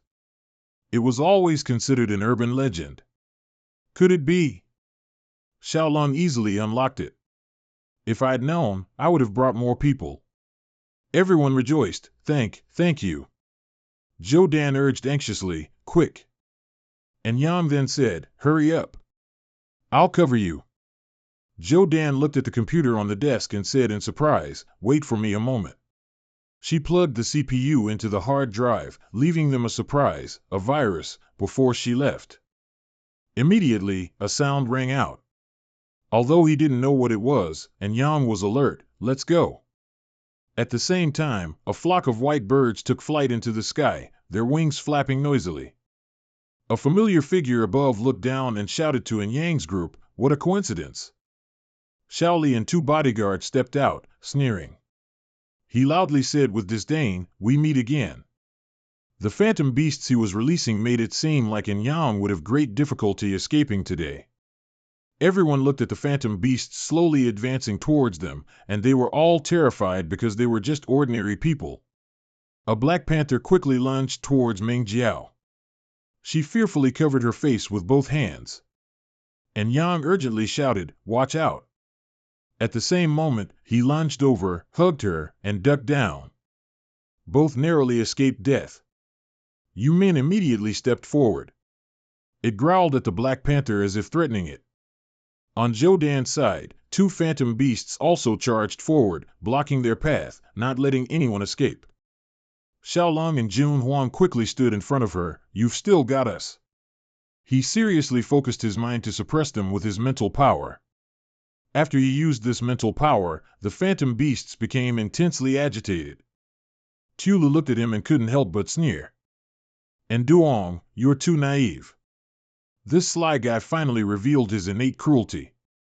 He pressed the red button nearby. "This time, I want to reclaim victory." Mong Dao thought he had already controlled the phantom beasts, so she was overjoyed.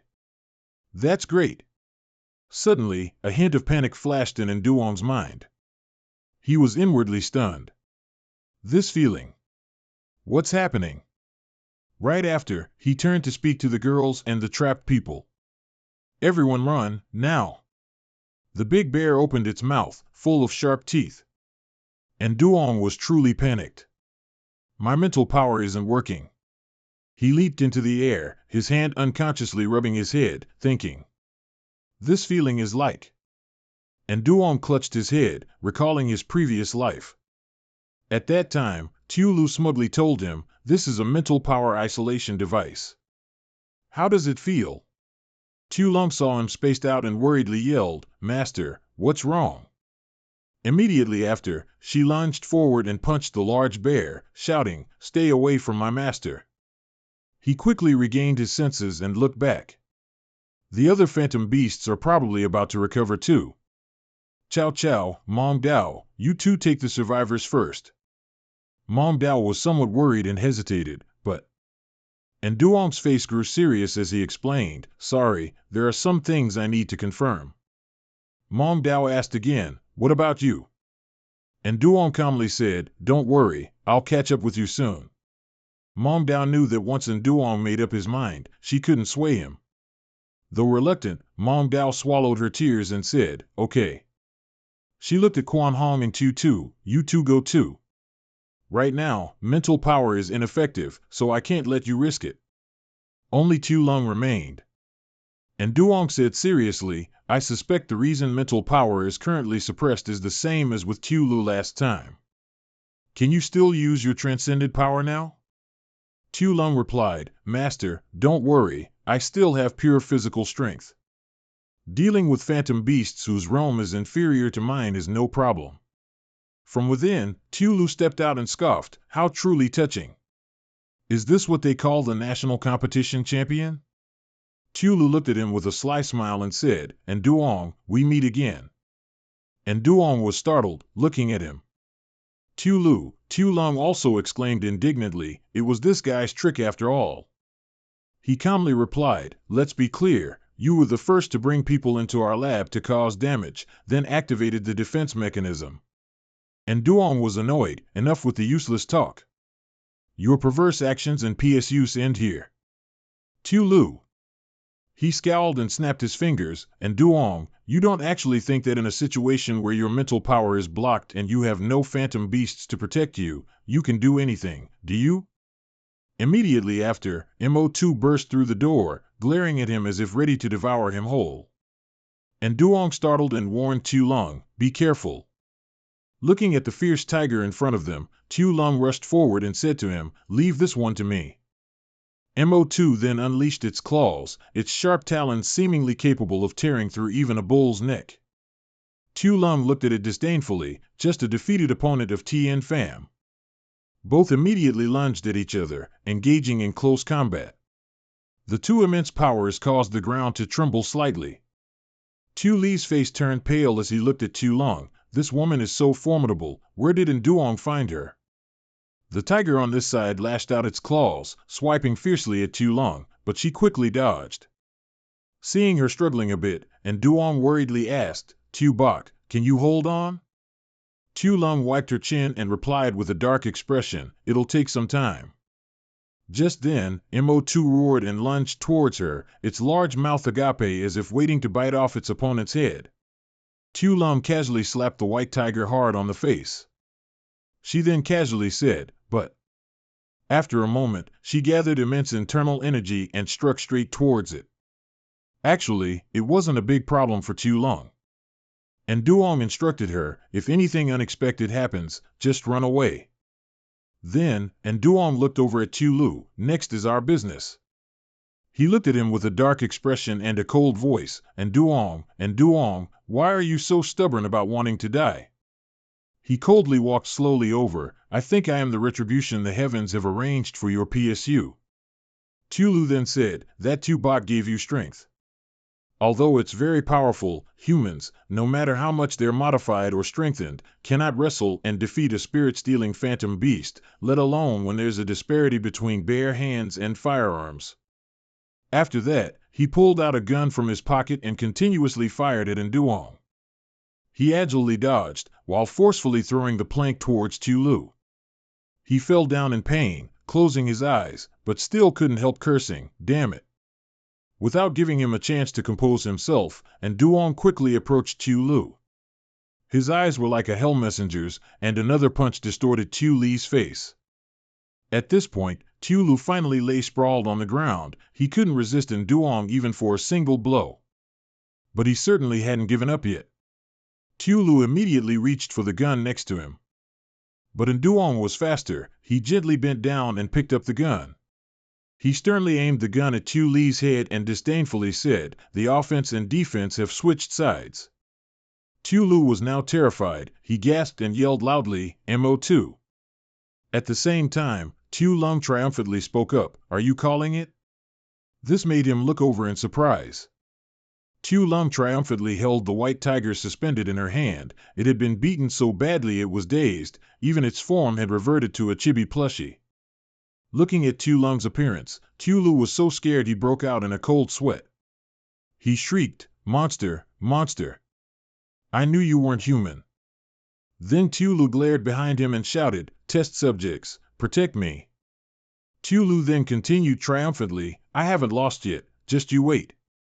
And Duong ignored his insane words and kept the gun barrel pressed against Tu Li's head. Immediately after, he coldly pulled the trigger. A loud bang echoed, and Tu Lu simultaneously screamed.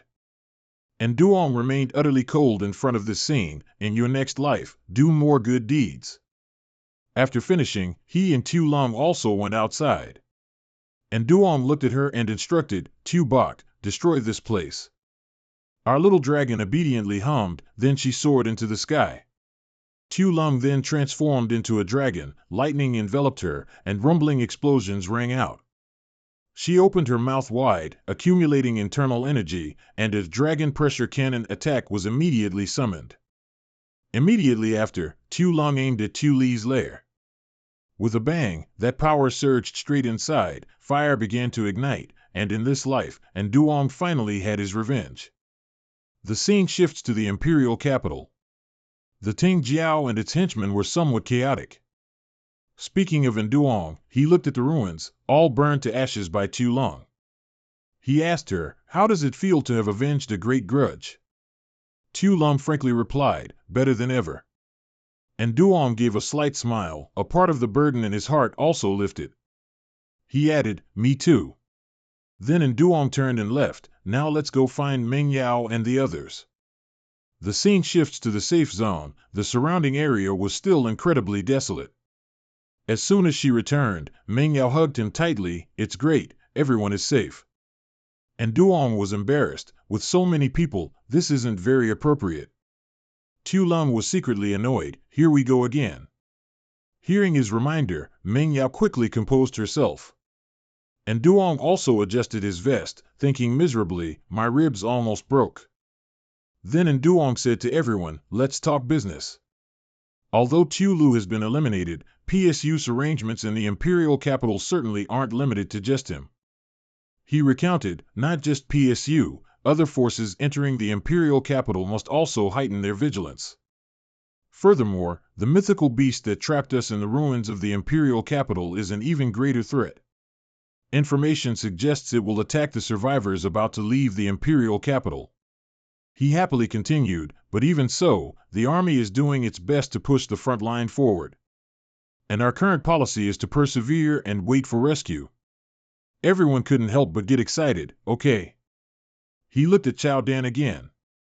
Also, for the safety of the camp, please help me, Chu Chu, find some information about the factions and mythical beasts inside and outside the imperial capital. She quickly replied, don't worry. After returning, and Duong looked through the pile of papers on the table. And Trung asked curiously, I'm a little unclear about this, why doesn't the mythical beast directly attack the survivors in the imperial capital? And Duong quickly looked at her and explained, because it wants to take us hostage. The girl stared blankly at her brother. Huh? Chao Dan said seriously, the army planned to use nuclear bombs to stop the beast tide, but with over 10,000 survivors in the imperial capital, this plan can't be carried out no matter what. Looking at the paper in his hand, and Dan frowned, therefore, it's very likely that this monster knows humans very well, our weapons, and our way of life. That drawing is of Tang Jiao, and Duong added, information about it is very important to us. And to cooperate with the army in eliminating it, we must also increase our combat power. And Trung was surprised, so what should we do? Chao Dan handed him more information, these are the details of mythical beasts from legendary grade upwards that we've discovered near the camp. We can use the actual data of high-grade mythical beasts to enhance the strength of Tien Pham and Tu Tuesday. And Duong added, if Tien Pham, Tu Tu, Quan Hong, and even you men can all break through to the spiritual grade, then we might just be able to fight the mythical beast. And Trunk secretly sighed, from primordial grade to breakthrough, since when did my brother become so powerful? At the same time, the walkie-talkie called, Chao Dan listened, she didn't know the content but her face turned pale. Huh, what? And Duong worried, what's wrong? Chao Dan looked at him, just now, the mythical beast left the combat zone and entered the inner city. Luckily, it's quite far from us. And Duong replied to her, what's the exact location? Chao Dan hesitated, you're not thinking. He replied, after all, it's such a rare opportunity to gather information. Meanwhile, Tu Lung glared and shouted, Quan Hong, don't think that just because I'm in human form you can be careless. and Duong arrived at the same time. He asked curiously, Tu Bok, what are you doing? She calmly said, I'm helping Quan Hong train his combat abilities. And Duong told her, stop for now, there's another mission, and it's a big one. Tu Lung was excited, that's great, I was getting restless. Then, the three of them went outside, the devastated ruins had not yet been restored. Noisy sounds erupted simultaneously, and Duong looked over in surprise to observe. Seeing that Tang Jiao again, he quickly said, the mythical beast. Everyone, hide. And Duong looked into the binoculars, let's see what we can find with the military telescope Chu Chu gave us. What's making it so agitated? In the distance, the Imperial soldiers quickly grabbed their guns and ran towards Tang Jiao. Everyone anxiously said to each other, the mythical beast is right in front of us, charge. And Duong speculated, Fong family members? On this side, a chaotic battle erupted as the mythical beasts charged to attack. Tang Jiao howled, but everyone on this side didn't give up and continued to attack it. And Duong added, these things wouldn't have been used for at least another 5 years in my previous life. They've really spent a lot of money to catch the mythical beast, Tu Lung continued. Can they do it? Looking at the current situation, he guessed, not very likely. Even in my previous life, a huge price had to be paid to defeat the mythical beast. At the same time, Tang Jiao charged towards the tall building, relentlessly smashing it in a frenzy. Rubble fell to the ground, people screamed in fear and then scattered in all directions. Immediately after, Tang Jiao soared high into the sky. The crowd held their breath, wondering what it would do next. Instantly, Tang Jiao continued to open its mouth, concentrating its internal energy there. Above, several helicopters whizzed past, making the beast somewhat bewildered and stunned. The people inside quickly shot something at it. The power seemed considerable. That white substance stuck firmly to Tang Jiao, which roared furiously as if trying to struggle free. And Duong observed while saying to Tu Long, among the three major families, it would take several years for the Zhang family's equipment to officially be mass-produced. It seems everyone has brought out their secret weapons to deal with the mythical beast. You're eager for battle too, Master, should we act together? And Duong calmly replied, no, the top priority now is to improve your cultivation. On the ground at this moment, the group of people, while shooting, looked up annoyed, damn it, does the Zhang family want to compete with us? Another person eagerly said, perfect, let's just fight together. His teammate immediately agreed, all right. And just like that, as if war had broken out, bombs and bullets rained down loudly all around the Tang Jiao. And at this very moment, something seemed to shoot straight towards the mythical beast's wing. After looking through the binoculars, and Duong wondered, is it to prevent their opponents from succeeding?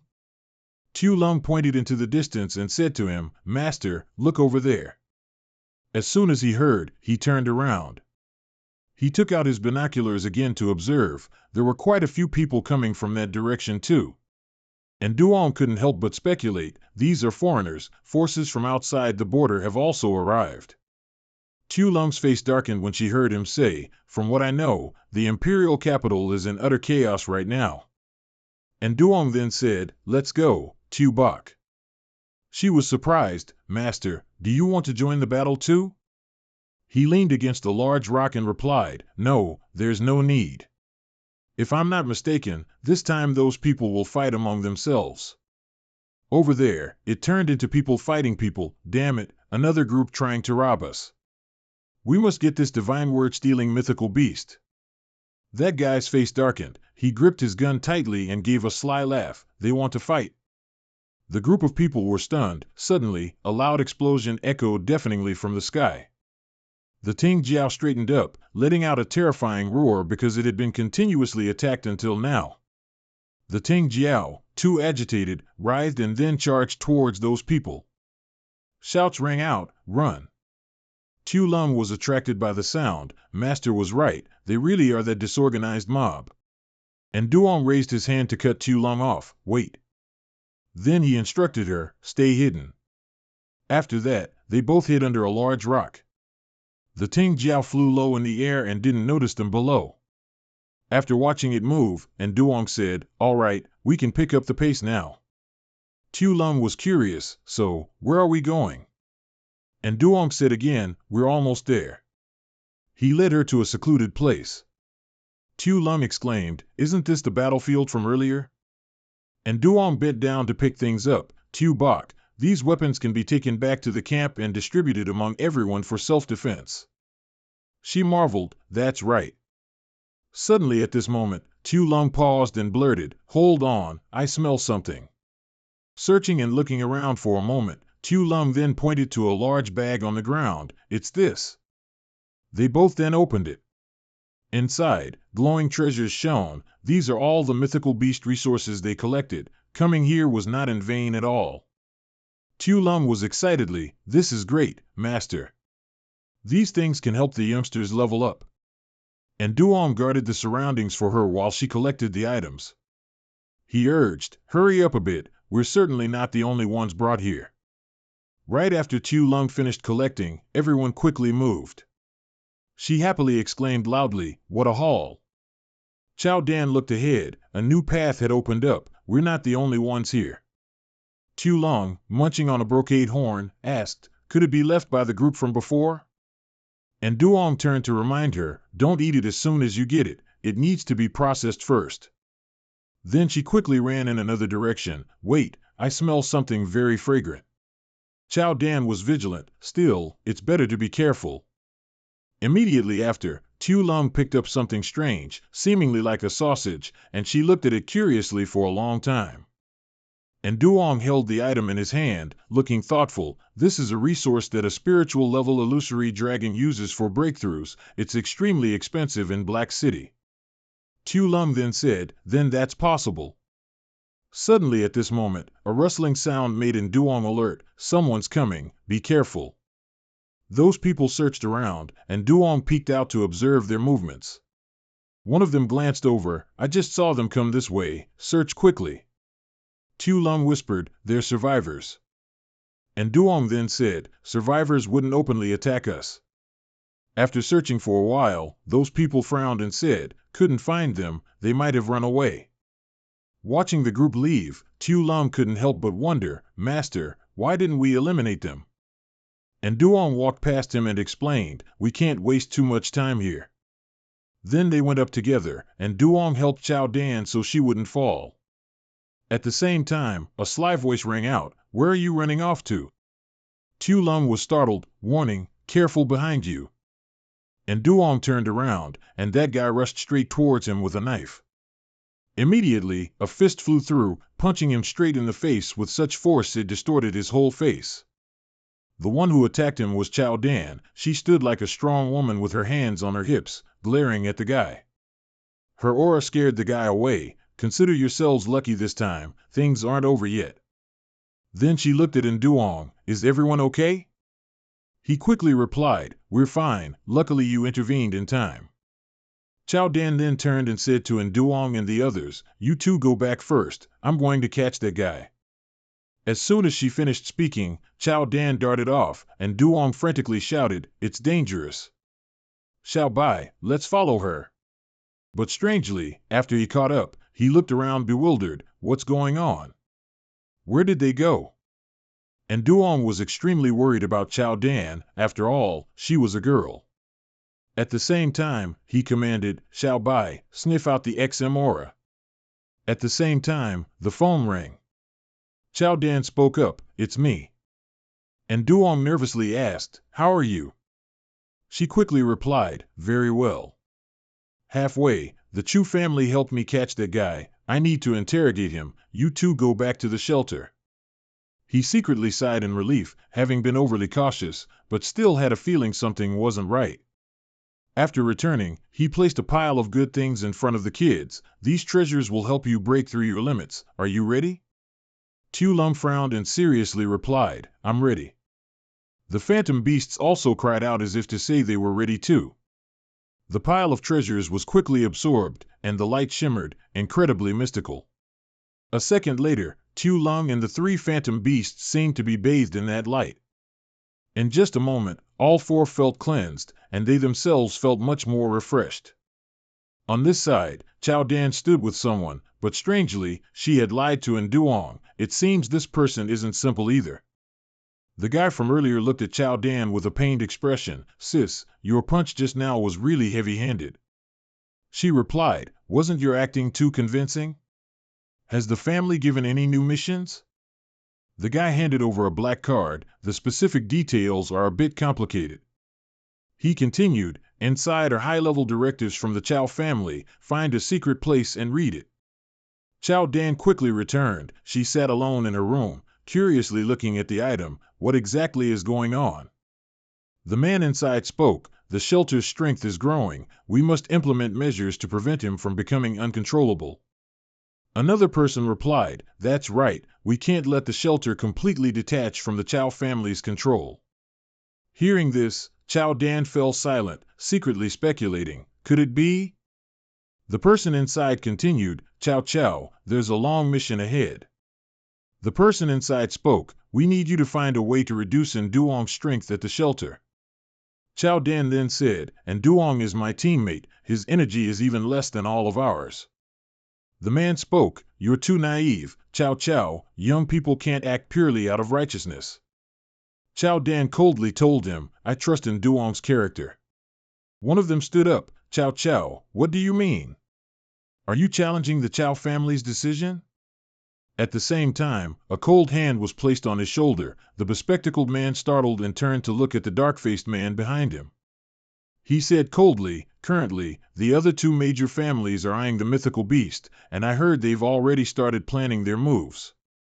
After all, Duong is not from the Chao family. If he obtains this mythical beast and then relies on many others, the consequences would be unpredictable. Chao Dan thought, if I don't reduce Duong's strength, they'll surely find another way to deal with him. Then, no. Immediately after, she said, okay, I'll comply with the arrangements. At the same time, at the Zhang family's side, Duong's subordinates were increasing, coupled with the strengthening of mythical beasts, which would make the Zhang family envious and worried. That person said again, we can't let the Chao family monopolize it. He then introduced, Truong Yian, one of the youngest aces of the Zhang family, I need you to carry out a secret mission. That is to infiltrate the shelter, gather intelligence on mythical beasts. Duong will surely face difficulties in the near future. At this time, in the secret chamber of the Feng family, his army had also been summoned. The cunning one-eyed man ordered, your mission is simple, kill Duong. The subordinates casually replied, don't worry, we're always reliable in our work. On this side, Duong said, Tu Bok, for the safety of the camp, I've increased the number of summoners who can fight. She quickly replied, I agree, otherwise we'd still have to worry about it being stolen. Immediately after, Chao Dan's voice rang out, to enhance the defensive energy of the shelter, we will form a team of summoners. Those who intend to participate, please gather at the training ground in the coming days. Tu Long, bored, seemed like an old aunt with unsold goods, resting her chin on her hand, waiting, but no one came. No sooner had she finished speaking than footsteps rushed in, startling both Duong and her. Looking at the crowd lined up in front of him, Duong couldn't help but be surprised, isn't this a lot? Immediately after, he happily said, I'm very pleased that everyone is willing to participate in protecting the shelter and overcoming the beast tide. Among the crowd, Truong Yian had also infiltrated, looking at Duong with a dark face full of hostility. He frowned, secretly plotting in his mind, I must act carefully. Above, Duong said, no matter where you all come from, our purpose is singular, to overcome this disaster and rebuild our homes. Chao Dan stood next to him, sighing awkwardly to herself, how should I tell Duong? On this side, that group of people hid in the dark, like wild beasts waiting to hunt, with Duong as their target. This was the group sent by the Feng family, those preparing to attack Duong. At this moment, Chao Dan stammered, approaching him and whispering, Duong. And at this moment, looking past Chao Dan, he secretly wondered, what's going on? Below, someone volunteered to speak first, asking him, what now? Duong quickly replied, everyone, today we will conduct a real combat training exercise. Hearing this, the group couldn't help but ask in surprise, real combat training? On this side, the Feng family's hounds secretly exchanged dark-faced whispers, prepare. And Duong had quickly noticed. He secretly cautioned himself, they've arrived, I need to respond carefully. Then he pointed in that direction and said, the mercenaries cooperating with us for this training are all over there. Act according to the plan, feign an attack to the east, strike to the west, and encircle the enemy. The mythical beasts and the people, immediately after hearing his command, ran like the wind towards the opposite side. And Duong watched them, then shouted loudly, quick, make some noise to distract them. On this side, the Feng family's group saw the entire crowd running towards them and were momentarily confused about what was happening. The leader of the group couldn't help but turn pale with surprise. What's going on? As the crowd surged forward, making the ground tremble, Truong Hien secretly exulted. This was his chance to prove himself. Thinking this, he lunged forward, channeling his inner strength, preparing to throw a punch at the Feng family's group. With his extensive experience, and being favored by the Zhang family, he remained incredibly calm in this situation. Colleagues, move out. The tiger accompanying Truong Hien was equally fierce. It opened its mouth wide and unleashed a powerful burst of energy. The Feng family's henchmen were terrified and screamed, huh? What's going on?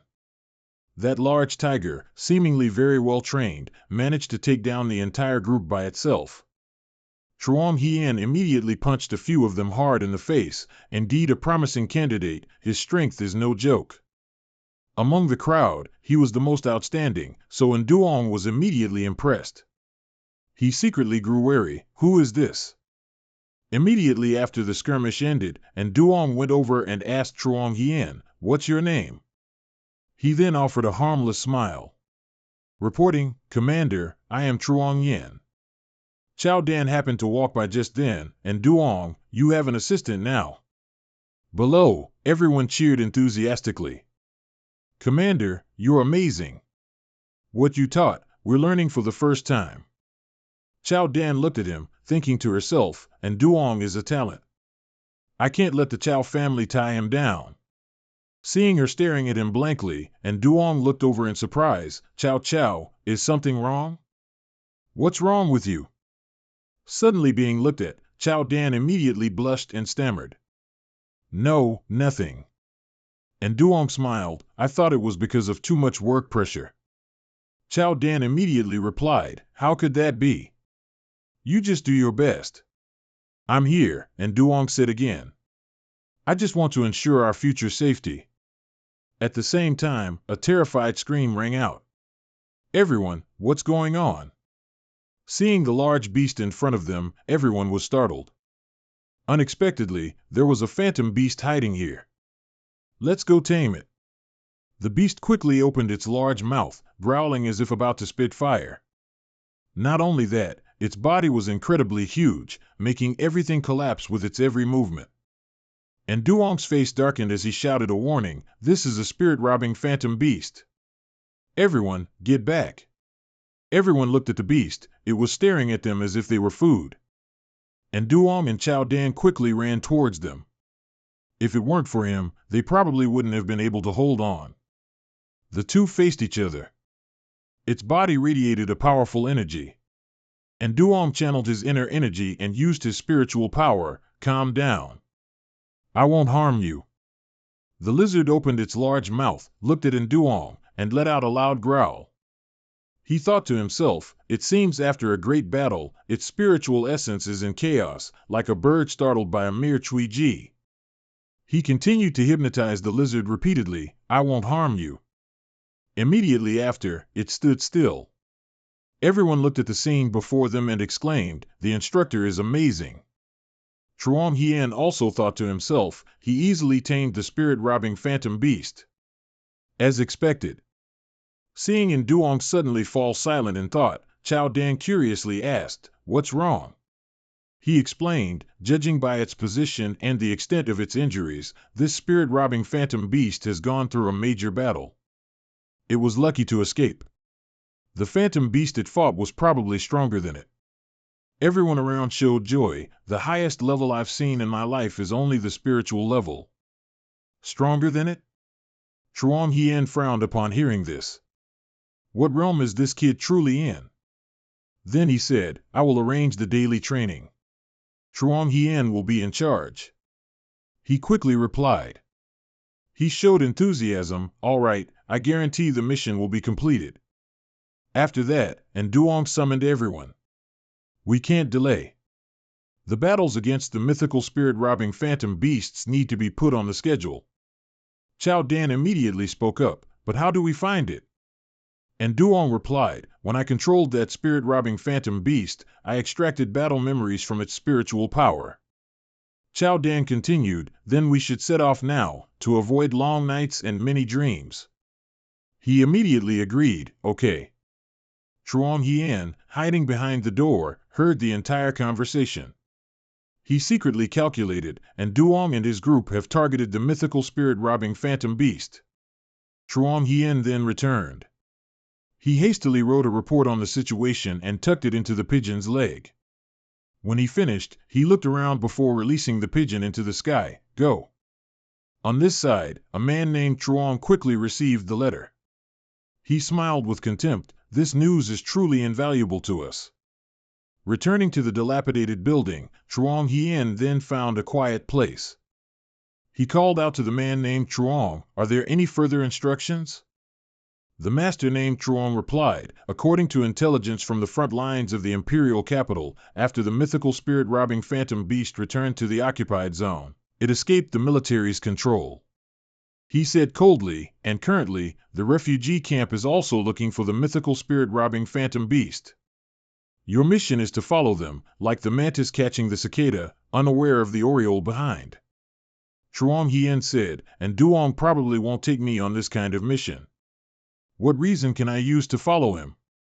The man continued, you don't need to worry about this, we have already made arrangements. The scene shifted to Nduong.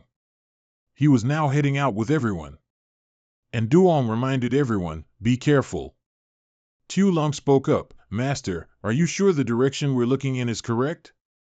He replied, everyone, look. This is very likely the aftermath of the mythical spirit-robbing phantom beast. Mong Jiao spoke up, can we, with just the strength of a few of us, handle it? Tu Lung said again, what's there to be afraid of? This time, we just need to scout its movement trajectory. And Duong looked at everyone, there's a perfectly preserved warehouse ahead. We've been walking all night, it's not too late to rest there before continuing. He seemed not to notice that someone was following him from behind. That cold voice rang out, prepare. Tu Lung suddenly felt hungry, then she said, I'm going to find some food. Chao Dan pulled Tu Lung's hand back, we brought food.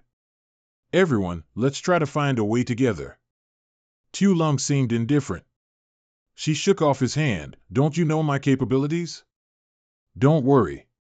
Watching Tu Lung turn away, and Duong happily told Chao Dan, don't worry, little white will be fine. Chao Dan said again, and Duong, I think we should contact the refugee camp and summon some people over. And Duong replied, everyone isn't very proficient yet. Perhaps there are enough people at the refugee camp to prevent infiltration. She then asked, what do you mean? And Duong continued, I'm just worried that the imperial capital is complicated right now, and someone might be plotting something unfavorable for the refugee camp. Mong Jiao's face darkened. Fortunately, this beast horde attack was contained by the military near the imperial capital. Military forces from all over the country can reinforce this area. Immediately after, a loud noise reverberated, making everyone stop dead in their tracks. Rocks and dirt fell from above, scattering dust.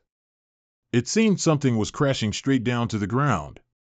This was a Hao Fong Ho, ferocious wind tiger, and it was also an extraordinary level beast. As soon as Nduong saw it, he was startled. Be careful, this is a mutated one, very dangerous. Mong Jiao looked at her phantom beast, a fox, right? Underworld. Immediately after, both foxes charged forward, biting and clawing furiously. Underworld swung its claw and scratched the wind tiger fiercely across its face, causing it to cry out in pain. Up in the sky, a flock of birds appeared from nowhere. And Duong couldn't help but be surprised. Bird cries? They're flying low towards Duong's group. He couldn't help but be startled. They are marrow-eating birds. Mong Jiao and Chao Dan were also attacked. Both frantically covered their faces. Mong Jiao was a little panicked. What are these things? Chao Dan drew her gun and immediately aimed at them, shooting while explaining, these are marrow-eating birds. And Duong quickly used his signature move, mental force suppression. Right after Duong attacked them, the birds also started to look grim and scatter. But he gradually couldn't control them anymore due to the overwhelming number. Then Duong drew his gun again. There are some stragglers. He handed the gun to the heroine of his life, which he had previously gotten from the PSU. If Mong Jiao has had contact with the black market, then she must know how to use this, right? Mong Jiao immediately replied, yes. Meanwhile, our Chu Lung was still completely unaware. As soon as she returned, she carried a large fish, still pondering, how should I stew this fish? Just then, the wind tiger was simultaneously struck and fell to the ground. Chu Lung was startled by this scene. Seeing the wind tiger growl unwillingly, Chu Lung, being nosy, asked, what's going on, underworld?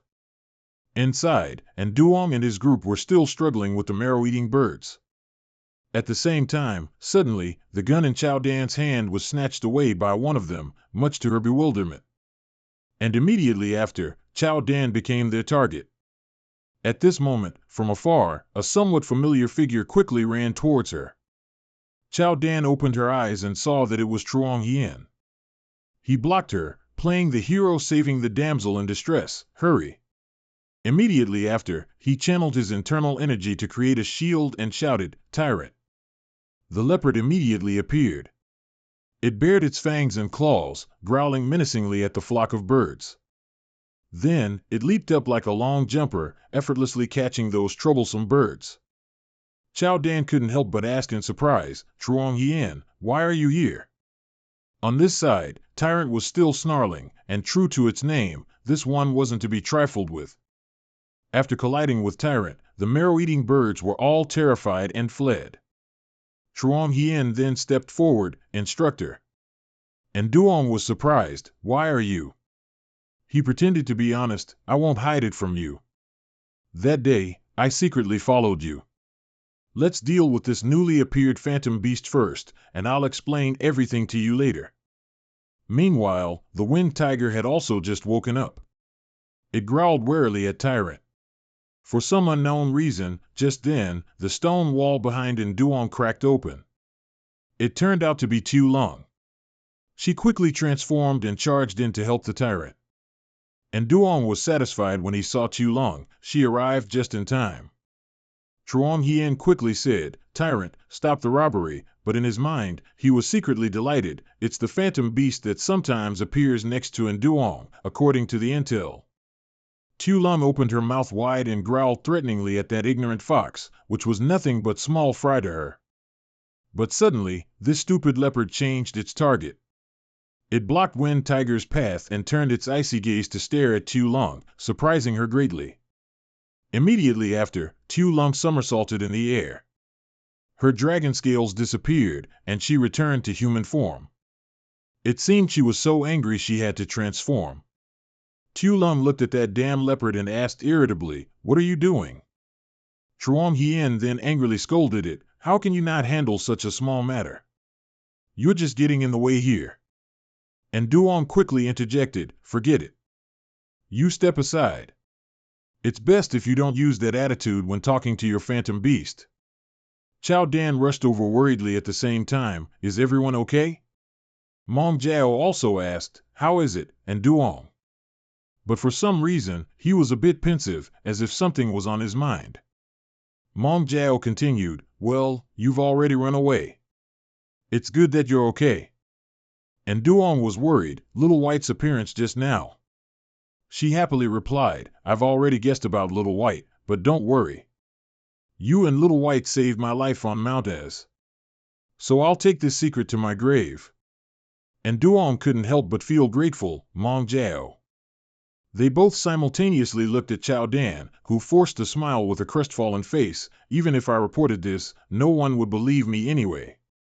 Chuang Hien also feigned apology. Sorry, coach, I arrived at an inappropriate time. I should probably go. And Duong quickly put a hand on his shoulder to stop him. If you leave now, who will lead the basic Phantom Beast Master team?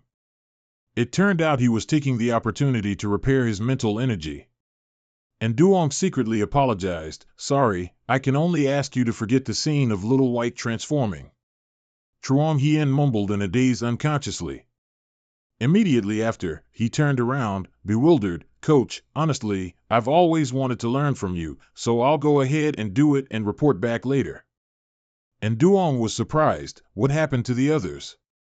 He smiled brightly. I followed the curriculum you developed and let them practice on their own. Chuang Hien's mind was a bit hazy. What just happened? I seem to have forgotten something important. When day broke, a squad of soldiers ambushed on this side. Keep your voices down. This time, and Duong will pay the price. Inside, the citizens were still going about their normal activities. Everyone, please continue training. There's one last item remaining. At the same time, those soldiers opened fire on everyone.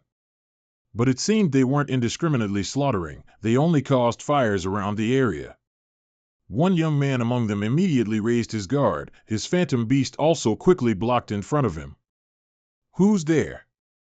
The entire group of soldiers separated the citizens, surrounded them in a circle, and then threatened, tell and Duong to come out here. Another man angrily stepped forward with a dark expression. Who are you people? But that damn soldier outright shot a bullet into his head, and the man fell to the ground. Everyone knelt down in fear. They then said, if you don't want us to kill more people, go call and Duong out here. Someone else spoke up, listen up. Even if you kill me, and Duong won't. That bastard said coldly, where is he? He replied boldly. He went to look for the mythical beast and isn't in the camp right now. This demon in human form then became interested. A mythical beast? This is truly a great find. Then he ordered, come on, blow up this shelter. At this moment, Yin Yang's voice rang out, wait. The soldiers were startled, who's there? Xiaolong transmitted, has that fellow Zhang Nan arrived? Isn't the shelter supposed to be impenetrable now? Yin Yang reassured, don't worry, I still have another layer of protection. The soldier looked at those red eyes. I think that sound seems to be coming from over there. Immediately after, Tian Fan boldly stepped out. They were startled and screamed, open fire, quickly. It turns out that the one commanding our Shadow Master is Yin Cheng. Realizing the situation wasn't good, she sent Tian Fan out to fight. And Yin Cheng was now more proficient. Tian Fan, use what we specifically trained for earlier.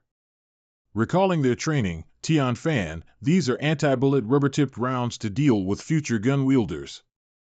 So we must practice how to deal with firearms. Immediately after, Yin Cheng shot, and Tian Fan skillfully used its dark shadow ability to block the bullets, just as it did now.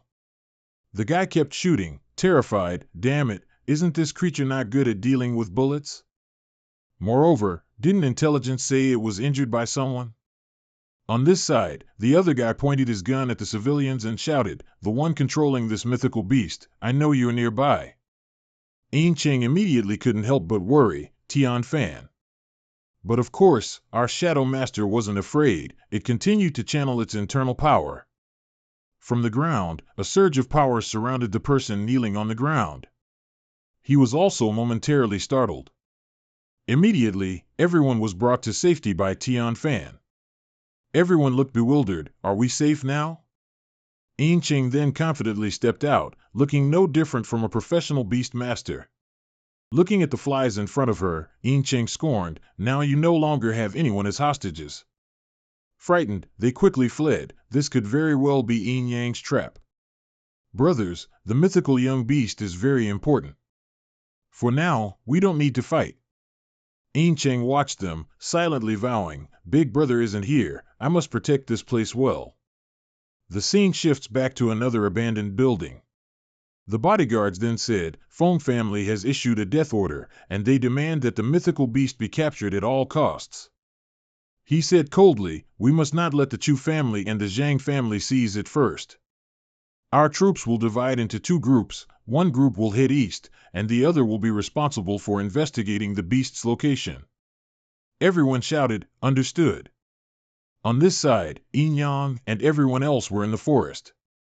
He added, pay attention to your surroundings, this forest might be dangerous. Xiaolong also cautioned, the mythical beast's scent is very strong here, so everyone be careful. Zhou Dan unfolded the paper. According to the latest Imperial Capital battlefield map, the mythical beast is very likely. And in the distance, Yin Yang's group's movements were being tracked. Those people whispered, the competition has arrived.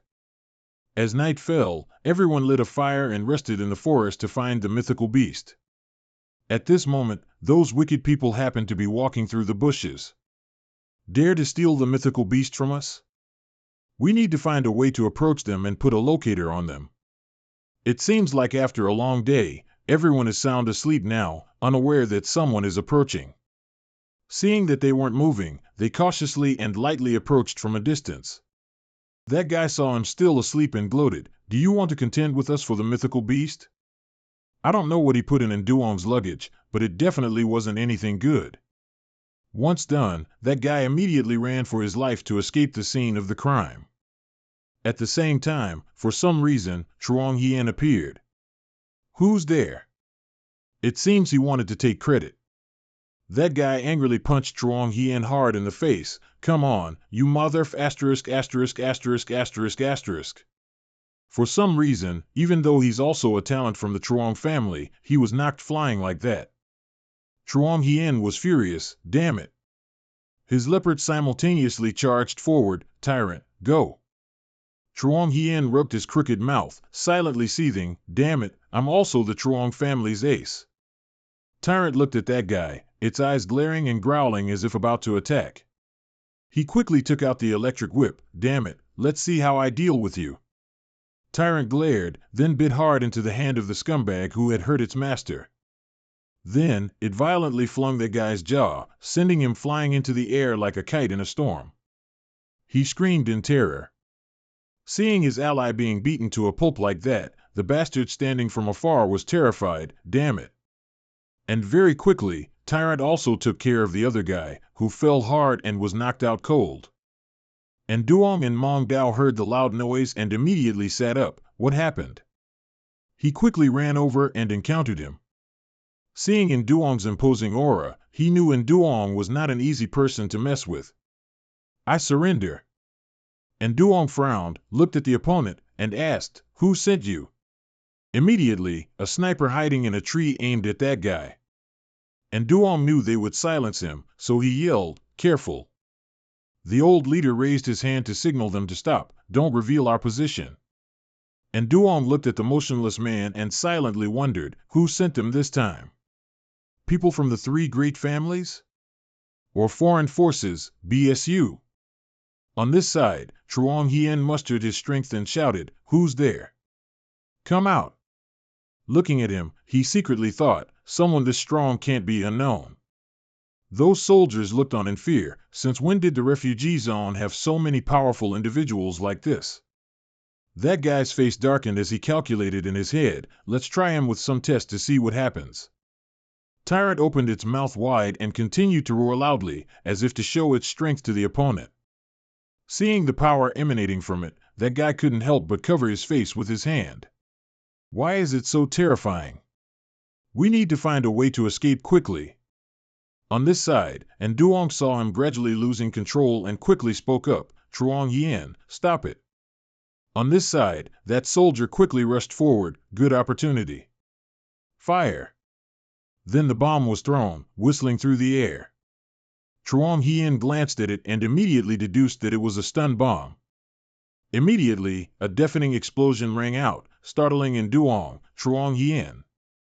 But after the smoke cleared, he calmly looked at Duong and said, I'm fine. But at this moment, his face darkened as he thought, they got away. We'll have to deal with them many more times. And Duong then told everyone, we shouldn't stay here long. We need to find our next destination immediately. Tu Lung immediately agreed, but no one knew that in her backpack was the listening device that Guy had placed earlier. Chuang Yian's face darkened. It seems other forces have taken a liking to this fat prize, huh? He ran off, secretly gloating, but in the end, that mythical beast will still belong to our Chuang family. On this side, that mercenary's face darkened as he instructed, always pay attention to their every move and report immediately if you find any trace of the mythical beast. They continued into the forest. Chao Dan happily pointed ahead. Look, there's an old building ahead. Let's rest there for the night. And Duong couldn't help but feel uneasy. What happened tonight reminds me that someone is targeting us. Tu Lung added, I don't think those guys came here to oppose Uncle True. They just came here to take advantage. And Duong's face immediately darkened. He thought of that mercenary. Wait a moment. Then Duong said again, everyone, quickly check your luggage and yourselves. Just as he suspected, Tu Lung found a strange object in her backpack. She immediately took it out, Master, but Duong quickly signaled Tu Lung to be silent. He used telepathy, we've found it now, don't expose it yet. We don't know if this thing has a recording function. Let's just keep going to see if we can use this thing to trick them later. Chao Dan, not knowing what they were talking about, spoke up, I've checked, and I don't see anything suspicious. That's good. It's late already, let's go into the house to rest first. On this side, Chuang Yian was still working diligently. He thought, actively patrolling at night will probably make Duong trust me more. At this moment, Bao Quan suddenly growled in its mouth, as if it had smelled something. Chuang Yian quickly shone his flashlight, and cautiously shouted, what is it? There was no one ahead, but he didn't understand why his phantom beast was growling, so he reminded it, be careful. Chuang Yian himself quickly drew his gun, gently loaded it, and prepared for any danger. But turning around and around, it was still just him and Bao Quan, alone. He and Bao Quan continued to walk forward, still in that silence. Chuang Yian couldn't help but wonder, am I overthinking this? But at the same time, Bao Quan seemed to go crazy, constantly growling loudly and looking straight ahead. Following the shadow of the flashlight, something like a snake slowly crawled down, startling Chuang Yian.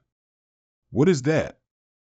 His terrified scream echoed, and the flashlight in Chuang Yian's hand also fell to the ground. In the silent night, that scream was incredibly attention-grabbing, echoing all the way to Duong's side. Tu Lung, being sharp, quickly opened her eyes. The scream hadn't stopped. Tu Lung sat up again to listen, what's going on? But seeing everyone still sound asleep, Tu Lung told herself, all right, I'll go check it out myself. No sooner said than done, she went into the forest alone, but by then the scream had stopped. Finally, Tu Lung arrived at the place Chuang Yian had entered earlier. By night, everyone was awakened.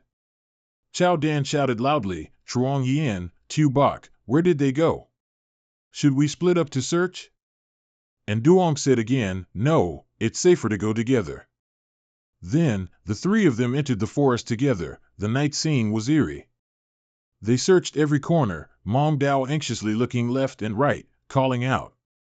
They walked back and forth, seeing no one, only hearing the sounds of insects in the night. As if by some evil influence, they stepped into this strange place. Chao Dan told everyone, there's not a single clue. Mong Dao continued, how can people just disappear so unreasonably? Chao Dan also began to worry, then there's only a head. And Duong cut in, wait, let me summon Tu first. You guys just wait up top, anyway, you're not familiar with the situation below. He looked down below, all around was a thick darkness. And Duong focused his hearing, he heard something, and his eyes lit up. It turned out that Duong was using his mental power to call Tu. This method of his was actually effective, even though the phantom beast was far away, it still worked. On this side, Tu was wandering around, when it suddenly froze and let out a cry. And Trung looked at its expression and quickly guessed, Tu, did your brother call you? It didn't answer, but immediately after, Tu shot forward and disappeared. Less than 5 minutes later, it was already at Nduong's location. Tu cried out, signaling its arrival, its eyes gleaming with vigilance. And Nduong couldn't help but be surprised. Tu, wasn't it guarding the safe haven? He happily said, it's just a remote connection using mental power. Using it just once doesn't consume much. Chao Dan was secretly startled. This would at least require spirit sovereign level mental power. And Nduong, what realm have you finally reached? Mong Dao couldn't help but caution, and Nduong, you, remember to be careful. Chao Dan added, and Nduong, if you encounter danger, you must call us down immediately. He smiled lightly to reassure them, don't worry. So Tu led the way, going first, and Nduong followed closely behind. Seeing it keep turning its head side to side, and Nduong couldn't help but ask, Tu, do you smell anything? It didn't react, so Nduong thought to himself, I'll try using my mental power then. Just then, as if it had smelled something, Tu froze. And Nduong told it, I can sense it too, something's not quite right over there. No sooner had he finished speaking than he saw a strange energy emanating from the door in front of him. The two quickly moved towards that door, and he cautioned Tu Lu, be careful. And Nduong placed his hand on the door, feeling a strange sound becoming even clearer. The closer they got, the brighter the light shone, and Nduong immediately opened the door. What was inside startled him, and Nduong was so shocked he had to cover his mouth with his hand. He spoke up, quick, use the lightning-proof shield. Tu, the illusion beast's eyes became vigilant at this moment. It frowned, looking inside. It seemed like it was about to faint afterward.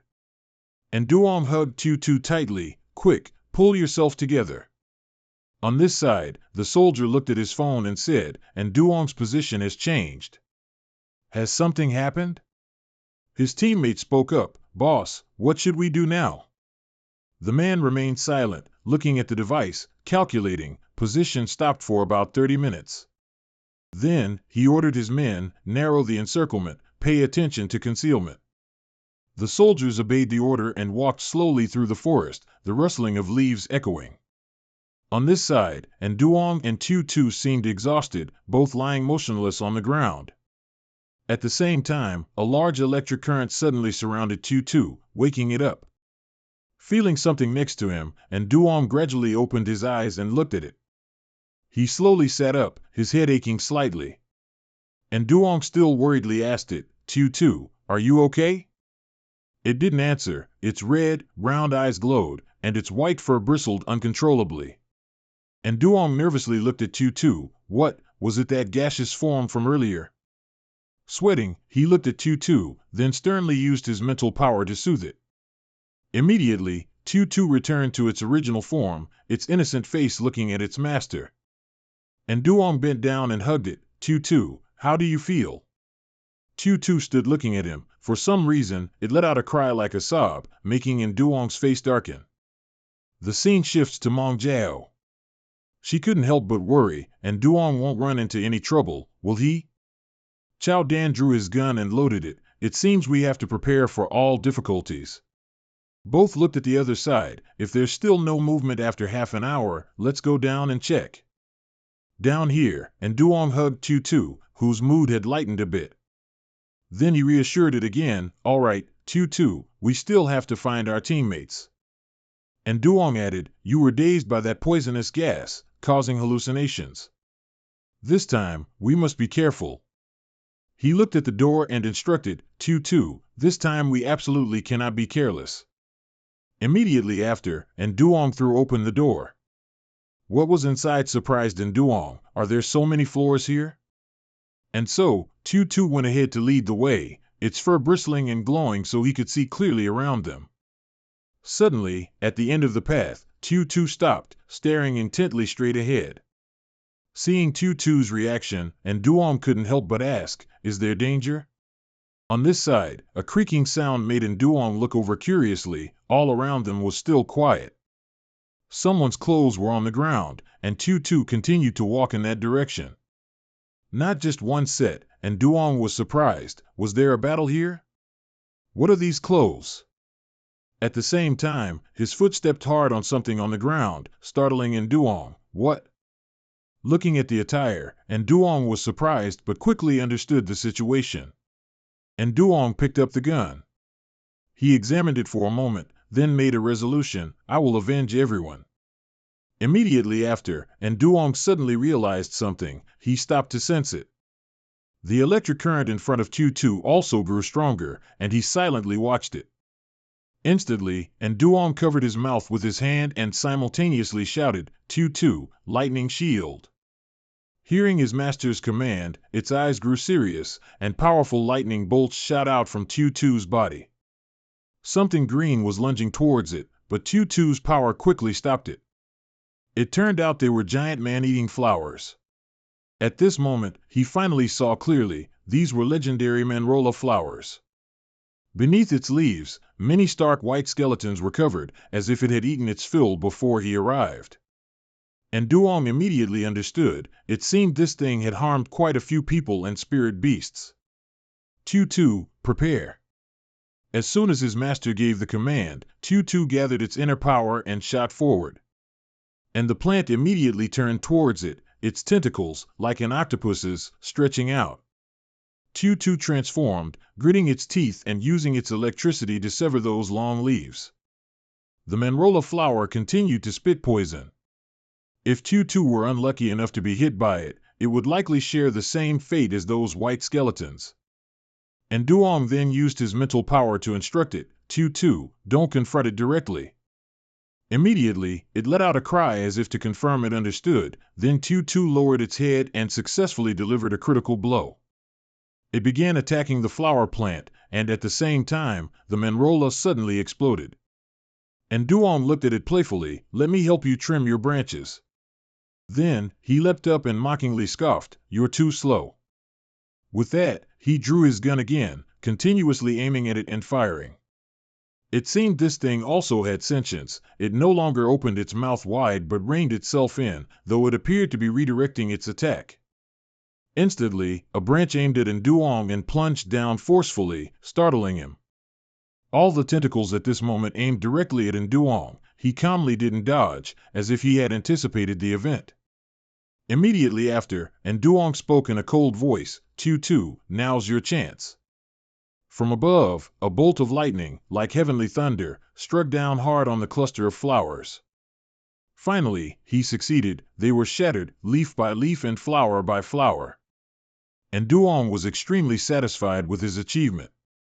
This is called feigning a move to the east while attacking the west, or heavenly maiden scattering flowers. Seeing Tu walk towards him, and Duong held out his hand and asked it, did you smell something interesting? At the same time, from among the plants, he saw something glowing at its roots. And Duong went forward. Indeed, beneath the base of the plant was a pink gem, though he didn't know its purpose. And Duong picked it up and immediately realized it was a flower essence, which only legendary plant-type spirit beasts or higher could produce. It can temporarily boost a spirit beast's combat strength and defense, and it has the ability to revive a dying spirit beast. Immediately after, he held it up into the air. The gem emitted a powerful light. Suddenly, Duong discovered someone lying flat on the ground.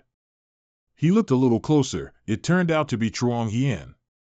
Seeing him like this startled Duong. After bringing him out and helping him regain consciousness, Duong immediately asked, Truong Hien, why did everyone come down to the basement? Do you know where Tu is? Truong Hien looked serious. I don't even know how I got caught myself. Did Sister Tu come down here too? Immediately after he finished speaking, a loud noise rang out, making both of them fall silent. It was Tu. She broke through the rocks and leapt up. It seemed our dragon sister had a very hard time escaping. She quickly transformed back into human form. And Duong asked worriedly, it's Tu, are you okay? Tu's eyes glowed. She vaguely looked at Duong and stammered, Master. Immediately after, Tu redirected her attack towards Truong Hien, startling him and making him yell loudly, what are you doing, sis? And Duong immediately reassured her, calm down. Tu's entire body was instantly enveloped by a huge circle of power. Instantly, Tu reached out to grab something in the air, but her eyes were still as crazed as before. Seeing this, Nduong paled. This is the effect of that spirit beast's skill. Then he looked at Truong Hien. It possessed Truong Hien first, then used thick fog to lure Tu Bok elsewhere. At the same time, Mom Jiao and Chao Dan ran over. Our female lead spoke up, "Nduong, we heard an explosion just now." Nduong urgently said, "Wait a moment, this place is dangerous." Nduong then held the stone he had taken from the flower earlier, but he didn't rush. He slowly observed Tu Long. Nduong calculated silently, to detoxify, one needs the poisoner. The flower essence has detoxification and restorative properties. Immediately after, Tu Long's eyes gradually regained consciousness. She was startled, "Ma Master." Tu Long's body also gradually recovered. She was bewildered. What just happened? On this side, the mercenaries were ecstatic. That light, it must be a treasure. We can't let others snatch it first. One of them stepped forward. The team leader instructed us that our target is the mythical phantom beast. Scarface spoke up, "Even if we catch the mythical phantom beast, will it fall into our hands? But if we steal these treasures, they'll definitely be ours." He pulled out a bomb and said smugly, "Mercenaries like us, this is our profession." Tu stood up on 2 feet. Its eyes glowed as if sensing danger. Nduong saw its unusual behavior and immediately warned, "Everyone, be careful." At the same time, that mercenary threw a bomb over. "Let's give him a tear gas bomb first." Nduong looked at the flying object and immediately ordered, Tu, it's your turn to act." Because the distance was too great, Scarface couldn't hear his voice. He hid behind a rock, smugly, "Soon they'll be crying and running out of here." Immediately, where he stood, a massive explosion rocked the area. The terrified mercenaries screamed, "Who threw a bomb?" Scarface was furious to the point of madness. He ordered his comrades, "Charge." On this side, after Nduong saw their figures charging, he lowered his voice, "Prepare." The mercenaries started firing towards the entrance, and the scene quickly descended into chaos. After feeling they had fired enough, they rushed in, but the sight before them left the mercenaries bewildered. "Where are they?" Nduong poked his head out from behind cover and whispered, "We've been waiting for you." Tu was hiding behind the cliff face, still channeling its electrical power, waiting for its master's command. Immediately after, Tu cried out a few times and unleashed an electric ray shower. One of the mercenaries was startled and turned around. "What's that?" At this moment, he saw a glowing thread in front of him. His hand instinctively and curiously reached out to touch it. The price of curiosity was a whole-body electric shock that made him numb. He stammered, "Electric." Of course, these guys were no match for Tuesday. In just a moment, they were all defeated. Afterward, Truong Hien apologized to Nduong, "I'm sorry, instructor. If I had been more careful last night." Nduong replied, "There's no need. It's also because the place I chose had issues. Currently, in the imperial capital, there's nowhere safe besides the shelter." Nduong then looked at the mercenaries. "Well, that's their problem." Immediately after, Nduong raised his gun. "Where are you from, and how many people are there in total?" He looked at Scarface and asked, "Is your goal also the mythical phantom beast? Are you trying to follow us to reap the rewards?" Seeing him silent, Nduong looked at Tu Long. "Hey, Tu Bok, bring out what's in the backpack." She took out a bugging device and laughed loudly. "You guys left this, didn't you?" Nduong handed it over. "Chao Dan, do you recognize this type?" She was surprised. "Why didn't you show me this sooner?" As soon as she held it, she recognized it. This is a product from the Feng family.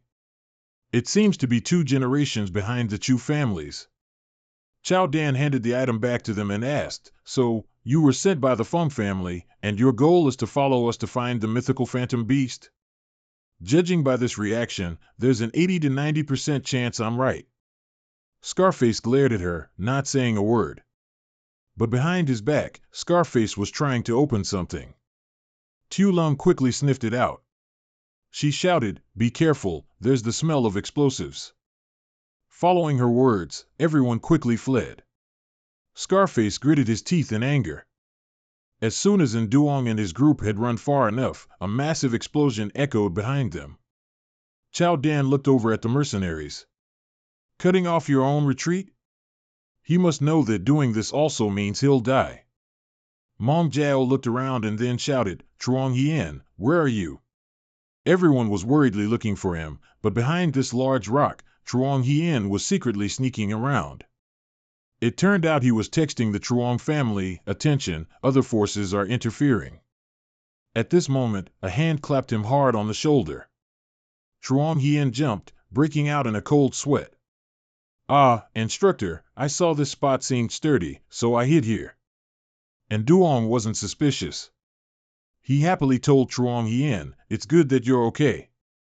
Tu Lum then communicated telepathically, he was just reporting information. And Duong then deduced from the name that it was likely the Truong family. She hesitated, "So we..." And Duong continued, "The Truong family also owes me a favor from the national competition. We can negotiate with them then." The scene shifts. On this side, the other group of people sat upright. "We just received news, someone is competing with us." Truong Fong's face darkened. "In my opinion, our current forces are still too few compared to the Fong family and Chu family. The Chu family has built a shelter as a base, while the Fong family sent mercenaries across the imperial capital." Tu Man spoke up, "Now is not the time to worry about this. The urgent matter is to devise a strategy to deal with the enemy." Truong Chi said seriously, "It seems everyone has mistaken this for a juicy piece of meat." Truong Nam also said, "I suggest that before Nduong finds the mythical phantom beast, ensure his safety. Once he finds it..." Truong Chi hesitated, "But if young Master Ving Chu finds out about this?" That Truong Nam said again, "It's also time for him to understand that there are no eternal friends and enemies, only eternal interests. Absolutely no force is allowed to touch the Truong family's prey." The sun gradually appeared, and it quickly became bright. Because he spent the whole night in the forest, and Duong sneezed again from the cold. Tu Lum looked at him worriedly, "Master, what's wrong?" And Duong quickly replied, "It's nothing." He secretly thought, "Who's talking about me?" At the same time, a strange sound suddenly echoed not far from where everyone was standing. And Duong suddenly stopped. He looked at Tu Long, startled. "What's that sound?" At the same time, something in the distance was approaching in Duong's group. Its weight made the ground rumble. And Duong fearfully warned, "Everyone, be careful." As soon as Nduong saw it open its mouth, he shouted again, "Poison dragon alligator. Everyone, be careful. It's a primeval level beast." The alligator targeted Tu Long. It hungrily snapped its jaws shut. But of course, it didn't bite her. That's why the poison dragon was furious. Truong Hien looked at it. He turned pale and gasped, but didn't forget to warn, "Be careful." This mad creature changed targets again, attacking Chao Dan. He didn't know if it was fate or intentional, but this was the second time he'd saved her. Truong Hien shouted, ordering his phantom beast, "Tyrant." The phantom beast quickly leapt up, blocking in front of Chao Dan and successfully saving her life. Right on Tyrant's flank, the alligator's venom made its skin sizzle. And Duong's face darkened, "Truong Hien, Chao Dan, Mong Jiao, protect yourselves. I'll handle the poison dragon." Then he looked at his phantom pets, "Little Z, Little Bai, focus your energy. Let's go together." The alligator continued to charge, opening its large, hippo-like mouth, ready to attack. At the same time, Little Z quickly flew forward, rushing towards the enemy. Like a warrior, it quickly cut a powerful slash across the poison dragon's body. Tu Long also refused to be outdone. She channeled her inner energy, her whole body glowing as she unleashed a lightning strike. Seeing the alligator spit venom, and Duong gasped, "Warning, watch out for the venom." Seeing Tu Long charging forward, and Duong worriedly shouted, "Keep your distance. Don't let it get close." At this moment, Little Z also quickly joined Qiu Long, both preparing for a combined attack. And just like that, the poison dragon was shocked until it was dazed, smoke even rising from its breath. He continued to instruct, little by little Z, pursue the victory. Seeing him, Chuang Hien secretly sighed in admiration, and Duong's strength truly cannot be underestimated. He can even contend with a primeval-level poison dragon. The alligator was knocked away, panting heavily. Tu Lum didn't let it off either. She fiercely clenched her fists and charged. Just as the poison dragon was about to faint, and Duong simultaneously noticed the scratches on its body. This guy is injured. Immediately after, and Duong shouted loudly to Tu Long, little Bai, stop. Luckily for it, Tu Long stopped just in time. The alligator lay limply on the ground. When he saw it was harmless, and Duong began to approach and observe. Chao Dan curiously walked over and asked him, what's the origin of this phantom beast? Of course, he didn't know, so he sat down next to it and used his spiritual power to investigate. In its memory, the poison dragon had battled the Ting family for a while. And Duong now understood, so that's how it is. And Duong turned to Chao Dan. This poison dragon failed in a battle with a mythical-level phantom beast, and then encountered us while fleeing. She quickly replied, a mythical-level phantom beast? He then said, this time, the phantom beast tide should have ended after the fire phoenix was defeated. But after the mythical-level phantom beast powerfully emerged from another world with a group of subordinate phantom beasts, it didn't want to submit, so it fought fiercely. After being defeated, it fled to this place. Hearing this, Chao Dan couldn't help but be surprised. How can that be? Phantom beasts can have this kind of consciousness? Mong Jiao also speculated a bit. In other words, it was also forced to come to the capital. He then said, if this mythical-level phantom beast continues to grow, the consequences will be unimaginable. Tu Lung saw him silent and spoke up, Master, what else are you thinking about? And Duong looked at Tu Lung, little Bai, communicate mentally. Currently, the power of this mythical-level phantom beast compared to your peak power in your previous life. He paused for a moment. Tu Lum understood, and she smiled confidently, I'm definitely stronger. And Duong recalled, this is clearly a problem. The power of this mythical-level hatchling is clearly much weaker than in its previous life. He also said, if a mythical-level young beast were in its normal state, it wouldn't need to control so many demon beasts to assist in combat. Tu Lung immediately replied, indeed. At the same time, Meng Jiao ran up and patted her back. Why are you spacing out? This action made our little dragon a bit unhappy. Zhang Xian also smiled happily and said, Instructor, what's wrong? Is there any news about the mythical-level young beast? And Duong half-jokingly said, wipe your drool first. Zhang Xian didn't hide it. Well, no one wants to be the rear guard, you know. And Duong then said loudly, I think the three major families have better information than I do. According to Poison Dragon's memory, the place where the mythical-level young beast recently appeared is right in front of you. If you're afraid, it's not too late to return to the shelter. Meng Jiao replied, we've already come this far, no one wants to retreat. And Duong happily replied, good. The scene shifts to the group of mercenaries. The thug looked worried and scared, clearly with a guilty conscience. Captain. The captain, stone-faced, went straight to the point, what are you planning to do? Robbery? The man, looking grim, confessed immediately, yes.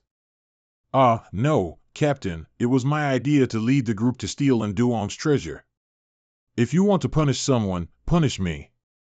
He chuckled softly, greed is the motivation that drives human effort. However, your method is a bit reckless.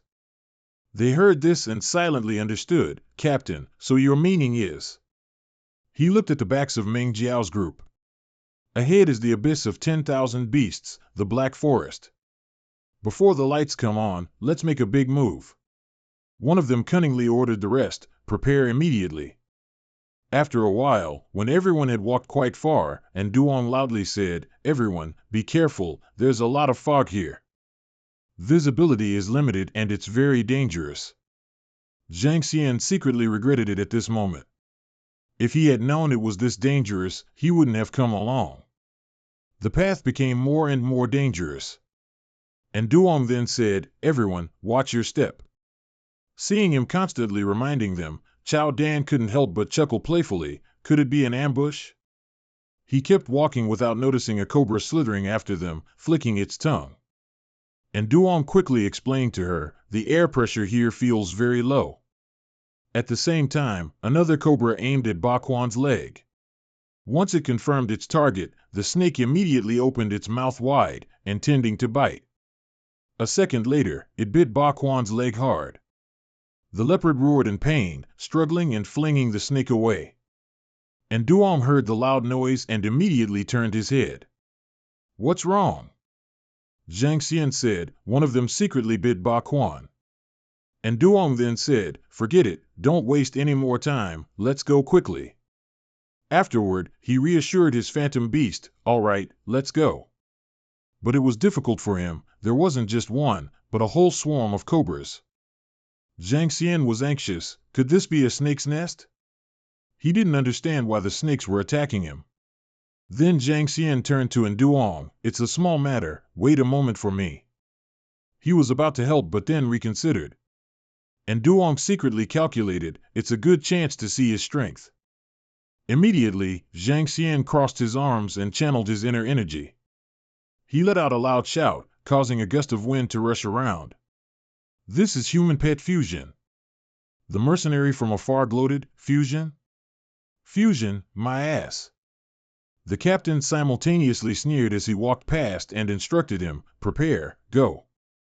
The subordinate took out a switch in his hand. He pressed the device in his hand hard. Immediately, the area around Zhang Xian exploded as if rigged with bombs. He didn't even have time to react. And Duong also cried out in alarm, "Damn it!" Chao Dan also flinched, Zhang Xian. The explosion grew bigger and bigger. And Duong panicked, Zhang Xian. But after the explosion subsided, where he had stood, there was no person, not even a corpse. And Duong was surprised, where is he? Chao Dan was anxious, what do we do now? Where did Zhang Xian go? And Duong turned his face and said, 2 people per group, we'll split up and act. Whatever you do, don't get separated. Meng Jiao quickly agreed, okay, then everyone started to split up and search. The scene shifts to a large pit, where Zhang Xian was tied to a large rock. He had temporarily fainted, but then someone splashed cold water forcefully onto his face. His eyes slowly opened, and his consciousness almost returned to him. Seeing Zhang Xian open his eyes, one of them smiled sinisterly, "Is he awake yet?" "Inject him." Zhang Xian was startled, "You guys." Immediately, that syringe was forcefully plunged into Zhang Xian's neck, startling him. Zhang Xian asked in fear, "Who are you? What did you inject into me?" The mercenary replied, "Kid. Poison is what we injected into you. You must cooperate with us or use fox essence to counteract the poison, otherwise." Immediately, the poison began to flow throughout his body, making Zhang Xian scream in pain. It quickly became morning, and Yin Yang's group was still frantically searching. He shouted loudly, "Zhang Xian." Xiaolong also called out, "Zhang Xian." Suddenly, a sound echoed from afar. It turned out to be Tyrant, carrying what must be its master, Zhang Xian, on its back. Seeing the figure in the distance, Xiaolong cautiously warned everyone, "Be careful." After Tyrant came closer, everyone was now sure that the person on its back was Zhang Xian. Chao Dan rushed forward to help, she yelled in a panic, "Zhang Xian." Xiaolong transmitted a message, "Master, Zhang Xian is here." Then, Yin Yang and the others laid him on the ground. At this moment, Yin Yang was treating him. He slowly opened his eyes after a long trance, but he was still very disoriented. His heavy eyelids opened. Yin Yang was overjoyed, "Zhang Xian, Zhang Xian. You're finally awake." He was drenched in sweat from the pain. "Instructor." Yin Yang quickly asked, "Zhang, what exactly happened?" He recounted, "I was targeted by the PSU people. They set a trap just to find the whereabouts of the mythical cub. Luckily, Tyrant acted in time, so I was able to escape death. Chao Dan listened with indignation. That's too arrogant. I will definitely eliminate them. Yin Yang then said, but the poison on you doesn't seem to be from PSU. He hesitated. This. Chao Dan added, Yin Yang, I suggest that our priority right now is Zhang Xian's poisoning. As for which force is behind it, we can adapt as we go.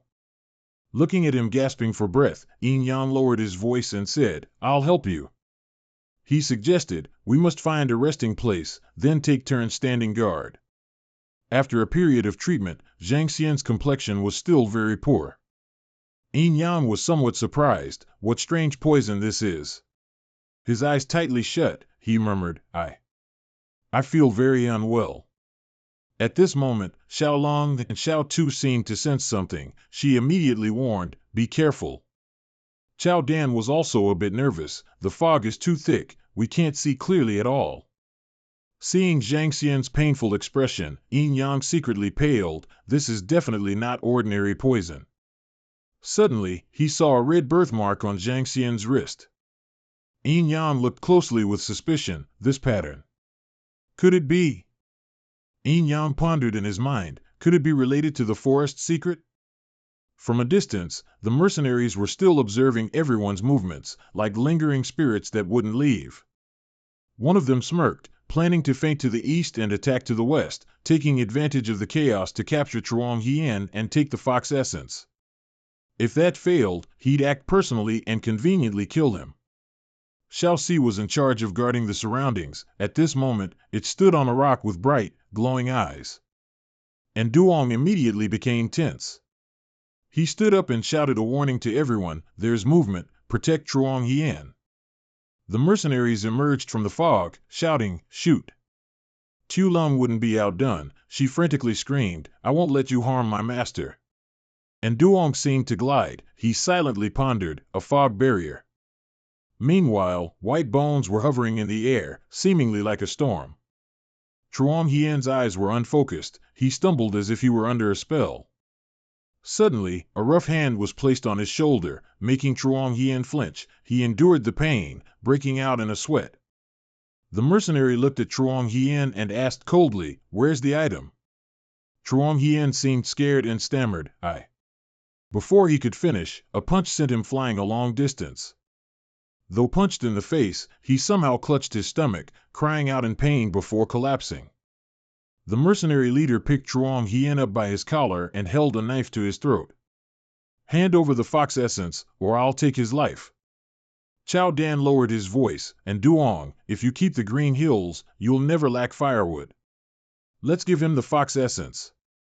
Right after, he immediately asked, what kind of force are you, anyway?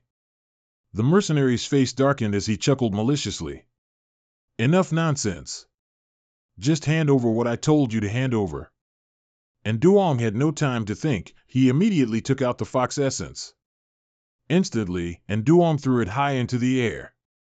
Here, take it. Tu Long was unwilling. Master, you can't give it away so easily.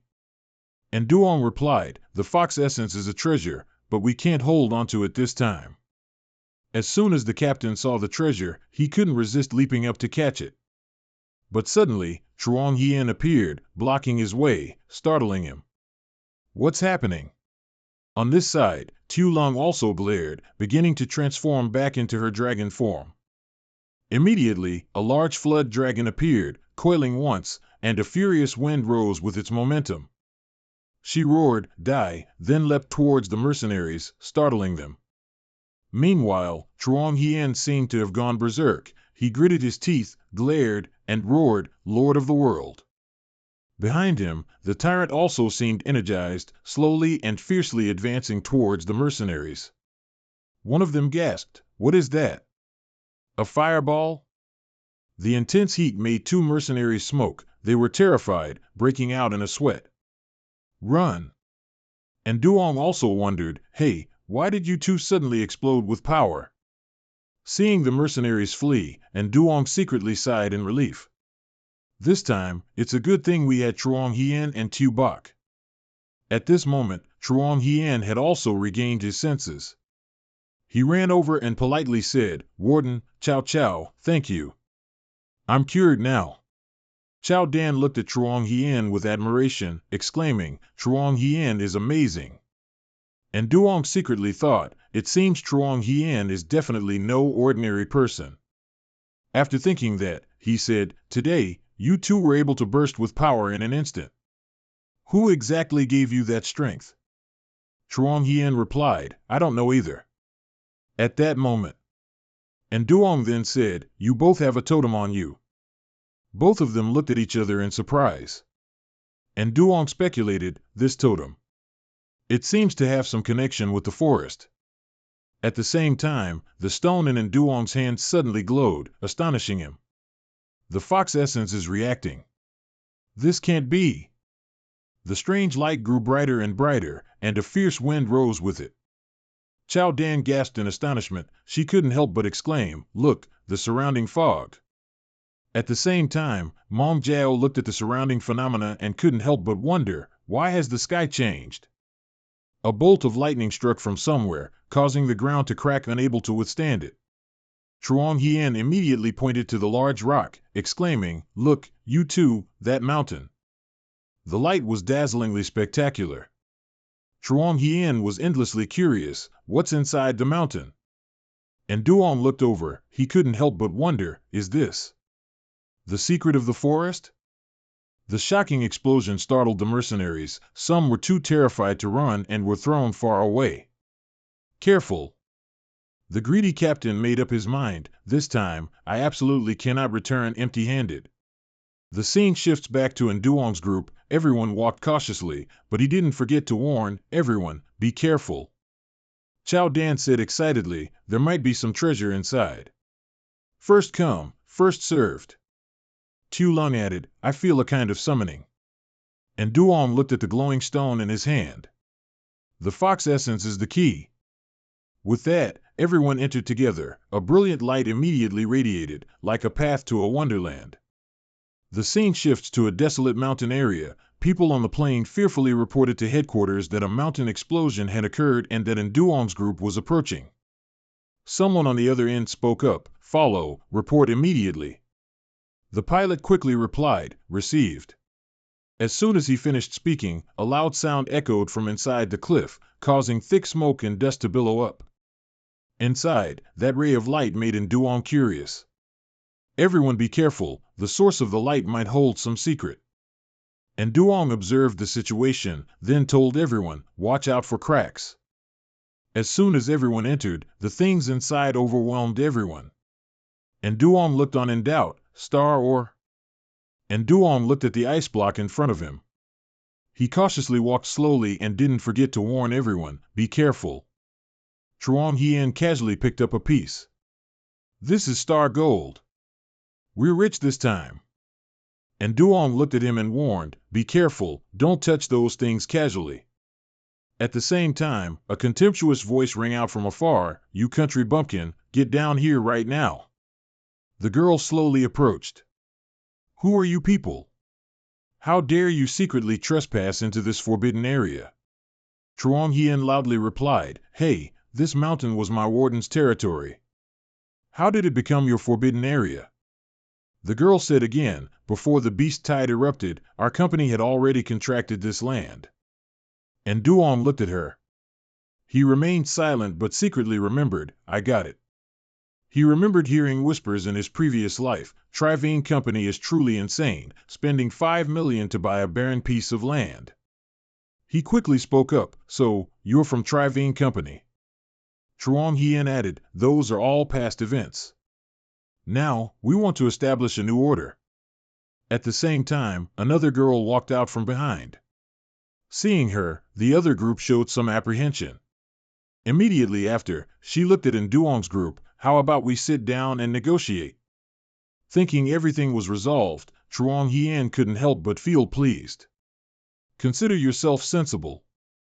But immediately after, something with a red light shot forward from behind her. It turned out to be a red fox named Huer, a primordial-level combat beast.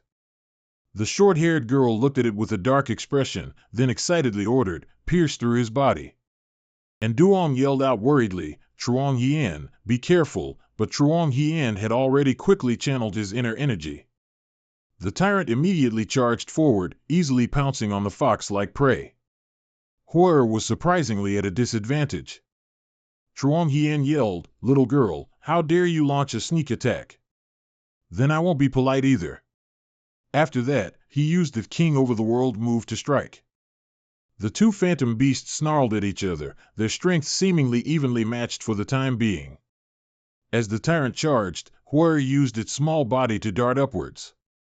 Seeing this, the short-haired girl couldn't help but be extremely pleased. Well done. Then, of course, she immediately ordered Huer to continue, seize the advantage and charge forward. Noticing the situation didn't look good, and Duong quickly provided support. "Kid, stop it." The electric leopard quickly ran towards the fox, but it seemed to be a bit overconfident, seeing the small creature. A second later, Huer was electrocuted and paralyzed. Even though it was a primordial level, it was now zapped flat on the ground. The girl then panicked. Seeing her phantom beast in such a state, she ran over Huer. Thanks to Nduong, Chuang Hien narrowly escaped danger. He quickly spoke up, "Warden, thank you." The short-haired girl said sharply, "Hey, how dare you sneak attack? What kind of man is that?" At this moment, the atmosphere around them became somewhat heavy, and both sides fell silent, looking at each other. Suddenly, Mong Jiao couldn't hold back either. She stepped forward and spoke, "Bullying the weak with numbers isn't the act of a true hero, is it?" The short-haired girl coldly replied, "And who are you? Is there a place for you to speak here?" Mong Jiao introduced, "I am Nduong's personal assistant. You all had better show some respect to my boss." She scoffed, "Looks like you're not convinced. If you have the guts, let's fight. If you lose, all of you get out." Mong Jiao then said, "Fight then, who's afraid of whom?" And Duong stammered, "I." She quickly cut him off, "How can such a small matter trouble the boss?" Mong Jiao then added, "I don't bully the injured. You guys switch people." The short-haired girl interrupted, "Oh?" The person next to her also found it a bit interesting. She quickly volunteered, "Let me." Golden Snake. As soon as she finished speaking, a large snake was immediately summoned. Seeing the opponent, and Duong immediately became vigilant. Mong Jiao, quickly retreat. This is a famous heavenly king snake from Trivene Company. Its venom is extremely potent, and it's among the top 10 phantom beasts. She confidently replied, "Don't worry." Immediately after, her little fox was also quickly summoned, Yu Ming. That girl couldn't help but be pleased. "Just a firefox? And you dare to compete with my golden snake?" Then she arrogantly said to her phantom beast, "Golden Snake, devour that fire bird for me." Hearing its master's command, the snake immediately charged to attack Yu Ming, but of course, Yu Ming was not weaker. When the golden snake bit, Yu Ming immediately dodged, which startled it. But its master seemed anxious. She looked at her phantom beast, her face pale. "It's over," the golden snake fell into a trap. At this moment, Meng Jiao simultaneously shouted, "Yu Ming, seize the advantage and charge." Immediately, the snake was beaten to a pulp. It was in so much pain it gasped, eyes wide. The other girl suffered a crushing defeat, Golden Snake. Yin Yang spoke up, "Everyone, my hand was a bit heavy just now, please forgive me." At the same time, one of them immediately lunged forward, intending to fight back. "You want to leave?" But the short-haired girl immediately reached out to stop him. It seemed she was also a righteous person. Seeing her teammate had no intention of giving up, she shouted, "You played, you pay the price." However, the girl beside her seemed unconvinced. She pushed her teammate aside, "Get out of the way." That man glared at him, "Want to enter?" "No way." Zhang Xian furiously rushed forward, "God's rebirth." Yin Yang quickly stopped him, "Wait." Then he humbly asked, "So, what do you guys actually want?" The other side took the opportunity to press on, "Unless your phantom pet can fight multiple opponents at once." Zhou Dan was also a strong, straightforward woman. Faced with this demand, she couldn't help but say, "That's too despicable." That guy scoffed again. "What's wrong? You guys successively injured our phantom pets, and you want to just leave like that? Don't even think about it." Then he coldly looked at everyone and sneered, "If you're scared, hurry up and get out." Yin Yang had no other choice. In this situation, a fight was inevitable. "Let's charge together." He seemed to be a warlike person. Looking at Yin Yang, he said smugly, "Prepare to die." Immediately after, the man raised his hand and whistled loudly. At the same time, 5 phantom beasts quickly appeared.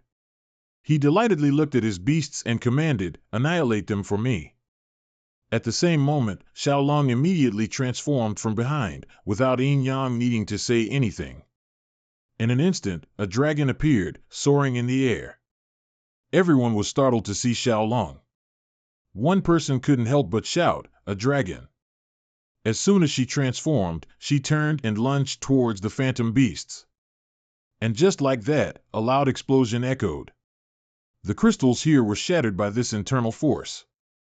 Perhaps this was the first time those people had seen such strong internal force. They couldn't help but cover their faces. And of course, the phantom beasts were no exception. They were blown away without being able to resist even a single blow. Yin Yang looked at him. "Now can we enter legitimately?" He watched Yin Yang's group walk away, but could only shout from behind, "You! Stop right there!" Scene change. Up in the air, a voice from the helicopter reporting to headquarters, reporting.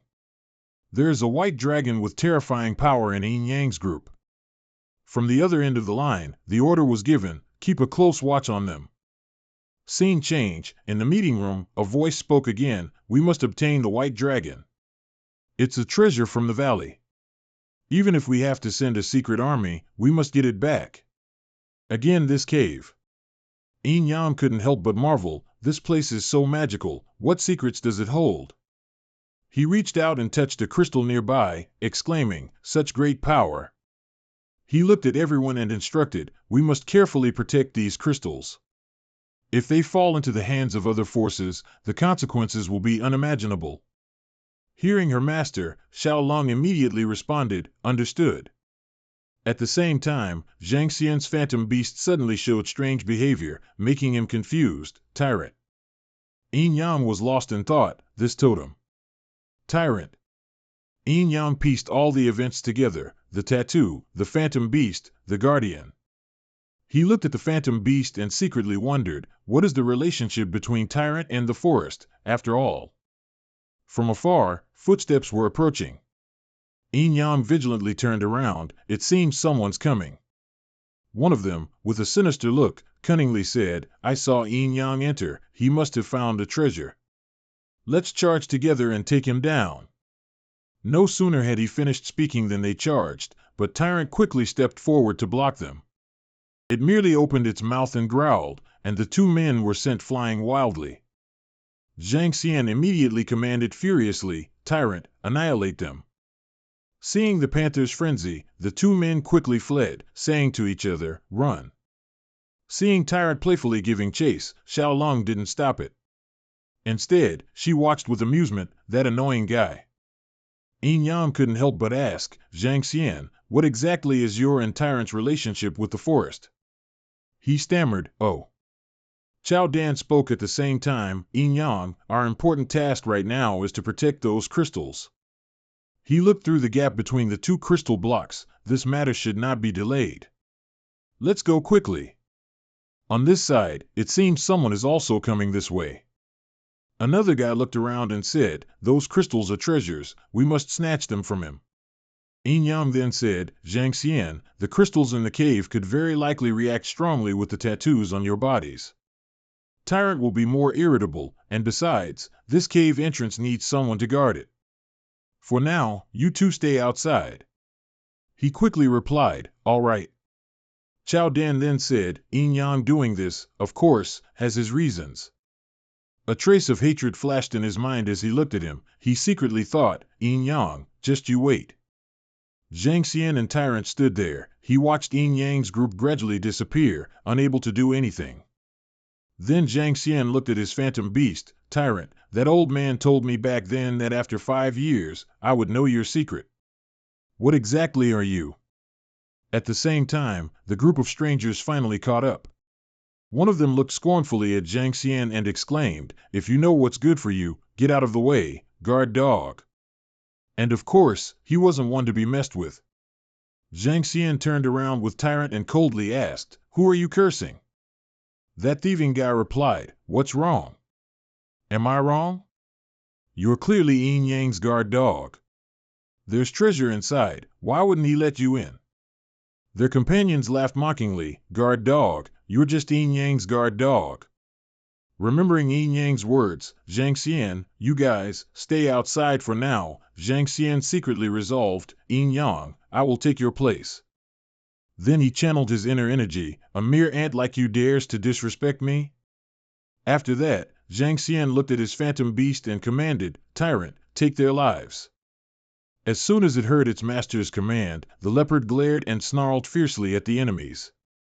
They stared at its power, dumbfounded and stunned. What is this?" Zhang Xian, at this moment, was also like them. His eyes were fierce, like a warrior statue.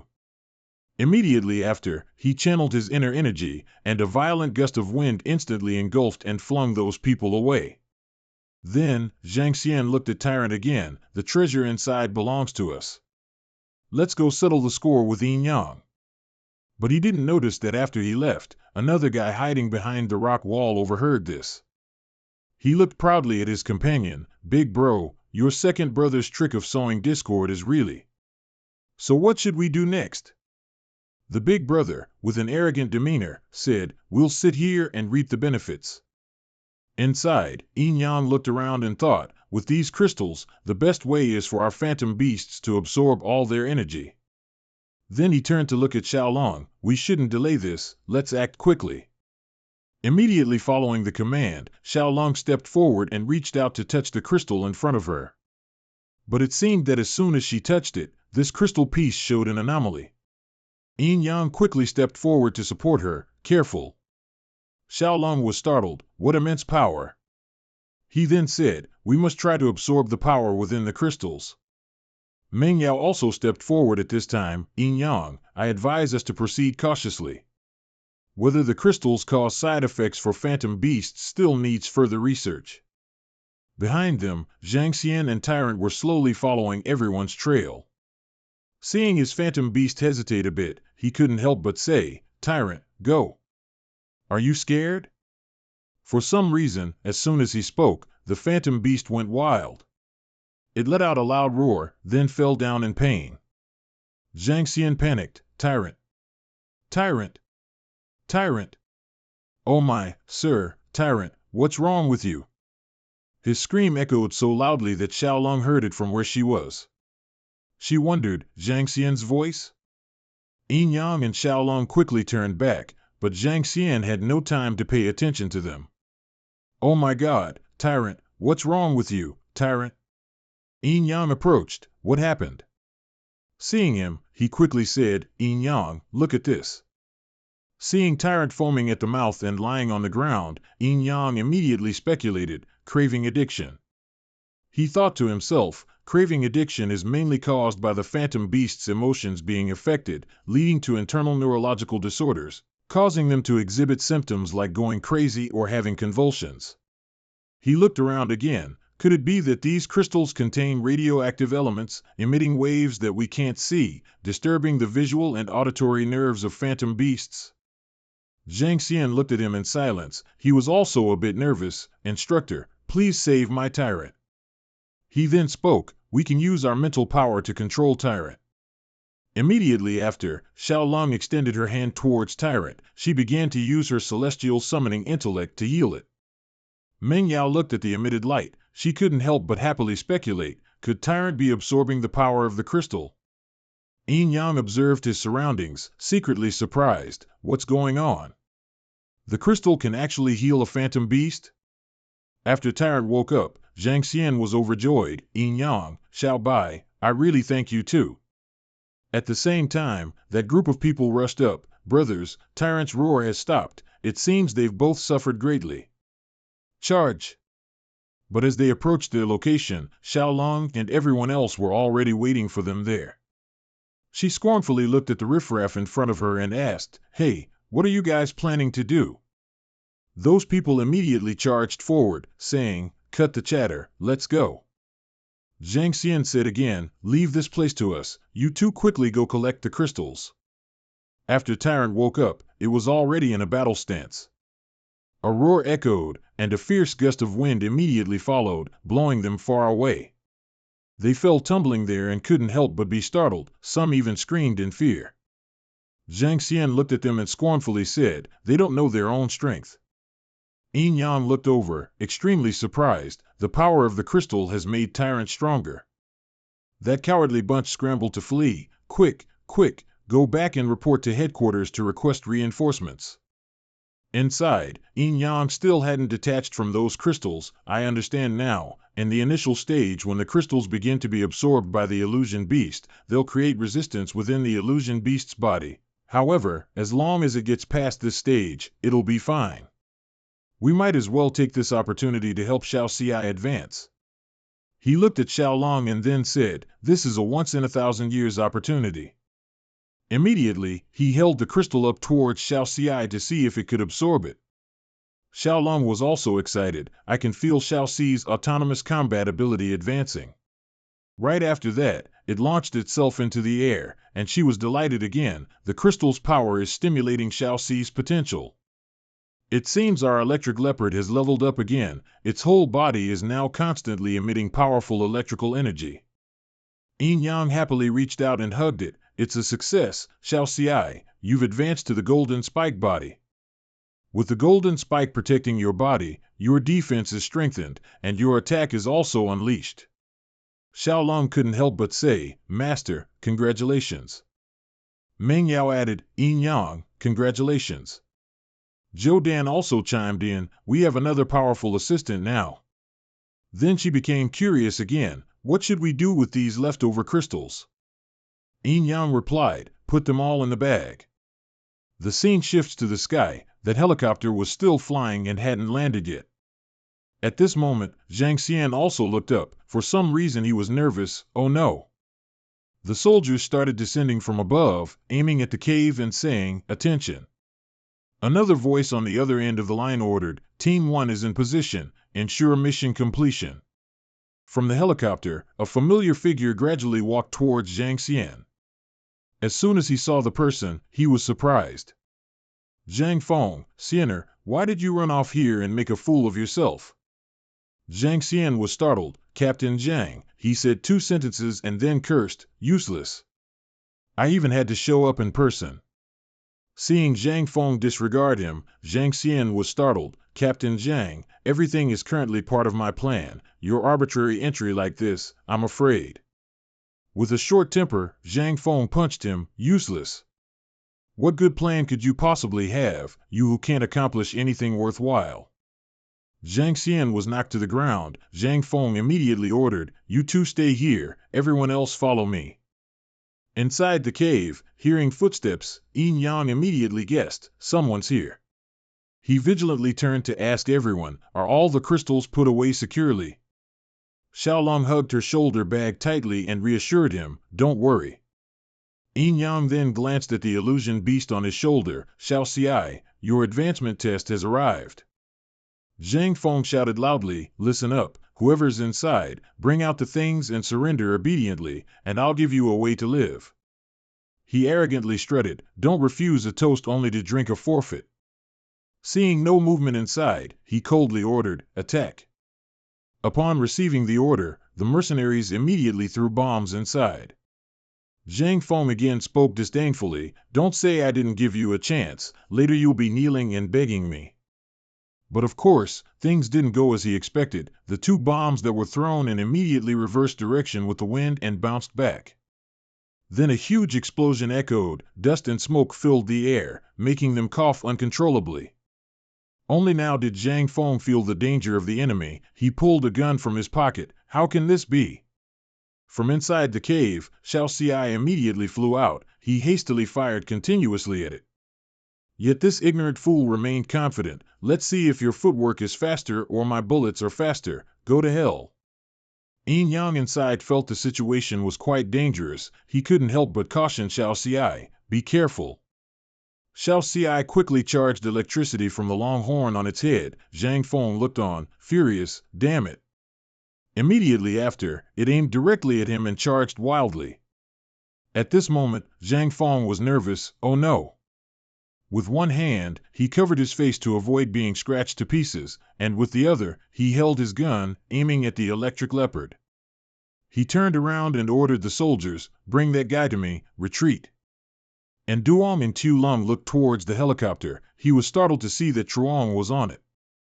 Truong Fong didn't hesitate to point a gun at his comrade's head. Bring the things in your hands. Tomorrow we'll go to Truong Geoport and chase this guy. Chao Dan anxiously said, and Duong, quickly think of a way to save him. And Duong reassured her, don't worry, Truong Yin is safe for now. Immediately after, he directly provided the transaction address, Truong Geoport, Truong Jia's territory. Mong Jiao was startled, and Duong, do you really intend to exchange these crystals for Truong Yin? Chao Dan added, it's easy to have 1,000 soldiers, but hard to find one general. Actually, using the crystals is fine. Mong Jiao and Tu Lung looked at her as if she were a strange creature. Both understood Chao Dan's underlying meaning. Our Tu Lung spoke bluntly, sister, what's wrong with you? Is your love-struck brain acting up? Chao Dan then said, perhaps there's someone who can get Truong Vien Chao out. Back in the Truong family's meeting room, one of them said to him, Truong Yin, during this time, there have been no results at all. You've truly disappointed us, risking your life just to be criticized. His face was indeed a little unhappy. The other person questioned, do you really think Duong sees you as a friend? Hearing this, Truong Yin was secretly angry. He asserted, and Duong truly doesn't see me as a friend. I apologize, please give me another chance. On this side, and Duong suspiciously asked Chao Dan, is this thing trustworthy? She quickly replied, don't worry, it was specially designed for the 3 great families that year. Every famous beast master has one. Chao Dan picked up the walkie-talkie and then loudly said, Truong Vien Chu, are you there? Immediately after, there was no movement from the walkie-talkie, which surprised everyone. Chao Dan gave a silly smile and explained, this is an inquiry code. Outside the cave entrance, the mercenaries were lurking, not knowing who they were waiting for, but they whispered to each other, it's all set up.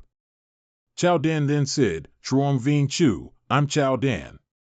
I have something to bother you with. The other end of the line coldly said, sorry, the Truong and Chao families don't cooperate. Following that was a cold hang-up, as decisive as could be. Chao Dan's face darkened. Hello? Hello? Hello? And Duong saw that the situation was not optimistic, but he told himself, we won't give up like this. He spoke up, Chao Dan, can you help me meet Truong Vien Chu? She looked a little worried, and Duong, is it dangerous for you to go like this? And Duong replied, to ensure safety, the crystals will temporarily be guarded by Tu Bok. Tu Lung responded, Master, please rest assured, I will definitely protect it well. Finally, and Duong decided to go to Truong Geoport alone. Outside, the mercenaries saw him and immediately said to each other, make a move. And just like that, he was now adrift on a large boat in the middle of the sea. And Duong looked at the person in front of him and said, long time no see. Vien Chu looked at him in surprise, and Duong, you really came? He looked out at the sea, is this your first time at Truong Geoport? Do you know how deep this sea water is? And Duong's face was cold, I want to know how many secrets are hidden in this seawater. Vien Chu replied, based on just our strength, we can't clearly see the underwater world. Finally, he stopped beating around the bush, my student, Truong Yin, has been captured by you. I want to meet your leader and resolve this peacefully. Vien Chu honestly said, I don't know anything about the things you're talking about. How can I help you? And Duong was surprised, you don't know? Then who did it? Could it be that the leader has another plan? Vien Chu asked again, Who did you say we captured just now? And Duong quickly replied, Truong Hien. That name echoed in his mind, Truong Hien, Truong Hien. After that, Vien Chu said, I know. Vien Chu then said, I'll investigate for you. If it's true, we'll figure something out. And Duong politely said, thank you. The scene then shifted to the abandoned land. Remember, this time, stealing is the main objective. Unless absolutely necessary, don't cause a big commotion. The mercenaries, after hearing the instructions, immediately replied, understood. Inside this cave, Chao Dan and Mong Jiao were sitting motionless, leaning against the large rock behind them. For some unknown reason, the two girls seemed as if they had been drugged and showed no signs of being awake. At the same time, a rough hand reached out and groped around Mong Jiao, as if he was looking for something. He rummaged through her bag, but still couldn't find what he was looking for. The two mercenaries said to each other, can't find it, where is it hidden? Suddenly, behind them, a voice rang out, hey. Tu Lung stepped in from outside, asking coldly, what are you people trying to do? The mercenary rushed over, stop talking nonsense, hand over the crystal. Tu Lung then said, just relying on you few? Like an old mother, she said, I don't care who sent you, get out. Seeing Tu Lung's imposing aura and ferocity, these two cowards were scared, consider yourselves lucky, retreat. Our little dragon said proudly, just a few nobodies like you dare to come and steal my crystal. Chao Dan then said, they didn't even check our Tu Bok's strength. At the same time, Tu Lung suddenly screamed, where's the crystal? Immediately after, Tu Lung quickly ran out of the cave. Chao Dan exclaimed in surprise, Tu Bok, what happened? Tu Lung turned around outside the cave, yelling at who knows who, get out. At the same time, Yin Yang approached from a distance, Tu Bok. As soon as she saw him, Tu Lung rushed over and hugged him, pouting as if she was about to cry, Master. Seeing her whimpering like that, Yin Yang was worried. He immediately asked, what happened? She stammered, the crystal is gone. Hearing this, Yin Yang couldn't help but feel anxious, what is this about? Tu Lung recounted, earlier, some mercenaries came to steal the crystal. I chased them away, but the crystal is still gone. Her face darkened, I remember now, those two damn guys pretended to ambush me and stole the crystal from me. Chao Dan quickly came out, Yin Yang, you're finally back. Yin Yang interrupted, I know, don't rush, let's plan first. Yin Yang then said, now that the crystal is lost, we are very passive. Chao Dan then said, judging by the way these people dress, and the Fong family's modus operandi, I guess they were definitely sent by the Fong family. He continued, if that's the case, Chao Dan, you lead Tu Bok to the Fong family, think of a way to get the crystal back. Then Yin Yang said, Mong Jiao, now that the crystal is lost, we can only deceive them empty-handed, and gamble on our luck. Meanwhile, at the Fong family's laboratory, those people were satisfied, well done, immediately start the refining machine, we must extract the crystal's energy. The crystal's power began to be absorbed and converted by the refining device. The old man was pleased, see, the energy is being successfully converted. The machine was still operating nonstop, and a figure was looking over from above. That person was satisfied, these energies will be used for the illusionary beasts we train, they will become stronger.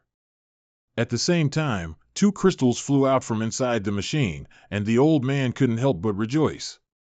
Those crystals flew directly to these illusionary beasts, and they seemed to be re-energized. The person standing above said proudly, with these illusionary beasts, the Fong family will secure a place in the world of illusionary beasts. Meanwhile, Yuan Chu couldn't help but wonder, why did the leader have to capture a nameless Zhang Xian? While still wondering, Zhang Xian suddenly walked out, startling Yuan Chu. He looked at Yuan Chu, frowning, and couldn't help but ask, what are you doing here? Yuan Chu asked, Zhang Jian, long time no see, where have you been lately? He replied irritably, that's my business, it's none of yours. At the same time, a graceful girl walked in, Zhang Xian, the meeting is about to begin, come in. Yuan Chu quickly understood, Zhang Jian, Zhang Xian, so the leader told him to sneak in next to Yin Yang. Yin Yang has fallen into the trap. Recalling the past, Yuan Chu once bluntly warned, Zhang Jian, your method is too despicable. If you continue, the Zhang family will have no future. The organization announced, this time it's about the selection of the probationary team leader. Zhang Jian 30 votes, Zhang Yuan Chu 28 votes. Thinking of this, Yuan Chu secretly darkened his face, this twisted-minded guy, I can't let him harm Yin Yang. Yuan Chu walked in and immediately asked, Zhang Jian, you changed your name, then ambushed next to Yin Yang, what exactly do you want to do? He frowned and replied, this is classified, I don't need to report to you. Yuan Chu glared, Yin Yang painstakingly saved you, yet you want to harm him. Yuan Chu angrily questioned. He yelled when he didn't get an answer. General Director Feng scoffed, Yuan Chu, I really like your abilities, but it's time for you to rein in your temper.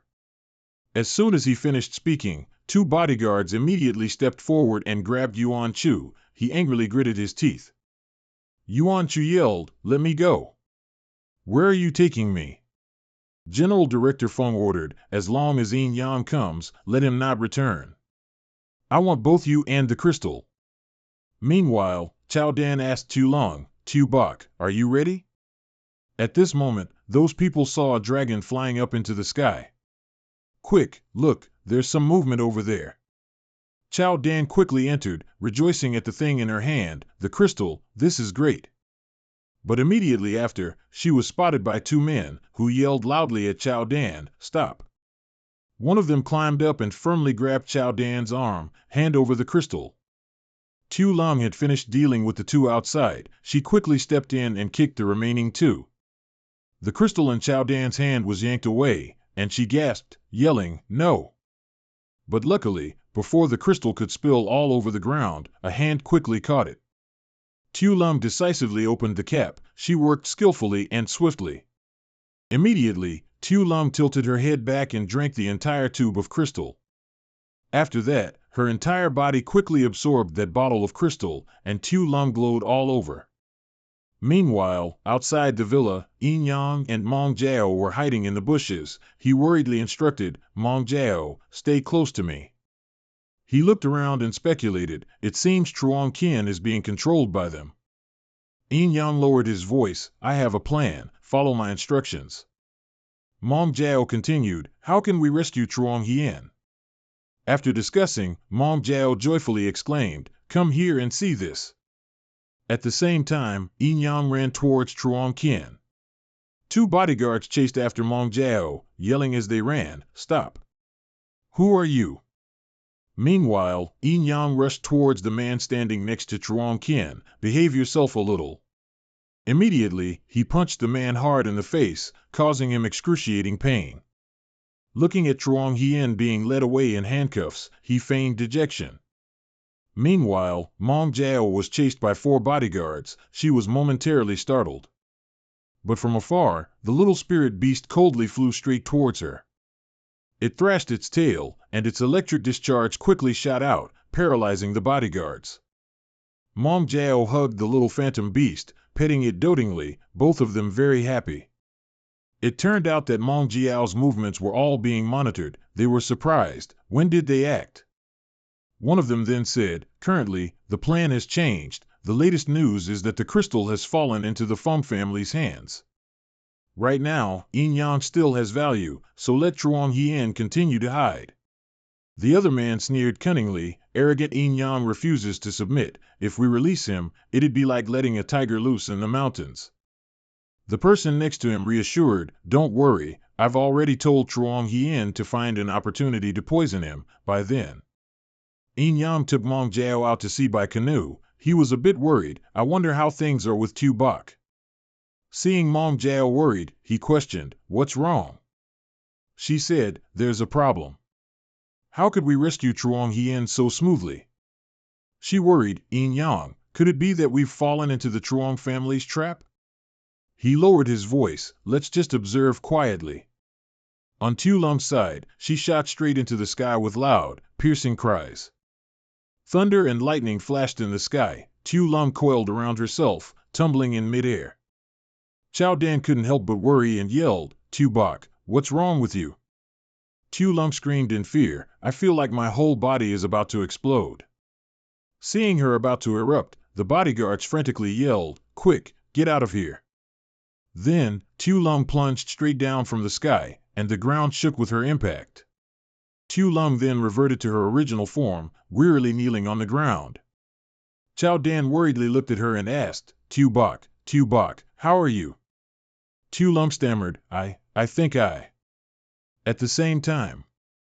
Fortunately, Ndung and his group also caught up, but Tu Lum seemed unstable. As he arrived, Ndung looked at Tu Lum with extreme worry, "Tu Bok." He helped her up by the shoulder and explained, "Tu Bok, because the energy of the crystal is too great, it will backfire within her body. So I have to use mental power to disperse some of it, otherwise she will suffer a backlash and die." Immediately after, Ndung placed his hand on Tu Lum's forehead. Up above, two shadows stood there, satisfied, only by casting a long line can you catch a big fish.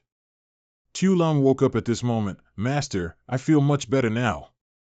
Ndung then said, "She needs more professional treatment, we need to go to a hospital to find a stronger crystal, only by absorbing more crystal power will she be fine." Mong Jiao interjected, "A hospital? In this apocalyptic era, where can we find a hospital?" Tu Lum lay back down on the ground, and Ndung quickly replied, "I remember the nearest hospital is on the side of the uninhabited zone." Mong Jiao continued, "The uninhabited zone is one of the most dangerous places in this apocalyptic world." Chao Dan spoke up, "Even so, we have to try, we can't abandon Tu Bok." Ndung looked at the spy, "Trang Yan, the uninhabited zone is extremely dangerous, you don't need to risk it with us."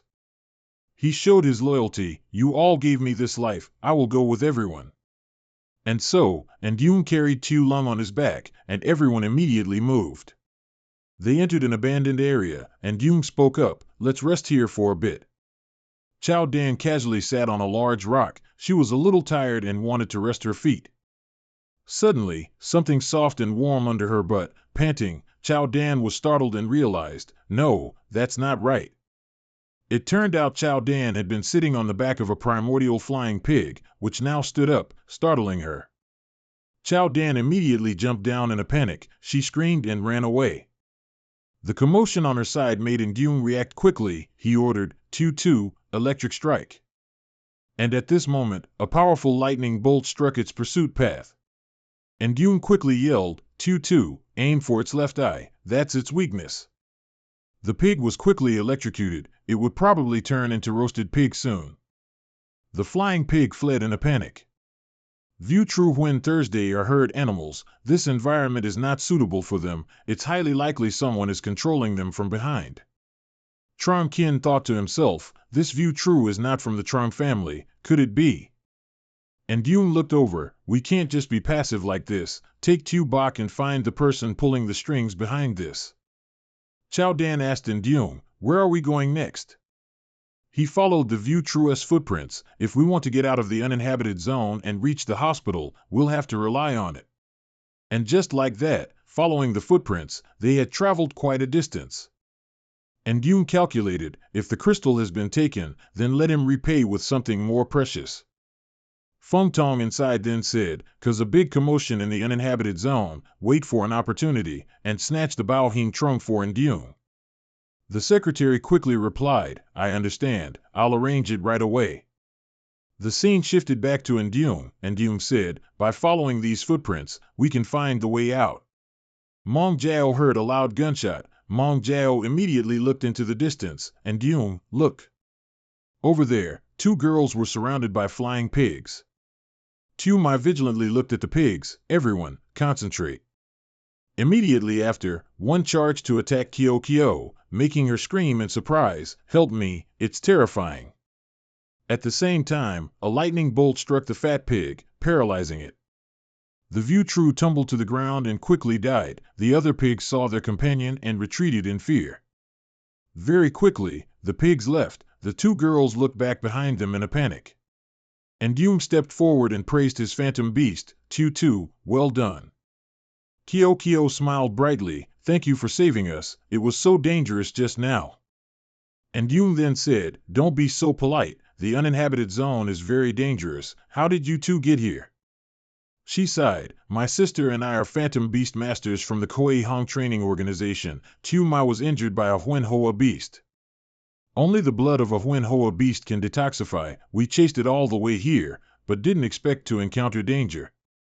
And Yoon pointed to the other side. You two can follow that path to leave this place. It's very dangerous here.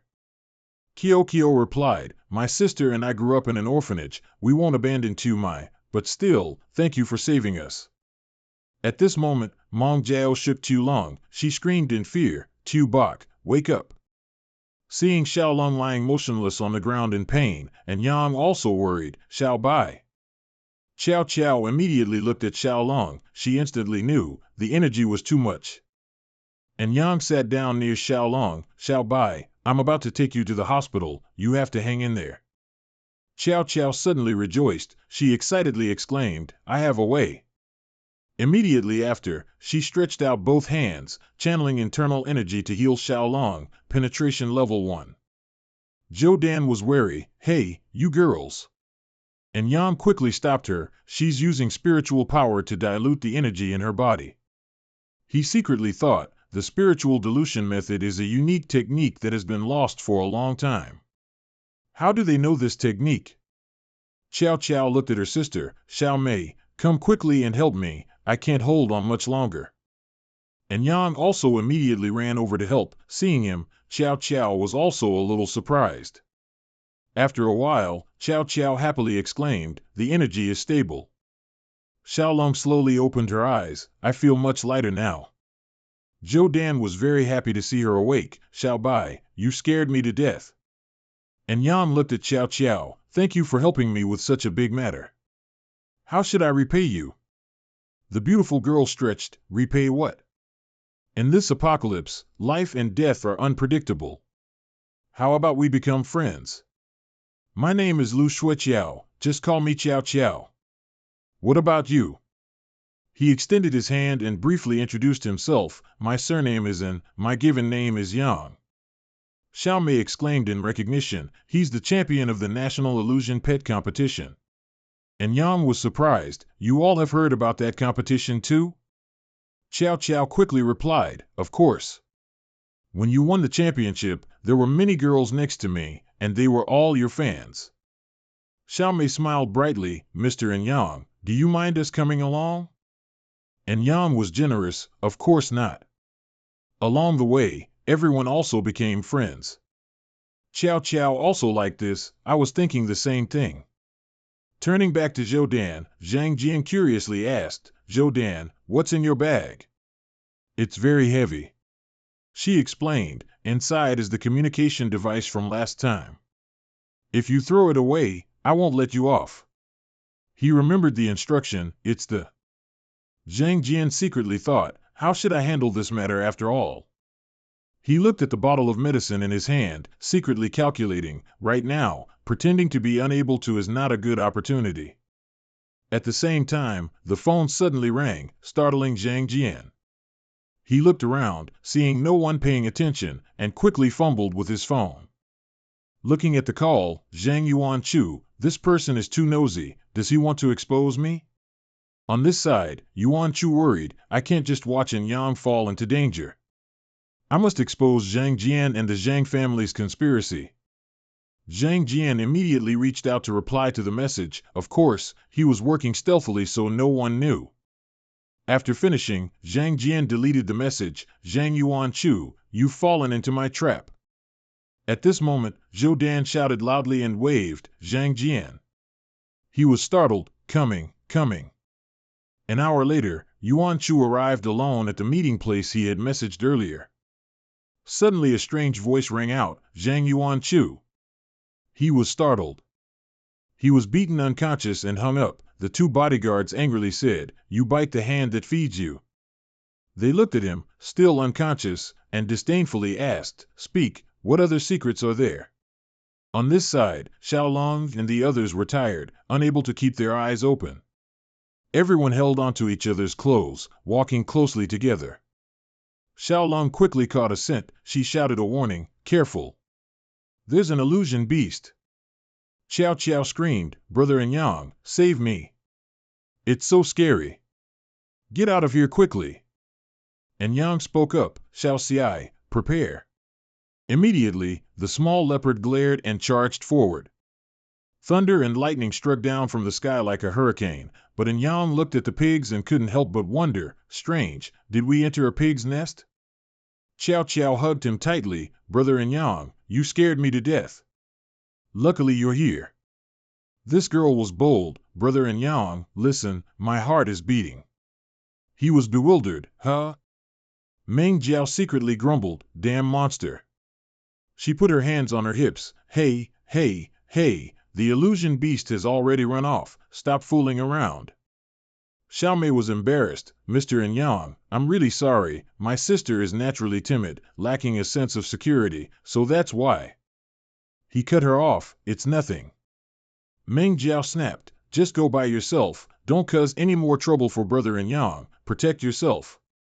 Xiao Qiao sadly said, sorry, I didn't mean to, it was really dangerous, that's why. And Yang intervened, we are all companions, we should help each other. Zhou Dan was surprised, why did those pigs retreat without fighting? And Yang explained, illusion beasts also have muscle memory. Combined with the 2 times they were attacked by Xiao Xiai, they're scared too. It's just, why do they keep appearing so many times? Then he turned and cupped his hands towards the young lady. Meng Jiao replied disdainfully, what's so strange? Big pig hooves are everywhere. And Yang awkwardly said, everyone is a companion, going together is the most important thing right now. Meng Jiao irritably said, let me tell you, companions are not girlfriends. We're going together, not being together in one place. Then she pouted and shot at Yang an aggressive look, go. Xiaomei murmured, who does she think she is? Xiao Qiao then said, don't worry, she won't be bossy for long. Immediately, her foot tripped on a small stone. Xiao Qiao screamed, whether accidentally or on purpose, she cried, my foot really hurts so much. And Yang walked over, what's wrong? Xiao Qiao pouted, it's nothing, big brother, just let me walk a little slower. Seeing this willow-like beauty, Meng Jiao wanted to go crazy. Here we go again, she snarkily said, where you fall, that's where you get up. Xiao Qiao coyly leaned on Yang, I'll try. Meng Jiao, for some reason, smiled brightly. She said to Xiao Qiao, wait, let me. Xiao Qiao stammered, Sister Meng Jiao, that would be too much trouble. Meng Jiao still didn't care, I'll help you. And Yan led the way, warning, everyone, hold on a little longer. As soon as he finished speaking, a sudden whirlwind swept through, and sand flew everywhere. Everyone covered their faces, unable to bear it. Zhou Dan panicked, oh no, a sandstorm is coming. After that, they unexpectedly arrived at a large castle. And Yang spoke up, there's a sand castle in front of us. Everyone follow me. He observed the surrounding wind, this isn't a normal sandstorm.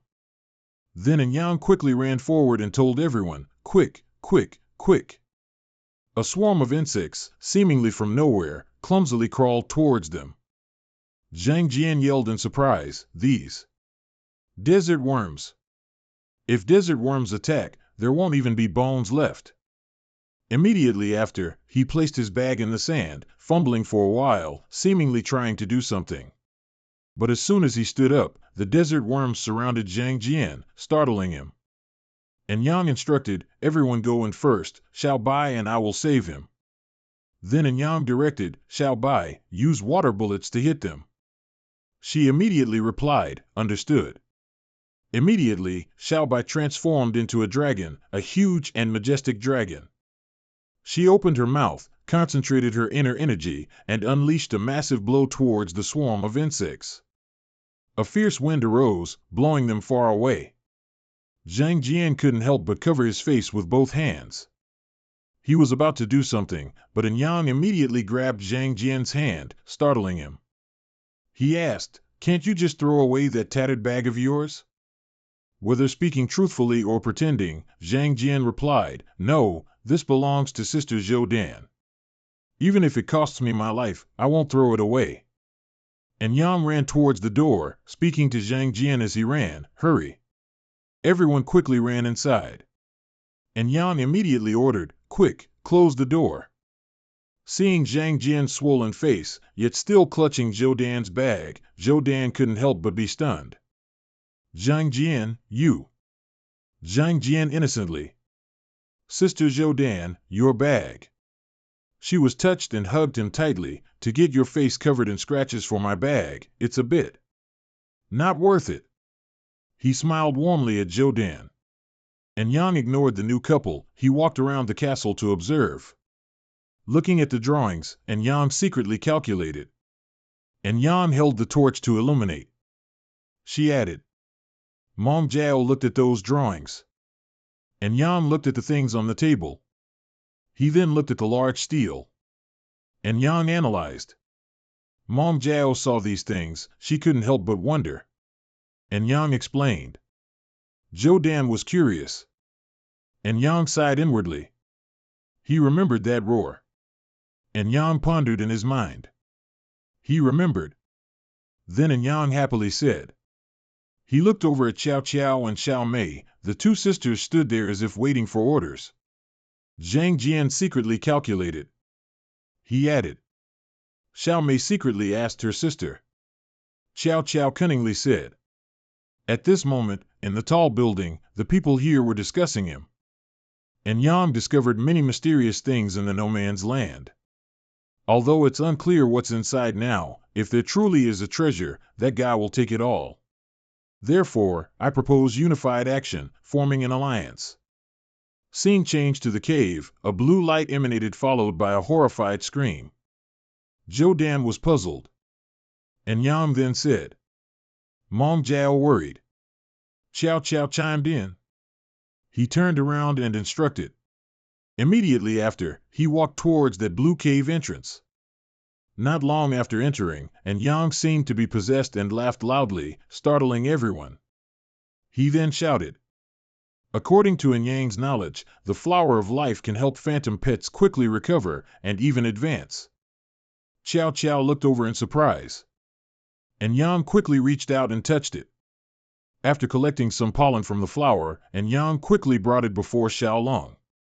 He placed it all on her head and used his inner energy to help Xiaolong absorb its power. At this moment, her entire body lit up like a spotlight. And Yang was overjoyed.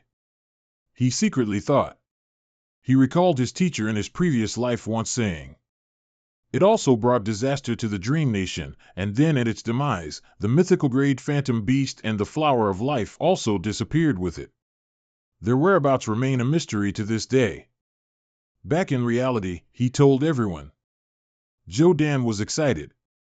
Mong Jiao added. Xiao Qiao here feigned fear. And Yang then said. Mong Jiao was overjoyed. He reassured them, don't worry, ladies, once we get a mythical grade phantom beast, we'll come back for you. Having no other choice, Xiao Qiao replied, okay. Afterwards, he told Zhou Dan and the others, hurry, we can't miss any clues for mythical grade phantom beasts. Xiao Qiao watched his retreating figure, a malicious thought arising, and Yang, you plan to monopolize the mythical grade phantom beast. Not a chance. Then she said to Xiao Mei, we can't just sit around and wait. And Yang and his group were slowly moving further inside. The surroundings were deserted, with no signs of life. And of course, Xiao Qiao and her friends secretly followed behind. She hid behind a rock wall, observing everyone. But unfortunately, her high-heeled foot suddenly stepped on a piece of wood, causing it to break with a loud crack. And Yang's hearing was extremely sharp. Despite the considerable distance, he immediately heard it and shouted, who's there? Knowing that if they hid, they wouldn't be able to explain themselves once discovered, the two girls stepped out. And Yang was surprised. Xiao Qiao, Xiao Mei, you too. Xiao Qiao put on a gloomy face. Brother and Yang, I had no choice. Xiao Mei's body is getting more and more. Xiao Mei feigned helplessness, cooperating. Sister, no matter how dangerous it is ahead, I must go with you all. Zhou Dan looked at their expressions suspiciously. Could it be reinforcements from headquarters?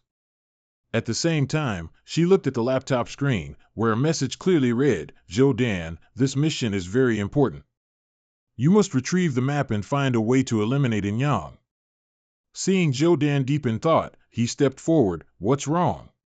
She startled and closed her laptop. Nothing, but Joe Dan couldn't understand why the higher-ups wanted her to deal with Yang. He absolutely trusted her. It's fine if nothing's wrong, but now was definitely not the time. Before he could finish his sentence, a voice rang out, "Stop." And Yang looked at the dark figures. "Who are you?" One of them said, "We're here to deal with you."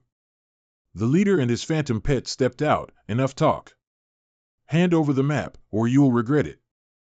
Xiaolong couldn't help but disdain. "Do you really think you can scare my master, just a few of you?"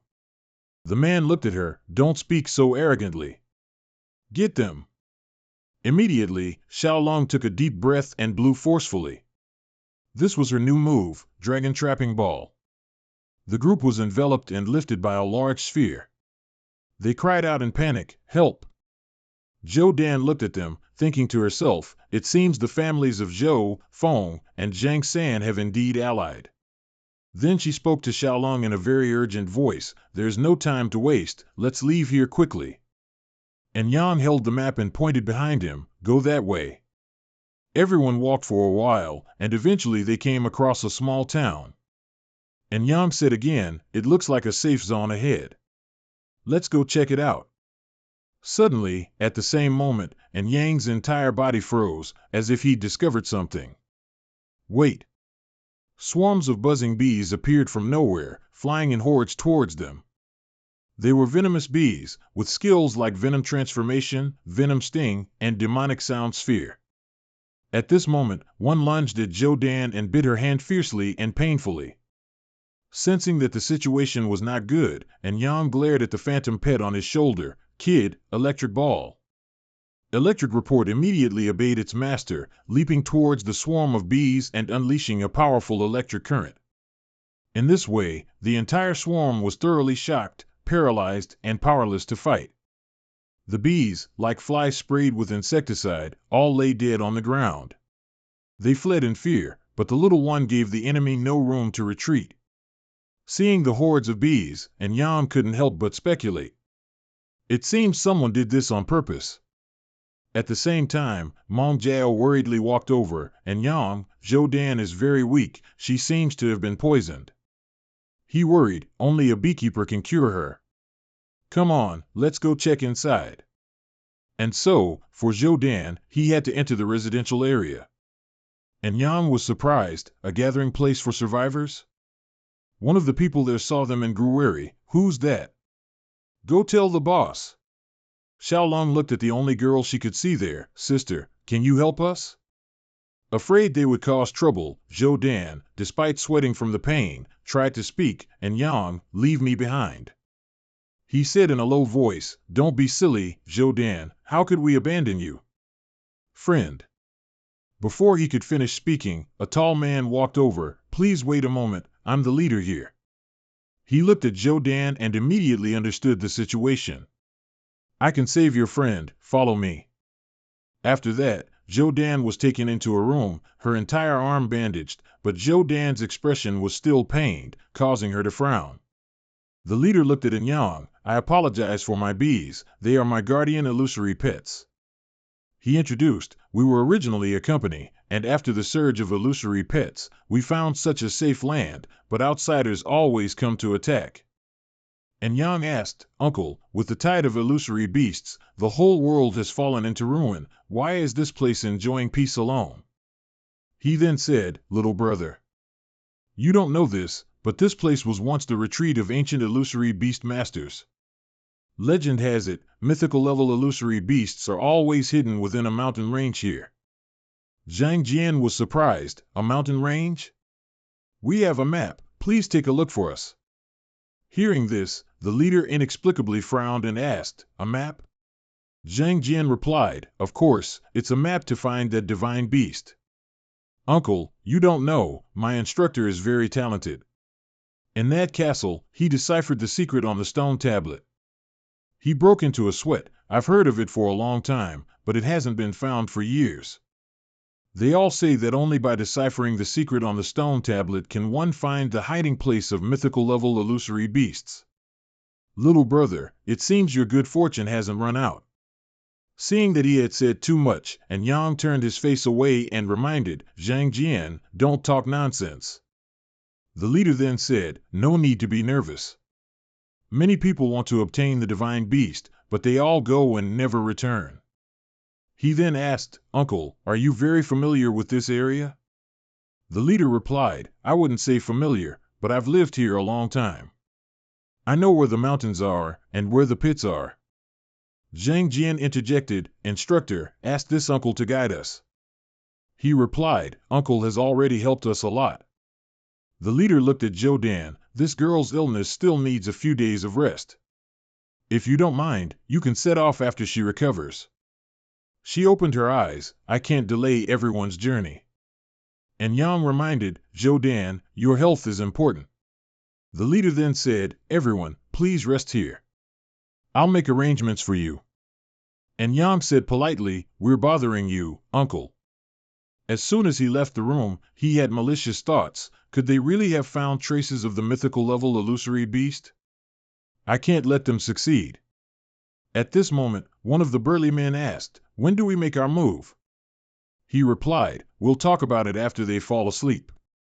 Scene change, at the coalition camp, a place of extreme safety. One of them spoke, given the current situation, I suggest it's not too late to track in Yang after he leaves. The leading man then said, perhaps we should change our way of thinking. That night, the man brought food over, everyone, this is dinner the leader prepared for you. Looking at the dishes on the tray, Zhang Jian couldn't help but say delightedly, Uncle is so thoughtful. After that, he carried the tray of food into the room for Yang and the others. He first offered it to Zhou Dan, hurry, have a taste. As he picked up a drumstick, Yang quickly said, wait. Zhang Jian was startled, Instructor, it's not that serious, is it? Yang explained, before we know the other party's identity, don't easily accept their kindness. Looking at the tempting chicken drumstick in front of him, though he craved it, he still hesitated due to what he said. At the same time, a green dragonfly flew into the crowd, and someone shouted loudly, everyone look, what's that? One of the villagers reached out and touched it, and the dragonfly immediately glowed. It was a gleam knight, its light blinding the man. He immediately collapsed to the ground, and at the same time, a large frog approached. Zhang Jian looked through the window, gasping in astonishment at the scene before him. Quick, look! This frog is named Prince, and it's even a primordial-level beast. It stuck out its tongue, wrapping tightly around the gleam knight. It seemed this was the fat frog's food. And Yang looked on in secret surprise, to be able to train a primordial-level illusory pet, it seems this leader is definitely not simple. I can't be careless. Just as he thought that, the man came out. The leader wondered, Dan Tan Lu, who exactly offended the Feng family. At this moment, he immediately knocked on Yang's door, little brothers. He asked him, just now Dan Tan Lu attacked this place, are you all okay? And Yang replied, your stronghold is sturdy, uncle, we are safe and sound. The leader then said, little brothers, rest assured and recover. As long as I'm here, this place is safe. After giving his instructions, he didn't linger. I'm in the red house next door. If anything happens, just come find me. Watching the leaders retreating back, Zhang Jian also felt a secret unease. Who is he? He's quite capable. Zhou Dan, feeling apologetic, said, I've implicated everyone. I'm feeling better now, let's go. Zhang Jian also worried, sis, don't rush. I think this uncle is quite nice. It's not too late to leave after you've recovered. Afraid she was hungry, he said, sis, I'll go find some food for you now. And Yang immediately stopped him.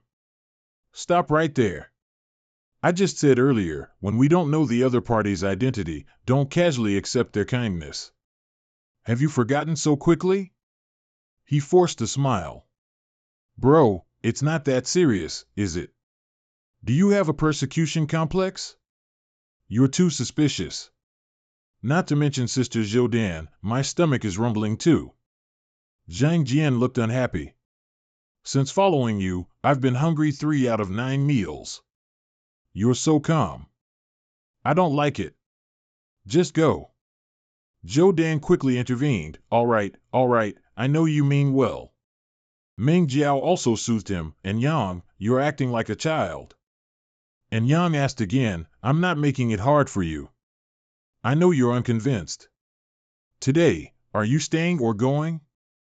Zhang Jian stammered, You. Then he forced another laugh. My mission isn't finished yet. If one can't endure small annoyances, one will spoil great plans, instructor. I was just too hungry. Earlier, I temporarily lost control of my temper. I was wrong, I'll follow you. Seeing him say nothing, Zhang Jian lowered his voice and wagged his tail. Instructor, I was wrong. And Yang continued, our current situation is very difficult, we absolutely cannot have enemies on both sides. But this idiot didn't understand. He even thought viciously, and Yang, I want you to pay the price. It wasn't even dawn yet when Zhang Jian stood outside the leader's door. Who is it? As soon as the leader opened the door, he cunningly said, I'll get the map for you. The leader readily agreed and added, once the map is in hand, we'll eliminate them. We'll split the benefits of the mythical beast evenly. Zhang Jian shook hands. Deal, it's a promise. But there's one thing I don't understand, why not just kill Yang directly and be done with it? He explained, Dan Tan Lu gave me a hint today. The Chu, Zhang, and Feng families could kill Yang as easily as turning their hand. Why haven't they? It must be. They must be waiting for him to find the mythical beast before killing him. Zhang Jian vaguely understood. No wonder. He began to plot. So, regarding this matter, you should do this. In the morning, he looked at Yang, secretly admiring him. I must obtain the power of the mythical beast. Zhang Jian spoke up, Instructor, can you teach me how you deciphered the ancient writings on the stone tablet and converted it into a map? Today, his mood was a bit strange, so he looked at him disdainfully and said, Get lost. This annoyed Zhang Jian. Meanwhile, Zhoudan saw Zhang Jian talking to the leader, but the distance was too far, she couldn't hear. She secretly speculated, could they be plotting against Yang? Zhoudan immediately became anxious. No, I must go tell Yang. At the same time, Zhang Jian met Zhoudan privately. Sister Zhou, I want to duel Yang. After being saved by him many times, Zhoudan didn't believe Zhang Jian had evil intentions.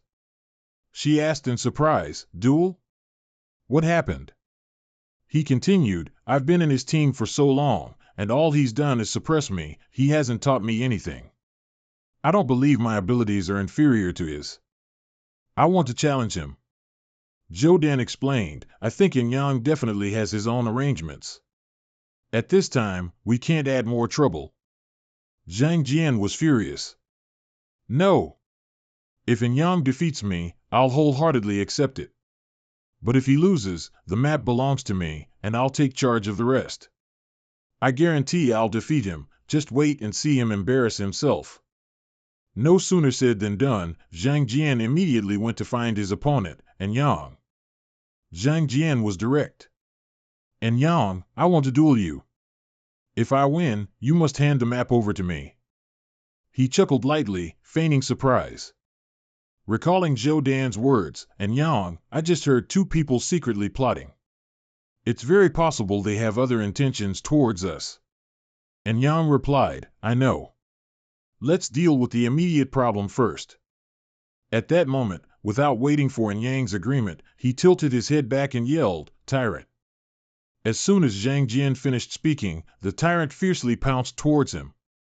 It let out a defiant roar and lunged at Yang, but he quickly dodged. You forced my hand. The leader looked at Zhang Jian, secretly pleased. Worthy of instruction. And Yang couldn't tolerate it anymore. He immediately shouted, Kiddo. Obeying its master's command, the electric leopard immediately leaped forward and dashed. A powerful electric current shot straight towards the leopard. It roared loudly and thrashed about. The normally powerful kiddo was now thrown far away. And Yang instructed it, "Kiddo, don't just think of a fatal blow. Why not change your approach?" The little leopard learned very quickly. It lunged again. It was small, but its brain developed quickly, so it learned very well. The tyrant used the same old move, but our kiddo did not. Seeing Kiddo's new fighting style, Zhang Jian was startled. "This is bad. Out here, that old man secretly made a move. The time has come." It turns out he ambushed Kiddo with his power. This old man is truly despicable. Seeing Kiddo fall to the ground, Xiaolong shrieked, "Kiddo!" Seeing that, the leader was extremely satisfied and delighted. The plan succeeded. Xiaolong angrily put her hands on her hips and defiantly said, "How could this be? How dare you bully Kiddo?" Immediately after that, she transformed into a large dragon and flew up.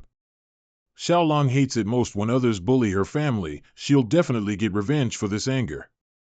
On this side, the leader also immediately summoned his golden phoenix. "Let you taste my power." At the same time, two colossal powers, the fire stream and the azure sea pearl, clashed. A large explosion quickly rang out. The surrounding crowd couldn't help but flee in fear.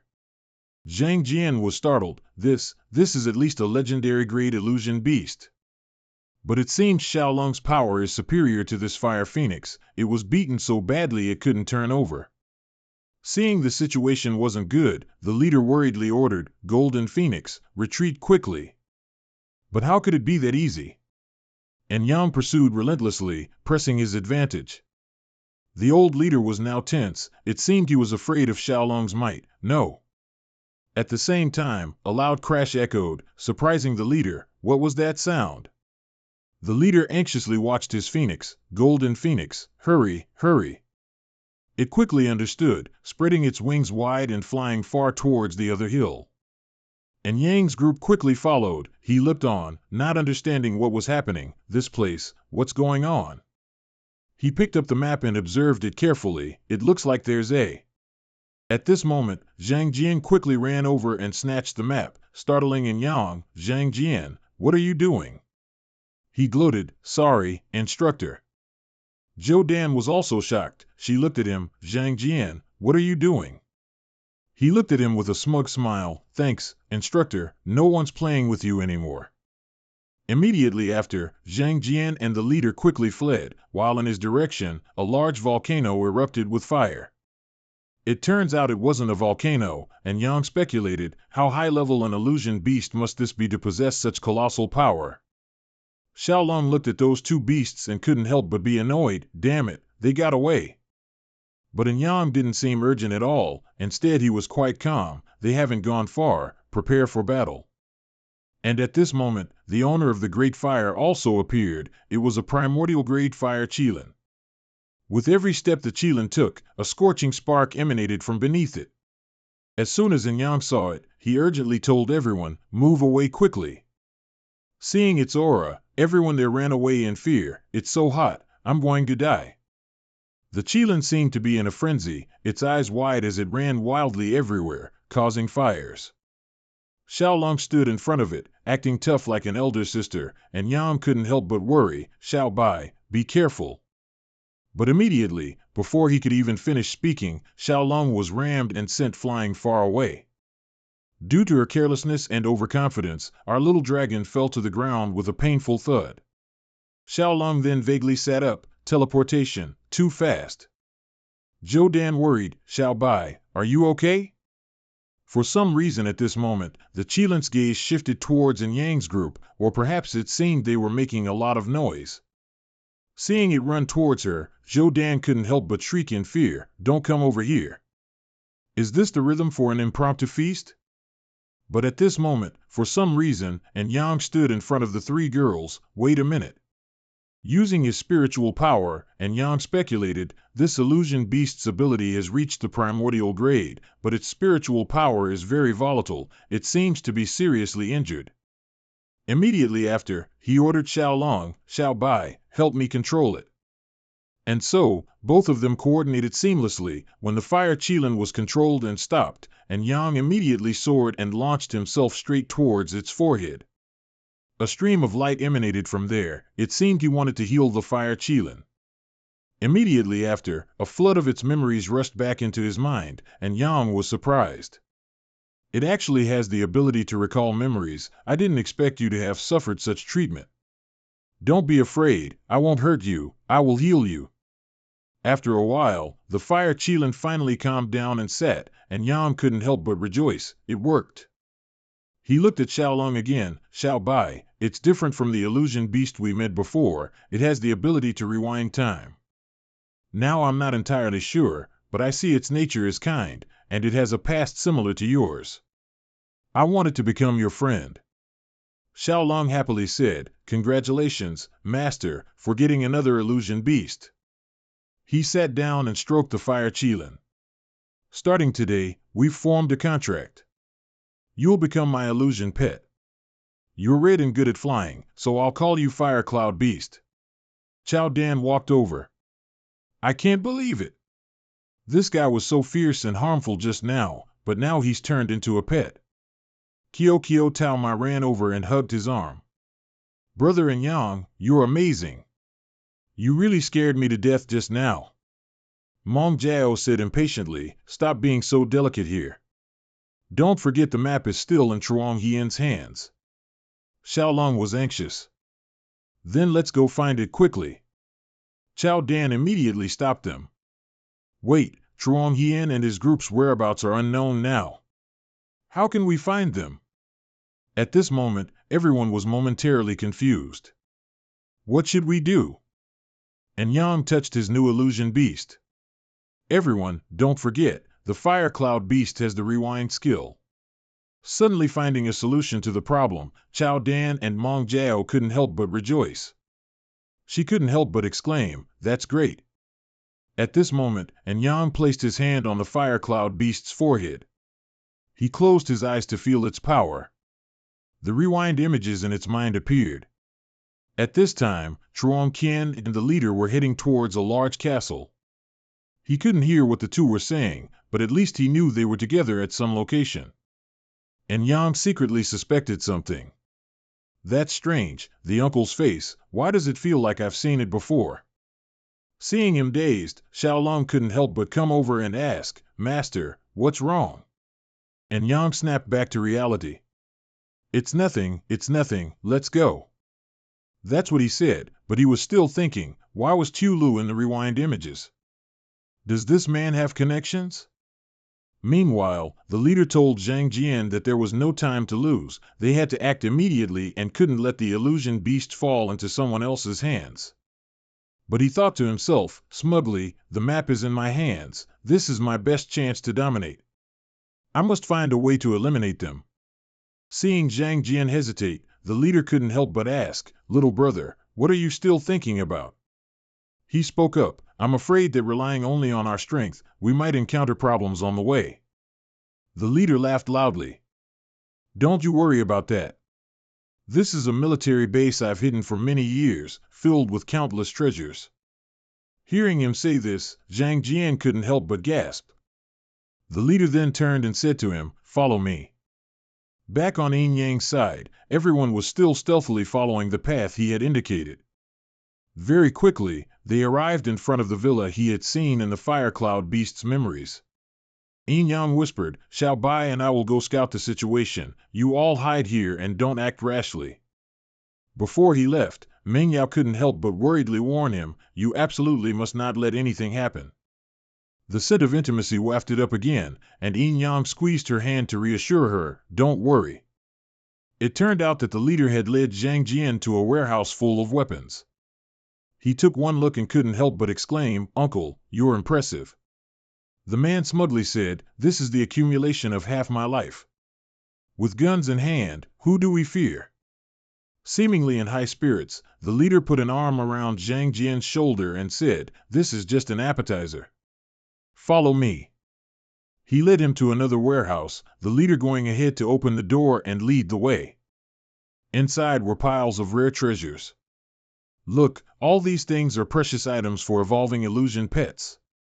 I used them to forge that Silver Fox Suicide Squad. Zhang Jian stared dumbfounded at the pile of items. Uncle, who are you?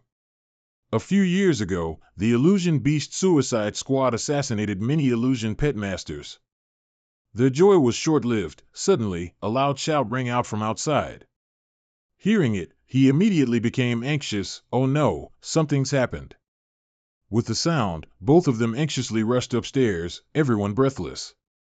Piles of white skeletons, with glowing, demon-like eyes, immediately appeared. Yin Yang and his two capable assistants sat regally on the chairs like a demon king. Something's happened, offering two kids as scapegoats. What kind of boss is this? The leader quickly ran over. Yin Yang, you're alive. I thought you'd become food for that illusion beast. Yin Yang calmly replied, No, don't keep calling it an illusion beast. Its name is now Fire Cloud Beast. Seeing this, both their faces seemed to stiffen, becoming unbearably ugly. He stroked the Fire Cloud Beast. I forgot to introduce you all. It's now my contracted illusion pet. The man raised his voice. Yin Yang, you don't need to be sarcastic with me here. I know what you want to do. Today, not only will you not get the map, but you'll also lose your life here. Silver Fox Suicide Squad, attack. The door immediately swung open, and before anything could be seen, a bright flash of light erupted. An explosion simultaneously roared out, sending dirt and rocks flying everywhere. A group of transcendent silver foxes, with glowing red eyes, charged towards Yin Yang.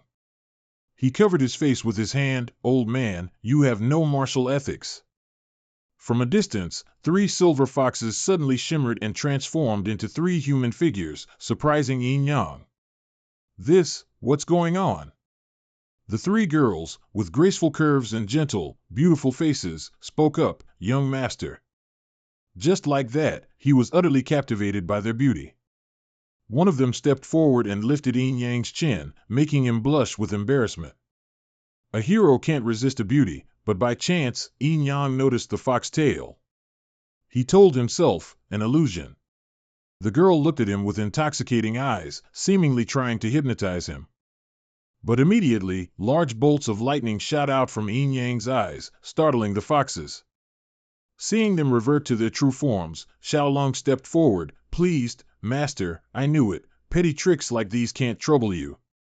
Seeing his honey trap fail, the leader frowned irritably. Don't celebrate too soon. He didn't give up and continued to use Breath of Ice, wind slay living beings. And of course, these fox demons couldn't trouble him. For the next battle, he let the Fire Cloud Beast fight. Fire Cloud Power Accumulation. The Fire Cloud Beast charged forward, rage points plus 100%. Compared to its corpse, this attack was like mere small fry. And Yang also quickly coordinated with his new Phantom Beast, Fire Cloud, attack. Immediately, a thunderous explosion echoed, making the ground tremble uncontrollably. The 3 foxes gaped in astonishment. It seemed they had reached their limit. Seeing his Phantom Beast defeated, he unwillingly yelled, No, it can't be. And Yang said smugly, What other tricks do you have? Just throw them all out. He then finally bowed his head. Little brother, I've lost. Xiaolong said irritably, If you've lost, then obediently hand over the map. Perhaps he still had some regrets, to suddenly speak up and stall for time. Wait. And Yang was surprised. What, do you insist on fighting it out? He then said, I originally thought you would slaughter us, but unexpectedly, I was too narrow-minded. In this apocalypse, having one more friend is better than one more enemy. If you two don't mind my age, please let me join you from now on. Seeing his collaborator finally surrender, Zhang Jian fell to his knees, his face pale. He fawned, Instructor, I was temporarily misled by immediate gain. Please be magnanimous and overlook it. Take me with you. But Yang was never generous to his enemies. He said coldly, You two better get as far away from me as possible.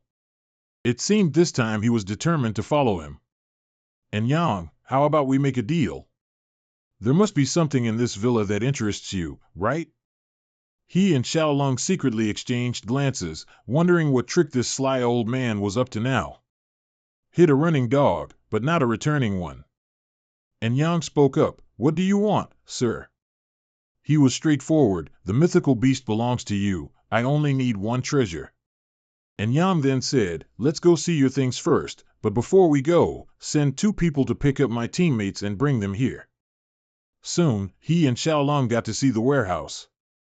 She couldn't help but exclaim, "There are even top-grade materials, it truly is an armory." Outside, Zhou Dan worried, "They've been in there for so long without any movement, could something have happened?" Meng Yao reassured her, "Wait a moment, I think someone's coming." She looked over blankly, "Strange, I clearly heard a sound." Qiao Qiao looked over and saw the 2 people. Sister Meng Yao's hearing is really sharp, there are people ahead. Inside, and Yang walked and asked about the man's background, "May I ask your name, sir?" The leader honestly said, "My surname is Xiao, and my given name is just John. When I was young, I used to rob tombs and trade materials, so I accumulated a bit of capital." Xiaolong spoke up, "I understand. So what is your purpose for staying here all this time?" Xiao Zhan replied, "One is to find a mythical beast, and the other is to find my missing son." She was surprised, "Son?" He recounted, "After the phantom beasts erupted, my son and I lost contact. I heard that the lair of the mythical beast has a treasure that can reverse time." Xiaolong then said, "So you want to find your son? The fire cloud beast also has a time reversal skill, I wonder if it can help you." Xiao Zhan couldn't help but be surprised, "Really? My 2 benefactors, please help me. That is the only bloodline of the Xiao family." And Yang then asked, "What's his name?" Xiao Zhan replied, "Xiaoli, once a prodigy, a strong competitor in the national pet battle competition." Unexpectedly, such a coincidence existed in the world. Xiaolong and he looked at each other awkwardly. At the same time, Meng Yao's voice rang out, and Yang. As soon as she saw him, she rushed over and hugged him tightly, and "Yang, you scared me to death. I thought something had happened to you." "Don't worry," and Yang said gently, "I'm still fine." Meng Yao then said, "How can I not worry? Earlier in the forest, I think I heard footsteps." He was surprised, "Footsteps?" On this side, Zhang Jian was getting close to something. He looked out the window. Zhang Jian secretly wondered, did the alliance catch up so quickly? And Yang said urgently, "It seems we can't stay here long, we need to leave quickly." But it seems they discovered it too late. Outside the villa, the mercenary group immediately rushed in, surrounding them. He looked out the window. The alliance arrived so quickly, someone definitely leaked the information. Qiao Dan was a bit worried. She stepped forward and asked, "And Yang, what should we do now?" Seeing everyone in a bit of a panic, and Yang calmly reassured them, "Don't be afraid, adapt to the situation." In just a moment, Xiao Zhan's villa was completely surrounded, and those mercenaries were ready to open fire at any time. One of them shouted loudly, "Young Master and Yang, are you there? I represent the Alliance and want to discuss cooperation with you." Tu Lum couldn't help but worry, "Master, be careful, it might be a trap." And Yang immediately replied, "I'll go meet them, everyone adapt to the situation." That guy raised his voice again, "Young Master and Yang, don't worry, we just want to discuss cooperation." Finally, from inside the villa, and Yang calmly opened the door and stepped out, "How do you want to discuss it?" Just as Chu Lung said, this was just a trap. As soon as they saw his figure, 2 mercenaries immediately rushed forward. And Yang was firmly held by them, his hands restrained. He said annoyed, "You guys." They said nothing more. Instead, the representative from earlier smirked and ordered his men, "Search the place." And Yang said disdainfully, "Is this all the skill you have, resorting to such lowly tricks?" The mercenary didn't care. He directly asked him, "Where's the map?" And Yang calmly said, "If you want the map, you need to show sincerity." He'd never met anyone so bold after being captured. He angrily clenched his fist, "Stop talking nonsense."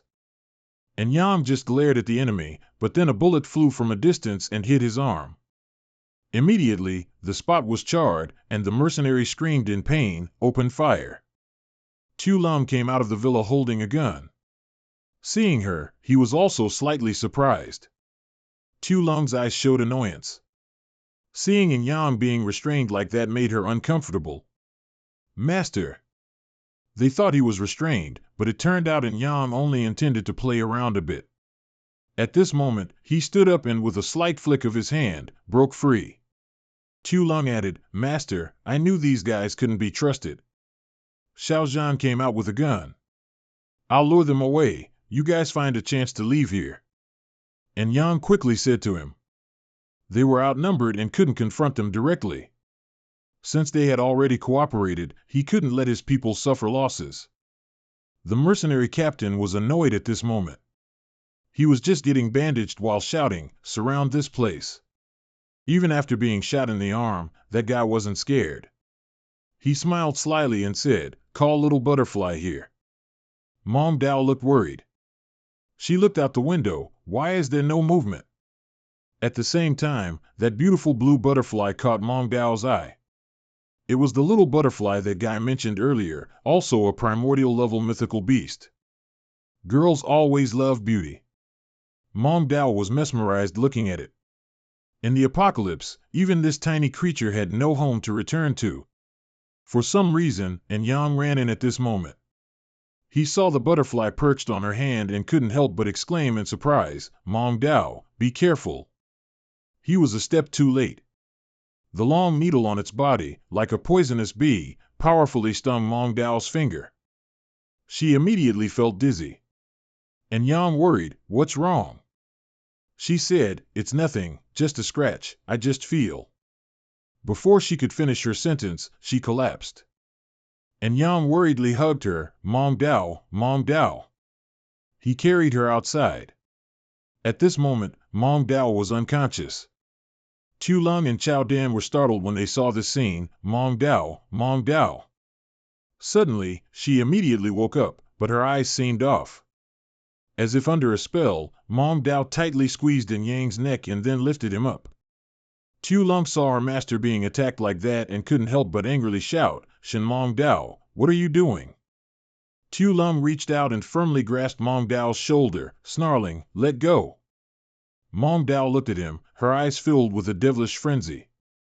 It seemed Yang also quickly realized this. He immediately took a small pill from his hand. Just like that, Yang skillfully flicked it into the air. Fortunately, the pill followed its trajectory and fell straight into Mong Dao's frantically opened mouth. Immediately after, her eyes returned to normal, and Mong Dao's body suddenly stiffened like a puppet. Then, she closed her eyes and fell limply, fortunately, and Yang managed to support her in time. Leaving Mong Dao on the ground, Tu Lung was a bit worried, Master, what's wrong with Sister Mong Dao? He looked up at the sky, everyone, be careful of this butterfly. Tu Lung suddenly understood, so it's that. With a fiery temper, she immediately reached out to catch the little butterfly. And Yang quickly advised, don't harm it, the antibodies in its body can help Mong Dao detoxify. Outside, not knowing who that ugly guy was, he sneered, let these little rats tremble in fear. Seeing that, Yang became nervous, it's a tear gas grenade, hurry, hide in the basement. Suddenly, as if something interesting came to mind, Yang immediately said, Uncle, wait. Outside, the mercenaries were ordered by the orange-haired guy, charge. They opened the door, but it seemed a mechanism had been set on the doorknob. An explosive blast awaited them. The mercenaries were terrified, retreat. Expand the perimeter, blockade the exits. In the infirmary, Chao Dan was relieved, and Yang, you've set up a minefield in the main hall, they surely won't dare to rush in. But she was a little worried, the environment here is too bad, when will she wake up? And Yang said, I've already injected the antibodies into her body, she'll wake up soon. Chao Dan wondered, what exactly is that butterfly? And Yang replied, as for the butterfly sample, I've asked Tu Bok to take it for testing, just wait a little longer. On this side, Tu Lung rushed away, carrying a large stack of papers. In her haste, a page fell out without her knowing. Tu Chien mysteriously followed. Although he saw it, he didn't call out, just quietly picked it up. Looking at Tu Long, Tu Chien secretly clicked his tongue, absent-minded. On this side, Tu Long handed over the items. Master, we've extracted the mutant gene from the butterfly's body. And Yang studied it. In this world, there are always those who take advantage of chaos. They research and create mutant factors, implanting them into illusion pets to spread viruses and massacre those who disagree. Once infected with the mutant factor, their nervous system will be destroyed, and they'll never be able to escape. He worried, Mong Dao.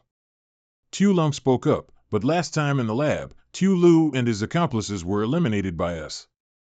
And Yang replied, although Tu Lu was eliminated by us, the power behind him with its own agenda still exists.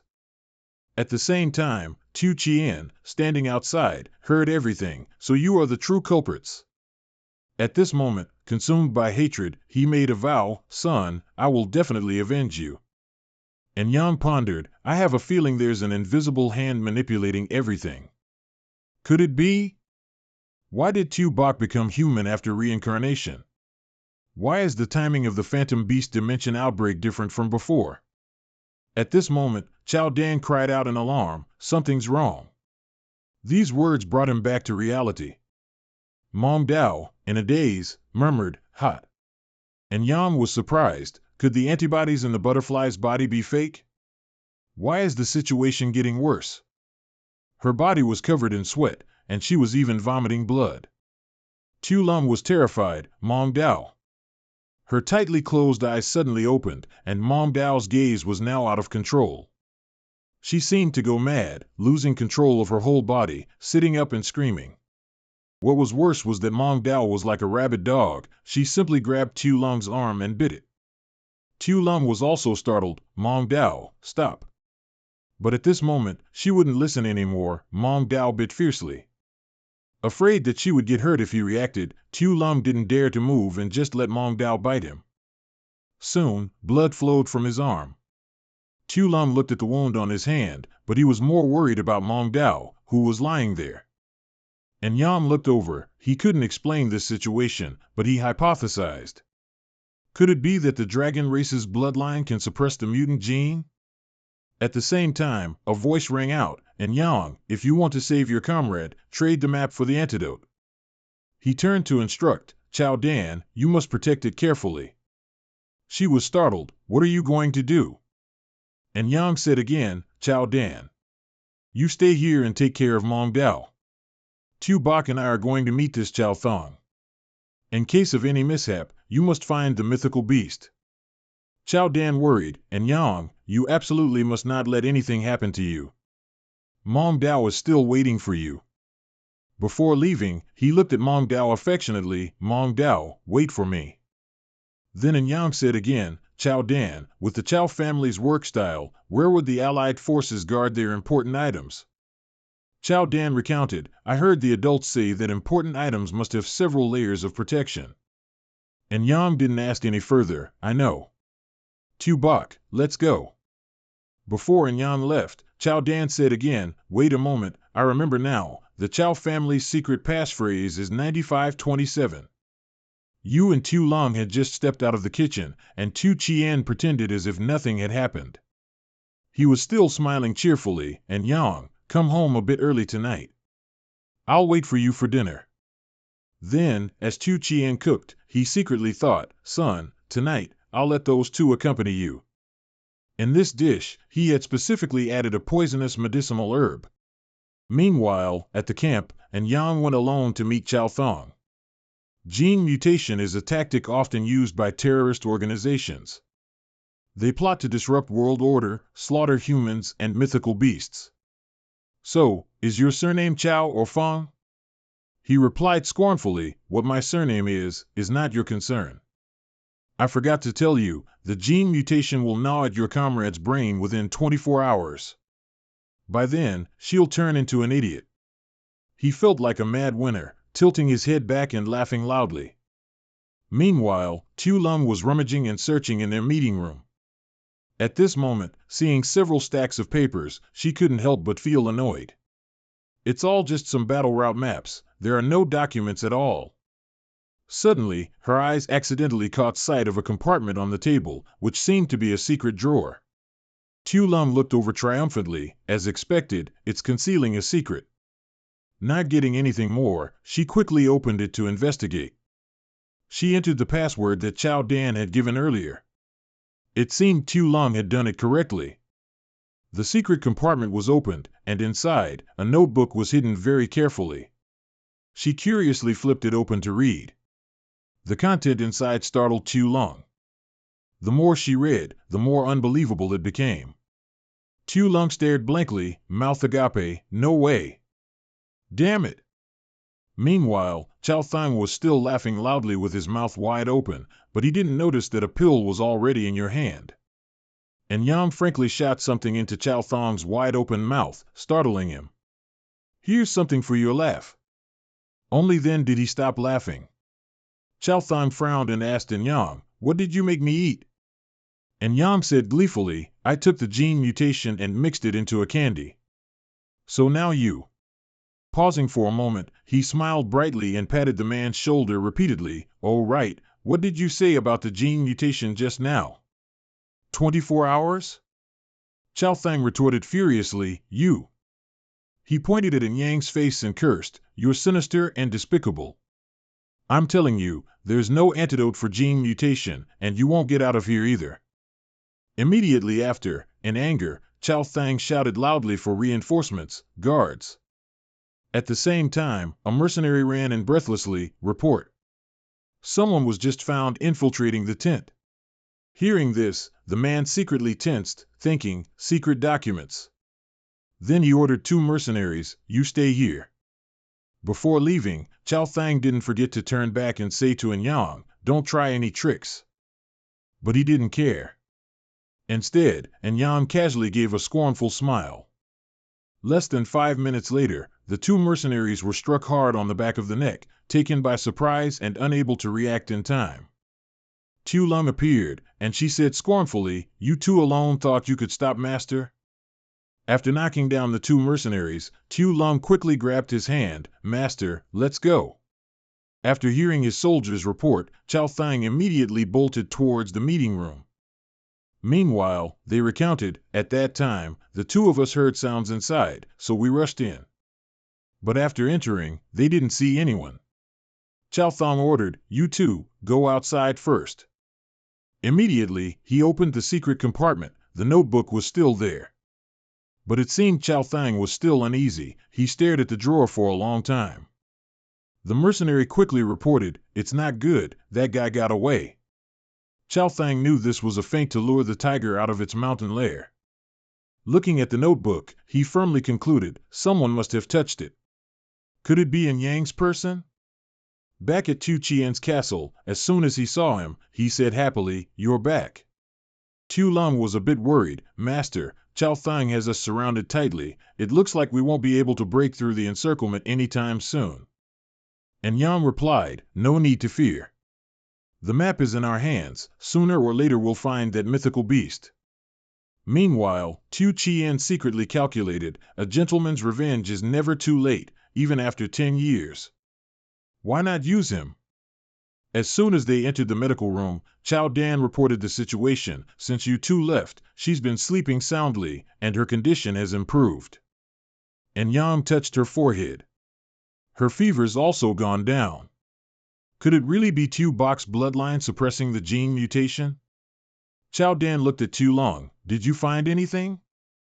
She recounted, recruitment documents for the commercial organization. Hearing about this document, Chao Dan looked a bit confused, but it seemed she didn't know about this either.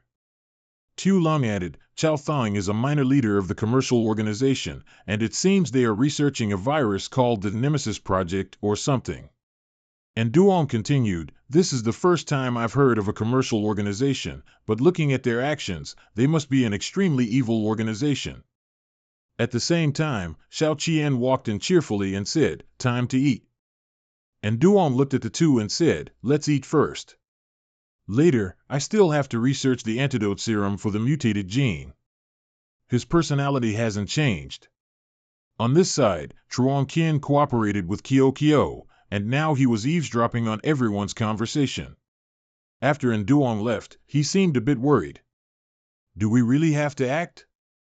Kyo replied, rather than waiting for reinforcements from above, it's better to snatch it ourselves.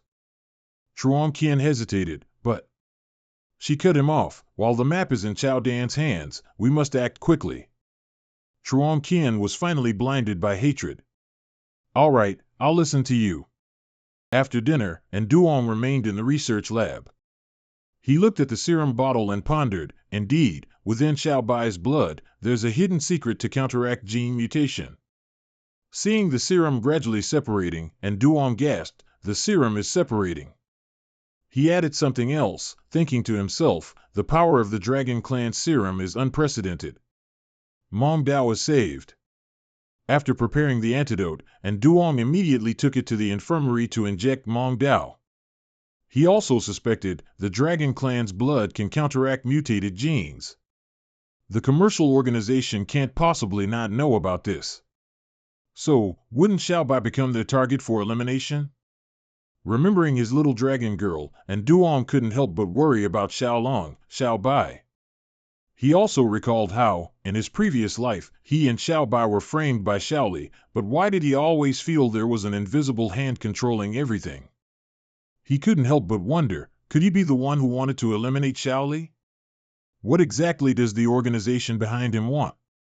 Remembering this cunning group, Nduong frowned in irritation. He silently vowed, in this life, I will definitely destroy all of you. Meanwhile, Chao Dan was in her room, fiddling with her phone, when the computer in her bag suddenly beeped. Chao Dan sat up and read the message from the Chao family. The content was, hand over the map to Chao Thang immediately. Your sister is in my hands. Seeing this message, Chao Dan couldn't help but worry. Sister. At the same time, a knock on the door startled Chao Dan. She quickly hid the device, stuffing the communicator into her bag. Chao Dan adjusted her mood, then loudly said, wait a moment. Her worried expression turned cheerful. She tried to hide her emotions, smiling as she opened the door. Who is it? From the darkness, a strong wooden stick struck Chao Dan's head, startling her. Due to carelessness, Chao Dan immediately fainted. Truong Qian quickly told Kyo, hurry. They both placed Chao Dan back on the bed, while he frantically searched everywhere. Where's the map? Kyo also quickly helped search. She pulled it out from Chao Dan's handbag. After a moment, Kyo pulled out a piece of paper, excited, found it. Let's go. On this side, after a long while, Nduong joyfully exclaimed. Mong Dao, you're finally awake. She was startled. Nduong, where am I? What happened? He anxiously hugged the beauty. Mong Dao, I thought you were. Mong Dao looked bewildered. He cupped Mong Dao's face, examining her carefully, as if afraid to lose her. It's good that you're awake. Mong Dao felt warm. I know, having escaped death this time, and Nduong, I also have many things I want to tell you. We should. Just as things were getting romantic, Xiaolong appeared, interrupting, Master, something's happened.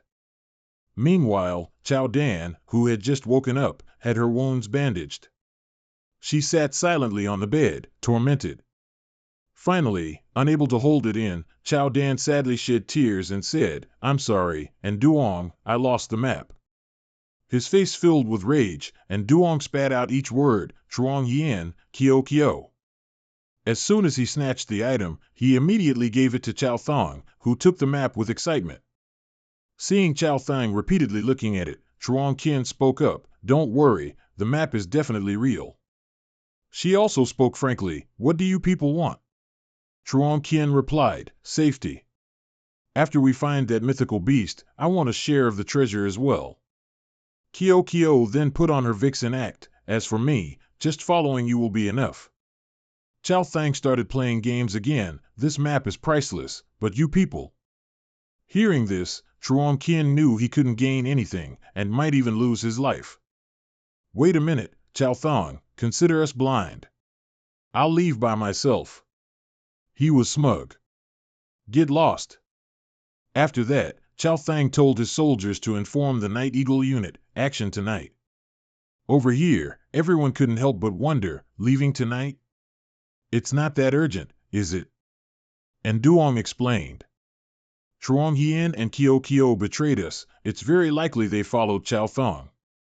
Without the map, the consequences are unimaginable. Just as they left, a strong gust of wind blew, making the ground shake, causing Tu Chien to fall down involuntarily. He was bewildered. Feeling something was wrong, and Duong quickly ordered his phantom beast, the fire cloud beast. Before them, a centipede nicknamed Old Noah was ferociously gnawing on a girl's head, a truly horrifying sight. Tu Chien wondered and asked him, and Duong, is the map no longer in your hands? He answered honestly, yes, but... From afar, a pair of glowing red eyes looked towards him. And Duong was startled, careful. Tu Chien's group was terrified. After all, this thing was too horrifying. It charged. And Duong commanded, Fire Cloud Beast, retrospective light fist. In response, the Fire Cloud Beast wouldn't back down. It charged and struck towards the centipede. A spine-chilling sizzle rang out. Tu Chien couldn't help but shiver. How did it become so strong in just a moment?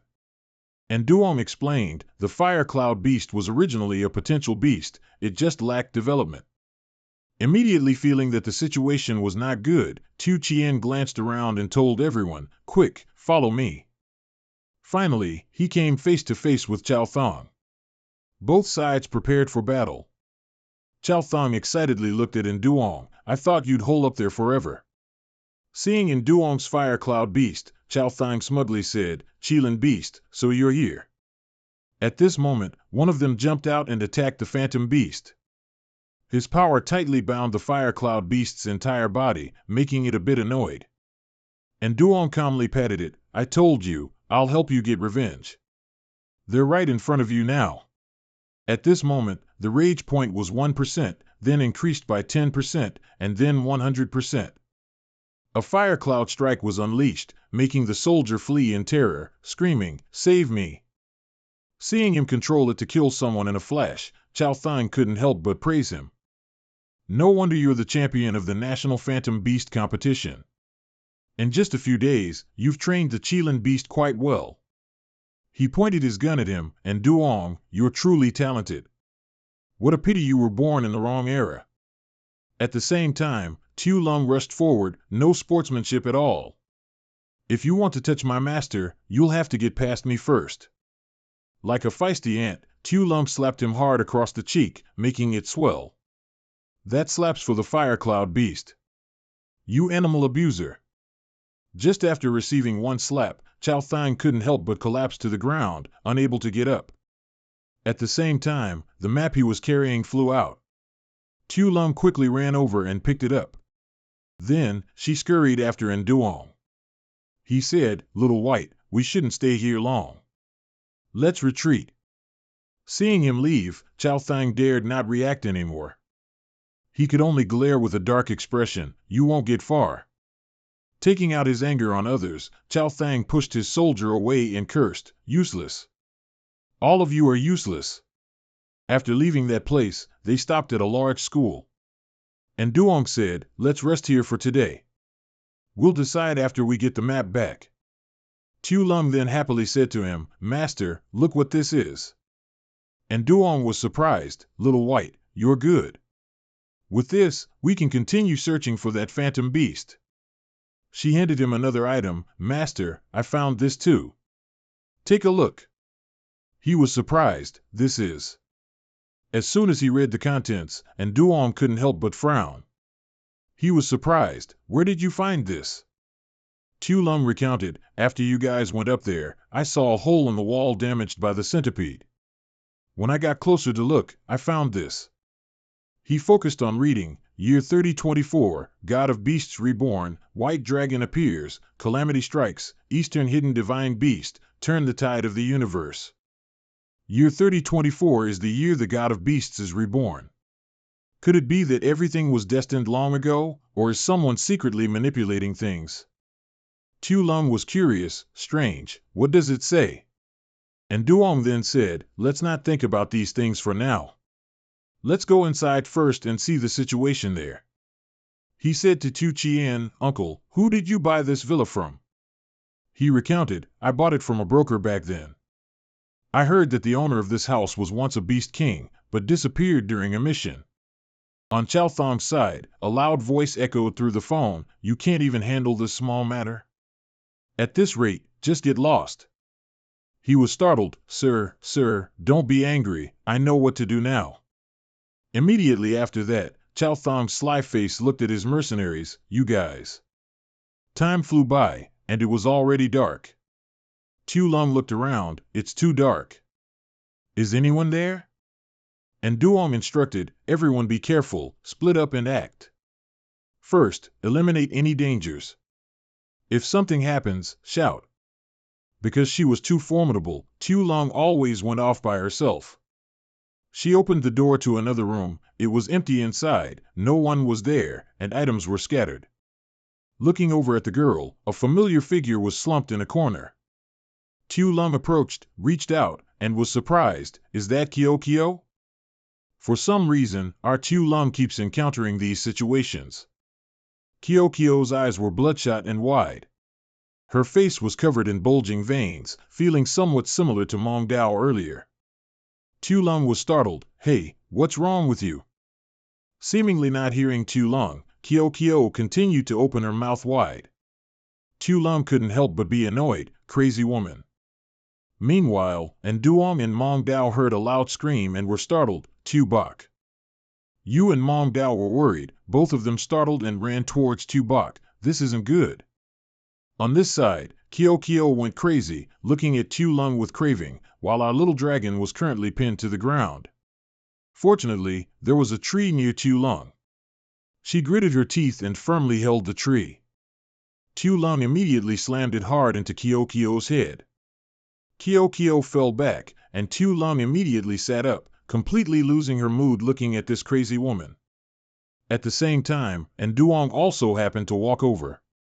Mong Dao was startled, what's wrong? Tu Lung pointed at her, I came in and saw her here, I thought it was Kyo, I was about to wake her up, but she lunged at me like she was crazy. Looking at Kyo's entire body covered in veins, Duong speculated, from your description and the state of this body, it's likely a mutation. Mong Dao was surprised, mutation? Like me last time? He replied, similar, but luckily you treated it in time, otherwise the consequences would be unimaginable. At this moment, the door on the other side was violently slammed, and Duong looked over, startled. Tu Lung was about to open the door, but he immediately warned, be careful. Duong held his defensive stick ready on this side, and the banging on the door grew louder and louder. On the other side, the crowd, like frenzied zombies, screamed wildly. It seemed they were the mutated ones. Very quickly, the wooden door couldn't withstand the force, and a hand immediately pierced through the door and burst in. Duong looked over, he immediately said, Mong Dao, quickly open the window. Mong Dao immediately obeyed him, she ran to open the window but it seemed to be locked. Those mutated people quickly rushed in, one of them opened their mouth, ready to bite. On this side, a crowd of people also frantically pushed and shoved, the scene was utterly chaotic. Duong held his stick up, continuously hitting towards that crowd. On this side, Tu Lung also fiercely fought back, of course, these people were nothing to her. Only Mong Dao, she looked at the man about to rush at her and screamed in fear, no. Suddenly, a bullet flew straight towards the man's chest. He fell down helplessly, and Chow Dan's voice loudly warned, everyone, get back. A loud explosion rang out, successfully taking down most of the mutated people. Seeing the situation before them, they temporarily didn't dare to rush forward crazily anymore. Chow Dan and Tu Chien had quickly arrived in time to help, and beside them was the fire cloud beast. It opened its mouth, glaring, and roared, hot fire spread out, incinerating those people. That day, not a few corpses were hurled out of the building. Duong observed, their blood is like Mong Dao's blood after being poisoned, it seems to be Chow Thong's doing. Tu Chien said, "Uncle, I found food and water in the dining hall." It seems they were originally lucky survivors, who knows when they got infected. And Duong then said, "Finally, I know why Chao Thang abused the fire cloud beast." But what was the fire cloud beast's mission? At this moment, Chao Dan interrupted, "Everyone, look." A heavy rain fell, making everyone somewhat cautious. "The sky is pouring rain without warning, I'm afraid." And Duong looked over and immediately guessed, it must be Chao Thang's trick. He warned, "Everyone be careful, we still don't know how many backup tricks Chao Thang has." Tu Chien added, "Uncle, go to the dining hall and get food for everyone. No matter what, we can't keep depleting our energy like this." Zhou Dan looked at the rain. "I heard people say before, there's a type of poison called Tuk Vu. It can destroy structures and can also cause ecological imbalance. There's a possibility of a biochemical crisis emerging," and Duong continued, "I've also heard of that. Once a biochemical crisis erupts, the consequences are unimaginable." At the same time, Xiao Zhan's voice shouted loudly, "And Duong, come here quickly and see." It was an egg. He recounted to him, "I was going to get some food for you kids, but I unexpectedly found it in the cupboard." And Duong looked over. He observed it meticulously. And Duong felt a bit puzzled, these patterns. And Duong stood there dazed.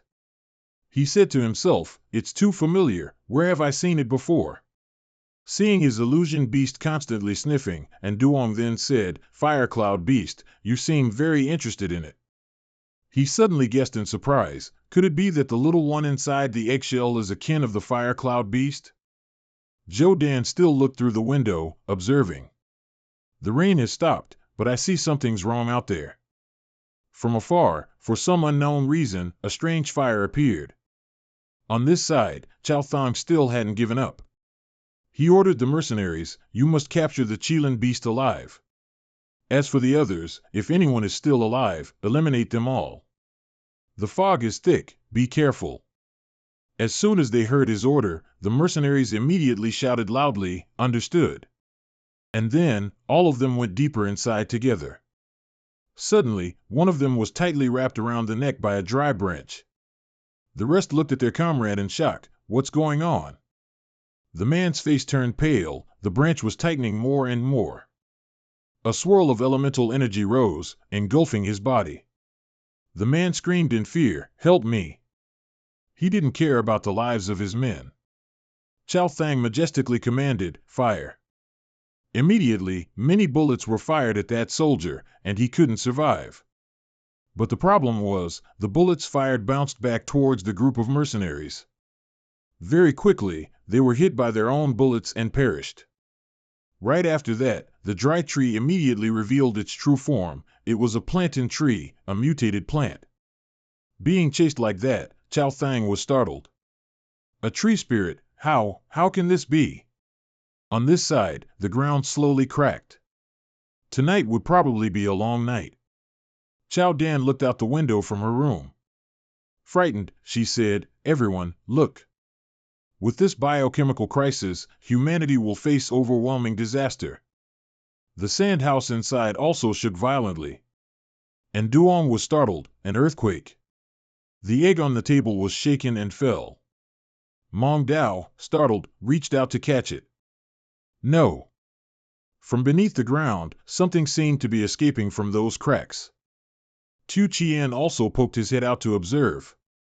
"There's no more movement, it seems okay." And Duong cautioned, "Be careful, we can't underestimate it."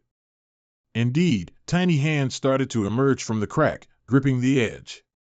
They looked like mice, but had blue fur and bloodshot red eyes. They looked around and let out a few squeaks. The rats seemed very interested in the corpses on the ground. They crawled over and sniffed for a while. After that, they darted towards the building. These weren't like normal mice, they had large bodies. From inside the house, Tu Chien opened the window and then fired his gun. 2 shots rang out, causing 2 rats to perish simultaneously. He sighed in relief. "Good thing I brought this for self-defense." Immediately after, a loud scream rang out, and a powerful beam of light shone directly into the room, making everyone involuntarily cover their eyes. And Duong looked in that direction, quickly figured it out, and said, "It's mutated." Then Duong told everyone, "Let's go." At the same time, the egg in Mong Dao's hand stirred. At that critical moment, it wanted to hatch, startling her. A tiny, adorable creature then appeared before everyone's eyes. It smiled, welcoming the world. At this moment, Duong looked over, completely dumbfounded and taken aback. As soon as it formed, the little creature joyfully sprang up into the air, escaping from Mong Dao's arms. It calmly stood on top of the fire cloud beast, but the beast didn't seem to react at all. At the same time, Duong's Nirvana diary suddenly reacted, lighting up and surprising him. Just like that, the powerful beam of light, carrying immense strength, enveloped the illusion beast. Meanwhile, outside, those rats were sniffing the ground with their noses, intently, as if searching for something. At this moment, everyone suddenly appeared outside. Duong was greatly surprised by this new power. This was instant teleportation. The fire cloud beast looked at the rat, seemingly a bit hesitant to advance. The little one looked towards it, and an attack was launched, making the rat gasp in fear. On this side, the other rat was also torn apart by the fire cloud beast. It shrieked in agony. Seeing its companions being battered, one of them fled in terror. The fire cloud beast swiftly flew after it. But Duong worried for it. He immediately commanded, "Fire cloud beast, come back." But it seemed not to hear him. The fire cloud beast continued to tirelessly pursue the rat. Tu Lung was curious, "Master, what exactly is that thing? It has combat power right after birth and coordinates so well with the fire cloud beast." He held out the book. "What is the relationship between this book and the fire cloud beast and the little illusion pet?" Chao Dan added, "Only by directly confronting them will we know." But when he went over, the fire cloud beast had vanished, making Duong suddenly worried. Mong Dao looked around, then pointed to the ground and said, "Duong, look." Duong bent down to observe. "Oh no, the fire cloud beast has been captured." He looked at Tu Lung and Tu Bok. "Before they go too far, let's follow their tracks. The rest of you stay here." At Chao Thong's tent, he smirked, "If I don't catch this thing, how can I easily catch the Qilin beast?" The little spirit angrily glared. He looked at it disdainfully and said, "Trying to run?"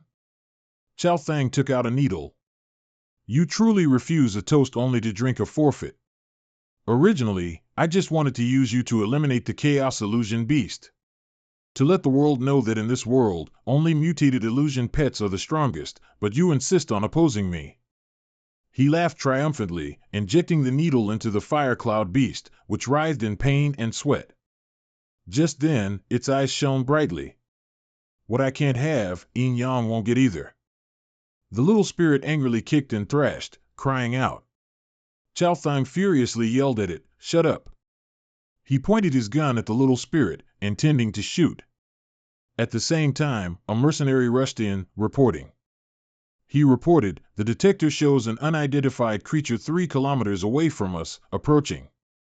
Chao Thang frowned as soon as he heard. He immediately ordered a retreat, taking all of them along. The scene shifts to Yin Yang's group. Xiaolong looked around and realized, "Master, there's someone." Xiaolong didn't wait for him anymore. She automatically ran over to investigate alone.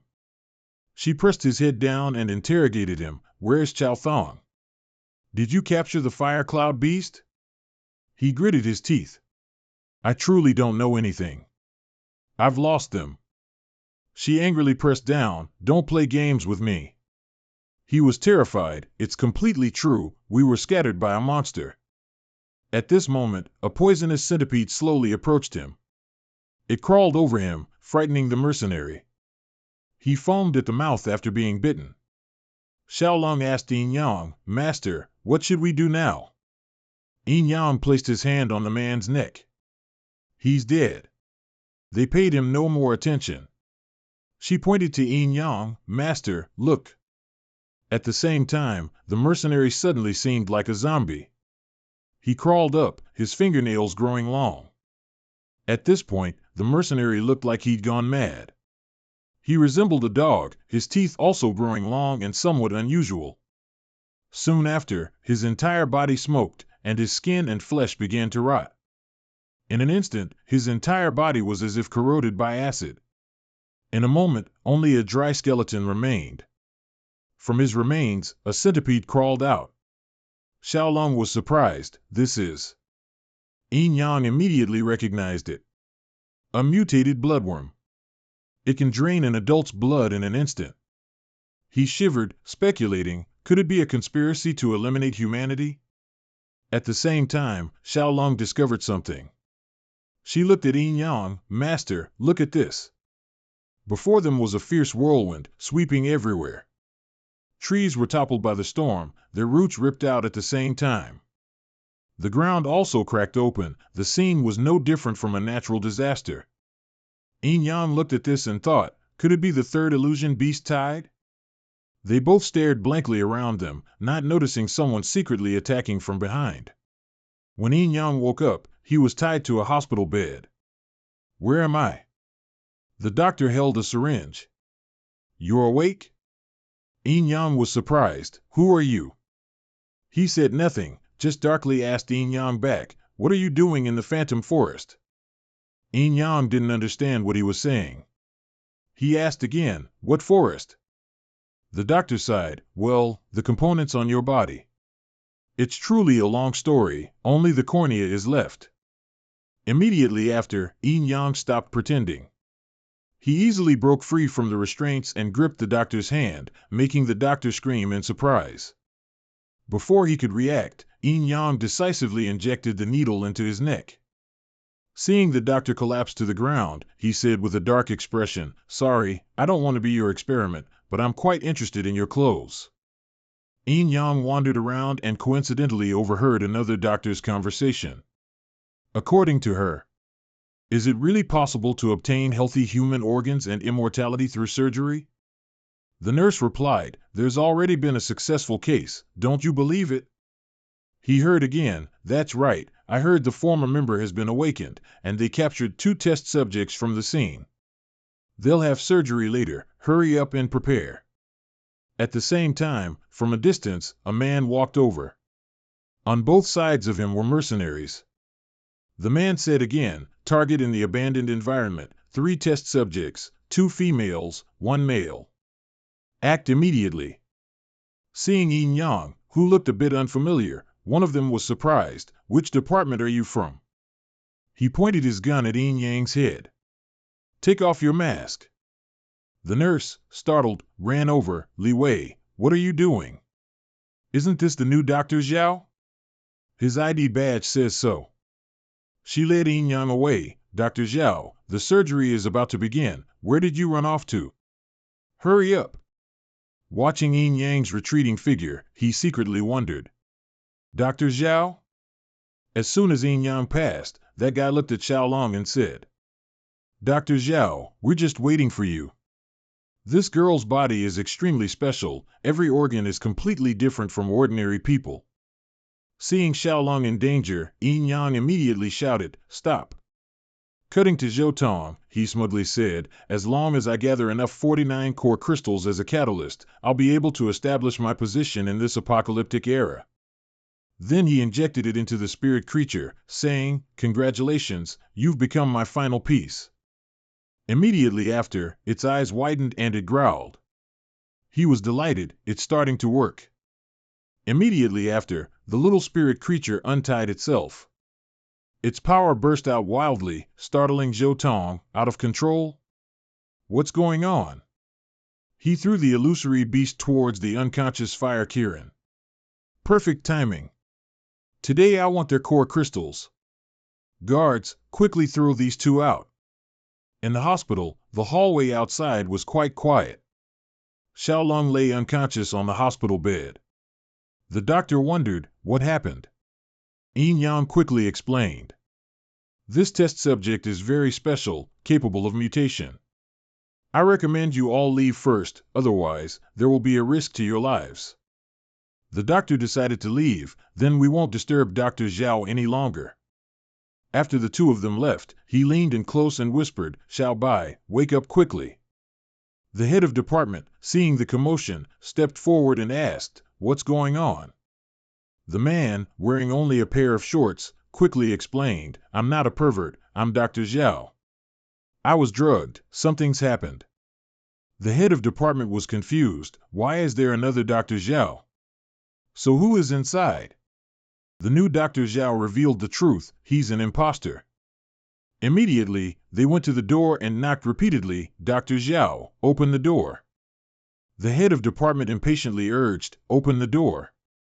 Suddenly, several soldiers appeared and shouted, "Too much talk, move aside." They broke the door lock and entered the patient room. He was startled because the bed was completely empty. "Where is she?" "Seal off all exits immediately." Yin Yang, at this time, had disguised himself as a janitor pushing a trash can.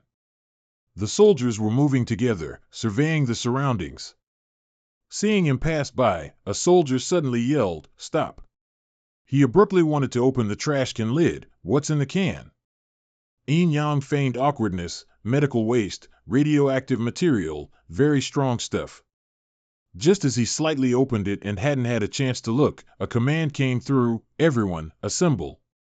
He had to rush off and reply, "Understood." It turned out that Yin Yang had anticipated this. He had asked Xiaolong to keep quiet. Then he decisively pointed towards the trash can. Outside the city, everything was stable. The two had managed to escape and drove away. Xiaolong sighed in relief. "Master, this is like finding a way to survive in a desperate situation." But Yin Yang was still worried. "It's not over yet. The extremist organization wants to destroy us and dominate the world. If we want to survive, we must unite the remaining people and destroy that extremist organization."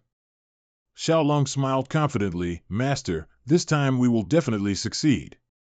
Upon reaching their destination, Yin Yang immediately slammed on the brakes. The car stopped on a barren piece of land. The two got out and surveyed the area. Suddenly, he saw the unconscious Fire Kirin lying in front of them. Not only that, but the little spirit creature was there too. He worriedly exclaimed, "They." Yin Yang clenched his fist, feeling deeply remorseful. "I'm sorry, I couldn't protect you well." Witnessing this scene, Xiaolong's rage reached its peak. "Zhou Tong, I'm going to skin you alive." He had to calm her down. "Xiao Bai." He carefully reminded her, "First, take them away." On the other side, Zhou Zhou and the other two were facing many mutated illusory beasts. "We can't let them get close." Li Wei blew a whistle to attract their attention. Facing a giant illusory beast, Zhou Zhou worriedly warned everyone, "The smell of fresh blood will make them increasingly addicted." Meng Yao gave a summoning command, "Netherworld, attack it from above." However, behind her, an illusory beast was aiming for her. Li Wei stood in a corner and coldly commanded, "Leave no one alive." "This is an order." Just then, Xiaolong appeared, and she let out a sky-shattering roar. With one pass, she completely defeated the illusory beast that was threatening Meng Yao. Li Wei immediately turned pale with utter shock. A dragon? He seemed delighted to witness that spectacular takedown. "I never expected to encounter a top-tier illusory pet in this apocalypse." Xiaolong was still fiercely fighting the illusory beasts in the air when Yin Yang spoke up, "Stop."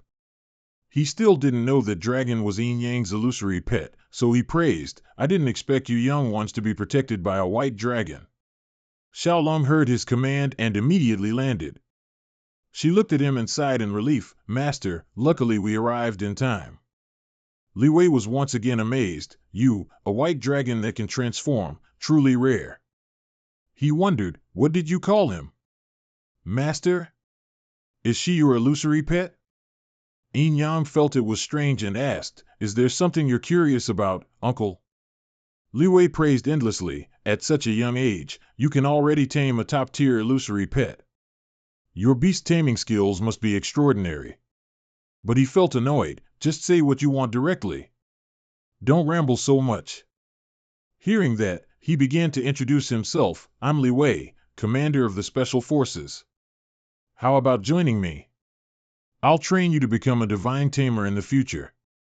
Yin Yang showed some interest and responded, train me to become a divine tamer? Uncle, what's your rank? He turned to invite everyone else. The special forces widely recruit talented individuals. You ladies should come with me too. Yin Yang got straight to the point. Just now you wanted to kill us, and now you want to take us with you. What do you take us for? Li Wei laughed heartily and then proposed, then I'll give you 1 week. Let's have an illusory pet battle. If you lose, you join me. How about it? Without much hesitation, he replied, agreed. You all withdraw. Meng Yao rushed over, full of hope, asking, so, did you find the fire cloud beast? Yin Yang hesitated, the fire cloud beast. A moment later, he led everyone to the building there. Yin Yang placed the fire cloud beast and the little spirit in a room. He revealed with regret, their core was stolen. With our current conditions, I'm afraid. The small book suddenly appeared, automatically flipping to the page Yin Yang needed. He quickly read through it and told Meng Yao, the diary has the answer, the extreme cold ice flower. Meng Yao was confused and bewildered. What kind of book is this, really? Why does it always give us clues at crucial moments? Yin Yang candidly shared his speculation. I guess an ancient illusory pet master locked the fire cloud beast, the diary, and the mythical stealing beast together, waiting for future generations to unlock them step by step. Jojo added, indeed, I once heard that the ice flower on the extreme cold mountain has life-extending effects. It's just that no one who has ever gone to this extreme cold region has returned alive. He sat down next to the fire Kylan with a heavy heart. I can't just watch them die. Meng Yao resolutely stepped forward to take on this task. Yin Yang, you and Xiao Bai stay and train. Leave the task of finding the ice flower to me. But Yin Yang was very worried about her. Meng Yao, this is too dangerous. I can't let you go alone. Later, he became more determined than ever. And us? This cannot be delayed. We'll split up and act. Meng Yao suggested, then let's make an action plan. They headed to the map room. Xiao Zhan also prepared a gun for self-defense. After a discussion, they left. The fire cloud beast and the little illusory pet can only last for 3 days. After 3 days, we'll gather here, Xiao Zhan reassured everyone. Don't worry, we've prepared weapons to deal with ice element illusory beasts. Wait for us. Soon, night fell, under the bright moonlight. Yin Yang softly said, Xiao Bai, this time I want to teach you a new move. Xiaolong transformed into her white dragon form, and at the same time, Yin Yang revealed the move's name, Infernal Dragon's Radiance. Immediately, a mysterious blue flame appeared on his forehead to connect his thoughts with Xiaolong. She followed his every thought, spewing out a tremendous amount of fire with incredible power. Yin Yang continued to command the next move, Chaotic Dragon's Fist Wind. Xiaolong's surge instantly formed a gigantic whirlwind. He decisively pointed at the building across the street and shouted loudly, Infernal Dragon's Claw. Xiaolong followed the command and spewed fire onto the designated spot. The next morning, at the barracks, Zhou Tong's voice rang out, Master, why did you call me back?